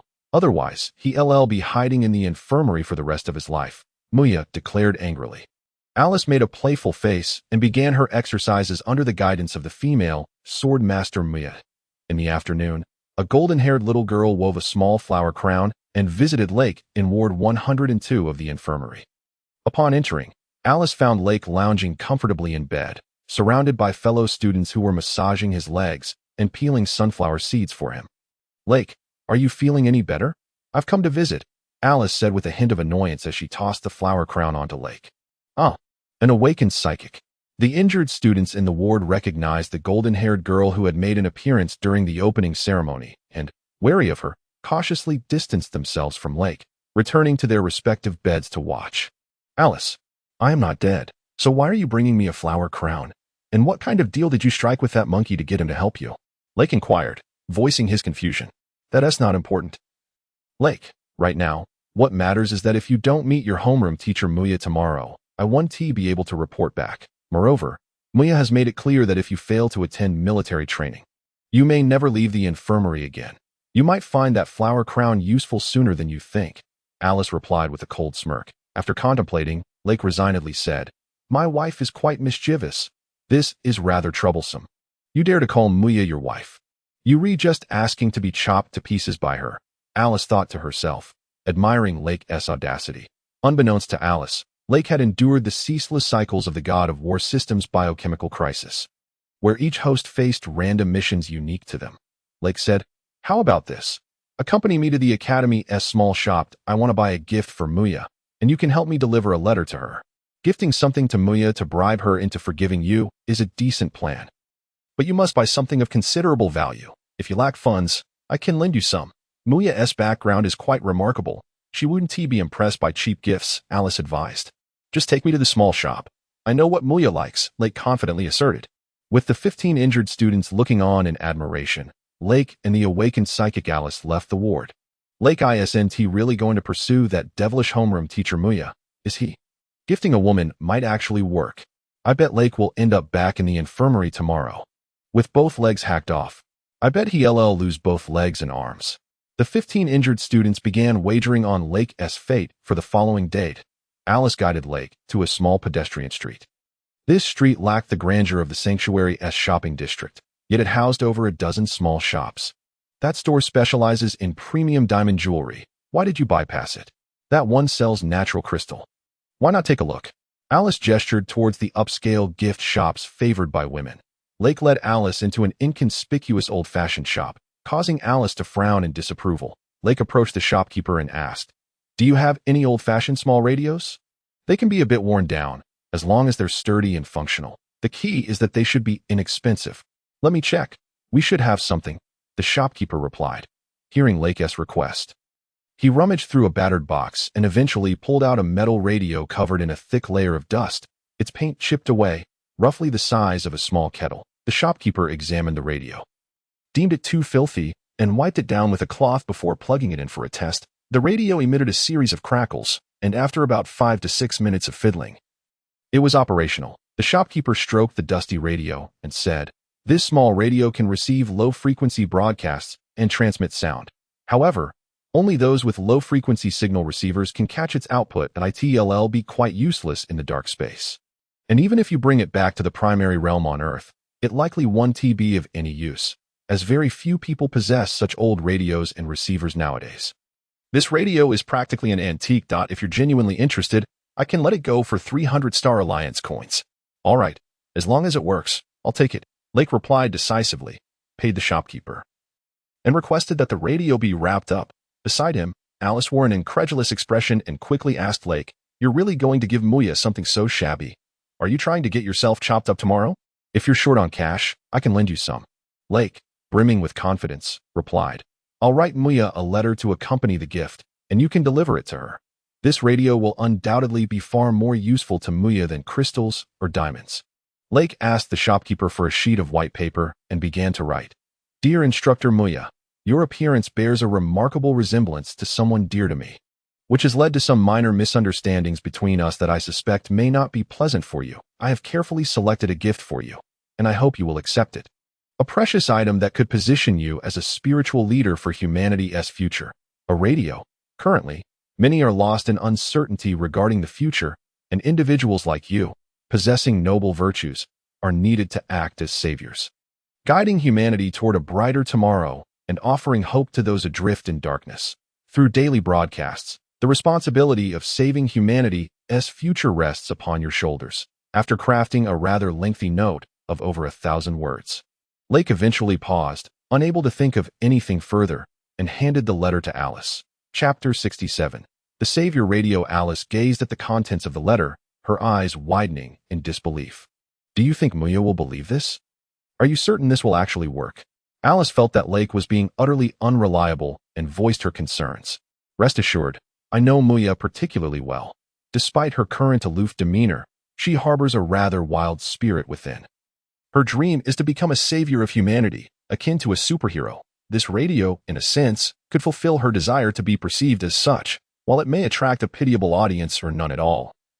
That's of little consequence. What truly matters is that Muya can enjoy the thrill of speaking daily, fulfilling her craving to be humanity's savior," Leyke declared with unwavering confidence. Rek had spent countless years in the infinite loop of the God of War system within the world of Resident Evil, deeply understanding Muya's nature and ideals. The characters within that virtual world of Resident Evil were mere projections of individuals randomly selected from the real world by the God of War system, and their memories might differ from those in reality.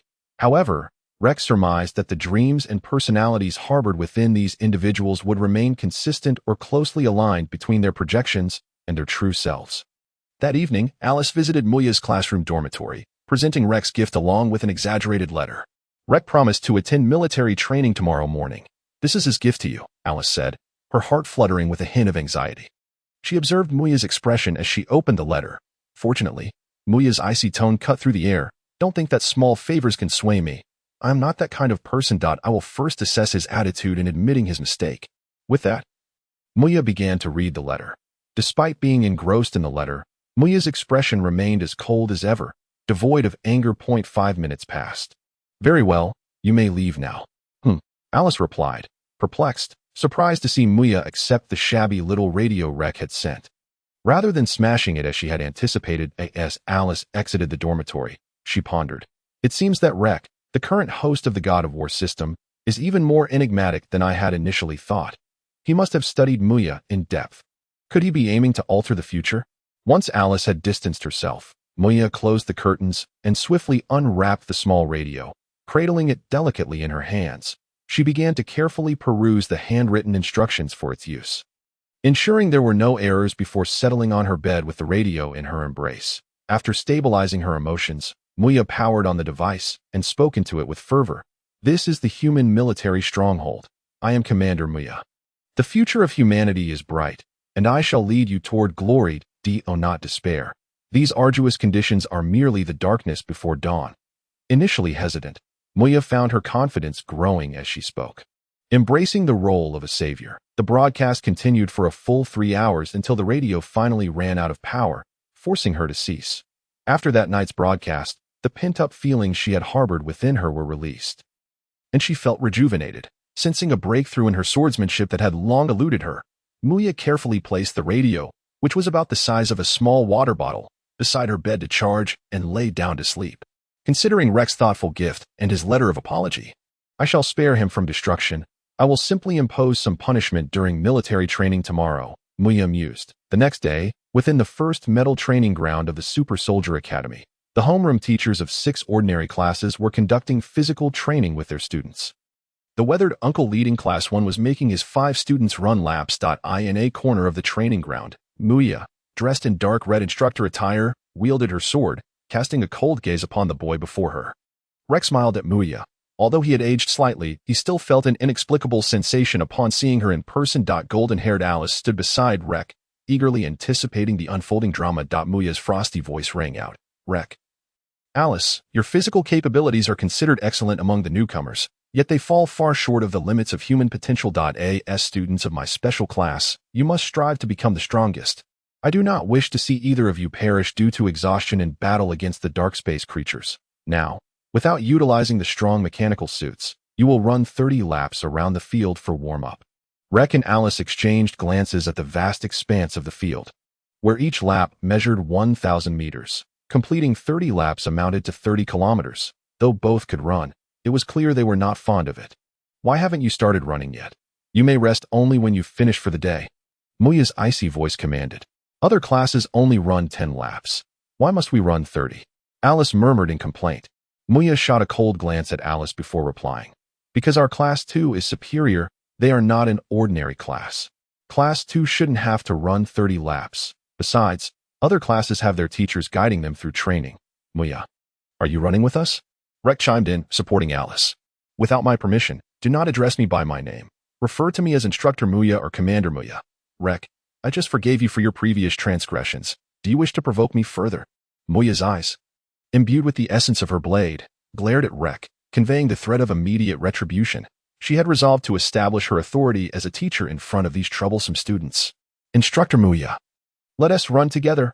I wouldn't want to witness you being devoured by the mutated beasts of the dark space due to lack of stamina, Alice playfully suggested, sticking out her tongue.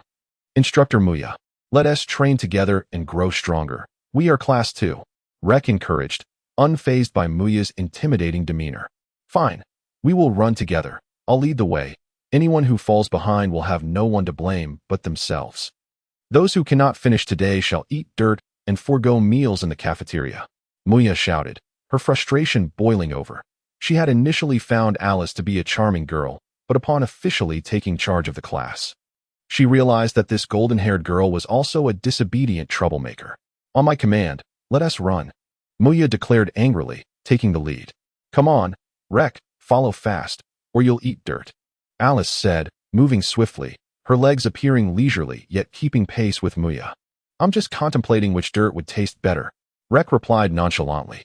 Beginning to end at this moment, Rek's physique was no longer that of someone who had just crossed over without training, after enduring various grueling tasks under the God of War system for an extended period.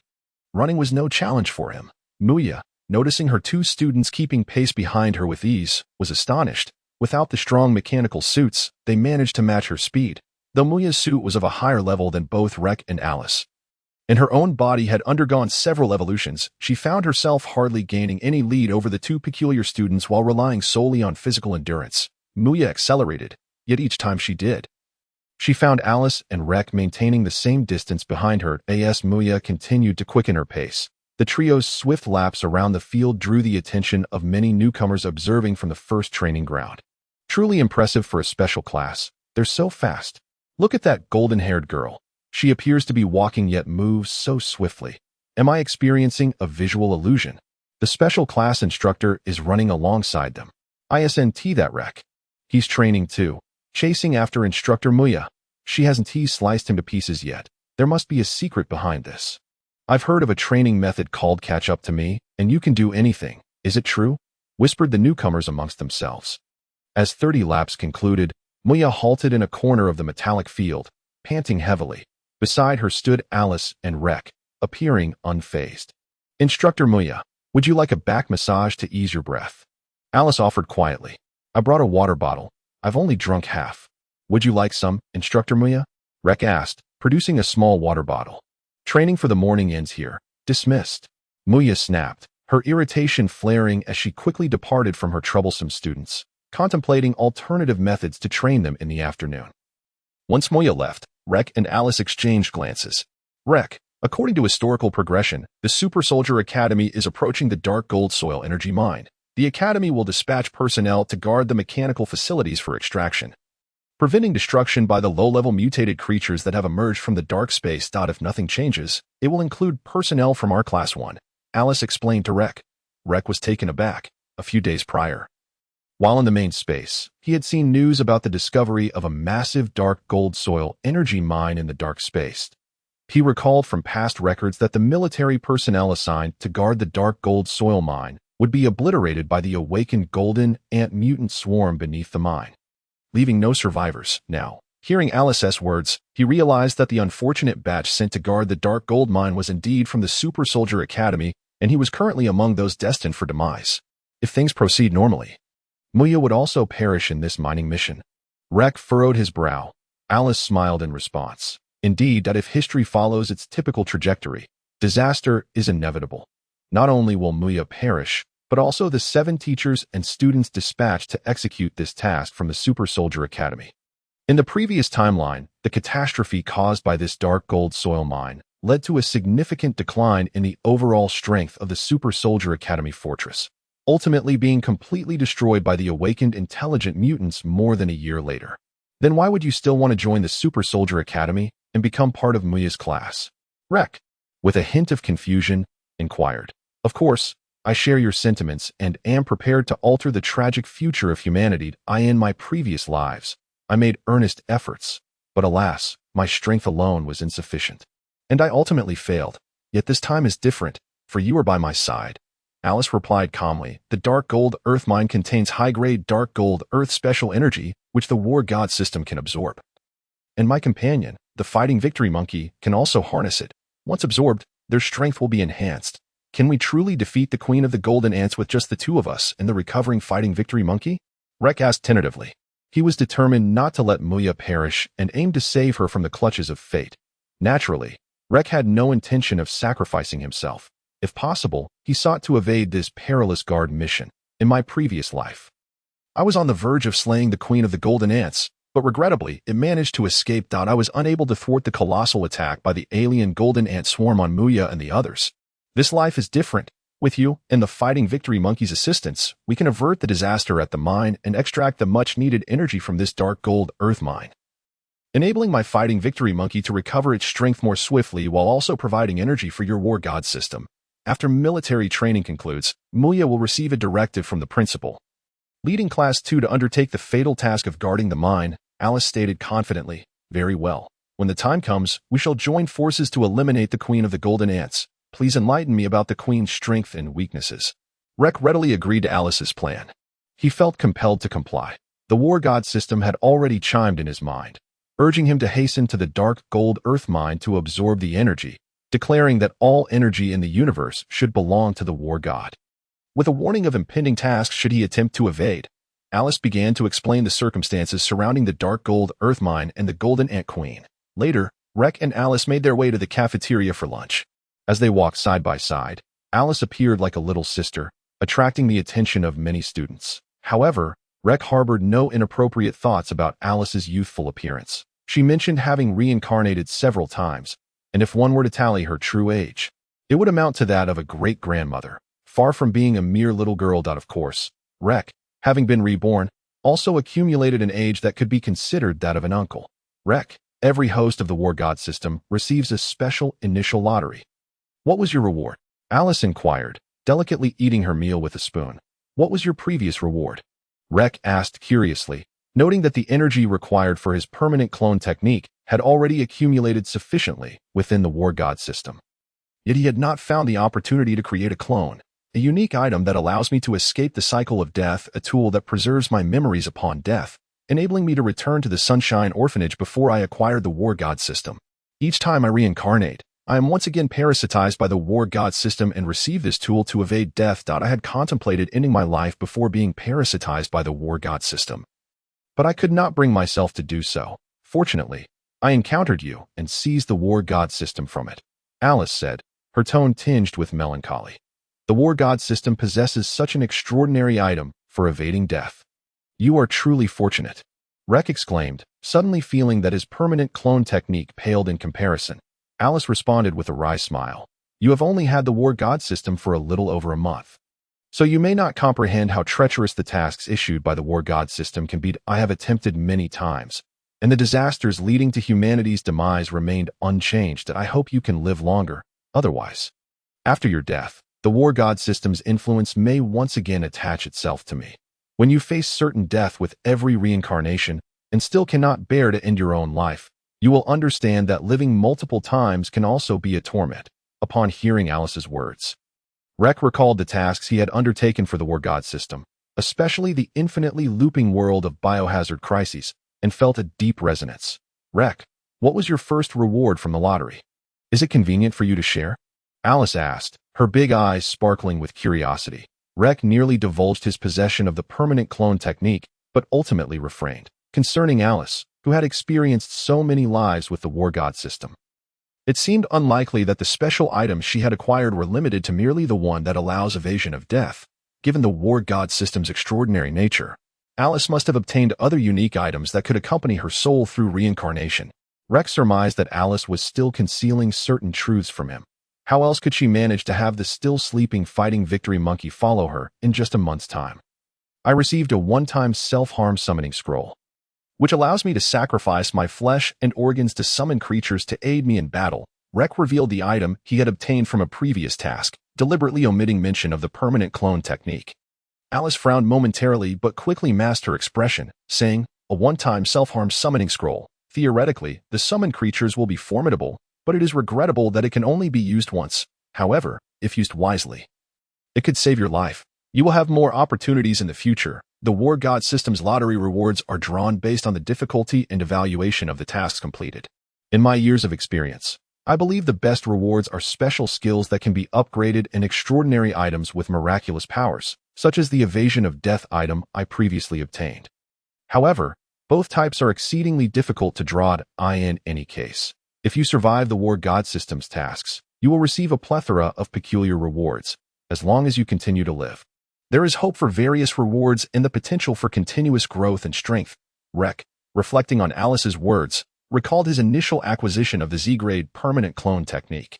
The system had initially introduced it as a skill capable of unlocking unknown abilities. He had not anticipated that this seemingly ordinary skill was, in fact, a rare one, which, according to Alice, was both difficult to obtain and immensely powerful. I will survive. I will not be played to death by the war god system, Rek stated with a calm demeanor. Come, Rek, let us finish this bowl of soup. Such confidence is commendable. I hope you live long.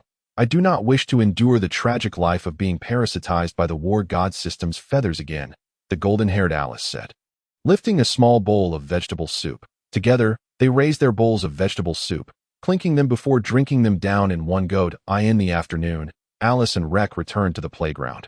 Muya stood in the corner of the metallic field, observing the two students as they strolled leisurely towards her. This time, their homeroom teacher, Muya, had learned from experience and refrained from subjecting the two problematic students to physical training, gripping the hilt of her longsword. She declared, practical combat is the only path for a warrior to rapidly grow stronger. Rek, Alice, who will step up first to test my swordsmanship? Upon hearing this, Alice and Rek exchanged glances, looking at her as if she were a monster. Neither of the two problematic students took the initiative to step forward. Instead, they both took a few steps back. Are you two planning to team up? That is also acceptable. Bring out your weapons, Muya said coldly, her blue hair contrasting sharply with her icy demeanor. Muya, you seem to be a major-level possessor of a strong mech, having undergone several enhancements and possessing exceptional swordsmanship. That it would hardly be fair for us two freshmen to face you. Alice spoke softly, though her tone carried a hint of disdain. I fear that Muya might strike too hard and injure us. Is this a case of personal vendetta? Rek stated bluntly. Hearing Rek and Alice's comments only fueled Muya's frustration. If I do not use the mech, you can undergo mech armorization, and I assure you I won't harm your lives, Muya retorted angrily. Alice and Rek shook their heads in response. At the opening ceremony the other day, you also guaranteed not to harm the challengers. Yet out of 16 who challenged you, 15 ended up with severed limbs and are currently lying in the infirmary, Rex stated with a serious expression. Indeed, the medical staff mentioned that these injured students would take several months to fully recover. I have visited them, and they are so unfortunate. Those 15 freshmen, Alice chimed in. Adding to the mockery, the two problematic students continued to refuse to engage. Muya unsheathed her longsword with a swift motion. You are students of Class 2 under my guidance at the Super Soldier Academy. My words are commands. Today, whether you wish to practice or not, you shall practice. I will count to 10, and you will armorize and prepare to receive my attack. If you do not engage with me, you will run around the playground on your hands and feet. Otherwise, neither of you shall leave today, Muya shouted, her temper boiling over. Having been thoroughly frustrated by the two students during the morning training session, Muya returned for lunch in a foul mood. After retreating to her teacher's dormitory and broadcasting the Savior's declaration for half an hour, she finally regained her composure. Now, with her spirits restored, she resolved to use her swordsmanship to put the two problematic students through their paces, ensuring they understood the authority and prowess of their homeroom teacher. Hearing Muya's words, Rek and Alice exchanged amused glances. Muya began counting down in a cold voice. 19, 18, 17. But then an astonishing scene unfolded before her eyes. Rek and Alice were, incredibly, upside down, balancing on their hands while running swiftly on the metal ground. Their speed, propelled by their hands, was surprisingly swift. Muya counted down to 7. Her mouth fell agape, unable to utter 7, 7, 7 any further. Chapter 70. The special class challenge. Both Alice and Rek were capable of running on their hands. Rek, using his hands to support his body, exhibited a remarkable display of strength as he leapt and bounded forward. Beside him, Alice appeared extraordinarily coordinated, her movements lacking brute force, exuding an eerie sense of levitation. As if her hands were meant for walking and her legs merely for grasping. On the playground that afternoon, new students from other classes and teachers alike were astonished to witness the two from Special Class 2 running on their hands. Look, do you see what I see? Students from Special Class 2 are actually using their hands to run, exclaimed one student. Goodness, they're faster than me. Their hands move quicker than my legs, another new student lamented while jogging around the field. Isn't that in human evolution? Hands should be used for walking. Maintain formation, you bunch of fools. Look at how Special Class 2 climbs faster on their hands than you run. You all need to do 3 more laps, shouted a class teacher leading a regular class. As Rek and Alice continued their hand running, the students and teachers on the metallic playground found it quite amusing, except for one particular teacher. Over 20 meters away from Muya, Orant, the ruggedly handsome teacher of Special Class 1, glared fiercely at Rek and Alice, who were running on their hands. He had heard their earlier exchange with Muya and was none too pleased. This ruggedly handsome teacher, Orant, had been captivated by Muya since she first arrived at the Super Soldier Academy as an intern over a year ago. He had pursued her relentlessly, but Muya had always coldly rejected him. Despite his various attempts to win her over, including gifting her a gemstone necklace, she had not even glanced at it, let alone accepted it. Finally, this year, through connections, he managed to be assigned to the same year group as Muya, teaching Special Class 1 while she taught Special Class 2, hoping to have more contact with her during the opening ceremony. Orant had taken an immediate dislike to Rek, wishing he could slice him apart with a long knife. However, he had to suppress his feelings in the presence of the enigmatic headmaster. Orant believed that over the next 4 years of co-teaching, Muya would gradually grow closer to him and eventually become his woman, whom no one else could defile. Orant called 5 of his students forward. All of you are from Special Class 1. That new student, Rek, is bringing disgrace to our class. Go challenge him from Special Class 2. Don't let him be so arrogant. Whoever can incapacitate him will be rewarded with a powerful weapon for their exoskeleton armor. Hearing about the reward, the 3 awakened students and 2 who had entered through challenges suddenly brightened. The weapons for the exoskeleton armor, both cold and hot, included special metal swords and small floating artillery, all of which were exceedingly valuable and not typically available even within the Star Alliance military. Rek and Alice completed their lap on their hands and returned to Muya, quickly resuming their normal standing positions. Teacher Muya, we have successfully fulfilled your training requirements. Please give us your instructions, Alice said in a sweet, childlike voice. Muya, however, had sadly realized that she had been deceived by Alice's adorable appearance. Alice was just as mischievous as Rek. I believe Teacher Muya's silence holds significance that we have completed the military training task assigned by Teacher Muya. So we can rest this afternoon, Leyke added, ready to turn away. Alice prepared to follow suit. Leyke, stop. Before Muya could speak, 5 students from Special Class 1 swiftly blocked Leyke's path, their intentions far from friendly. "Ah," Leyke exclaimed, puzzled as he turned to see the fierce glare of Arant, the teacher of Special Class 1. "What do you want? Do you want me to teach you how to walk on your hands? Or are you preparing to challenge us from Special Class 2? Leyke asked nonchalantly, unfazed by their presence. "Don't be arrogant, Leyke. This isn't your Special Class 2's domain that we want to test our skills against you. We wish to see the strength of a Special Class student," declared a new student who had previously held his ground against Arant for 3 minutes during the opening ceremony. Muya had been angry with Leyke and Alice for their disobedience. But upon witnessing her students surrounded by others, her expression turned frigid. As a woman aspiring to be a savior, she could not stand to see her class bullied. "Do students from Special Class 1 wish to challenge us from Special Class 2? Muya's cold voice rang out. Arant, watching from a distance, felt a sense of dread. Muya was notorious for her protective nature and pride. Her foolish students had no idea how to challenge Leyke properly. They were merely looking for trouble, escalating it to a class battle. Arant, realizing the situation, hastened over, wielding his sword, and with a playful tone said, "Isn't it just the beginning of the term? As fellow Special Class students, we should get to know each other better for future missions. This isn't a formal class challenge. It's merely a friendly spar."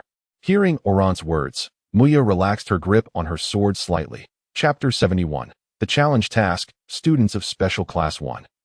"How do you wish to spar with us from Special Class 2? Don't think that just because you are 5, you can bully the 2 of us, though we are fewer in number. We are all valiant warriors, forged in the fires of battle," Leyke proclaimed, glancing at the young Alice beside him, suddenly feeling as though he had misspoken. Alice, in sync, raised her head and glared disdainfully at the 5 students surrounding Leyke. The 5 from Special Class 1, seeing their teacher approach, felt emboldened. "Your class only has 2 students. What right do you have to be arrogant? Step into the arena if you dare. Let Special Class 1 duel with Special Class 2. If you're a coward, just pretend you didn't hear," taunted a cold youth from Special Class 1, as blades floated ominously around him. The 5 students of Special Class 1 stepped onto the metallic training arena. Muya frowned upon hearing them mention that Special Class 2 had only 2 students. Arant, seeing Muya's displeasure, could do nothing but shoot a murderous glare at his students, signaling them to beat Leyke mercilessly. As Leyke prepared for the challenge, the voice of the War God system echoed in his mind. "Ding! Challenge detected. Generating War God system task. Duel of War God Glory. Task name. Duel of War God Glory. Task description. As a man destined to become the War God, you are now beginning to attract attention and challenges on your path to growth. You must bravely face each challenge and show those who dare to confront the War God your power. Letting blood bloom with fear. Minimum task completion requirement. At least injure or eliminate 3 of the 5 challengers, instilling fear in them, while the remaining 2 must concede. Time limit, 8 hours. Task completion reward. Based on your performance. If rated above a certain level, receive 1 chance for a prize draw. Task failure penalty. To restore the War Goddess glory, the system will take control of your body, slaughtering the 5 challengers into mincemeat before committing suicide 12 hours later. Friendly reminder, no need to thank the system. Maintaining the glory of the War God is the system's duty. Thanks for nothing. Here we go again. Glory, what nonsense. Leyke shouted at the God of War system, echoing in his mind. He began to stride purposefully towards the arena, with Alice trailing closely behind him. In an instant, the students and teachers training on the metallic playground turned their attention to the first duel of the year between the 2 elite classes. "Shall I take action? It has been a while since I have had a chance to move," Alice whispered to Leyke. "No. The system has already set the task that if you fail, you will witness a horrifying 12-hour horror film of bloodshed at the academy." Leyke replied in a hushed tone. "The system still has such a personality. In that case, you handle it. I shall remain motionless at the back. Speaking of which, watching those tasked by the God of War system is quite amusing," Alice remarked with a smile. Leyke chose to ignore Alice, who seemed to revel in the chaos, and addressed the 5 students from the first elite class in a commanding tone. "Ignorant learners, soon you shall realize that challenging me is your nightmare. Who gave you the audacity? Today, only injury or death can grant you release." One of the students from the first elite class, who could manipulate metallic blades, shouted back at Leyke, "I will be the one to defeat you." Once I take you down, our class supervisor will reward me with a powerful exosuit weapon. Hearing this, the supervisor of the first elite class dared not glance at Muya beside her. Muya was now even more enraged. Muya, the second elite class has victory prizes. Do we not have any? Alice turned to shout at her supervisor, Muya, from below the stage. Defeat them. And for the remaining 5 days of military training, you and Leyke may act freely. Muya responded, her anger palpable. Meanwhile, the ordinary class students watching the elite class duel began to murmur among themselves. So it turns out the duel was instigated not by the students, but by the teachers of the elite classes. They say there is competition among university classes. It seems rivalry exists even among the same year in the Warrior Academy. Thankfully, we are from the ordinary class. The elite classes won't challenge us. Hey guys, who are you betting on to win? I feel the first elite class will come out on top. After all, they have the advantage in numbers, and 3 of them are awakened. Not necessarily. Don't forget, Leyke from the second elite class is quite formidable. He dodged Muya's lethal strike during the opening ceremony. But Leyke hasn't awakened any abilities yet in battles of the same level. The awakened have a significant advantage. I bet 500 on the first elite class. I wager a metallic dagger on the first elite class winning. I bet on Leyke from the second elite class winning. 50. Leyke has a little golden girl teammate who can summon a giant monkey. That should provide some combat power. On the arena, the 5 students from the first elite class began to fully armor their exosuits. Ice and fire orbs floated in front of the twin sisters' chests. Metallic blades hovered before the stoic boy, while the other 2 students wielded long bone knives after donning their armor. All 5 students from the first elite class had exosuits reaching the rank of private. Among the approximately 300 ordinary class students, only a small fraction had fused with their exosuits and could maneuver them for armor activation. Even then, their exosuits were mostly at the initial level. Observing the first elite class students with exosuits at a higher rank, the onlookers were filled with envy. However, they were soon astonished to see Leyke donning an exosuit of the rank of corporal. Heavens! What am I witnessing?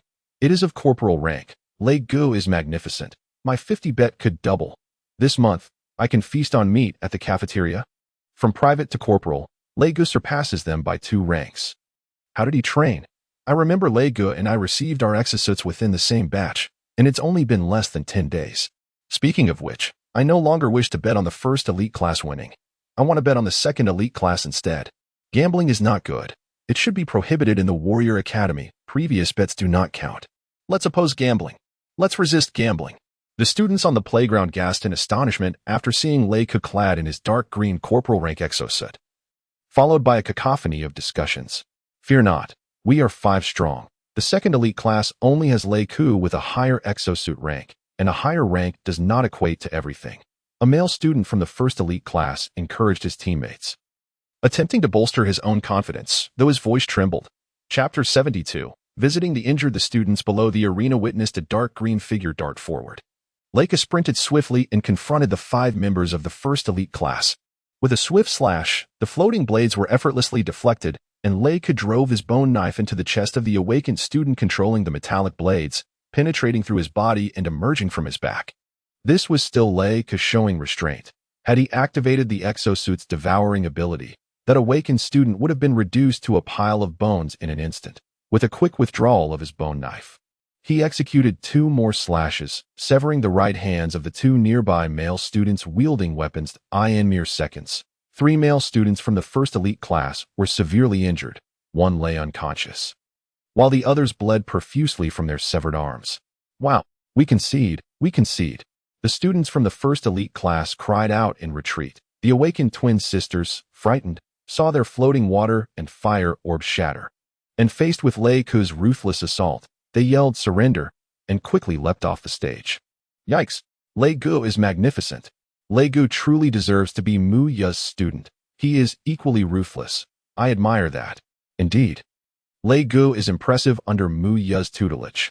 Leyke, Leyke. The ordinary class students erupted in cheers, as it was a spectacle to see an ordinary exosuit warrior inflict injuries upon awakened individuals. The scene was quite bloody, thrilling many passionate students. The supervisors of the first elite class, Aolante, and the second elite class, Muya, leapt onto the arena. Aolante shot a fierce glare at Leyke before hastily calling for medical personnel with his wristwatch and administering first aid to the injured students. Beside the metallic training ground, 2 temporary medical staff hurriedly approached in a hovering vehicle to assist the injured, transporting the 3 severely wounded students and 2 severed arms into an emergency medical vehicle marked with a medical facility emblem. Well done, Leyke, that was impressive, Muya remarked coldly. Leyke noticed the slight upward curve of her lips, indicating her satisfaction. However, Leyke himself could not share in the joy, although he had easily incapacitated 3 of them and forced the twin sisters to surrender. The system's task completion notification had not sounded, indicating that the task was far from over. Leyke glanced at the task completion conditions of the God of War system: injure or kill at least 3 of the 5 challengers, instilling fear in their hearts, compelling the remaining 2 to surrender. It seems the 3 injured have not yet developed a sufficient fear of me. This won't do. There are only 8 hours left for the task. I must go to the infirmary to visit the injured, Leyke contemplated, maneuvering through the crowd of cheering students and hastening along a side path towards the infirmary. In the infirmary's room 102, the walls, beds, and floor were stained with blood, a strong metallic scent permeating the air. A single female student, who had previously challenged Muya in the arena, lay curled up on a bed, trembling in evident distress from extreme fright. Meanwhile, 14 male students who had been injured while challenging Muya during the opening ceremony had been returned to the advanced recovery chamber half an hour ago after being treated by the kind-hearted Yushin. Nurse Manli was comforting the deeply distressed Yushin. "It's all right, Yushin, don't take it to heart. Don't worry too much about the physician's reprimands. After all, you didn't kill them with your needles. You were just trying to help these 14 boys recover. Who could blame them for wanting your acupuncture when they heard it could enhance their male capabilities? Your acupuncture skills are quite impressive. After a few needles." Their bodies initially showed no reaction, but then they ballooned with blood. That scene was exhilarating.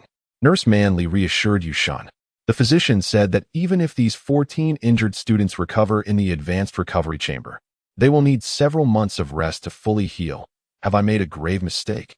Have I caused a catastrophe? The physician confiscated my golden needles, Yushin lamented.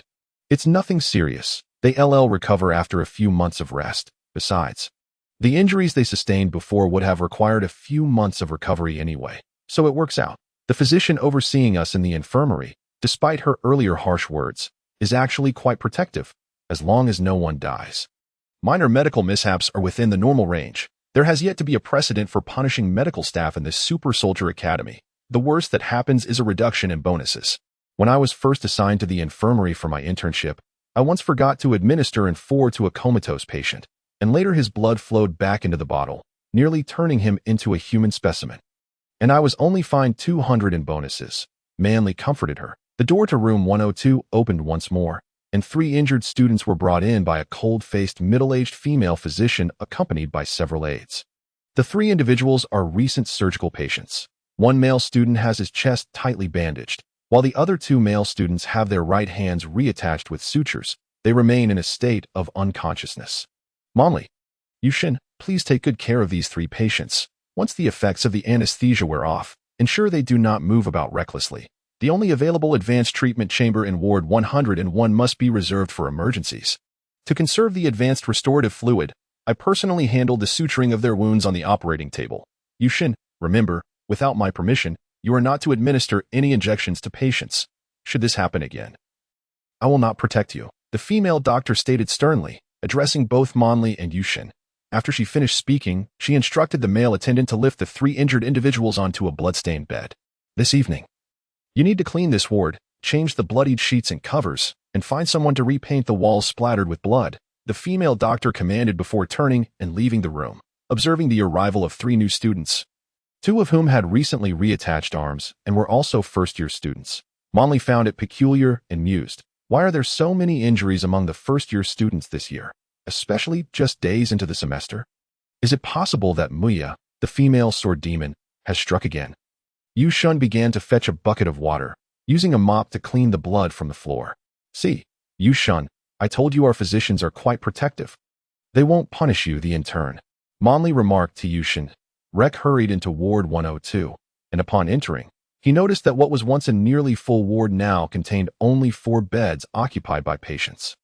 3 of them were the ones he had just injured, currently unconscious from treatment, while the 4th was the only female student who had challenged Muya during the opening ceremony, curled up in a corner of the bed. Trembling, the room was stained with blood.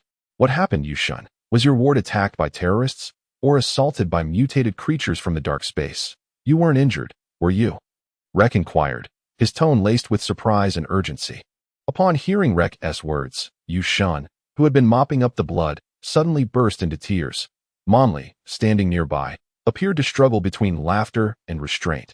Chapter 73. Dr. Rek, please, don't cry. Yushun, what's wrong? Did you get hurt? Rek asked. Puzzled, Yushun remained silent, her crying growing more intense. Monli stepped forward, speaking softly to Rek. Yushun isn't injured, but the 14 first-year students she treated are severely hurt. You arrived just in time. Comfort Yushun. And I will check on those unfortunate patients recovering in the treatment chamber in Ward 101. The young nurse Monli exited Ward 102, closing the door behind her. Yushun, stop crying. Tell me what happened. You have nothing to fear. Rek attempted to reassure her. Wiping her tears, Yushun recounted the events that had transpired over half an hour ago. It became clear to Rek that Yushun was crying out of guilt. Earlier, Yushun and Monli, the 2 nurses, had begun to change the dressings and administer 4 fluids to the 15 injured individuals in Ward 102. Yushun, your needlework is so precise. You managed to locate the vein on the chubby boy's hand in one go. Have you practiced this before? I learned ancient medicine and practiced acupuncture. So I'm quite accurate, Yushun replied. Rek then understood that these patients had heard about Yushun's skills in acupuncture, which could enhance certain male physical capabilities, prompting them to eagerly request her to perform the procedure. With a substantial number of golden needles at her disposal, she was able to treat all 14 male students. Initially, as she performed the acupuncture, all the male students were in good health. However, after she applied her newly researched and lethal 16 needles technique to each of them, their blood vessels began to rupture en masse within 10 minutes, and their organs began to fail, resulting in their anguished screams. The ward quickly transformed into a scene of chaos, with 14 young men bleeding profusely. Fortunately, Nurse Monli, quick on her feet, roused the panicked Yushun, and together they transported the 14 injured individuals into the advanced treatment chamber across the hall, thus avoiding fatalities. Yushun sobbed to Rek. It's all my fault for not considering the consequences. These patients all had symbiotic mechas within them. I miscalculated their body's tolerance to the mechas. Woe is me. Am I unfit to be a doctor? My mentor will confiscate my golden needles. It's all right, Yushun. Mastery in medicine comes through continuous exploration and learning. After this experience, you'll reflect and improve. I believe your acupuncture skills will become more refined. Rek said, attempting to comfort her, though he felt somewhat at a loss for words. Suddenly, as he observed the 3 patients from Class 1 gradually regaining consciousness, he recalled the task from the War God system and conceived an ingenious plan. Did you leave behind any golden needles? Rek inquired of Yushun once more. I secretly kept some, but they are particularly long and not suitable for regular acupuncture points, Yushun replied. Producing 13 golden needles over 20 centimeters long from a cloth bag, the 3 first-year students, who had just undergone surgery and were now awake, gazed at the blood-stained room and their bandaged bodies. Listening to the conversation between Rek and the nurse, fear gripping their hearts, rendering them mute. You 3, stop pretending to be asleep. I have a secret to share. Please call me Dr. Rek, he said, taking the 13 long golden needles from Yushun and grinning mischievously at the 3 bedridden students, gesturing with the needles before them. Don't come any closer, Rek.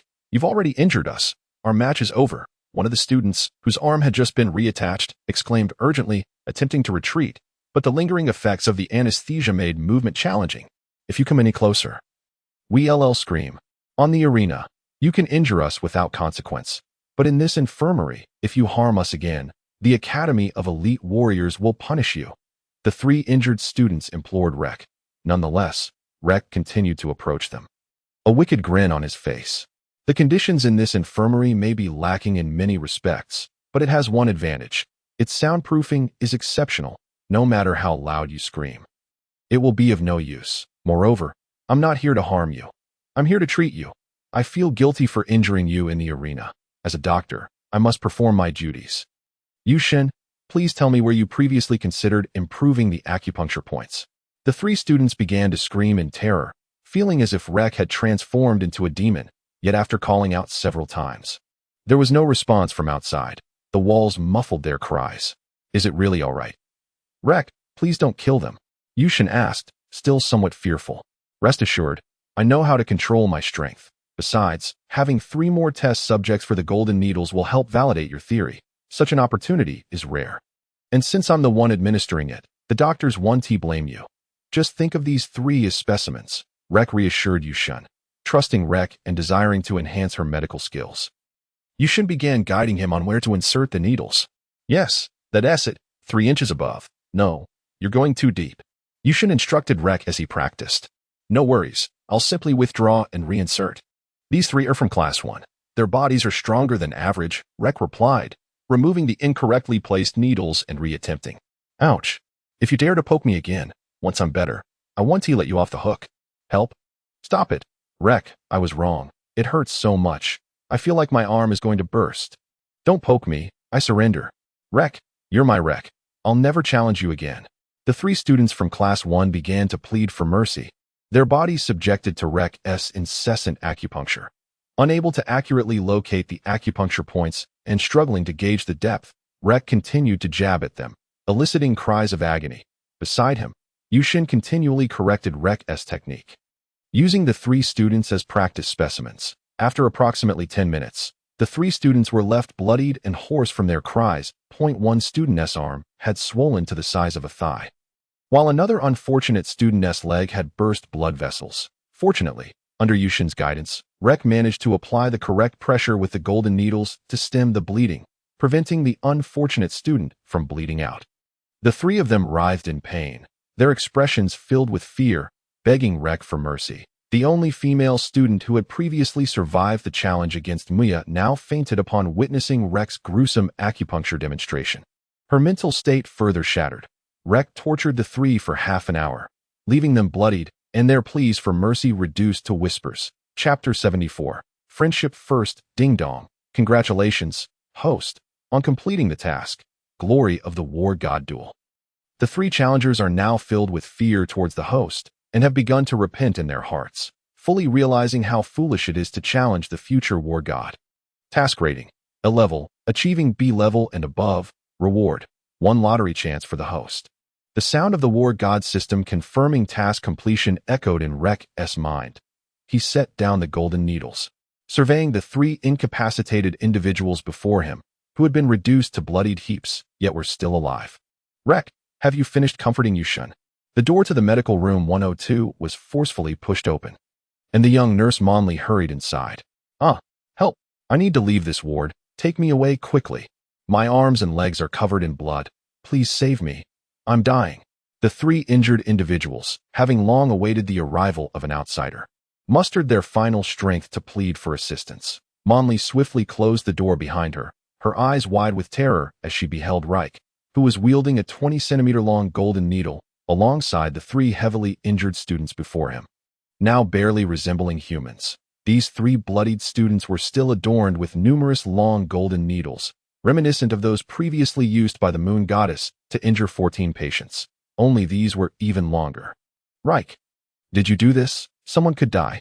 The young nurse Monley rushed forward to assess the injuries of the 3 students from Class 1, and the horrifying sight rendered her incapable of offering aid. I was saving them. Over an hour ago, these 3 openly challenged me on the training field. After I injured them, I felt guilty as a fellow student of the special class, motivated by the principle of friendship above all. I came to treat them, Wright calmly explained, inserting the last few golden needles into the flesh of the 3 injured individuals. Ouch! They cried out in pain. Monley's face turned pale with fear as she realized that the one responsible for the injuries of the 3 patients on the bed was none other than Reich, who seemingly had not yet satisfied his urge to torment them further in the medical room. Are you trying to silence them? Monley whispered to Reich beside her. Upon hearing Monley's words, the expressions of the 3 severely injured students became even more desperate. How could I kill someone? Besides, killing indiscriminately will result in banishment to the dark space, expelled from the Super Warrior Academy, but I've already stated that I felt remorse for having been too harsh in the arena. And I came to treat them out of goodwill. Please do not accuse me falsely. Reich reproached Monley in a tone of righteous indignation. Unable to contain herself, Monley let out a laugh. Reich, you should go out with the moon goddess. I need to contact a doctor immediately to save these 3 lives. They should be salvageable, but given the extent of their injuries, they will need at least a semester of rehabilitation and cannot attend classes. Since you are not a practicing member of the medical school, our doctors will definitely not protect you. Moreover, you know the moon goddess has just made a mistake and cannot take the blame for you again. You will likely face disciplinary action from the Super Warrior Academy. Molly attempted to reason with Reich.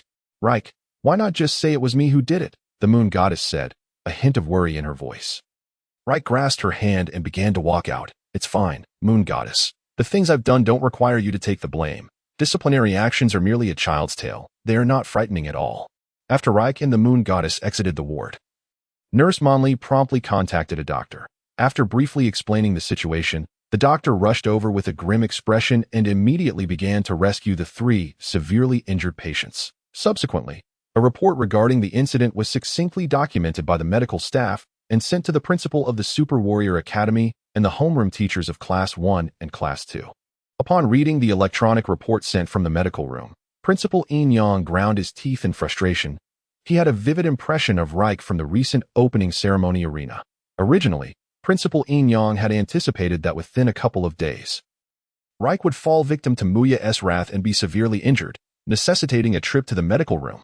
However, the news from the medical room arrived, yet the outcome was far beyond his expectations. Reich was not only alive and healthy, but had also inflicted severe injuries upon 3 students from Class 1 and subsequently followed them to the medical room to further torment them. The medical report indicated that these 3 freshmen from Class 1, who had been injured twice by Reich, would require at least a semester of rehabilitation with the current medical facilities, as they were on the brink of death. Principal Yin Yang pondered. This new student Reich, although he only made a single move during the opening ceremony, clearly possesses significantly greater strength than the average freshman. If properly cultivated, he could become a representative figure of the first-year group at the Super Warrior Academy. It appears that Reich is not only unscrupulous in achieving his goals, but also harbors a vengeful nature. He has already offended Muya, and now he has also antagonized the homeroom teacher of Class 1. Orland.it seems that protecting him will be quite a challenge. The principal decided to summon the teachers of Class 1 and Class 2 to his office to gauge their reactions to the situation before making a definitive decision regarding Reich's punishment. The homeroom teacher of Class 1, upon seeing the electronic report from the medical room, was on the verge of exploding with anger. Class 1, originally boasting 5 members far ahead of Class 2, had now been decimated by that scoundrel Reich, and he had the audacity to attack the injured students. Had it not been for the subsequent summons from Principal Yin Yang, Orland would have already been prepared to confront Reich with a weapon. Meanwhile, Muya, upon receiving the electronic report from the medical room, was in the teacher's dormitory, broadcasting the Savior's declaration. After Reich had bested Class 1 in the challenge, Muya had agreed to reward Reich and Alice with unrestricted training for the remaining 5 days of military training. Looking at the report from the medical room, Muya felt that although Reich's actions were somewhat excessive, thankfully, no lives were lost. In a vague sense, she felt that Reich's actions were somewhat vindictive for her. Previously, the students from Class 1 had openly mocked the smaller number of students in Class 2 on the playground, leaving Muya embarrassed and unable to retort in front of the entire first-year group of freshmen and teachers. Now, the 3 students who had mocked Class 2 had become severely injured and would be unable to attend classes for the semester, equalizing the numbers between Class 1 and Class 2. With the latter evidently stronger, Muya soon received a summons notification from the principal. Given the significant trouble Reich had caused in her class, she reluctantly paused the broadcast of the Savior's station. Adjusting her mindset, carefully storing away the radio, Muya thought, in light of this gift, I will protect Reich this time. Chapter 75.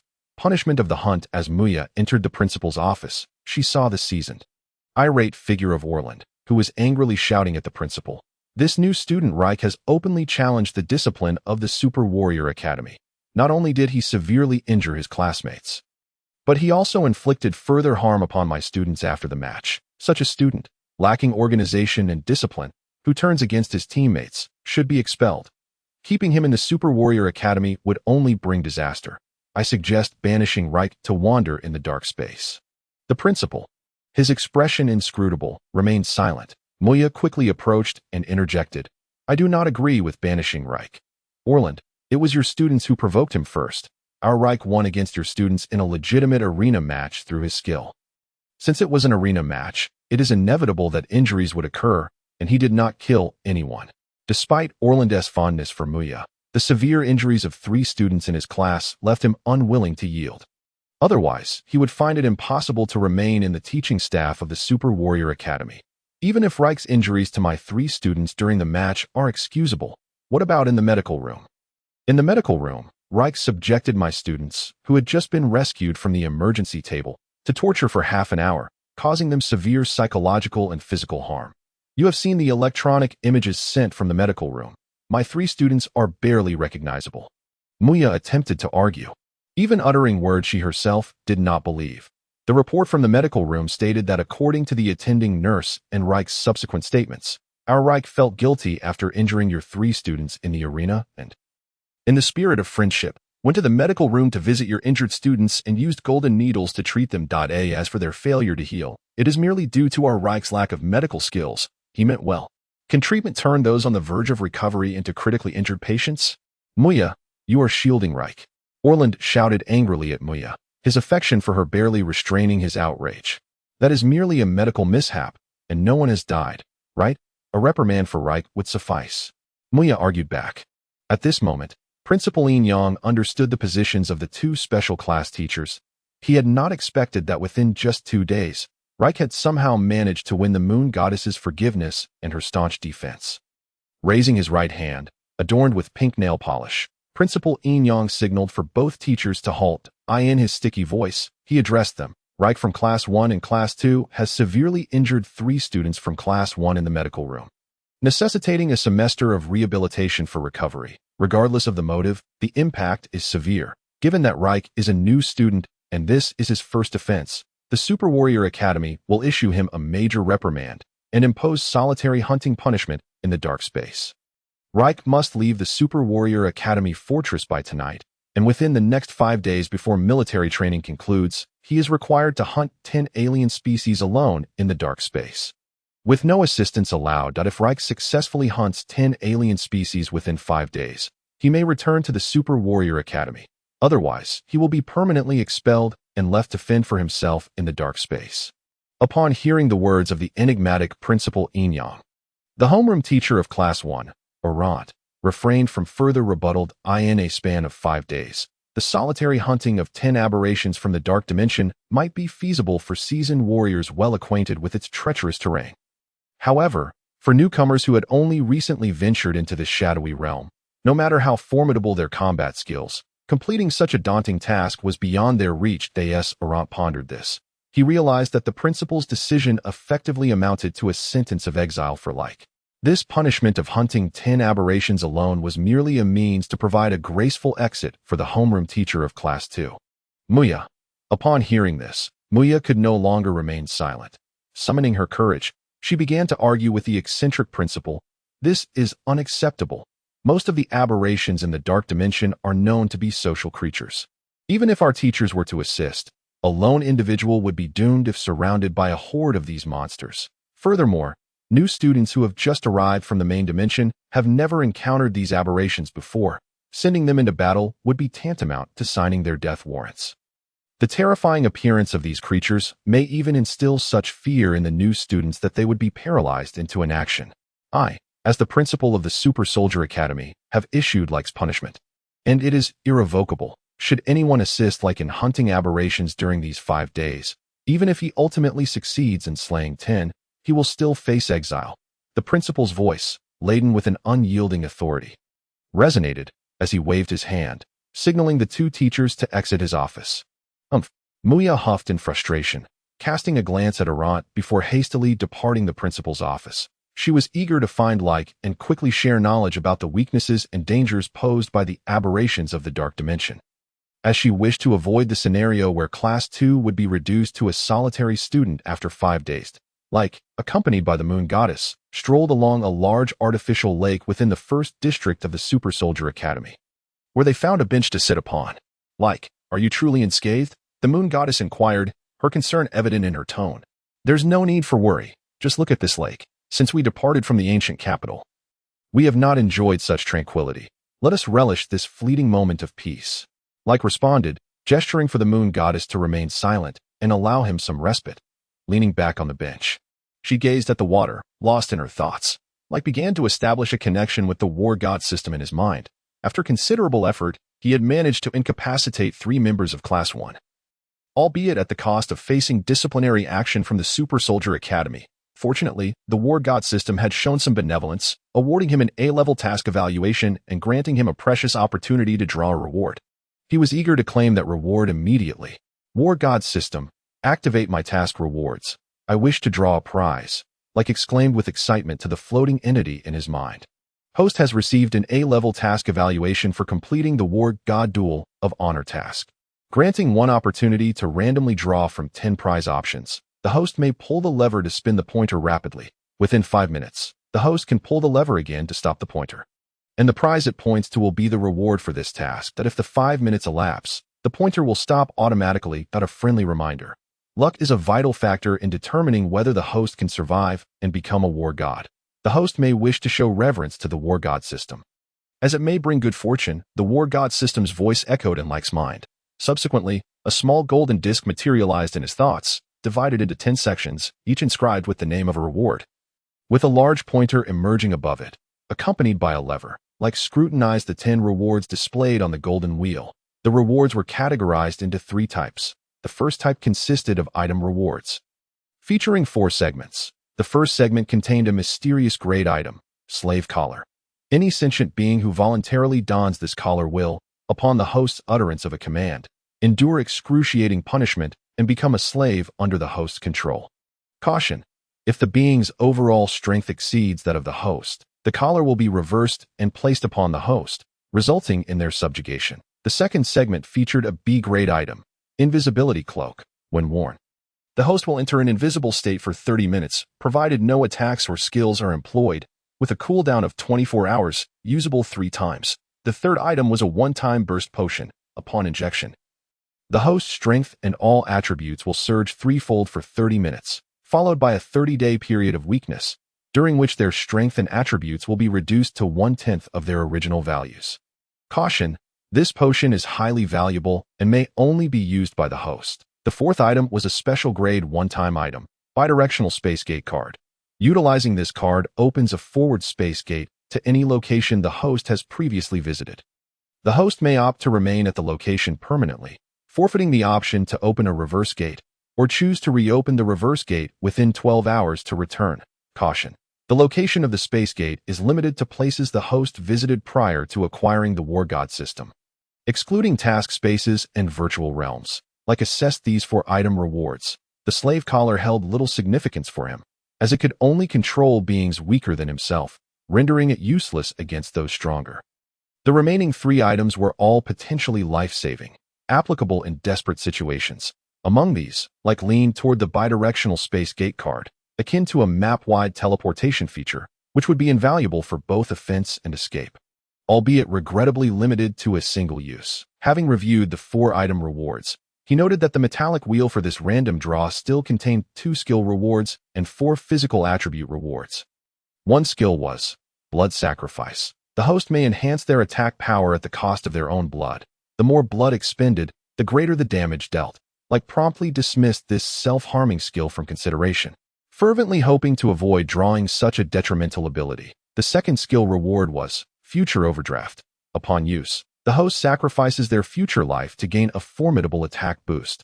The more life sacrificed, the stronger the attack. Leyke regarded this dubious skill with disdain, resolving that even if he were unfortunate enough to draw it, he would categorically refuse to utilize it. The remaining 4 physical attribute rewards included a 10% increase in stamina, agility, intelligence, and strength. Leyke contemplated the 10 rewards drawn from the wheel. The only acceptable outcomes for him were the one-time bidirectional space gate card or any of the 4 10% physical attribute enhancements.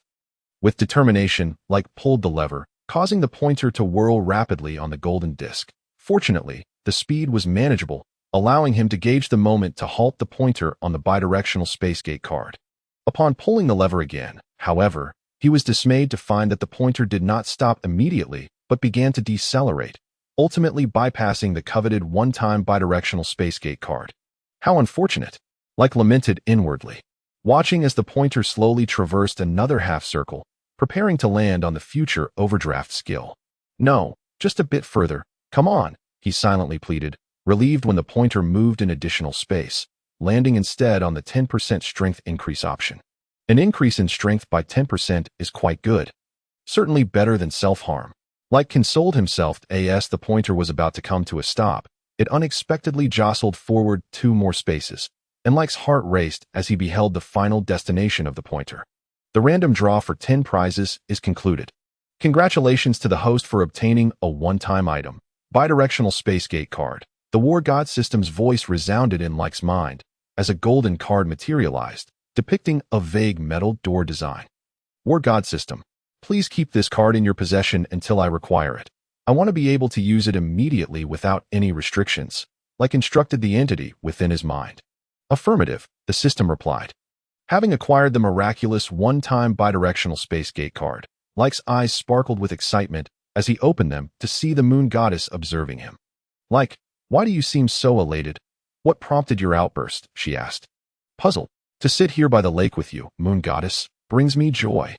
Leyke replied, somewhat evasively. You're lying, she retorted, yet did not press further. Glancing at his wristwatch, Leyke received a communication from his homeroom teacher, Muya, requesting his presence at the operational supplies warehouse in the 2nd district of the Super Soldier Academy, indicating an urgent matter to discuss. Shortly thereafter, he noted another message, a disciplinary announcement from the principal directed at all first-year students and teachers. To think they expect me to venture outside the fortress and hunt 10 aberrations within 5 days. This is quite a challenge, Leyke mused as he absorbed the principal's announcement. The moon goddess, being a member of the medical system and not a first-year student, had not received the principal's broadcast regarding Leyke's punishment. Moon goddess, I must leave the Super Soldier Academy fortress for a few days to hone my skills. During my absence, please take the opportunity to study modern medicine in the medical room and refrain from undertaking any reckless actions, Leyke advised her. You intend to go outside. The dark dimension is said to be rife with toxic radiation and perilous creatures. Have you been expelled from the Super Soldier Academy? If so, I cannot allow that. I will accompany you, and we shall find a way back to the Sanctum base and return to the main dimension. Earth. The moon goddess pondered for a moment before addressing Leyke. Stop daydreaming. I am going out to train. The strong genetic mech thrives solely through relentless combat, absorbing the life force of slain creatures to expedite their growth. If all goes well, I shall return in 5 days. Your combat abilities are still lacking. Should you leave the Super Soldier Academy, you would be unable to fend for yourself in the shadow space. Following me would be tantamount to courting death. Leyke rose, gently patting the moon goddess's small head as he replied, I will also find a way to obtain a strong genetic mech once my strength improves. I shall join you in training, the moon goddess declared stubbornly. Chapter 77. Preparation. Very well, I have matters to attend to, but I shall return to seek you out in a few days, Leyke said to the moon goddess. Deliberately concealing the details of his punitive hunt to spare her worry, he departed from the small artificial lake, hastily making his way towards the operational supply warehouse in Zone 2 of the Super Soldier Academy. Leyke recalled that Muya had arranged for them to meet there, presumably aware of the principal's decision regarding his punishment, to assist him in acquiring supplies necessary for hunting the aberrations outside, as well as information on their nearby activities. Upon arriving at Zone 2 of the Super Soldier Academy, Leyke followed the map on his wristwatch and located a large metallic warehouse. The imposing black structure boasted a metal door towering over 50 meters high. Leyke spotted Muya waiting for him at the entrance. Muya-sensei. Leyke, the principal has determined your punishment, and I cannot overturn the decision made by the Inyang principal, Muya informed him. Is it merely hunting 10 aberrations in the shadow space? It once cost me my life. I shall discuss the Inyang principal's decision further when the opportunity arises, Leyke replied confidently. Muya shook her head in response. Leyke, you have only just entered the shadow space and are unaware of the horror and strength of the aberrations. You have 2 paths before you. The first option is for me to prepare a hover motorcycle for you and draft a passage letter to the Sanctuary base that I have some connections within the Star Alliance military. Our Super Soldier Academy fortress is not too far from the Sanctuary base. If you drive the hover motorcycle carefully, you can return there and then utilize the spatial passage to return to the Earth Prime plane. Never to return. The second option is to accept the principal's task and attempt to hunt 10 aberrations within 5 days, With my status, I can provide you with sufficient food supplies, a hover motorcycle, and basic light weaponry that if you fail, you can return to the sanctuary base and leave the shadow space. Upon hearing Muya's words, Leyke smiled. It seemed she was preparing to make him a deserter. He had yet to reap the myriad benefits of the shadow space and would absolutely not abandon it at this moment to return to the Earth Prime Plane. The aberrations would erupt over the course of a year, even if he escaped now. He would only enjoy a year of tranquil existence before inevitably confronting the apocalypse following the aberrations' invasion of Earth. I choose the second option. I will hunt 10 aberrations within 5 days. My pride does not permit me to be a coward, and I am now a member of Class 12 of the Super Soldier Academy. My motto is fearlessness and perseverance. If I were to leave without a proper explanation, it would render both myself and Class 12 the laughingstock of the Super Soldier Academy fortress, and I shall not allow such a thing to transpire, Leyke declared with fervor. Muya felt a surge of emotion at Leyke's words. Excellent. Leyke, I have not misjudged you. Allow me to inform you about the known aberrations in the vicinity, their characteristics and weaknesses. Here is an electronic map, recently scanned by the Academy, indicating the active aberration groups nearby, marked by color to denote their strengths. Please provide me with the electronic map. I can review it myself. I have some understanding of the aberrations and do not require a lecture. First, let us select the weapons and hover motorcycle. Leyke replied to Muya. Muya then connected her wristwatch to Leyke's, transmitting the electronic map, and led him into the operational supply warehouse of Zone 2. With Muya, a special grade instructor, as their guide, the guards merely recorded their information before granting them entry.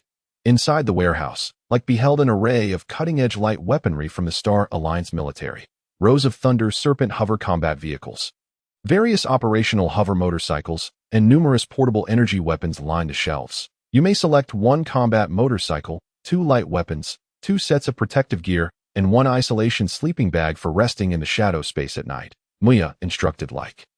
Leyke began to make his selections, opting for a Strategist 3 hover motorcycle. Known for its high mobility and substantial cargo capacity, it was equipped with 2 anti-gravity energy engines and featured 2 large jet boosters at the rear for rapid acceleration.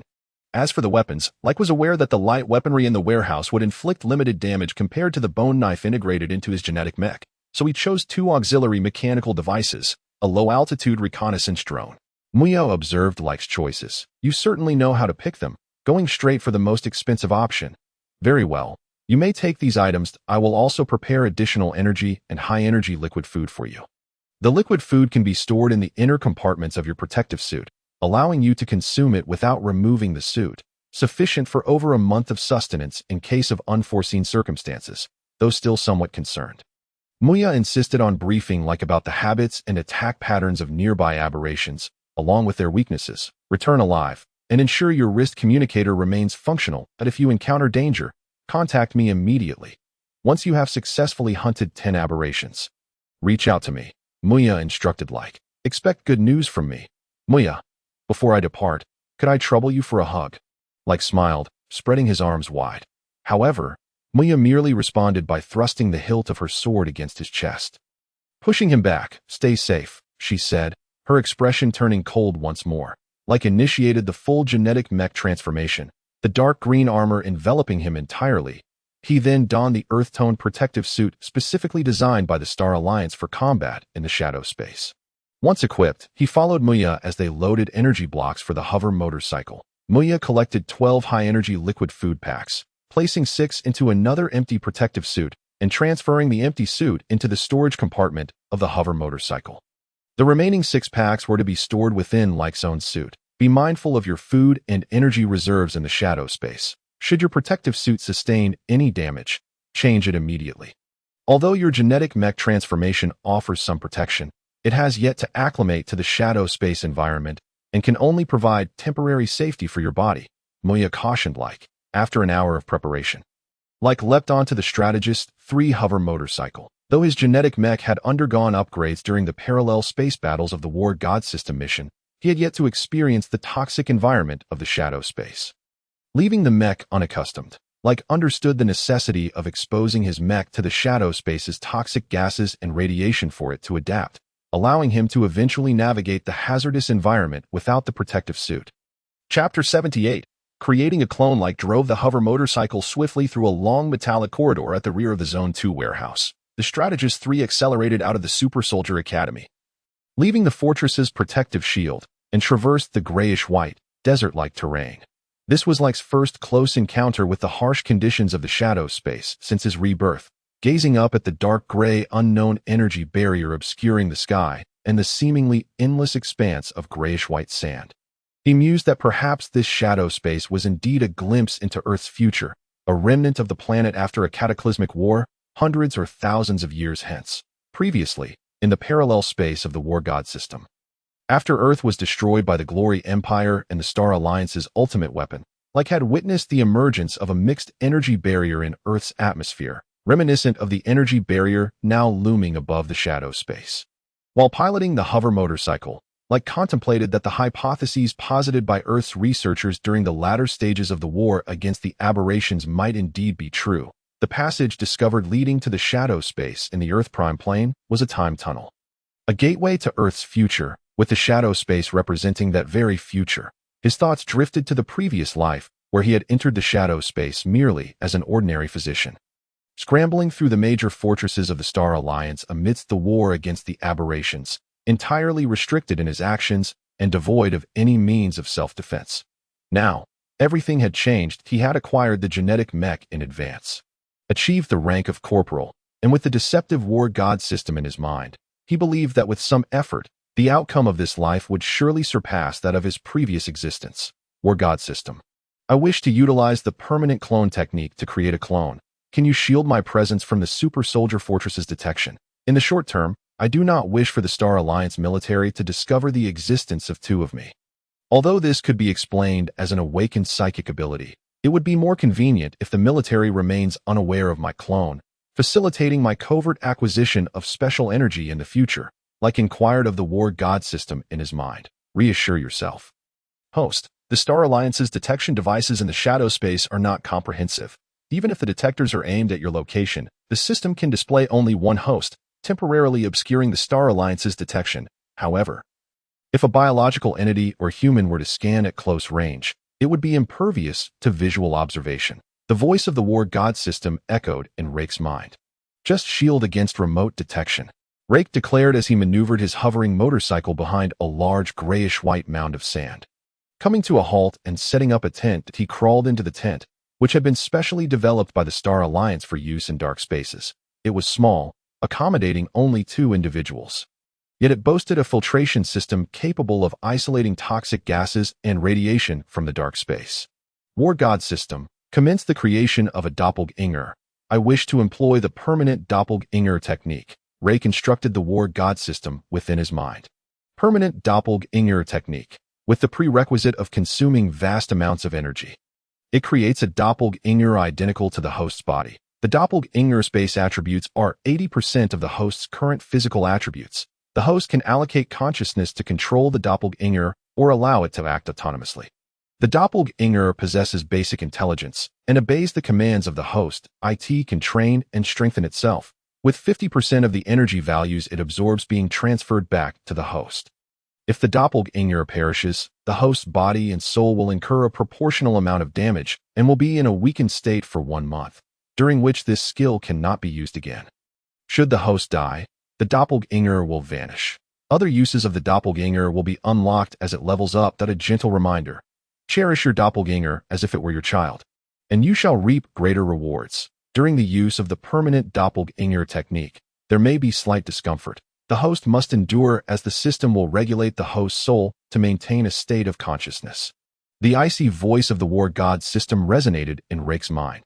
Subsequently, Leyke felt an excruciating pain coursing through his body, as if his brain were being torn asunder, and his bones and muscles felt as though they were being violently ripped apart. To be precise, Leyke's brain and body were indeed undergoing a process of division. Initially, it felt akin to being a conjoined twin, with 2 heads emerging from his neck, before the separation commenced below the neck, resulting in a body connected to a 2-headed figure. The separation continued, and Leyke, enduring the soul-wrenching agony, found himself unable to faint. After what felt like an hour of unbearable pain, the conjoined form finally separated completely. Leyke lay exhausted within the tent, exclaiming inwardly, No wonder they say childbirth is painful.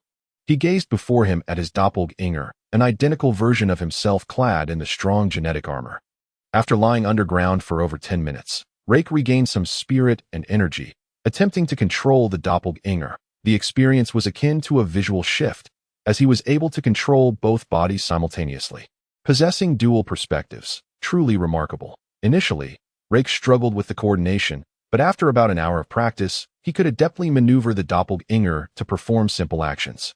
Deactivate genetic armor, he commanded, and both his true self and the doppelganger shed their armor. With his essence residing within his true form, he beheld the doppelganger, which was entirely unclothed.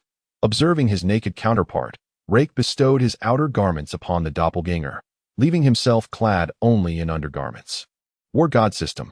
Please have my watch on my wrist transferred to the doppelganger that I feel as though wearing this watch is akin to being monitored by the Star Alliance government. Can you remove it? Leyke inquired of the War God System within his mind. This time, the War God System obliged without stipulations, promptly releasing the watch from Leyke's left wrist. He placed the watch upon the doppelganger's left wrist. Gazing at his identical self, he felt an odd mix of peculiarity and fascination. Leyke tested the strength of the doppelganger, which possessed 80% of his own power. Although slightly weaker, it was still significantly stronger than an average person that he realized he could allow his true self to act independently while his essence controlled the doppelganger. Or he could manage both simultaneously. Leyke attempted to touch the doppelganger, and it felt like a real person, like himself. When his essence controlled the doppelganger, he could feel its body being touched and perceive its surroundings. However, when he allowed the doppelganger to act freely, he could no longer sense its perspective or sensations. While the tactile experience of touching his own doppelganger was intriguing, it felt exceedingly strange, prompting Leyke to hastily retract his hand from the sinful act. Chapter 79. Lizard Landmines. The host need not constantly control the doppelganger, but IT can act autonomously based on commands given by the host. Possessing a degree of intelligence. Currently, the doppelganger has 80% of the host's strength. However, once the permanent doppelganger technique has been employed, it will not automatically evolve as the host grows stronger. Should the doppelganger absorb energy to strengthen itself, it will relay 50% of the energy back to the host. The War God System informed Leyke. Armor up, Leyke commanded, and both he and the doppelganger donned their armor. Fortunately, he had previously brought along a spare set of protective gear, which he donned first, then assisted the doppelganger in putting on its gear. Subsequently, Leyke guided both himself and the doppelganger out of the tent, folding it away and stowing it in the storage compartment of the hovering motorcycle.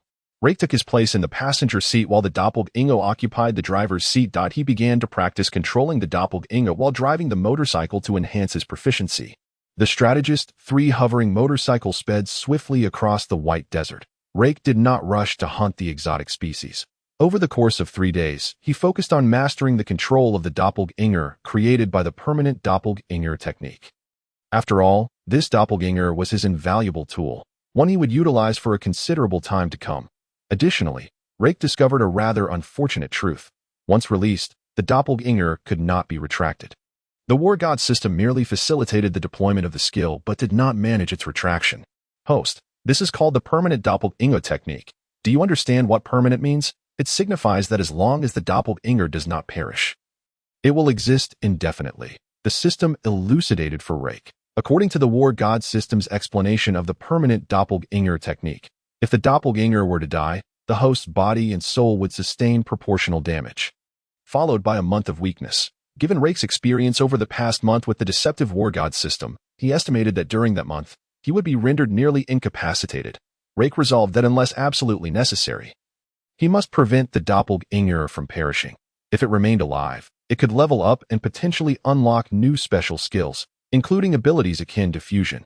However, should it die and he were to use the permanent doppelganger technique again, he would likely have to start from scratch in training the doppelganger. The doppelganger, which shared a mental link with Leyke and possessed its own intelligence, proved to be quite manageable for him, a fact that somewhat mitigated Leyke's grievances with the War God System. Previously, hunting 10 exotic species alone might have posed a risk, but now with the doppelganger, the two of us can cooperate to tackle lower-tier exotic species, which should present little challenge. Leyke mused that on the 4th day after departing from the Super Soldier Academy, Reyke began to utilize the electronic map provided by Muya to search for and select small groups of weaker exotic species. Most exotic species were also mobile, and the map only indicated the locations of those detected by the Academy's sensors 3 days prior. Fortunately, Reyke had previously acquired 2 small reconnaissance drones from the weapons depot of the Super Soldier Academy. He deployed the drones to conduct aerial reconnaissance at low altitudes. After spending half a day, Reyke located 3 two-headed lizard-like exotic species buried beneath the sand.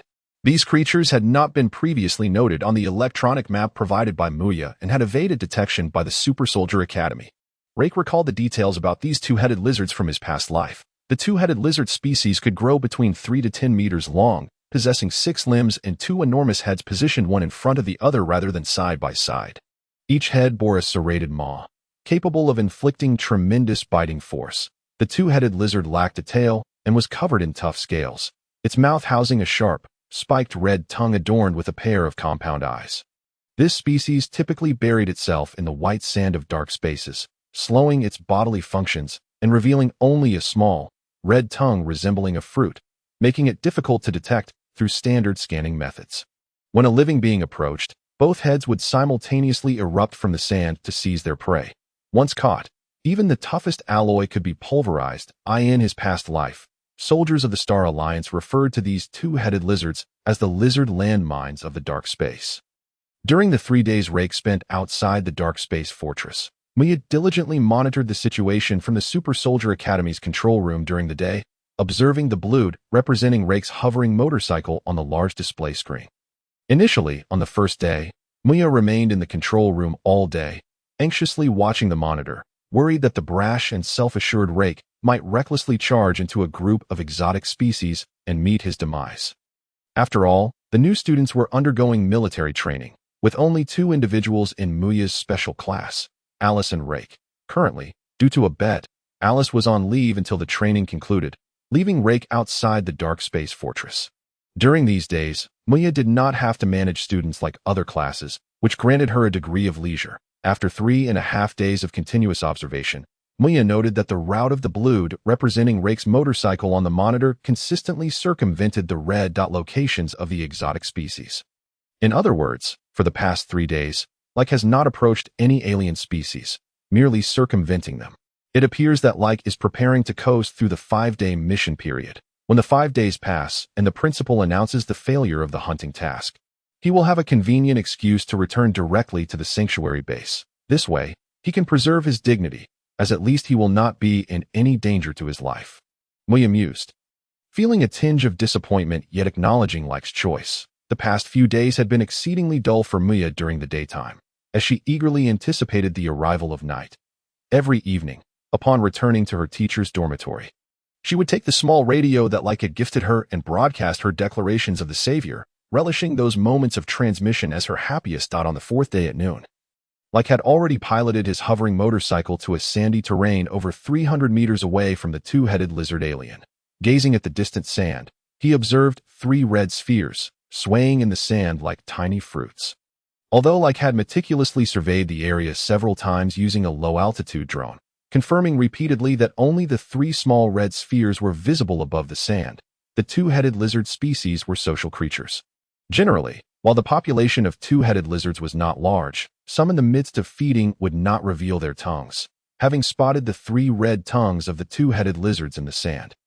It was highly probable that 5 or 6, or even 7 or 8, two-headed lizard aliens were lurking nearby, which was precisely why these two-headed lizards were referred to as lizard landmines. Chapter 80. Devouring Lizards. Leyke was acutely aware that the hunting deadline imposed by the principal of the Super Soldier Academy was drawing near. Although there undoubtedly existed other alien species within the dark space that were easier to kill and posed a relatively lower risk to him, finding and eliminating 10 of them within the remaining day and a half would be quite challenging.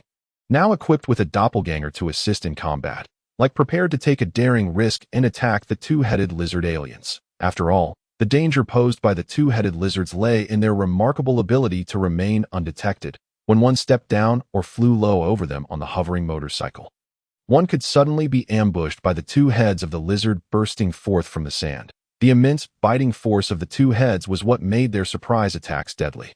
Leyke pondered, Now that he was prepared and familiar with the two-headed lizard's attack patterns, he believed that as long as he exercised caution, he would be fine.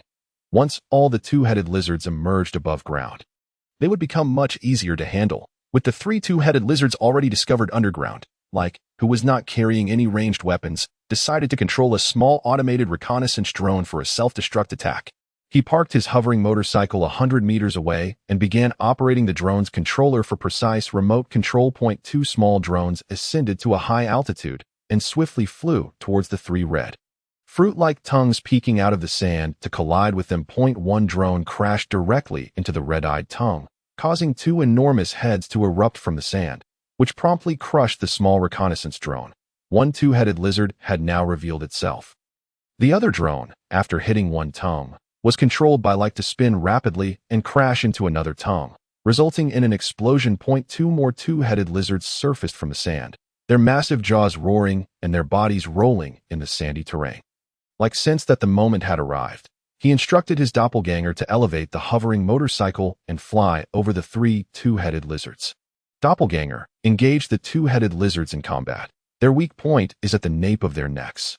Be wary of any other two-headed lizards that may be lurking beneath the sand. Leyke commanded his doppelganger. As both leapt from the hovering motorcycle, Leyke and his doppelganger, clad in powerful genetic armor, unsheathed their bone blades and descended from the air, aiming to strike down on a two-headed lizard's heads. The three two-headed lizards on the ground had already noticed the airborne figures of Leyke and his doppelganger, their massive heads adorned with serrated jaws snapping at their landing spot. Quickly twisting in midair, Leyke and his doppelganger landed on the head of one two-headed lizard, driving their bone blades directly into the nape of its neck. The bone blades penetrated deep into the lizard's body, but Leyke had no time to consume its essence, as the other head swiftly turned to bite at them. It appears my doppelganger possesses its own combat experience and skills, Leyke noted as the two engaged in a fierce battle with the two-headed lizards. Throughout the encounter, he observed that his doppelganger's fighting style mirrored his own remarkably, and during the fight, their minds seemed to resonate, allowing for increasingly seamless cooperation. In a matter of mere minutes, Leyke and his doppelganger had successfully dispatched the three two-headed lizards. After slaying the two-headed lizards, Leyke and his doppelganger began to drive their bone blades into the lizard corpses, rapidly consuming their bodily energy. Before long, the three 5 to 6 meter long two-headed lizards were completely devoured by the genetic armor, leaving only a thick layer of scales, skulls, and teeth behind. Leyke consumed one, while his doppelganger consumed two.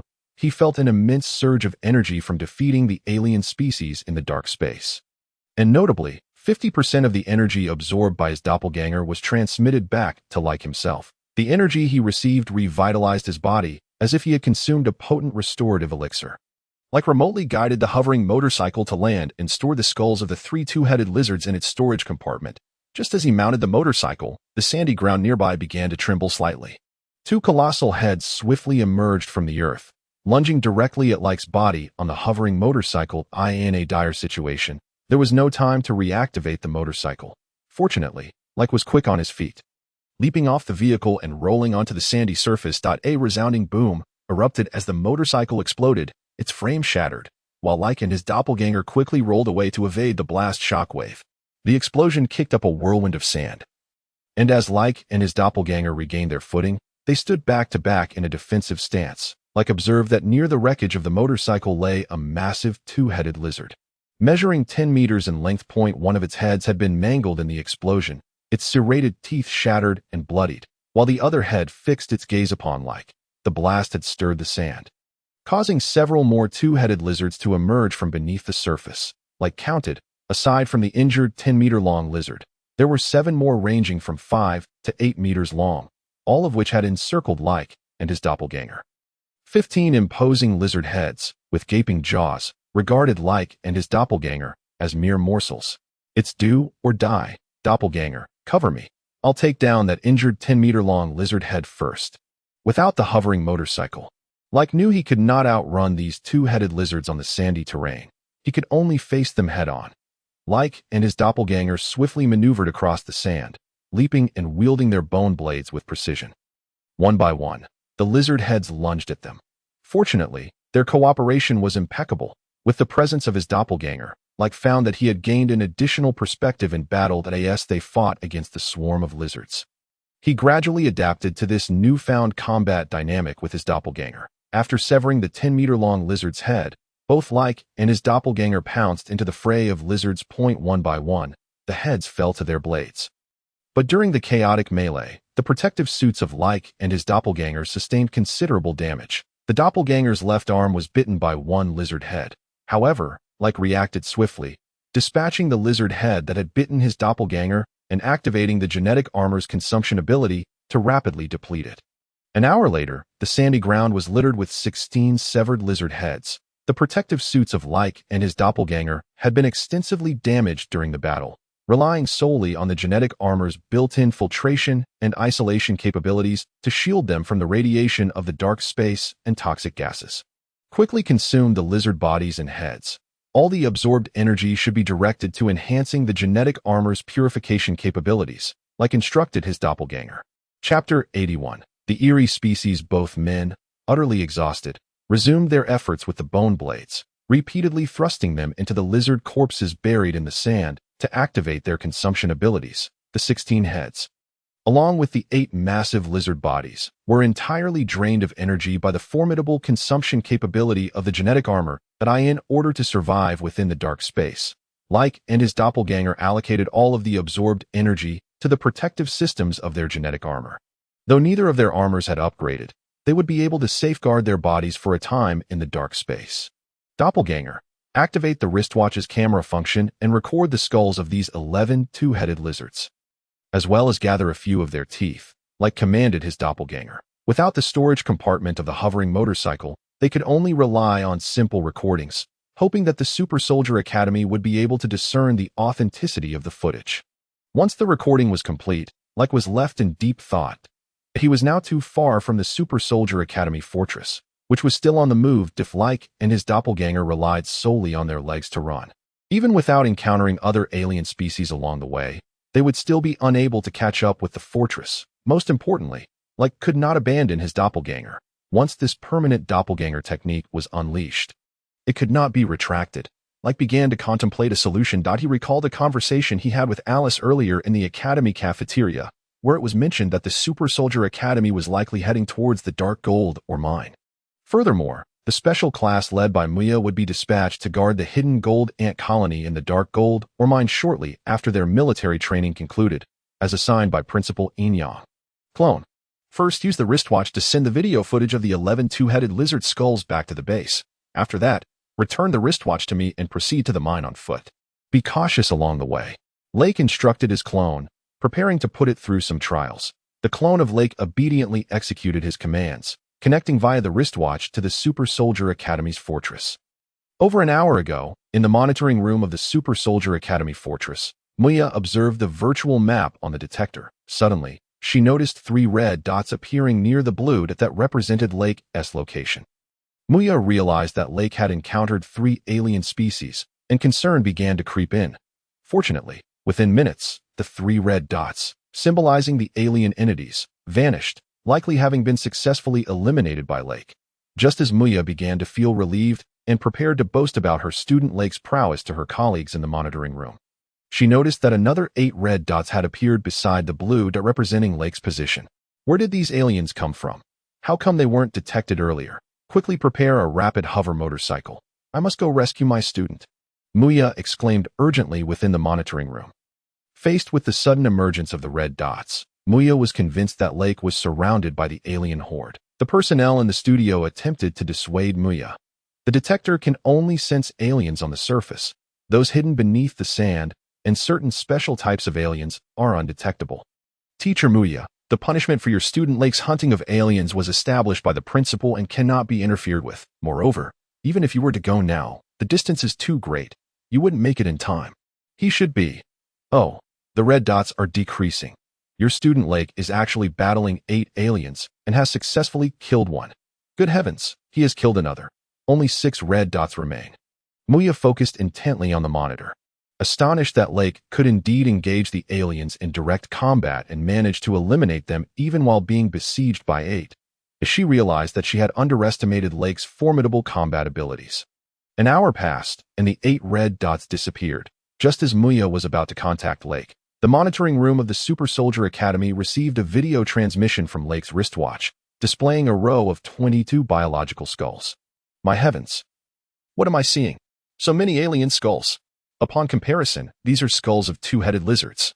Goodness, Teacher Muya, your student is truly remarkable, living up to the elite class reputation, having single-handedly killed 11 two-headed lizards. Is this Leyke really a freshman this year? Not an old instructor? Teacher Muya, this student named Leyke from your class is incredibly formidable. The monitoring room began to buzz with discussion. Muya listened, her heart swelling with pride. She was grateful she had come to the monitoring room this afternoon. Her student's prowess reflected well on her as a teacher. Muya began to use the communicator in the monitoring room to dial Leyke's wristwatch.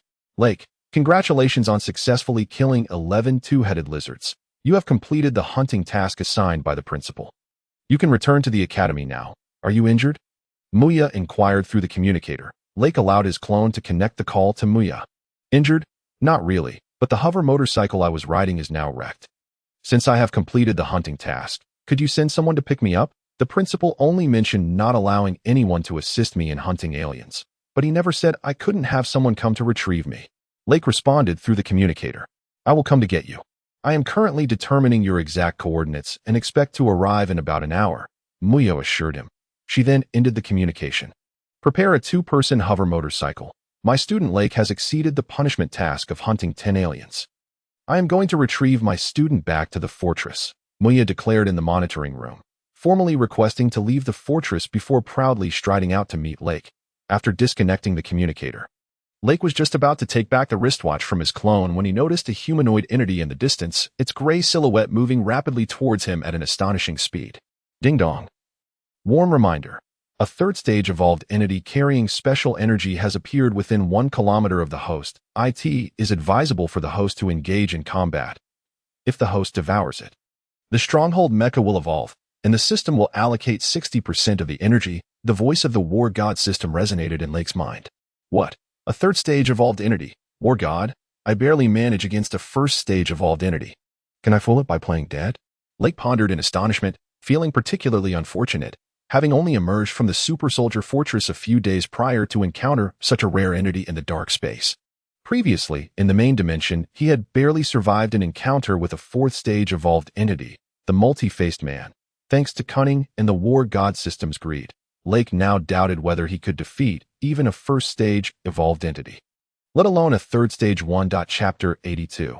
The absorber Leyke prayed not to be discovered by the approaching third-stage evolved entity. However, tragically, the gray humanoid entity rapidly closed the distance that in mere seconds. It stood before Leyke and his clone. Leyke could now see the entity clearly. Although it had 2 arms and 2 legs, it lacked a head above its neck, instead sporting a large, gourd-shaped flesh sac that pulsated at its opening. Saxiform absorber, Leyke exclaimed internally. Recognizing the name of this third-stage evolved entity, he was astonished that this entity had appeared so early and that he had encountered it. The saxiform absorber had evolved from a rare carnivorous plant-like organism known as the absorbing sackflower from the dark space. Based on memories from a previous life, Leyke understood that after evolving 3 times, the saxiform absorber became a special and highly dangerous entity, possessing a memory duplication ability. Its sack-like head could replicate the memories of any creature it connected with, encompassing all memories in their entirety. In his previous life, the saxiform absorber had initially gone unnoticed by the Star Alliance Federation military, treated merely as an ordinary evolved entity. However, after several battles, the surviving saxiform absorbers grew increasingly powerful, and military strategies against them became futile. Eventually, the Star Alliance military expended considerable effort to capture a third-stage evolved saxiform absorber for dissection and studied at IT. Was during this research that they discovered the entity's sac-like head contained unique neural structures capable of replicating all memories of any creature it encountered. On the battlefield, any soldier or officer who came into contact with the saxiform absorber's head would have their memories duplicated and relayed to the alien horde. The existence of this battlefield spy necessitated that once a third-stage saxiform absorber appeared in combat, all prior battle plans be discarded and new strategies devised, ensuring the Star Alliance military did not remain at a disadvantage. The saxiform absorber swiftly extended its desiccated, branch-like arms towards the clone. The speed of this evolved entity, which had sacrificed its reproductive capabilities, was astonishing. Leyke's clone, operating at only 80% of Leyke's strength, was unable to react in time and was firmly grasped by the shoulders. Leyke sensed through the feedback from his clone that the entity's grip was immensely powerful, rendering the clone incapable of resistance, accompanied by a paralyzing effect that rendered the upper half of its body numb. Leyke quickly raised the bone blade in his right hand and struck at the entity's arms with all his might, hoping to rescue the clone. However, the once indomitable bone blade merely sparked against the saxiform absorber's arm, as if striking a millennia-old iron tree, causing a reverberation that left Leyke's right hand aching, nearly shattering the blade. In despair, Leyke discovered that the mark left by his powerful strike was merely a shallow cut on the entity's arm, insufficient to break even its skin. The saxiform absorber held the clone for over 10 seconds, emitting a puzzled oh, before abruptly tossing the clone aside, sending it crashing over 10 meters away, where it lay motionless on the sandy ground. Leyke quickly scanned to check the clone's status. Fortunately, it was still alive, though its upper body remained paralyzed. The saxiform absorber ignored Leyke's clone, treating it as if it were inconsequential. It reached out again towards Leyke. Instinctively, Leyke sidestepped to evade, attempting to block with his bone blade. However, in a swift movement, the saxiform absorber appeared at Leyke's right side, extending its hand once more towards Leyke's shoulder. Leyke was captured, his frail hands clutching his shoulders like the relentless grip of a colossal claw. Immobilizing him completely, below his shoulders, a numbing sensation had set in, rendering him devoid of feeling. Despair enveloped Leyke as he recalled the memories of his previous life. Any being that fell victim to the enigmatic sack-like creatures would invariably meet a merciless demise. The recent doppelganger had escaped annihilation, presumably due to its lack of substantial memory, having been newly created and rejected by the evolved sack-like entity, which had undergone 3 transformations. The sack-like creature's orifice pulsated, its fleshy tendrils extending toward Leyke's head. That a sticky sensation enveloped the crown of his head, and he found himself unable to evade its grasp. In an instant, a torrent of memories surged uncontrollably within him. Leyke understood that the creature had commenced the replication of his memories, according to the analyses from the Star Alliance Research Institute in his prior existence. It typically required merely a few minutes for the sack-like entity to completely replicate an individual's memories and subsequently eliminate the subject. Leyke cried out for assistance from the system, yet received no response. Descending into a state of bleak anticipation for his impending demise, awaiting the lethal blow that would follow the creature's completion of his memory replication, that he yearned for a miraculous reversal, for a savior to appear. But confronted with an evolved entity, Leyke realized that no one could rescue him at that moment. The sticky tendril connecting to his head emitted a foul odor that threatened to induce nausea. After what felt like an eternity of 10 minutes, the creature remained steadfast in its grip, its sack-like appendage affixed to the top of Leyke's head, exhibiting no further reactions. "Hey, give me a break. Will you? Have you completed the replication yet?" After a 20-minute wait, Leyke observed the sack-like entity maintaining its position before him, its fleshy form visibly writhing. 30 minutes passed, and he noticed a white liquid oozing from the orifice of the creature. "Oh, are you not done replicating my memories? Is my memory truly that remarkable?" Leyke pondered in bewilderment. 40 minutes later, the creature's orifice began to contract rapidly, expelling a milky substance like a miniature fountain. The creature's grip on Leyke's shoulders began to loosen, and the tendril that connected to his head appeared to recoil, as if Leyke were a terrifying demon it wished to escape. Chapter 83. The wrong person was saved. Ding dong. Congratulations, host. You have successfully inflicted severe injury upon the sack-like entity. Now, as long as you maintain continuous contact with its body, its replication ability will remain unceasing, ultimately leading to its self-destruction due to insufficient cerebral capacity. The system and the host may share in the consumption of its unique energy. The voice of the war god system resonated in Leyke's mind, alerting him. Insufficient cerebral capacity isn't the primary skill of the sack-like entity to replicate biological memories. How could it lack brain capacity? Leyke questioned the war god system with confusion. An evolved sack-like entity that has undergone 3 transformations cannot selectively replicate biological memories. It can only replicate all memories of a being in one go. You, host, have endured countless cycles within the infinite loop of the biohazard world, leading to multiple instances of mental collapse. The system selflessly repaired your fractured psyche. This sack-like entity has managed to replicate memories from your previous experiences in that infinite loop world, which are far too vast and overlapping, resulting in cerebral death within the creature's interior. If you maintain contact with it for another 20 minutes, it will perish on its own. The cold, detached voice of the war god system echoed in Leyke's mind. Upon hearing this, Leyke looked at the sack-like entity as it spewed forth the milky liquid. He regained some feeling in his hands and quickly seized the creature. Attempting to retract the tendril extending from its orifice, the creature's appendage was sticky. Its current state resembled that of Leyke grasping its braid. System, you certainly have put me in dire straits. Just the memories from that infinite loop of the biohazard world were enough to drive an evolved entity to madness. Have you considered my feelings during that time? Leyke shouted in frustration at the war god system within his mind. That was because you had not discovered the correct method previously. Moreover, you honed your skills with the blade during your time in that infinite loop. The war god system retorted. Disregarding Leyke's complaints thereafter, the sack-like entity, now desperate to retract its tendril, attempted to kick Leyke away. Gripping the fleshy appendage, Leyke endured the repugnant liquid spewing from its tip as he swiftly maneuvered to the creature's rear. Wrapping his arms around the evolved being, Leyke understood that he must not relent. Should the sack-like entity escape and recover, he and his doppelganger would stand no chance against it. The creature began to struggle, fully aware that its continued replication of Leyke's bizarre human memories would lead to its own demise. The sack-like entity rolled with Leyke across the sandy terrain, tumbling into a sand pit where the two-headed lizard had previously emerged, becoming engulfed by the sand. Fortunately, Leyke was equipped with a powerful exosuit, allowing him to breathe momentarily beneath the sand without succumbing to suffocation. Leyke sensed the creature's struggles weakening, estimating that in just over 10 minutes, it would collapse entirely. Within the sand pit, the sack-like entity's tendrils expelled an increasing amount of white liquid, attempting to numb Leyke's body and compel him to release his grip. Leyke felt the numbing sensation in his arms and body intensifying. With the last remnants of feeling in his limbs, he gripped the sack-like entity with all his might, pressing his body against it.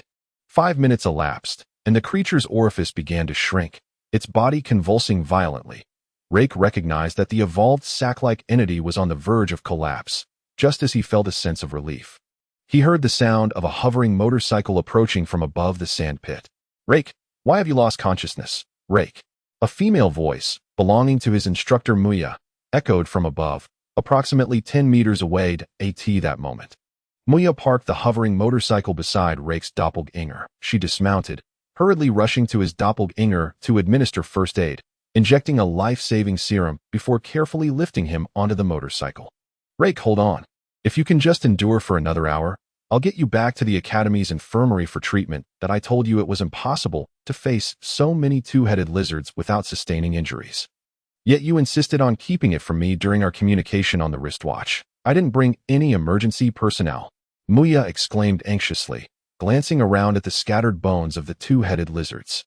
Assuming that Leyke had been poisoned after being bitten, meanwhile, beneath the sand, Leyke's true self remained entwined with the sack-like entity. He lamented as he listened to Muya's voice above, realizing she had mistaken his doppelganger for him. Leyke longed to call out and inform Muya that it was his doppelganger, that he was still trapped in the sand pit. Yet, he refrained, knowing that while he could excuse the situation as an awakening of supernatural abilities, he was not yet prepared to reveal the existence of his doppelganger. Leyke despondently listened as his instructor mistakenly perceived his doppelganger as the real him. Both he and the sack-like entity had fallen into the sandpit, their bodies now completely buried beneath the sand. The sound of the hovering motorcycle starting up echoed as Muya departed, taking Leyke's doppelganger away at speed toward the Super Soldier Academy fortress. 3 minutes later, the sack-like entity in Leyke's grip ceased its movements, expelling a large quantity of the white liquid and leaving Leyke's hands coated in it. "Congratulations, host, on successfully defeating the evolved sack-like entity. You have taken another step closer on the path to becoming a war god. The system has absorbed 60% of its unique energy, leaving the remainder for you."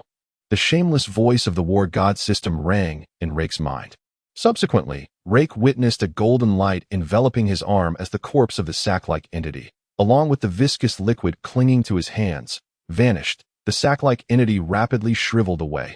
Moments later, the golden light faded, and the war god system completed its absorption of 60% of the energy. Perhaps feeling elated, It also proceeded to restore Rake's numbed hands and body, allowing him to regain feeling. Rake promptly activated the absorption ability of his exosuit to consume the remaining energy from the recently deceased sack-like entity. The exosuit extended 5 or 6 slender tendrils, inserting them into the creature's body, rapidly absorbing the residual cellular energy within, causing its form to become even more desiccated. Within a minute, the sack-like entity's body had transformed into a withered, bark-like husk. Chapter 84. Academy Mission. Rake sprang from the sand pit, assessing the level of his exosuit. The energy absorbed from the evolved sack-like entity was remarkably potent, previously at the junior level. After absorbing 40% of the entity's energy, the exosuit had ascended to the pinnacle of the junior tier, poised to upgrade once more, skipping the intermediate and advanced levels altogether. Had it not been for the war god system unceremoniously claiming 60% of the energy, the exosuit would have undoubtedly surged directly to the sergeant level.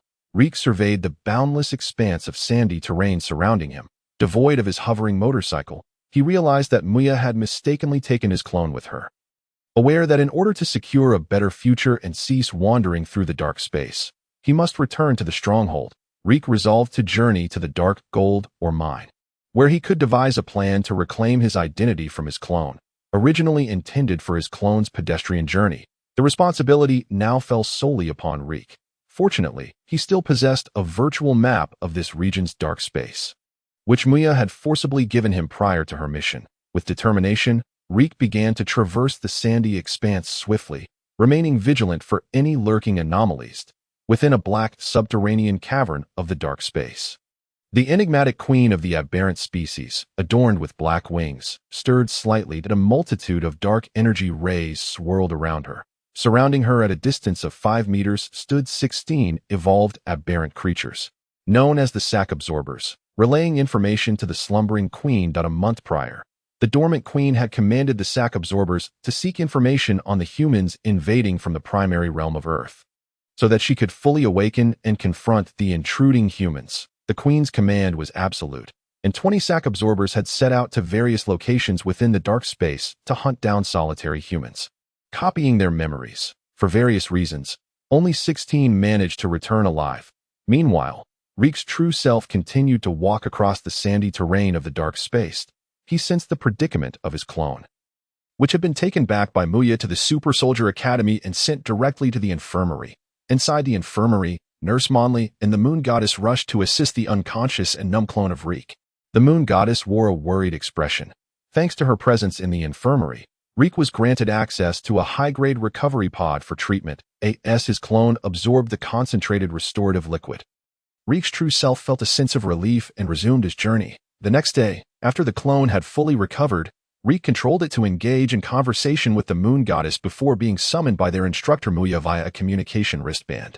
Muya, Reek's clone, and Alice gathered in a dedicated classroom for Class T12 in District 1. Reek, you performed admirably, completing the punishment of hunting down 10 aberrant creatures. Muya exclaimed. Reek's clone merely nodded in acknowledgement. Subsequently, Muya addressed Reek and Alice with a grave tone. Last night, I received a mission from the principal, instructing our Class T12 to depart in 2 days for the Dark Gold or mine for a security detail. This will be the first Academy mission for our class. In just 2 days, the Super Soldier Academy stronghold will approach the mine, where some mining machinery is already operational. The Dark Gold or mine was discovered over a month ago by a reconnaissance team from the Star Alliance in the dark space. There should be some mining teams and a small contingent of troops stationed there. Our task is routine patrol. I will take you both to familiarize yourselves with the environment of the dark space.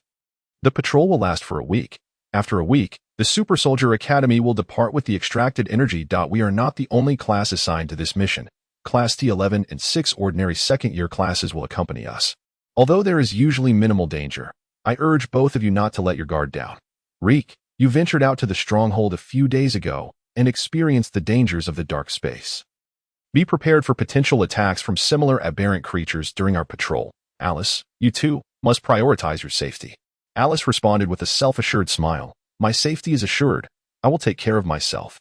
Muya then turned to Reek with concern. Reek, you just recovered from an injury. If you haven't rested well, you may opt out of this mission since it is merely a formality. Hearing Muya's words, Alice paused, awaiting Reek's response. unaware that she was conversing with his clone rather than Reek himself, as the clone bore an uncanny resemblance to him. "I'm fine. As you said, Muya, this mission poses little danger. I can accompany you to gain some experience," Reek's clone replied casually. "Excellent. I share your sentiments. Rest tomorrow. And the day after, come to the second campus's playground to gather with the second-year classes, and we will take a transport vehicle to the mine. There will be a temporary base set up there, and we will finalize the specifics upon arrival. Do either of you have any questions?" Muya inquired. "None," Alice promptly replied, and Reek's clone nodded in agreement.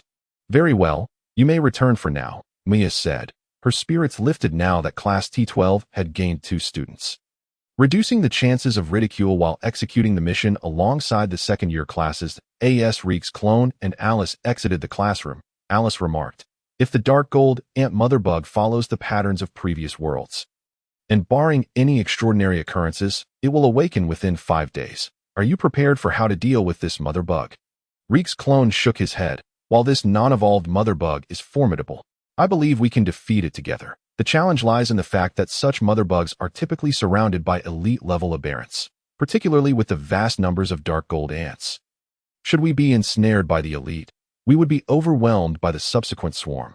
Alice added, "Indeed, in previous worlds, I have often been cornered by elite aberrants, which delayed my opportunity to eliminate the mother bug. This time, with the 2 of us, we can divide our roles, one to distract the elite guards while the other delivers the fatal blow to the mother bug." Chapter 85. Entering the Dark Gold or Mine. Alice, "Would you prefer to distract the guards or deliver the final blow to the mother bug?" Reek asked his companion. "Though I possess the Battle Saint Monkey, it is currently in a weakened state and has not fully recovered. Moreover, my own strong colony armor has been delayed in its upgrades to accommodate the Battle Saint Monkey, so I am not yet capable of swiftly eliminating the mother bug," Alice explained. However, Reek harbored some skepticism. Alice had lived through many lifetimes and undoubtedly had methods for explosive attacks. Albeit at the cost of her resources, he felt it was best to take on the responsibility of slaying the mother bug, suspecting there was some underlying danger. "Very well, I will take on the task of killing the mother bug. It's settled," Reek's clone affirmed. Following the directions on his wristband, Reek's clone proceeded toward the dormitory assigned to him at the Super Soldier Academy. Remarkably, he had yet to visit his own dormitory, having resided in the infirmary until now. As he exited the infirmary, he was unexpectedly punished by the principal to hunt aberrants outside. Reek was surprised to find that his dormitory route coincided with Alice's, leading them both to a shared room. Reek's clone activated the door with his wristband and entered. Inside, he observed 2 metal beds along the left and right walls, furnished with basic amenities. This was a double occupancy room. On the right, one bed was adorned with a cartoon-themed duvet, indicating it was already occupied, while the left bed displayed the Academy's standard bedding neatly arranged. Alice followed him in and casually sat on the bed with the cartoon cover. "Are we sharing a dormitory? Co-ed living?" Reek's clone exclaimed in surprise. "You only just realized after a week of classes? I've been sleeping alone for days. It's rather unsettling. The Academy allocates dormitories by class, and since our class only has 2 students, naturally, we share. Soldiers from the Star Alliance are not segregated by gender in their living arrangements. But you mustn't do anything inappropriate while sharing this space, or the Star Alliance will impose severe repercussions." Alice, the golden-haired girl, stated calmly as she began to remove her school uniform jacket right in front of Reek's clone, changing into a yellow dress.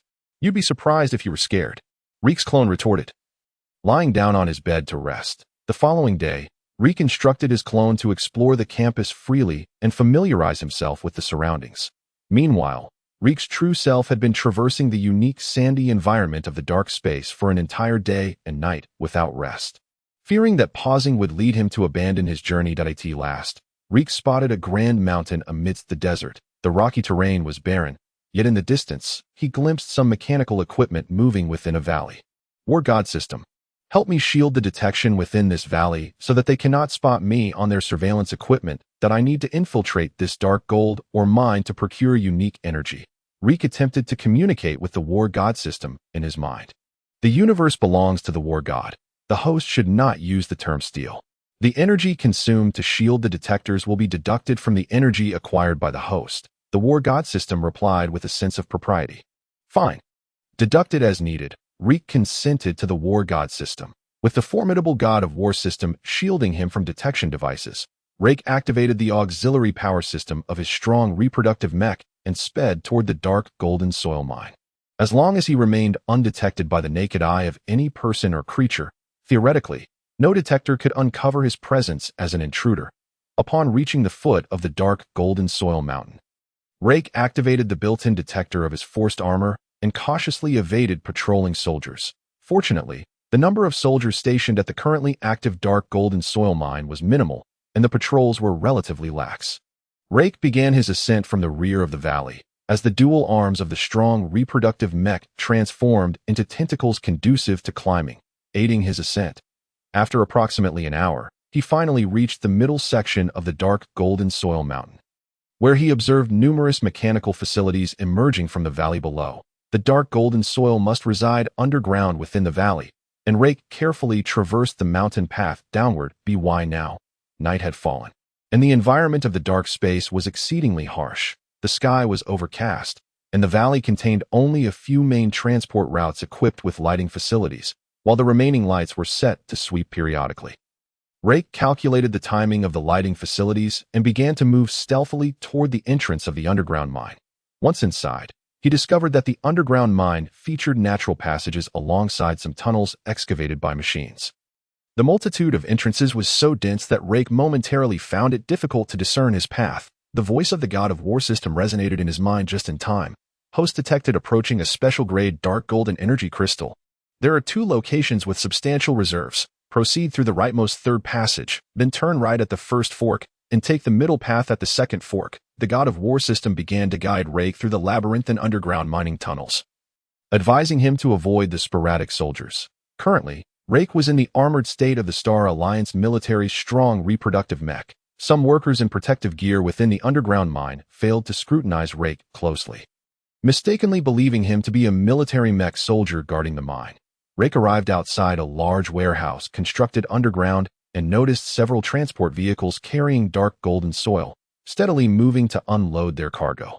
This warehouse must be the storage point for the dark golden soil mine by the Star Alliance military. God of War system, if I consume all the dark golden soil, I will be discovered, Rake communicated to the system within his mind. Rest assured, host, there is no need to consume all the dark golden soil. The God of War system is a superior entity that only absorbs special energies and does not devour refuse energy. Within this warehouse, only a small portion of the dark golden soil is of the exquisite grade that can be absorbed by the system. The voice of the God of War system echoed in Rake's mind. Upon hearing this, Rake realized that the system was somewhat selective, which provided him with reassurance. Taking advantage of the dim environment, Rake cautiously crawled beneath one of the transport vehicles, his arms and legs pressed firmly against its underside. Blending into the warehouse. After entering the warehouse, he seized an opportunity to slip out from under the vehicle and concealed himself behind a pile of O or E.as. He surveyed the interior of the warehouse. He noted that it was roughly the size of a small playground, filled with or that reached heights of 6 to 7 meters. Ding dong. The system will project a virtual coordinate map for the host. If the host approaches the coordinate point and remains there for more than 3 seconds, the system will complete the absorption. The voice of the God of War system announced in Rake's mind. The God of War system did not wait for Rake's consent. A virtual map visible only to him appeared before his right eye. The transparent, 3-dimensional map displayed a blue light indicating Rake's current position and constructed a comprehensive layout of the entire warehouse, with over 100 red dots scattered across the map, indicating the special grade dark golden soil that could be absorbed by the system. Concealed behind the ore pile, Rake waited several minutes, observing as the transport vehicles that had brought the dark golden soil departed. After unloading, they began to move out of the warehouse, and the metal door closed behind them, casting the interior into darkness. However, the strong reproductive mech possessed night vision capabilities, allowing Rake to navigate the dim warehouse without hindrance. Following the cues from the virtual map, Rake proceeded to move stealthily. In pursuit of energy, he once again took on the role of a thief, with the assistance of the God of War system. The surveillance facilities within the warehouse were rendered ineffective. Rake approached the red dots on the map, standing beside the ore pile, extending his arm to touch the surface of the ores from the dark green armor of the strong reproductive mech. Golden filaments began to sprout forth. These delicate golden strands swiftly threaded through the gaps in the ore pile, penetrating the dark golden soil within. Within a second or two, These filaments transmitted liquid energy packets back to Leyke's arm, resembling small tumors, which rapidly returned and vanished inside him. The absorption continued, with Leyke pausing intermittently. Whenever transport vehicles entered the warehouse, he chose to hide behind the ore piles. The miners operating the vehicles were completely unaware that someone was stealing dark golden soil in the depths of the night. As the vehicles arrived, the virtual map provided by the God of War system displayed sporadic additional red dots, albeit in minimal increments. After approximately 5 hours, Leyke had absorbed all the special-grade dark golden soil within the warehouse. Upon surveying the dark golden soil, he could discern no visible difference. Concealed beneath a mountain of metallic ore, the God of War system communicated with him after completing the energy absorption. Ding dong. The host may choose to utilize 40% of this absorbed energy to eliminate the shielding of the detectors, resulting in equivalent energy items as a reward, or opt to directly allocate this energy toward upgrading the strong reproductive mech. The voice of the God of War system resonated within Leyke's mind.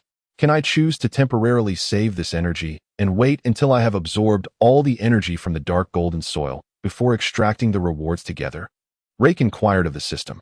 He understood that the strong reproductive mech could upgrade through the hunting of creatures, and since it was still at the pinnacle of the junior level, he was not in a rush to expend this precious energy acquired from the exquisite dark golden soil. Energy can be retained. After absorbing all the dark golden soil, you may extract rewards collectively. The more exquisite dark golden soil energy the host acquires, the better the corresponding system rewards will be. There will be greater hope of becoming the God of War. The voice of the God of War system echoed in Leyke's mind. Leyke followed a new batch of arriving transport vehicles, hiding beneath their robust undercarriages as he slipped out of the warehouse once more. Guided by the God of War system, he ventured deeper into the mine. Leyke arrived at a mining cave currently in operation, where the path ahead had ended. Friendly reminder. High energy response detected just beyond that rock wall. The voice of the God of War system alerted him. Leyke approached and lightly tapped the heavy rock, realizing it was solid and not hollow. I can't get through. Can you break this rock? Leyke asked helplessly. Behind the rock lies the slumbering dark golden ant queen and numerous dark golden ants, along with high-energy dark golden soil. However, if you break through prematurely, it will awaken the dark golden ant queen. Furthermore, the system cannot assist the host in actions that involve destruction. The host must resolve this obstacle independently. The God of War system responded within Leyke's mind. After hearing this, Leyke found a corner behind a rock to lie down and hide. Activating the camouflage and color-shifting function of the strong reproductive mech, he attempted to blend seamlessly with the rock, making it difficult for anyone to notice him. The mining machinery continued its operations, and at this pace, Leyke estimated it would take 3 to 4 more days to breach the rock, coinciding with the time when the dark golden ants would awaken and revolt. At the Super Soldier Academy's 2nd District playground, all ordinary class students and teachers from the sophomore year had assembled, donned in protective gear, after having breakfast at the cafeteria with his avatar and Alice that morning. Leyke arrived as well. Using the wristwatch's location guidance, he spotted Muya at the edge of the playground. Muya was already dressed in battle attire, with 2 more sets of black combat suits beside her. Quickly change into your combat suits. The hover transport vehicles will be arriving shortly, Muya instructed Alice and Leyke. After donning their combat suits, the two followed Muya as they awaited the arrival of the vehicles. 12 small hover transport vehicles soon arrived, and Muya led Leyke and Alice aboard one of them, which could accommodate about 30 people. Upon entering the transport vehicle, Leyke noticed a familiar face. Uncle Orlant, the homeroom teacher of Class 1, accompanied by the sister duo, joined them in the same vehicle. When the sisters saw Leyke, they instinctively recoiled, while Orlant gripped his long knife tightly. Had it not been for Muya's presence, the homeroom teacher of Class 1 might have lunged at Leyke. When the opportunity arises, I must resolve this trouble with Orlant, Leyke thought to himself, controlling his avatar to shoot a glare at Orlant. The sophomore students, under the guidance of their respective homeroom teachers, quickly boarded the transport vehicles. Leyke's avatar and Alice found seats next to a synthetic glass window. This hover transport vehicle was significantly cleaner and safer than the ones Leyke had previously experienced in the task world and in his past life, as the seats were equipped with cushions and safety belts. Once the metallic door of the hover transport vehicle closed, an energy shield activated, enveloping the entire vehicle in a thin, transparent barrier to shield against radiation and toxic gases in the dark space. The gravitational propulsion system beneath the hovering transport vehicle activated, ascending into the air as it traversed a metallic passageway that emerged from the Super Soldier Academy, heading towards the distant dark golden or mine. The transport vehicle moved at a swift pace. Rex gazed out at the sandy terrain, pondering how to arrange a meeting point for the exchange between his avatar and true self. Chapter 87. Patrol. The transport vehicle arrived in the Valley of the Dark Golden or Mine, where a small metallic base established by the Star Alliance military already stood.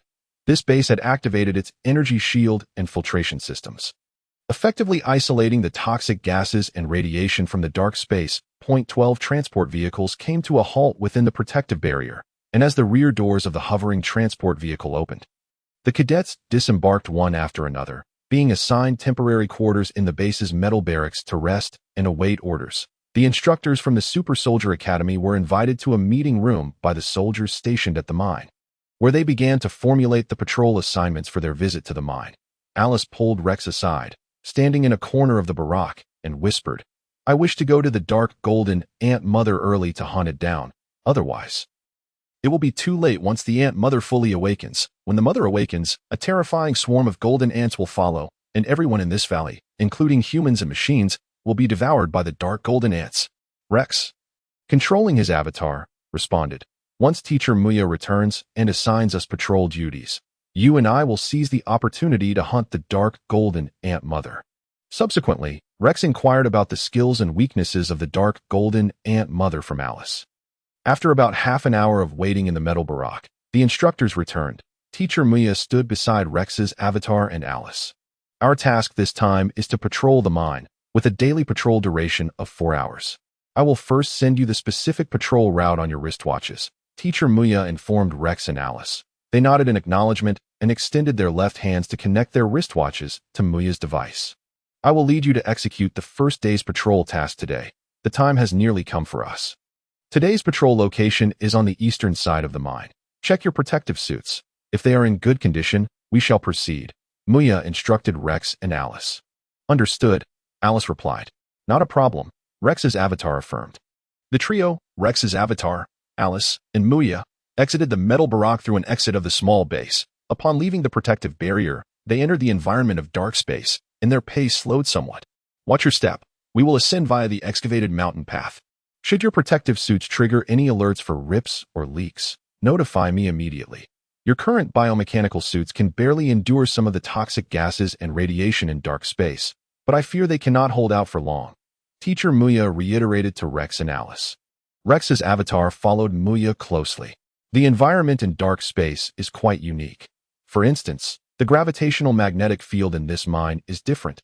Beneath the mine lies a significant deposit of dark golden ore, which can sporadically generate small energy storms within the valley, the locations of which are unpredictable. If your wristwatches emit a dangerous alert, you must swiftly detect areas with chaotic energy accumulation and distance yourselves from them, Muya explained while patrolling, gesturing towards a small grayish-yellow whirlwind rising about a person's height on the hillside. Both Rex's avatar and Alice were well acquainted with the peculiar environment of dark space. However, out of respect for Teacher Muya's intentions, they refrained from displaying their knowledge and listened attentively. In the future, when you undertake missions in dark space, remain vigilant. If your wristwatches or biomechanical suits detect unstable energy states nearby, you must evacuate promptly.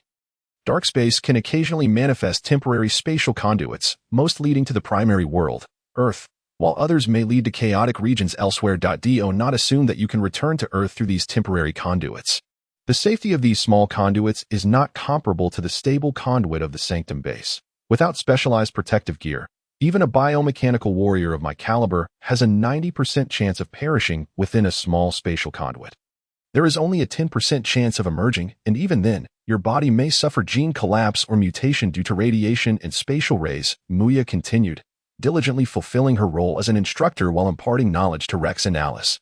After a considerable time of walking and exploring, Rex's avatar, Alice, and Muya completed a full circuit of the eastern part of the mine. The 4-hour patrol concluded without incident, and Muya led Rex and Alice back to the safety of the base's energy shield.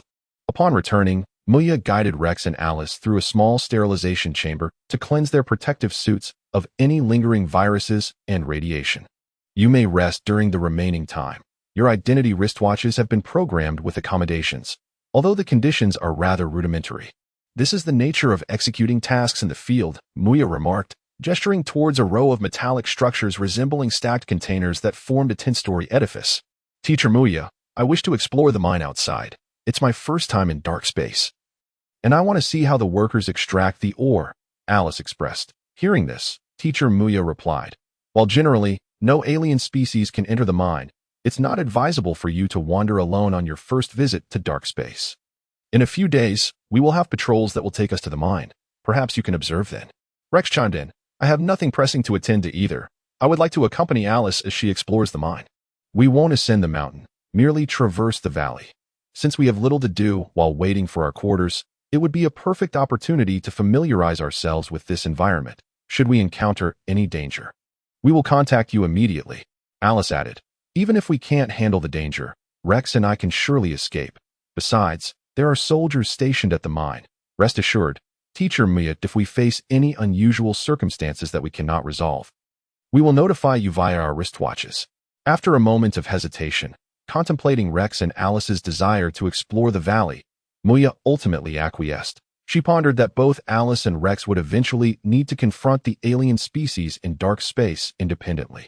Given their status as Super Soldier Academy cadets, the current environment was quite secure, allowing them to traverse the valley and become more acquainted with the peculiarities of dark space, with soldiers and personnel patrolling the area. The likelihood of alien intrusion was minimal. Even if a stray creature entered the valley, it would likely be detected by the guards promptly, preventing any significant threat. Chapter 88. Excavating the Nest. Muya instructed Rex and Alice. If you encounter any danger, contact me immediately. Do not leave the valley or ascend the mountain. The sooner you go and return, the better. Do not linger too long in the dark space environment. Once you return to the entrance of this temporary base, you may unfasten one of the fasteners on your protective suits to allow your biomechanical suits to make minimal contact with the dark space air, enhancing their purification capabilities. The biomechanical suits are symbiotic organisms that can evolve and assist us in combat based on their environment. Alice, you may try this for about 10 seconds. Rex, you can extend it to 30 seconds. Afterward, reseal your suits and wait for the biomechanical suits to autonomously enhance their filtration systems as we continue to engage with alien species in the future. Our protective suits will inevitably sustain damage, and we will need to rely on our biomechanical suits' purification abilities. Rex and Alice nodded in agreement. Muya then made her way into one of the small metallic barracks designated for her. As a special grade teacher, the temporary base had assigned her a private room. Once inside, she removed her protective suit and retrieved a small radio transmitter the size of a water bottle from her pocket. With a faint smile, she activated the transmitter and resumed her declaration of salvation, immersing herself in her own world as she passionately conveyed messages of hope to others through the airwaves. Rex and Alice stepped out of the small base once more, with Alice leading Rex through one of the mine's entrances as they ventured underground. Wait here for a moment. I'll check the situation over there, Alice instructed. Previously familiar with the underground tunnels, Alice guided Rex's avatar through the mine, leading him away from the storage area for dark golden ore. Rex sensed that Alice was intentionally avoiding the location where the valuable ore was kept, likely planning to secretly consume some of the premium dark golden ore without him. All right, I'll take a look around as well. Let us meet back here shortly, Rex's avatar responded, in her haste to devour the superior dark golden ore. Alice did not inquire further of Rex. The two parted ways, Alice heading towards the storage area, releasing her battle-ready monkey. Alice, while there are indeed the high-grade dark golden ores you mentioned, the quantity is pitifully small, only 3 small pieces. The rest is merely ordinary dark golden ore, which contradicts what you previously described. The battle monkey expressed its dissatisfaction towards Alice, stating that after absorbing 3 small pieces of high-grade dark gold ore, it had returned to Alice's body once more. Puzzled, Alice wandered around the warehouse, convinced that the battle monkey would not deceive her. In previous lifetimes, Alice had acquired numerous exceptional dark gold ores from this very place, although they had been absorbed by the war god system. How strange. Where could they have gone? This shouldn't be the case. Could it be that something has changed in this lifetime? I have been closely observing like these past few days, always staying by his side. He should not have had the opportunity to sneak in here and steal the exceptional dark gold ore. Is it possible that, like, the host of the war god system, had secretly come here during the execution of the punishment for hunting the, or has there been some other unforeseen circumstance? Alice pondered in confusion as she exited the warehouse, making her way to the rendezvous point agreed upon with Leyke. Leyke's doppelganger, after parting ways with Alice, quickly returned to the temporary base, retrieved a set of spare protective gear, packed it in a black bag, and dashed back into the underground mine. Leyke's true self and his doppelganger met in a small cave within the mine, where Leyke took the protective gear from his doppelganger and changed out of his own. Subsequently, he instructed his doppelganger to return to the small base first, writing a provocative letter that he slipped under the door of Class 1's instructor. Orland, old man, I am your Leyke, and you are not to set your sights on my Muya anymore. If you have the guts, come out and face me one-on-one. I'll make you regret it. I've already chosen the location. It'll be right here in the mine, so come over now. In this letter, Leyke included a map indicating the location of the cave near the dark gold Aunt Mother's stone wall. Currently, within this mining base, Orland and Muya, the two instructors of Class 1, were the strongest among the strong colonization mecha. Leyke planned to lure this weathered old man from Class 1 to block the entrance of the dark gold ant's lair. In the room where Orland was resting, he came across the taunting letter penned in bold, flamboyant characters by Leyke, and, enraged, he tore it to shreds. Damn, Leyke, I haven't even come looking for you. Yet you dare to present yourself at my doorstep. Today, I shall beat you so thoroughly that you won't be able to take care of yourself. Orland thought furiously as he initiated the strong colonization mecha armor activation. Brandishing a large blade, and strode out with purpose. A warrior of Orland's caliber could already operate without protective gear. His strong colonization mecha had undergone multiple evolutions, rendering him immune to the toxic gases and radiation of the dark space. Leyke's true self and Alice reunited in the agreed cave. Noticing Alice's somewhat bewildered expression, Leyke spoke. Let us proceed to slay the mother bug. Shall we make our move shortly? Certainly, as long as you are prepared. I will first guide you to the mine closest to the mother bug, Alice replied, deliberately omitting any mention of the peculiar warehouse incident. As they traversed the mine, Alice, well acquainted with its layout, needed no map, leading them to the cave nearest to the dark gold ant. Within the cave, a mining machine was operational, tirelessly excavating the stone wall. The mother bug is just behind this wall, Alice declared, tapping on the wall, which felt exceedingly solid. How do you intend to breach this wall? At the current rate of excavation, we won't break through today, Leyke inquired. It's simple. I have previously learned to operate excavators. The machine has not broken through this wall due to its average mining pace. If we focus on creating an opening large enough for us to pass through, we will be through in no time. Prepare yourself. I shall first incapacitate the worker operating the excavator and take control, Alice with golden hair explained. With that, Alice leaped onto the excavator. The worker, spotting a small figure clad in military protective gear, assumed it was a student from the academy. The military had informed the miners of the student's arrival to assist with defense, so they paid little attention. However, in the next moment, the worker was struck down by Alice's swift hand chop, rendering him unconscious. Alice adeptly took control of the excavator, cranking the drill to its maximum capacity. Disregarding the machine's maintenance and relentlessly drilling into the wall, the sound of metal against stone echoed as the drill bit collided with the wall. Chapter 89. The Earth's self-destruction mission. Leyke positioned himself by the stone wall within the cave, preparing to seize the opportunity to rush in with his doppelganger once Alice broke through the wall. Suddenly, a voice resonated in his mind from the war god system. Ding dong, congratulations, host. Due to your relentless efforts, the war god system has completed the first phase of basic repair through energy absorption. That I in the journey of cultivating you into a war god. It shall provide further assistance and guidance. Upon hearing this, Leyke was taken aback. The war god system, once reduced to half a head, had miraculously restored itself, now sporting a full head, neck, half a chest, and a right arm. Curiosity piqued, Leyke asked the war god system. Now that you've completed the first phase of basic repair, will you grant me any benefits or rewards? The war god system's voice chimed in his mind, accompanied by a triumphant melody. Upon completing the first phase of repair, you may unlock subsequent missions related to tasks you have previously undertaken. A random scan of your completed system tasks has been conducted, locking onto the mission, the prelude to Earth's destruction in a parallel world. Completing this mission will unlock the next phase of subsequent tasks. Mission title: The First Chapter of Earth's Destruction, Self-Detonation of Earth. Mission description: Your soul will traverse to a parallel world where no passage to the dark space has been discovered. The Glory Empire and the Star Alliance signed a peace treaty, leading to 100 years of ceasefire. A century later, both empires developed weapons capable of shaking the Earth's crust and secretly employed them to launch mutual attacks. The Earth, unable to withstand the strain of these weapons, will explode in 1 month due to intense geological activity. Although both empires are aware of the impending crisis of Earth's self-destruction, it is too late. The self-detonation of Earth is unavoidable to avert this disaster.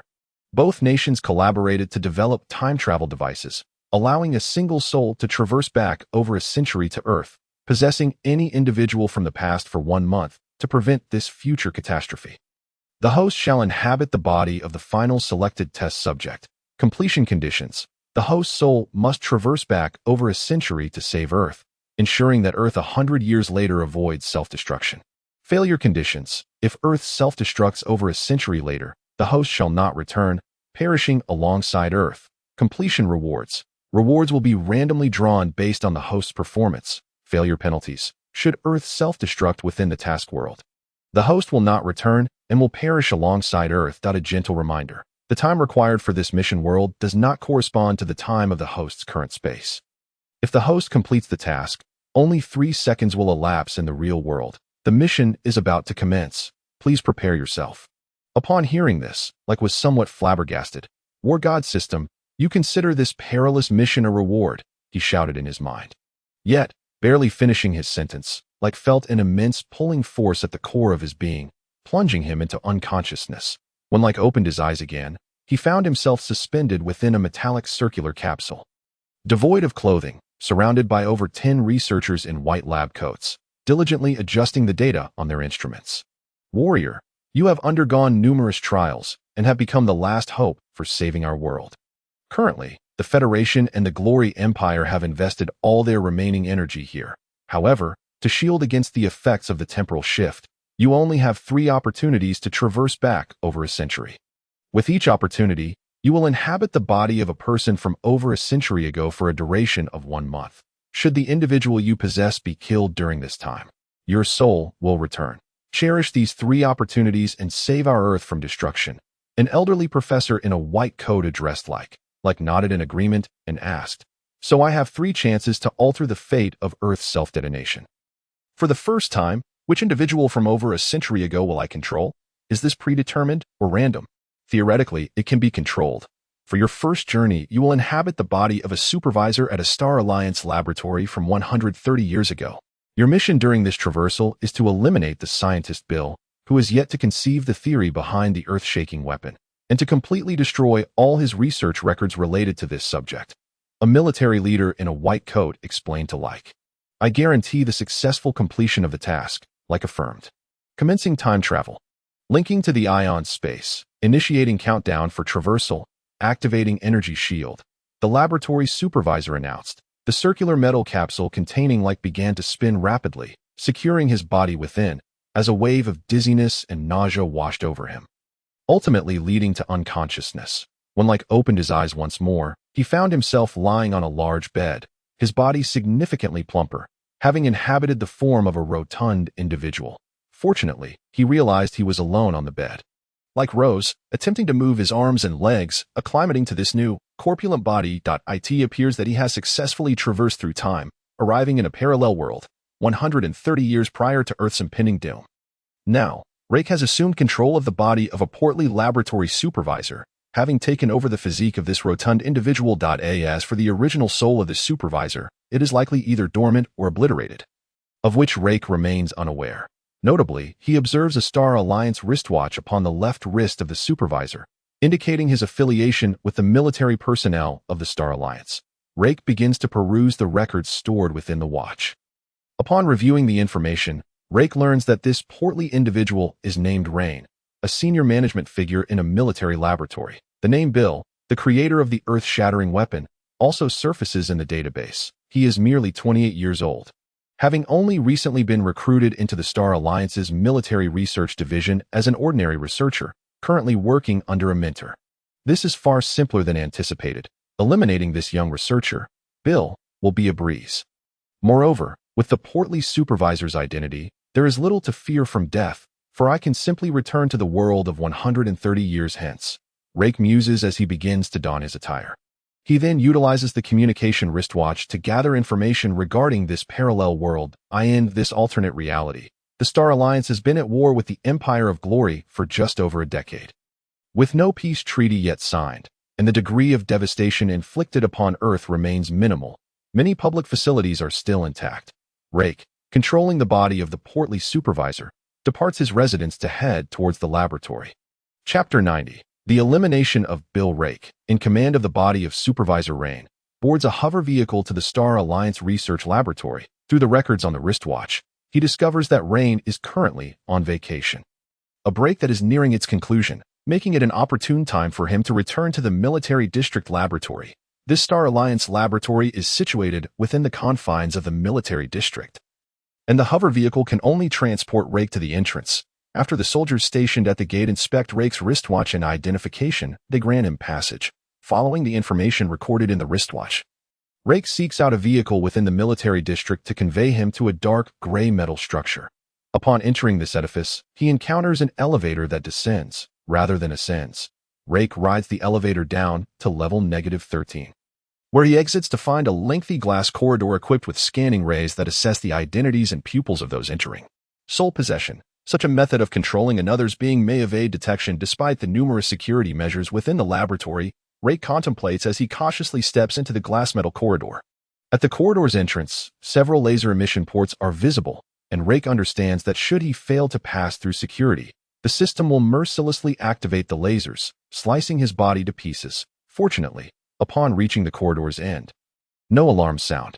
Supervisor Rain, welcome back to the Star Alliance's premier laboratory. A synthetic electronic voice resonates, and a small door opens behind him, allowing Leyke to breathe a sigh of relief. He enters the small door and proceeds down the corridor. He encounters several researchers, all of whom greet him warmly. The body of Supervisor Rain, which Leyke now controls, holds considerable sway within the laboratory. Through the wristwatch's records, Leyke learns that while Rain may lack scientific expertise, the authority he wields allows him to allocate research funding and procure necessary materials. His position is highly coveted among researchers, and the elderly scientists in the research groups regard Leyke as a benevolent figure. Akin to a bringer of fortune, Leyke first returns to his designated metallic office within the base. After a brief moment, a young female researcher, clad in a white lab coat, approaches him. In her 20s. With long hair and glasses, she presents a stack of documents. Supervisor, your vacation has concluded, and you have returned quite early. I have the recent research project applications and procurement requests for you to review, she gently informs Leyke. Bending to place the electronic data pads on his desk, as she bends, Leyke catches a glimpse of her remarkable figure. It seems the old fellows in this laboratory have procured a beautiful research secretary to lead him astray. Though the ploy is somewhat crude, I find it delightful. Leyke thinks with amusement as he accepts the documents, feigning interest as he peruses them. After posing a few simple inquiries, he allows the female secretary to depart. Leyke then connects to the internal information network of the laboratory, exploring the research topics of the Star Alliance's first laboratory. The primary focus of this laboratory revolves around destructive power, encompassing biological viruses, enhancements to the performance of strong genetic machines, and various peculiar research topics. The internal network displays photographs and descriptions of the researchers. Leyke discovers that eliminating the individual named Bill is exceedingly simple. Obliterating all his research records would be effortless, as Bill has yet to reach the level necessary to possess his own research project records. Only a few hypothetical projects that Leyke's predecessor, Rain, had not even submitted for approval, making them easy to delete. However, having gone to such lengths to arrive here while wielding power, it would be remiss not to abscond with something of value. War God system. As I have traversed through time, if I were to absorb energy now, would it remain for me to enhance my strong genetic machines upon my return to my own world after completing my task? Leyke inquires of the War God system within his mind. As anticipated, the War God system typically remains unresponsive to casual questions, but when it comes to the matter of absorbing energy, it promptly makes its presence known. The host is currently traversing time and cannot absorb energy directly. However, this parallel space indeed exists. The system is here to assist the host, as aiding the host in becoming a war god is the system's responsibility. Once the system absorbs special energy, it will return to the host's time upon the completion of the task. Divided 40-60. The war god system clearly articulates its intentions to collaborate with Leyke in the energy absorption endeavor. Examine the materials available for purchase and allocation, and identify which of them contains special energy that you can absorb. Additionally, scan the laboratory to determine where energy worth absorbing resides, and compile a list for me. Leyke instructs the war god system in his mind. The system operates with remarkable efficiency, providing Leyke with a list of special energy items available for absorption, along with their corresponding energy values, within mere seconds. Over the subsequent month and a half, Leyke begins to exploit his position as the laboratory supervisor to procure resources and allocate energy generously. Every requisition submitted by the researchers is approved by him, and he even suggests additional quantities, exaggerating the potential outcomes of the experimental projects to garner further procurement from the Star Alliance. Throughout this period, a continuous influx of supplies arrives at the first laboratory, delighting the elderly professors of the research teams. Leyke also takes the time to familiarize himself with the researchers, even assigning Bill, the newly arrived researcher, to assist him as an errand boy. Leyke observes the frail Bill engage in casual conversations with Carl, discussing life. With a month elapsed and only a day remaining, Leyke realizes that his time in this realm is drawing to a close. He must swiftly eliminate Bill and absorb the special energy housed within this underground laboratory. Leyke summons Bill to his office, ensuring that all surveillance equipment is disabled. Bill, previously you mentioned your concept of a weapon capable of inducing earthquakes and volcanic eruptions by disrupting the underground crust. Have you shared this idea with anyone else? Leyke inquires. Supervisor, I have not disclosed it to anyone. Recently, after watching disaster films, I conceptualized this project, which remains in the theoretical stage. However, I believe that if executed, this project could yield significant results. What say you, Supervisor? Are you considering funding my research? I suspect the Empire of Glory may be secretly developing this crustal seismic weapon, and if the Star Alliance does not act soon, we will be left behind in this technological race. Chapter 91. The final warrior Leyke, controlling Rain's body, gazes intently at Bill before responding. Bill, I have reviewed your theoretical framework for the crustal seismic weapon. I must say, your concept is not only viable, but, once developed, it could yield astonishing results in the decades that follow. Your crustal seismic weapon will become a nightmare for our adversaries, rendering their defenses futile and establishing it as the ultimate weapon of the Star Alliance. Upon hearing Supervisor Rain's words, Bill is elated, eagerly leaning closer to Rain's rotund form. Supervisor, are you prepared to submit an application for funding my project to develop the crustal seismic weapon? Initially, only a modest amount of funding is required. I would simply need 2 assistants, and access to the second laboratory. Once I have made significant progress, you can allocate additional funds. However, Bill's response is met not with confirmation from Leyke, but with a sharp dagger, which plunges directly into his chest. Bill cries out in agony, his gaze fixed on the metallic dagger embedded in his torso, panic overtaking him. Attempting to retreat, he finds himself firmly grasped by the portly supervisor, Rain, rendering him immobile. Why? Why are you killing me? Are you a spy for the Empire of Glory? Bill gasps, struggling to voice his final words. Leyke responds, I am not a spy. I am a member of the Star Alliance. However, I am a member of the Star Alliance from 130 years in the future. Bill, your seismic disturbance weapon will be successfully developed in 30 years and subsequently utilized by the Star Alliance for decades. Upon discovering this weapon, the Glorious Empire also embarked on its own development. In 130 years, Earth will be on the brink of explosion due to the frequent use of seismic disturbance weapons. I have traveled back through a time machine to eliminate you before this weapon is created. You are the first scholar to propose the theory of the seismic disturbance weapon. Only by eliminating you can I prevent the impending destruction of Earth. Hearing the words of Supervisor Ryan and observing his resolute expression, Bill was taken aback. Even if what you say is true, you have come back from 130 years in the future. You must call for medical assistance immediately. Please, do not kill me. I promise I will never pursue the development of the seismic disturbance weapon again, that I will retract my previous research application right away. Bill cried out in desperation to in response. A pair of hands pushed the dagger embedded in Bill's chest further in.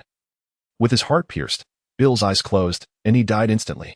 Reyke withdrew the dagger from Bill's body, wiped the blood from the blade in his hands with Bill's clothing, and concealed Bill's corpse beneath his desk.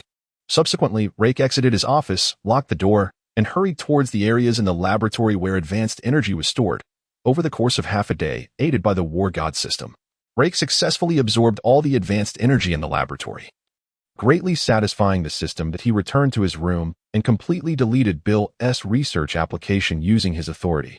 Reyke glanced at Bill's lifeless body, with a gaping wound bleeding beneath the desk, and shook his head in resignation that he picked up the dagger and staged the office to resemble a chaotic struggle between himself and Bill before taking his own life. The following day, Supervisor Ryan and Bill's body were discovered. After a thorough investigation, it was concluded that the two had engaged in a fatal struggle following a disagreement over Bill's allocation of resources. This incident was concealed by the military of the Star Alliance, initially determining that Bill, the researcher, had been dissatisfied with Supervisor Ryan's decisions, leading to a confrontation that resulted in both their deaths. Reyke opened his eyes to find himself lying naked inside a suspended metallic sphere. He had successfully returned to the laboratory 130 years in the future, still within the time travel machine. However, he noticed that the researchers and leaders of the Glorious Empire and the Star Alliance surrounding him wore expressions devoid of joy. Instead, their faces were grim.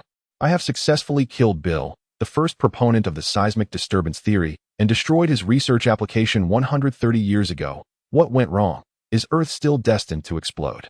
Reyke asked urgently, as this concerned the success of his mission and his very survival. The head of the laboratory, dressed in a white coat, sighed deeply and addressed Reyke. "Brave final warrior, you did indeed succeed in killing Bill. However, we miscalculated. 2 years after Bill's death, another individual in the academic community proposed the theory of seismic disturbance, and the weapon was ultimately developed, albeit 3 years later than originally anticipated. The timeline for Earth's self-destruction has been delayed, yet its fate remains unavoidable. This laboratory was partially isolated due to the use of spatial interference shielding, which is why we retain memories of the original events. What? Someone else has developed the seismic disturbance weapon. Don't those researchers realize how perilous the weapon they are creating is? Do they not wish to live?" Reyke exclaimed in anger. That a leader from the Glorious Empire responded, "Final warrior, time is of the essence. While the time travel machine is still cooling down, you must traverse through time once more. This time, you will travel to 128 years ago, specifically to the body of the president of the Glorious Empire's Scientific Research Association. Your task is to eliminate all 13 scientists listed in this document within a month. 6 belong to the Glorious Empire and 7 to the Star Alliance. These 13 individuals were later involved in the research and development of the seismic disturbance weapon. You may also eliminate as many scholars in this field as possible to prevent the weapon's advent. Final warrior, you are Earth's last hope." Reyke looked at the list that appeared before him, matching the photos of the 13 researchers, and quickly committed them to memory. "I assure you I will complete the task," Reyke declared. The time travel machine began to operate once again, the metallic sphere spinning rapidly as the temporal portal opened. Reyke lost consciousness, and when he awoke again, he found himself controlling the body of an elderly man in his 50s, who was seated on a sofa, sipping tea. As Reyke adjusted to his new form, the teacup slipped from his grasp and shattered on the floor. "Are you all right, sir?" A middle-aged man dressed in a butler's uniform inquired softly, hastily cleaning up the broken cup. Chapter 92, The Bloody Old President. Reyke, controlling the old president's body, raised his right hand to signal to the butler that all was well. "I think I shall take a short nap. Please assist me to my bedroom," Reyke said as he stood. The middle-aged butler stepped forward to help him, leading him to a large bedroom. Once Reyke lay on the bed and the butler closed the door behind him, he began examining the communicator worn around the old president's neck. After scanning the communicator, Reyke confirmed his identity. He was now inhabiting the body of Professor Gonru Etienne, the president of the Glorious Empire's Scientific Research Institute, a figure of considerable stature with a lengthy list of accolades, including several military leaders who had once been his students. Reyke began inputting the names and details of the 13 individuals he had recorded before his time jump into the communicator for further investigation. Given the high status of the president he now controlled, Reyke could access a wealth of information. After cross-referencing, he located all 13 individuals, 7 from the Star Alliance and 6 from the Glorious Empire. Reyke pondered the challenge of assassinating these 13 individuals within a month, as they were dispersed across the globe. Even if he were to target them one by one, the time frame was insufficient, especially considering the elderly president's frail health, which would likely require hospitalization within weeks due to the strain of travel. I must gather these individuals together for a single strike. Yes, that is the plan, Leyke thought. Further developing his strategy, the next day, Leyke summoned the old butler. I intend to convene a scientific seminar addressing profound issues regarding Earth structure. During this conference, I will present my latest theories and require the validation of several esteemed experts in this field. Those who attend will be individuals whose scientific prowess I respect. Leyke explained to the butler. Sir, who would dare to call themselves an expert in your presence? You are a titan in the scientific community, the butler replied respectfully. This seminar will commence in 25 days. Held in the reception room of my villa, I have identified 13 individuals who must be invited, regardless of the means employed. 7 of them belong to the Star Alliance, and 6 to the Glorious Empire, Leyke asserted. The butler accepted the list of 13 names, furrowing his brow. The 6 from the Glorious Empire should pose no difficulty, but inviting the 7 from the Star Alliance may prove challenging, especially given the ongoing conflict. While there may not be full-scale warfare, skirmishes are frequent. Leyke, controlling the old president, interrupted sternly. No matter what methods you employ, this seminar must take place in 25 days, and those 13 individuals must be present. I am willing to pay any price if you cannot accomplish this. Enlist my former students to assist. The attendees must number more than the required 13, and if there are any distinguished researchers in related fields, they should also be invited. Yes, sir. Even if I must resort to kidnapping, I will ensure those 13 are present. I will coordinate with the military to facilitate the attendance of the Star Alliance's 7 members. They will be brought here, even if it requires concessions from the Glorious Empire, the middle-aged butler promised, sensing the urgency in his employer's tone. Very well. Go and see to it, Leyke commanded. Once the butler departed to make arrangements for the seminar, Leyke began to explore his surroundings. Several days later, after some investigation, he discovered the extraordinary influence and authority of the elderly president. Leyke then began procuring items that the war god system could absorb, transporting them to his villa's laboratory under the guise of conducting research. The Glorious Empire, trusting in the lifelong loyalty of their president, saw no cause for concern in his acquisition of specialized energy resources for research purposes. The villa where Leyke resided housed a vast laboratory beneath it. 25 days swiftly passed, as Leyke exerted control over the body of the old Dean. Within the confines of the laboratory, a single individual emerged after absorbing a unique energy. The butler had orchestrated the scientific symposium with remarkable success, not only inviting the 13 researchers specifically requested by Leyke, but also 12 eminent scholars from related fields. Several high-profile news agencies from the Star Alliance Federation and the Glory Empire dispatched reporters to conduct live coverage. Leaders from the Glory Empire extended their congratulations as well. In the villa's grand reception hall, 25 scholars, clad in formal attire, awaited the esteemed Dean, Etienne, whose forthcoming scientific propositions sparked their curiosity and interest. Leyke, controlling the frail body of Etienne, entered the meeting room, instructing the security personnel to allow no one in under any circumstances. After a moment's contemplation, he permitted a young female reporter from the Glory Empire to accompany him, casually shutting the door behind them. The chosen reporter, brimming with excitement and clutching her recording equipment, felt fortune smiling upon her. She anticipated a meteoric rise following this exclusive report. Inside the reception room, the 25 researchers stood to greet the old Dean's arrival. However, the ensuing scene unfolded in a manner they could never have anticipated. The old Dean unexpectedly drew a pulse energy assault rifle from beneath his robe and, after disengaging the safety, began to fire indiscriminately at the assembly of 25. The pulse energy projectile struck with devastating precision, creating gaping wounds in their bodies. The old Dean's marksmanship was alarmingly accurate. The soundproofing of the meeting room was particularly effective. The atmosphere was soon filled with screams, but within 30 seconds, silence reigned once more. Once Leyke had dispatched all 25 individuals, he retrieved a dagger from beneath his right leg. He proceeded to the lifeless bodies scattered on the ground, crouching beside them to deliver the final blows, severing their heads to ensure none remained alive. The young reporter, who had been holding her recording device, stood frozen in shock at the gruesome spectacle, her legs trembling as she knelt on the floor. She watched as the legendary Dean, renowned for his unparalleled scientific prowess, wielded a sharp dagger amidst the carnage. His shoes now drenched in blood, The reporter stifled her cries, unable to utter a sound. Chapter 93. Inertia of space as Leyke controlled the old dean's body and decapitated the 25 researchers. Ensuring their deaths were irrevocable, he glanced at the reporter beside him. This young journalist had been a spontaneous choice for the interview. Now, gazing at the blood-soaked figure of the old dean, who wore a sinister smile, she instinctively recoiled, her heart racing with fear. "Little girl, weren't you supposed to conduct an exclusive interview with me? Let us begin. I have little time left. Your camera has been recording all along, hasn't it?" Leyke addressed the trembling reporter. She nodded instinctively. "Why, yes. I will start the interview right away." Her voice quivered as she struggled to rise, adjusting her recording device to face the old dean.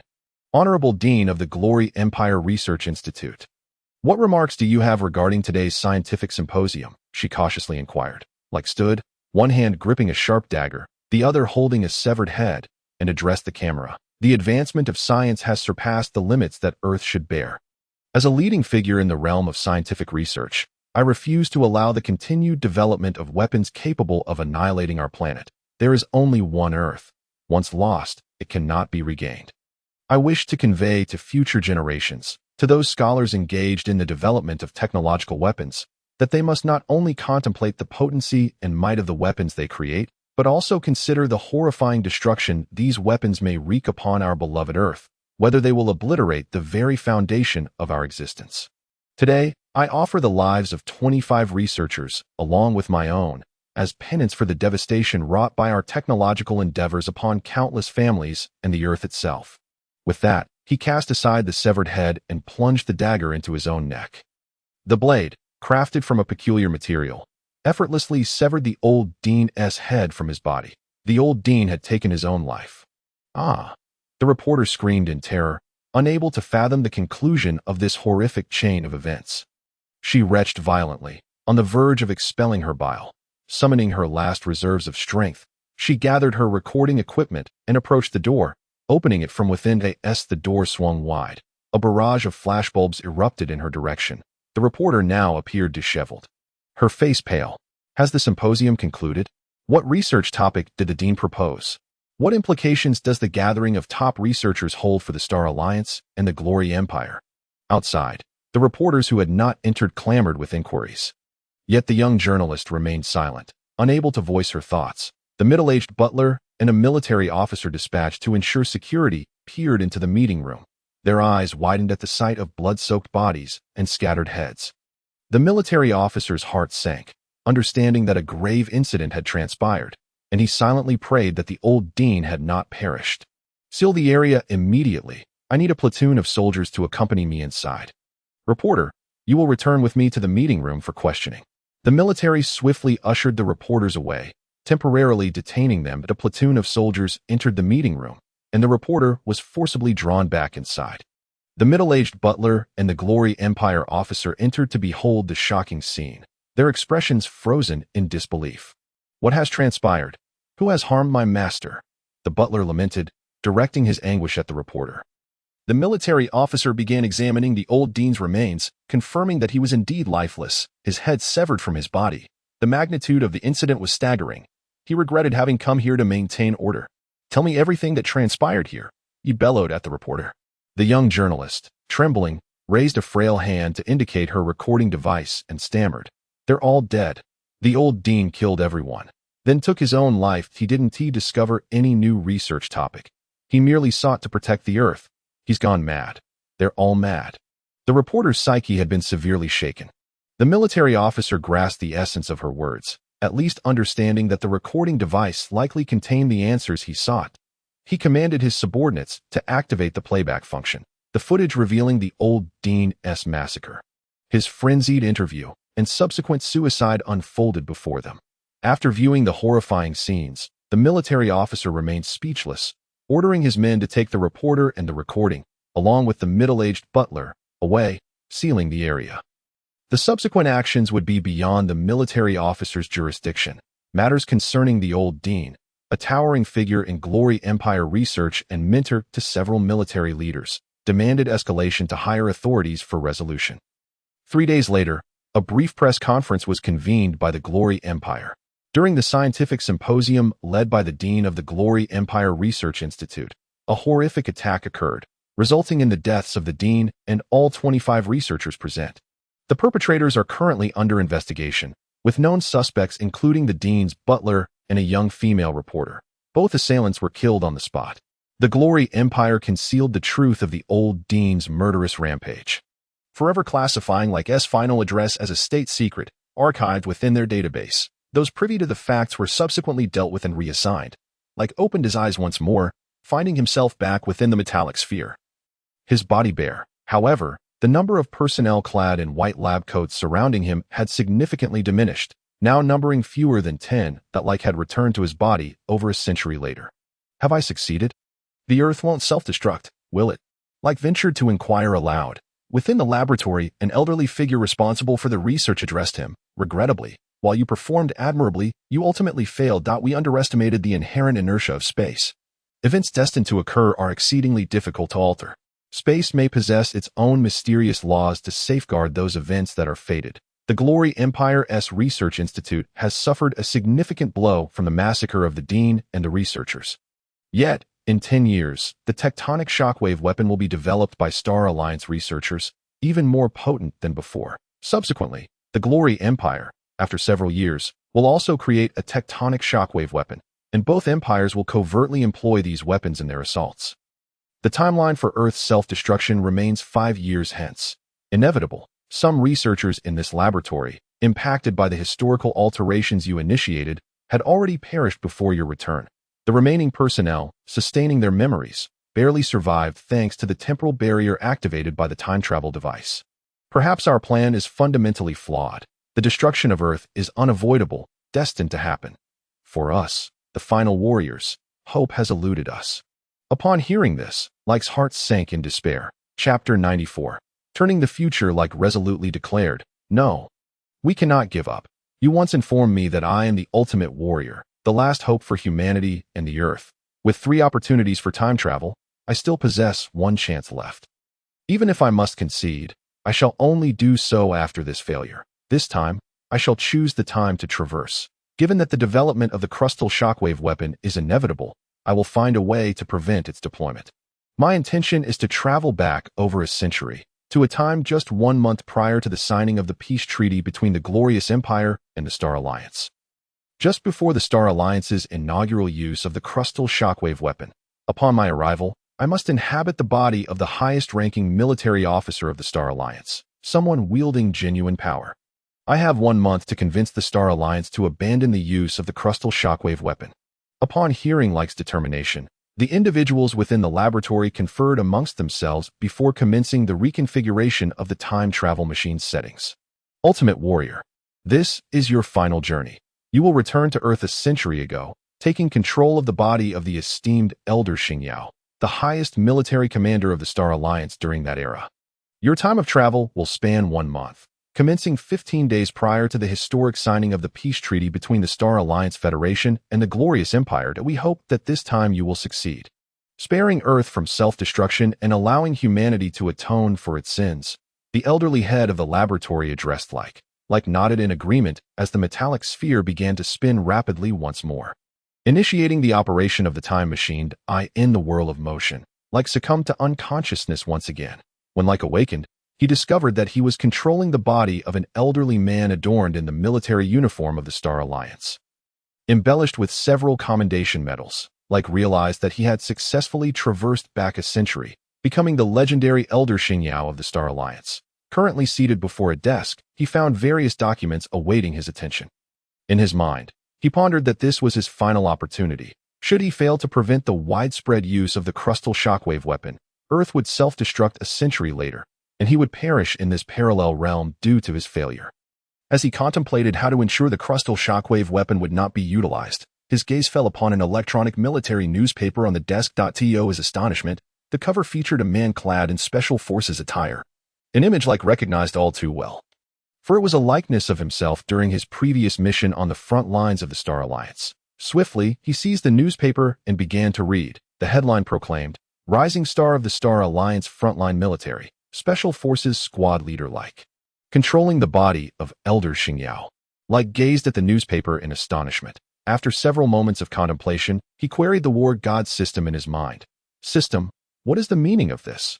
Why does my parallel space feature an image of my former self? Is this special forces rising star named Leyke truly me? The war god system responded. The mission of the Earth destruction parallel space is a continuous task. However, events within the space have altered somewhat. Though the spatial location remains unchanged, the Leyke depicted in the newspaper is indeed a parallel incarnation of you from your initial Earth destruction prologue mission. You are now engaged in the subsequent task. The first chapter of Earth destruction, wherein the Star Alliance did not sign the peace treaty and instead launched destructive weapons. However, I advise against encountering your former self, as it may provoke unnecessary spatial disturbances and attract the intervention of spatial regulations. As the war god system's voice echoed in his mind, Leyke reflected on the time when the two empires were poised to unleash destructive weapons, resulting in the demise of all life on Earth.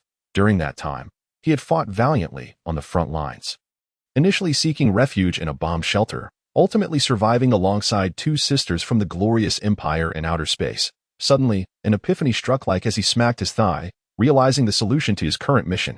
The objective was to prevent Earth's self-destruction, yet there was no stipulation against the use of the crustal shockwave weapon.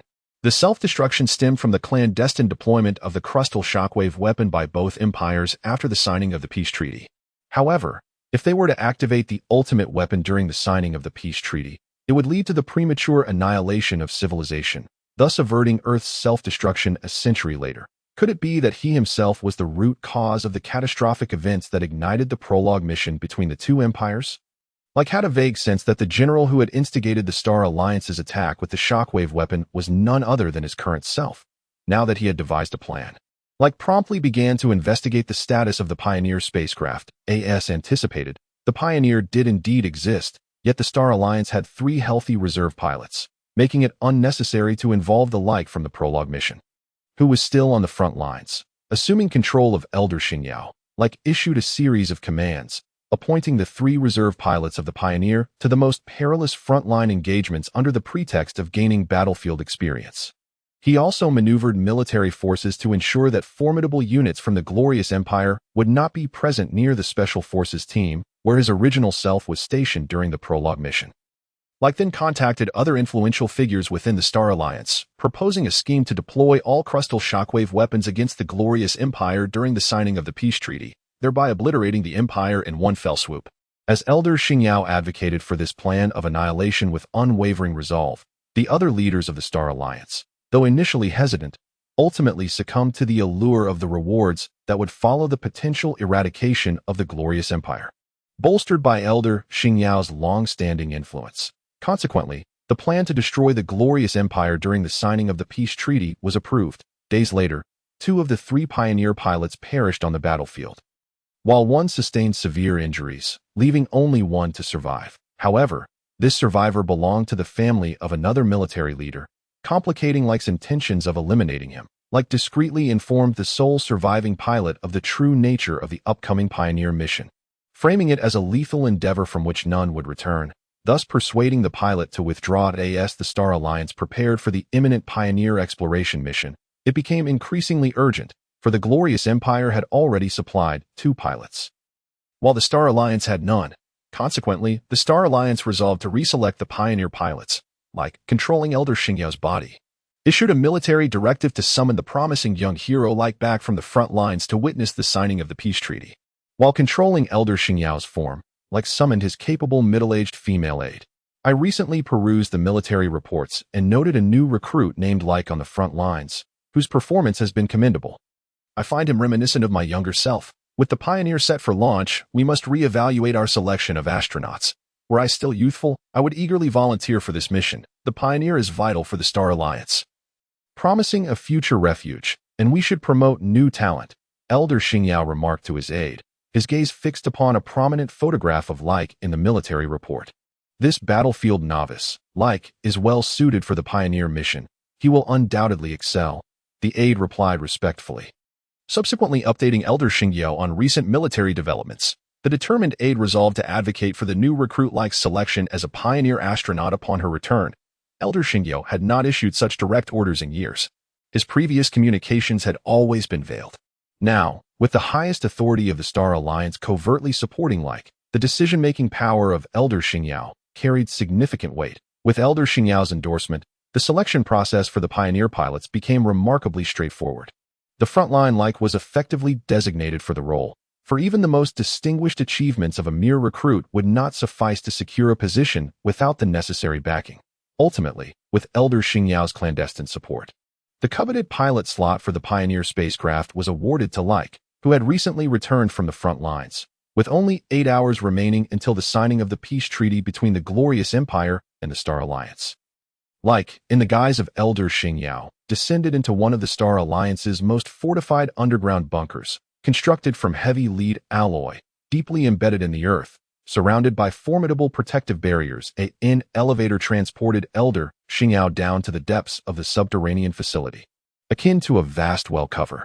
I intend to retreat into this underground defense chamber alone for a few days, with a maximum duration of half a month. I sense that my own strong genetic mech is on the verge of a breakthrough, poised to reach legendary status. During this period of seclusion, I require a place of utmost tranquility, undisturbed by any external interruptions, and this underground chamber is perfectly suited for that purpose. That I have prepared food and water, and I must not disclose the location of my retreat. Rex spoke to the middle-aged female deputy beside him, addressing the Elder of Starlight. Upon hearing this, the middle-aged deputy, filled with excitement, readily agreed. The Elder of Starlight, the highest commander of the Star Alliance, is also a formidable genetic mech warrior, having attained the highest rank within the current military hierarchy of the Star Alliance. Should the Elder achieve another breakthrough, not only would his lifespan be extended, but it would also instigate significant changes within the Star Alliance military. The middle-aged woman, serving as the Elder's deputy, harbored hopes that her leader would live longer, thus wielding greater power over the Star Alliance military for an extended period. As the heavy defense cover sealed above the underground chamber, Rex found himself controlling the body of the Elder of Starlight.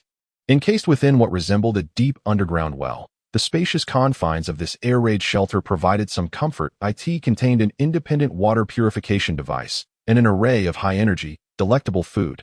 Regrettably, due to the depth of the chamber and the heavy lead alloy defense panels, along with the activation of the absolute defense shield, while the protective capabilities were formidable, they also severed all communication with the outside world. The communication devices were rendered useless within this underground sanctuary. Prior to entering this defense chamber, Rex had already orchestrated the launch of all tectonic tremor weapons towards the Glory Empire at the signing of the peace treaty. Having returned from the front lines, Rex, alongside 2 genetically modified angel sisters from the Glory Empire, boarded the ship Pioneer, which then ascended. The Glory Empire and the Star Alliance Federation began formalizing the peace treaty, with numerous journalists capturing this historic moment on film. Everything unfolded as Rex had anticipated. The Star Alliance Federation secretly unleashed all tectonic tremor weapons upon the Glory Empire, which resulted in volcanic eruptions, earthquakes, and a cascade of disasters such as tsunamis and glacial melts within the Glory Empire's territory. The reigning emperor of the Glory Empire, lacking evidence to substantiate the true culprit behind these sudden calamities, promptly ordered his subordinates to analyze and compile data regarding the locations of these disasters. Discovering that they all occurred within the confines of the Glory Empire, while the Star Alliance Federation faced almost no repercussions. Damn those scoundrels of the Star Alliance Federation. Relay my command. Activate all destructive missiles and biological weapons immediately, and initiate a state of extreme military readiness. All missiles are to target the territory of the Star Alliance Federation for a comprehensive assault. The Emperor of the Glory Empire resolutely issued this command. Launching all missiles could provoke immense calamities, someone cautioned. But the speaker was swiftly silenced by the Emperor's sword, cleaved in half. Execute my orders at once. Our Glory Empire is on the brink of annihilation. If we delay, we shall be utterly obliterated by the mysterious weapons of the Star Alliance. I am convinced that no other organization or force possesses the capability to unleash the disasters currently plaguing our land, save for the Star Alliance. The Emperor declared with unwavering conviction. The Glory Empire unleashed its arsenal of missiles and biological weaponry against the Star Alliance. In retaliation, the military of the Star Alliance began their counteroffensive, and within a few hours, the once thriving human structures and civilization on Earth were reduced to ruins. The skies above Earth became shrouded in a murky energy cloud. obscuring the heavens, while the ground was littered with viruses and radiation. The Elder of Starlight, sheltered within the underground defense chamber, narrowly escaped this catastrophe due to its protective measures. Chapter 96. Confronting the maternal entity, Leyke heard the voice of the war god system echoing in his mind. Ding dong. Congratulations, host. You have completed the first chapter of the parallel world Earth's destruction mission, successfully averting the catastrophic self-destruction of Earth a century hence. Task evaluation complete. The host may choose to continue controlling the body of the Star Alliance's Supreme Commander, Elder of Starlight, remaining in the mission world for 10 days, or directly teleport back to your original time and space. Task rewards will be drawn upon the host's return to their original time and space. War God System. If I choose to return to my original time and space immediately, will there be another opportunity to visit this parallel world? Leyke inquired tentatively. After the completion of the first chapter mission, a second chapter of the parallel world Earth's destruction task will arise in due course. There will be further opportunities to visit this time and space. The voice of the war god system resonated within Leyke's mind. Immediately transport me back to my original time and space, Leyke decided after a moment's contemplation. Addressing the war god system, though currently shielded within the underground defense chamber, he remained uncertain of the extent of the destructive weapons deployed by the Glory Empire outside. Leyke wished to avoid any risk. Should viruses or radiation permeate this sanctuary, it would be disastrous to perish here. After successfully completing his mission, with Leyke's request, a golden metallic door materialized above the head of the Elder of Starlight, and Leyke's soul was drawn into it. He fell into a state of unconsciousness, and upon reopening his eyes, he discovered he had returned to his original time and space. His soul reintegrated into his own body that a grand prize wheel hovered in his mind, and Leyke excitedly grasped the lever to spin it. The pointer of the prize wheel whirled rapidly, revealing an array of peculiar rewards, some useful, others utterly superfluous. Ultimately, the pointer came to a halt, indicating a reward. One-time luck summoning scroll. Upon usage, it can randomly summon a former host of the war god system for 3 minutes. The host can summon a previous war god system host at random for assistance in battle without expending any energy. However, the strength and period of the summoned host may vary greatly, entirely relying on the host's luck. A friendly reminder. The summoned former war god system host may not necessarily be benevolent and could potentially attack the host. So the host should be prepared before use, as luck plays a significant role. Subsequently, a golden scroll appeared within Leyke's mind. He hastily accepted this one-time luck summoning scroll. The odds were precariously high. Yet Leyke remained confident in his fortune. Just then, a resounding crash echoed within the chamber as Alice, controlling the excavation machine, breached the stone wall of the dark golden ant nest. Leyke peered into the chamber, only to behold a vast throng of enormous dark golden ants. At the center, there loomed a golden maternal entity, colossal enough to rival the excavation machine. Surrounding the maternal entity were over 20 elite dark golden ant guards, each towering around 6 to 7 meters. As the nest stone wall was breached, the dark golden ants began to tremble, clearly on the cusp of awakening. Quickly, charge in and reach the maternal entity. We must eliminate it post-haste. This stone chamber only contains a fraction of the dark golden ants. If we do not kill the maternal entity, more dark golden ants will gather after awakening and besiege us and the Star Alliance forces within the valley. Alice shouted. Leaping from the excavation machine and dashing toward the maternal entity, Leyke followed suit, controlling his doppelganger to leap in and conceal himself against the upper rock wall, inching closer within. Why not fire a few missiles at these dark golden ants before they awaken? It would make things considerably easier, Leyke questioned, puzzled. Sleeping aberrations possess astonishing defensive capabilities, often merging with their environment to absorb energy. Ordinary missiles cannot harm them at all. Only after the aberrations awaken do their skin and defenses return to normal, making them vulnerable, Alice explained, deftly leaping atop the heads of the newly awakened ants. Leyke kept pace behind her. At that moment, Orant, the instructor of the elite class, emerged from the temporary base, wielding a greatsword, intent on slaying Leyke. However, this dashing figure did not spot Leyke within the chamber. Instead, he discovered an uncharted cave that had been excavated, with the excavation machine operating unattended. Upon peering inside, he was met with an overwhelming swarm of aberrations. The number of dark golden ants far exceeded those Orant had encountered in the dark space over the years combined. Orent discerned two figures rushing towards the golden maternal entity deep within the cave. He immediately contacted the temporary base of the Star Alliance.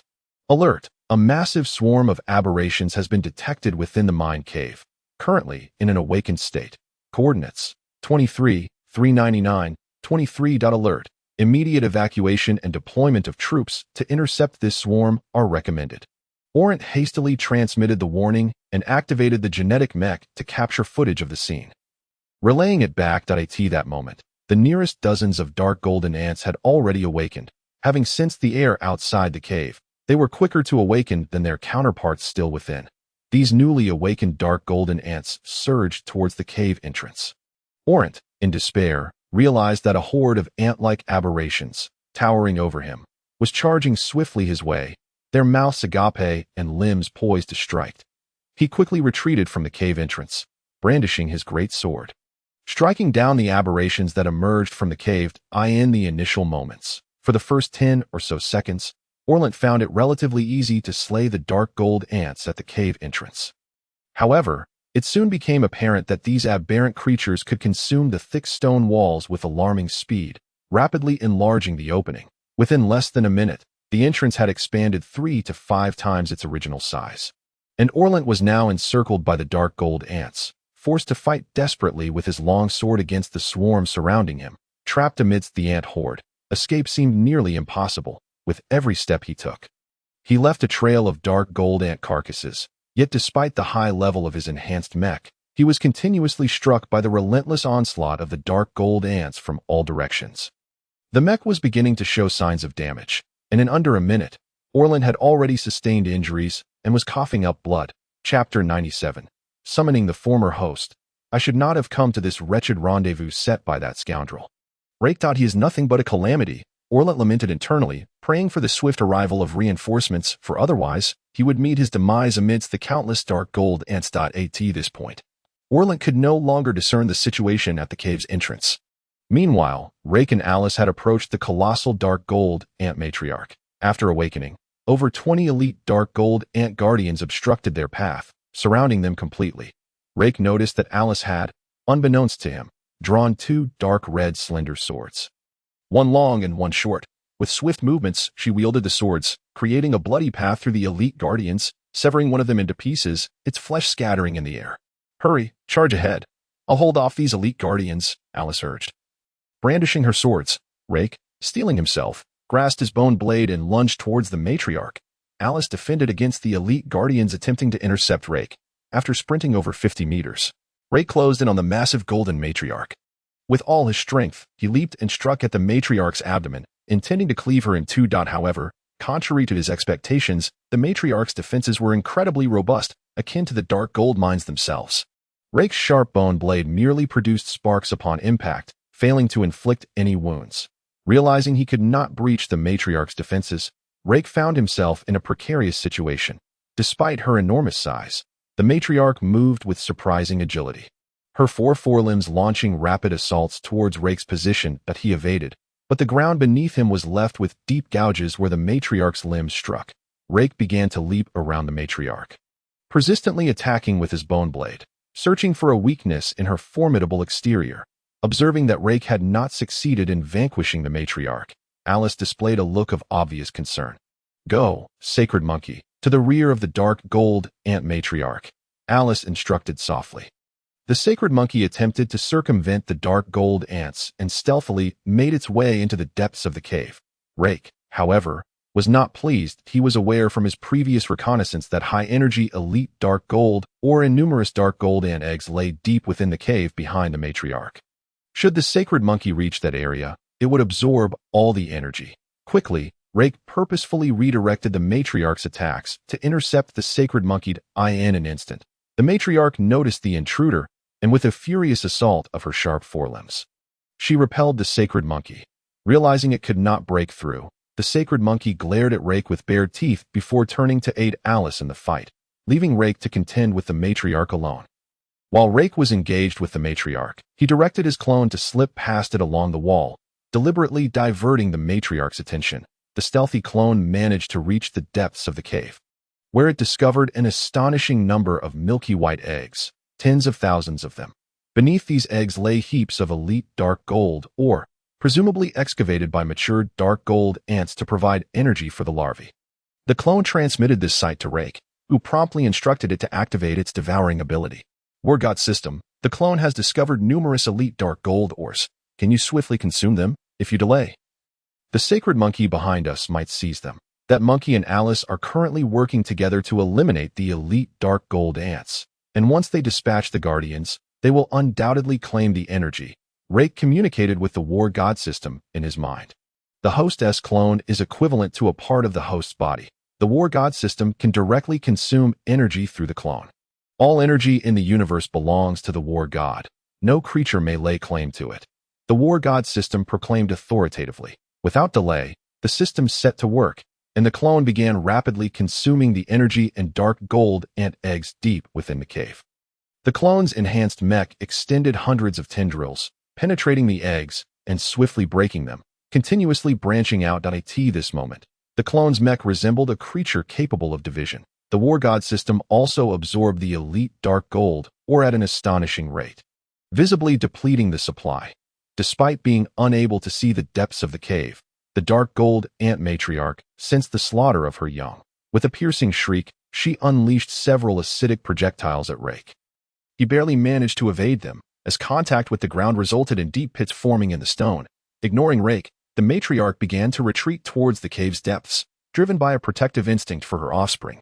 Leyke understood that should the matriarch successfully return to the depths, the clone, in the midst of its consumption, would be unable to evade the matriarch's wrath and would be annihilated if the clone perished. Leyke himself would also suffer grievous injuries or even death. With determination, Leyke chased after the matriarch, striking at her legs with his bone blade, yet he could not breach even a single limb. It's now or never. War God System. Use a one-time luck summoning scroll to summon a former host of the War God System to assist me in battle. Leyke commanded within his mind, positioning himself before the matriarch to block her path. A golden scroll appeared before him, radiating an intense light. Random summoning successful. Summoned a late-stage former host of the War God System, the Cosmic Emperor Leyke. The War God System announced within Leyke's mind. A lean yet formidable figure materialized before Leyke, clad in a dark red interstellar combat suit, wielding a blood-red longsword, unperturbed by the oncoming dark gold ant matriarch. Summoned, such an unsightly creature should not be allowed to live, Leyke remarked disdainfully, casually cleaving the massive matriarch in two with a single stroke of his sword. The matriarch's forward momentum caused her severed halves to crash to the ground with a thunderous thud. Chapter 98. Skill of Clone Fusion. The formidable presence of Leyke, the former host of the War God System, filled Leyke with awe. You called me here, and you possess the War God System. If I were to slay you, would I not then possess two War God Systems? Perhaps your life shall be the price for summoning me, Leyke said with a sinister smile, turning to Leyke. Leyke's heart raced at this revelation. He realized he could not hope to contend with this former host, Leyke, who exuded overwhelming power. After a moment of contemplation, he replied, You are also a host of the War God System. You must understand the extent of its treachery. One system is already burdensome enough. Are you certain you wish to bear two? Leyke paused, contemplating Leyke's words for a few seconds. Indeed, one system is sufficient for me. I should not invite further torment upon myself. Moreover, the War God System within you is incomplete. It would be of little use. Leyke chuckled wickedly. With the matriarch's demise, the remaining dark gold ants descended into madness for a brief moment before collapsing lifelessly. I must return. The spatial environment here is far too poor, Leyke declared, and without waiting for the summoning duration to conclude, he raised his sword and cleaved the air, tearing a rift in space through which he intended to depart. Wait, Leyke, I have summoned you with great difficulty. Could you not stay for 2 more minutes? I wish to absorb some energy to grow stronger, Leyke implored, halting Leyke in his tracks. Hearing Leyke's plea, Leyke paused, glancing at him and then at the depths of the cave. Very well, since there are still 2 minutes left on the summoning, make haste, he acquiesced. Leyke quickly sprang into action. Rushing to the lifeless halves of the dark gold ant matriarch and activating his mech's devouring ability, though he had not slain her, he could still absorb some energy from the recently fallen foe.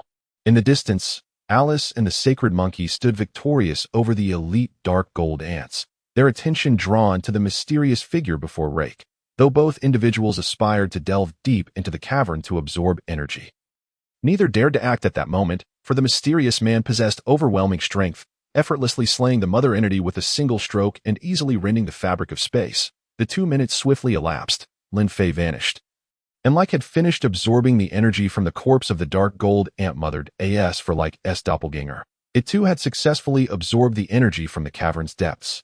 Leyke commanded his clone to stealthily navigate, concealing itself amidst the distant pile of dark gold ant corpses. After Alice confirmed that the enigmatic Lin Fei had departed, she hurried towards Leyke, while the battle sage monkey rushed into the depths of the cave, only to return shortly thereafter with a look of bewilderment. The expressions exchanged between the battle sage monkey and Alice conveyed their thoughts, yet Leyke could not discern their conversation. Nonetheless, he surmised the essence of their discourse, namely, that the energy within the cave had been completely absorbed by another. Was that formidable individual summoned by you? Alice inquired. It was a one-time use item capable of summoning a powerful being. He was a randomly summoned host of the former war god system. Fortunately, it seems I had exceptional luck this time, as the summoned entity was extraordinarily powerful, Leyke replied nonchalantly. Alice refrained from probing further into the matter of the cavern's energy, instead leading the battle sage monkey to commence the absorption of the remaining energy from the dark gold ant corpses. Although the energy of ordinary dark gold ant corpses diminishes post-mortem, and the self-destruction of the mother entity further reduced the residual energy to a fraction of what would remain after a typical kill, the sheer number of corpses was advantageous. Leyke too activated his strong genetic mech to absorb the dark gold ant cadavers. Suddenly, a voice from the war god system resonated within Leyke's mind. Ding dong. Congratulations to the host for successfully absorbing the distributed energy within the task world and reality. Now reaching the requisite threshold for a reward, the host may choose to exchange for a one-time lottery opportunity or allow the doppelganger to acquire a skill. The Great Fusion Technique. Skill description. When the doppelganger uses this technique, as long as it makes contact with the host's body, it can merge with the host, enhancing the host's physical attributes and strength by 10% based on the doppelganger's existing power. The Great Fusion Technique can be maintained permanently without the need for disbandment, though it may also be undone, allowing the doppelganger to separate from the host and exist independently once more. The usage limit for the Great Fusion Technique is once every 24 hours. Upon hearing the war god system's words, Leyke recognized the rarity of the lottery opportunity. However, the Great Fusion Technique was something he desperately needed at that moment. With this technique, he could bring his doppelganger back to the Super Soldier Academy and release it when necessary. I choose the Great Fusion Technique as my reward, Leyke declared to the war god system in his mind. A golden light, visible only to Leyke, flashed at the location where the doppelganger was concealed. Leyke also sensed the addition of a new skill he could now utilize, approaching the pile of dark gold ant corpses where his doppelganger was hidden. He feigned the act of absorbing the cadavers, reaching out to touch the doppelganger. Initiate the Great Fusion Technique. The doppelganger swiftly merged with the point of contact on Leyke's arm, vanishing into his body in an instant, leaving behind an empty combat suit amidst the remains of the dark gold ants. Meanwhile, at the temporary base of the Star Alliance in the mines, they too were besieged by the dark gold ant swarm, the sheer numbers wreaking havoc upon their defenses and mining facilities. Although the base had been alerted by the Class 1 instructor, Orlant, and had taken precautions, casualties still occurred. The temporary base had been prepared for evacuation. Fortunately, the dark gold ant swarm perished within a short span of time, sparing the base from total disaster. All the dark gold ants have been eradicated. It must be due to the demise of their mother. Could it be that Instructor Orlant single-handedly vanquished the mother? Pondered the military commander at the temporary base, in a state of enforced mech readiness. Class 2 Instructor Muya, sword in hand, blood from the dark gold ants still staining its blade, stepped forward. I have attempted to contact Orlant, but to no avail. His strong genetic mech's coordinates indicate he is still alive, albeit with faint life signs. We must dispatch emergency personnel immediately. Additionally, 2 of my students are also in the cavern. Yet I have received no response from them either. Commander, I recommend sending several more emergency medical teams. Deep within the underground cavern, Orlant lay beneath a heap of dark gold ant corpses after the mother entity's death. The dark gold ants had descended into a frenzy for a few seconds, a perilous interval. Although all the dark gold ants ultimately perished, those frantic moments had severely wounded Orland, who was now left with his left hand gnawed to the bone and multiple injuries bleeding profusely. Unconscious and trapped beneath the weight of the dark gold ant cadavers.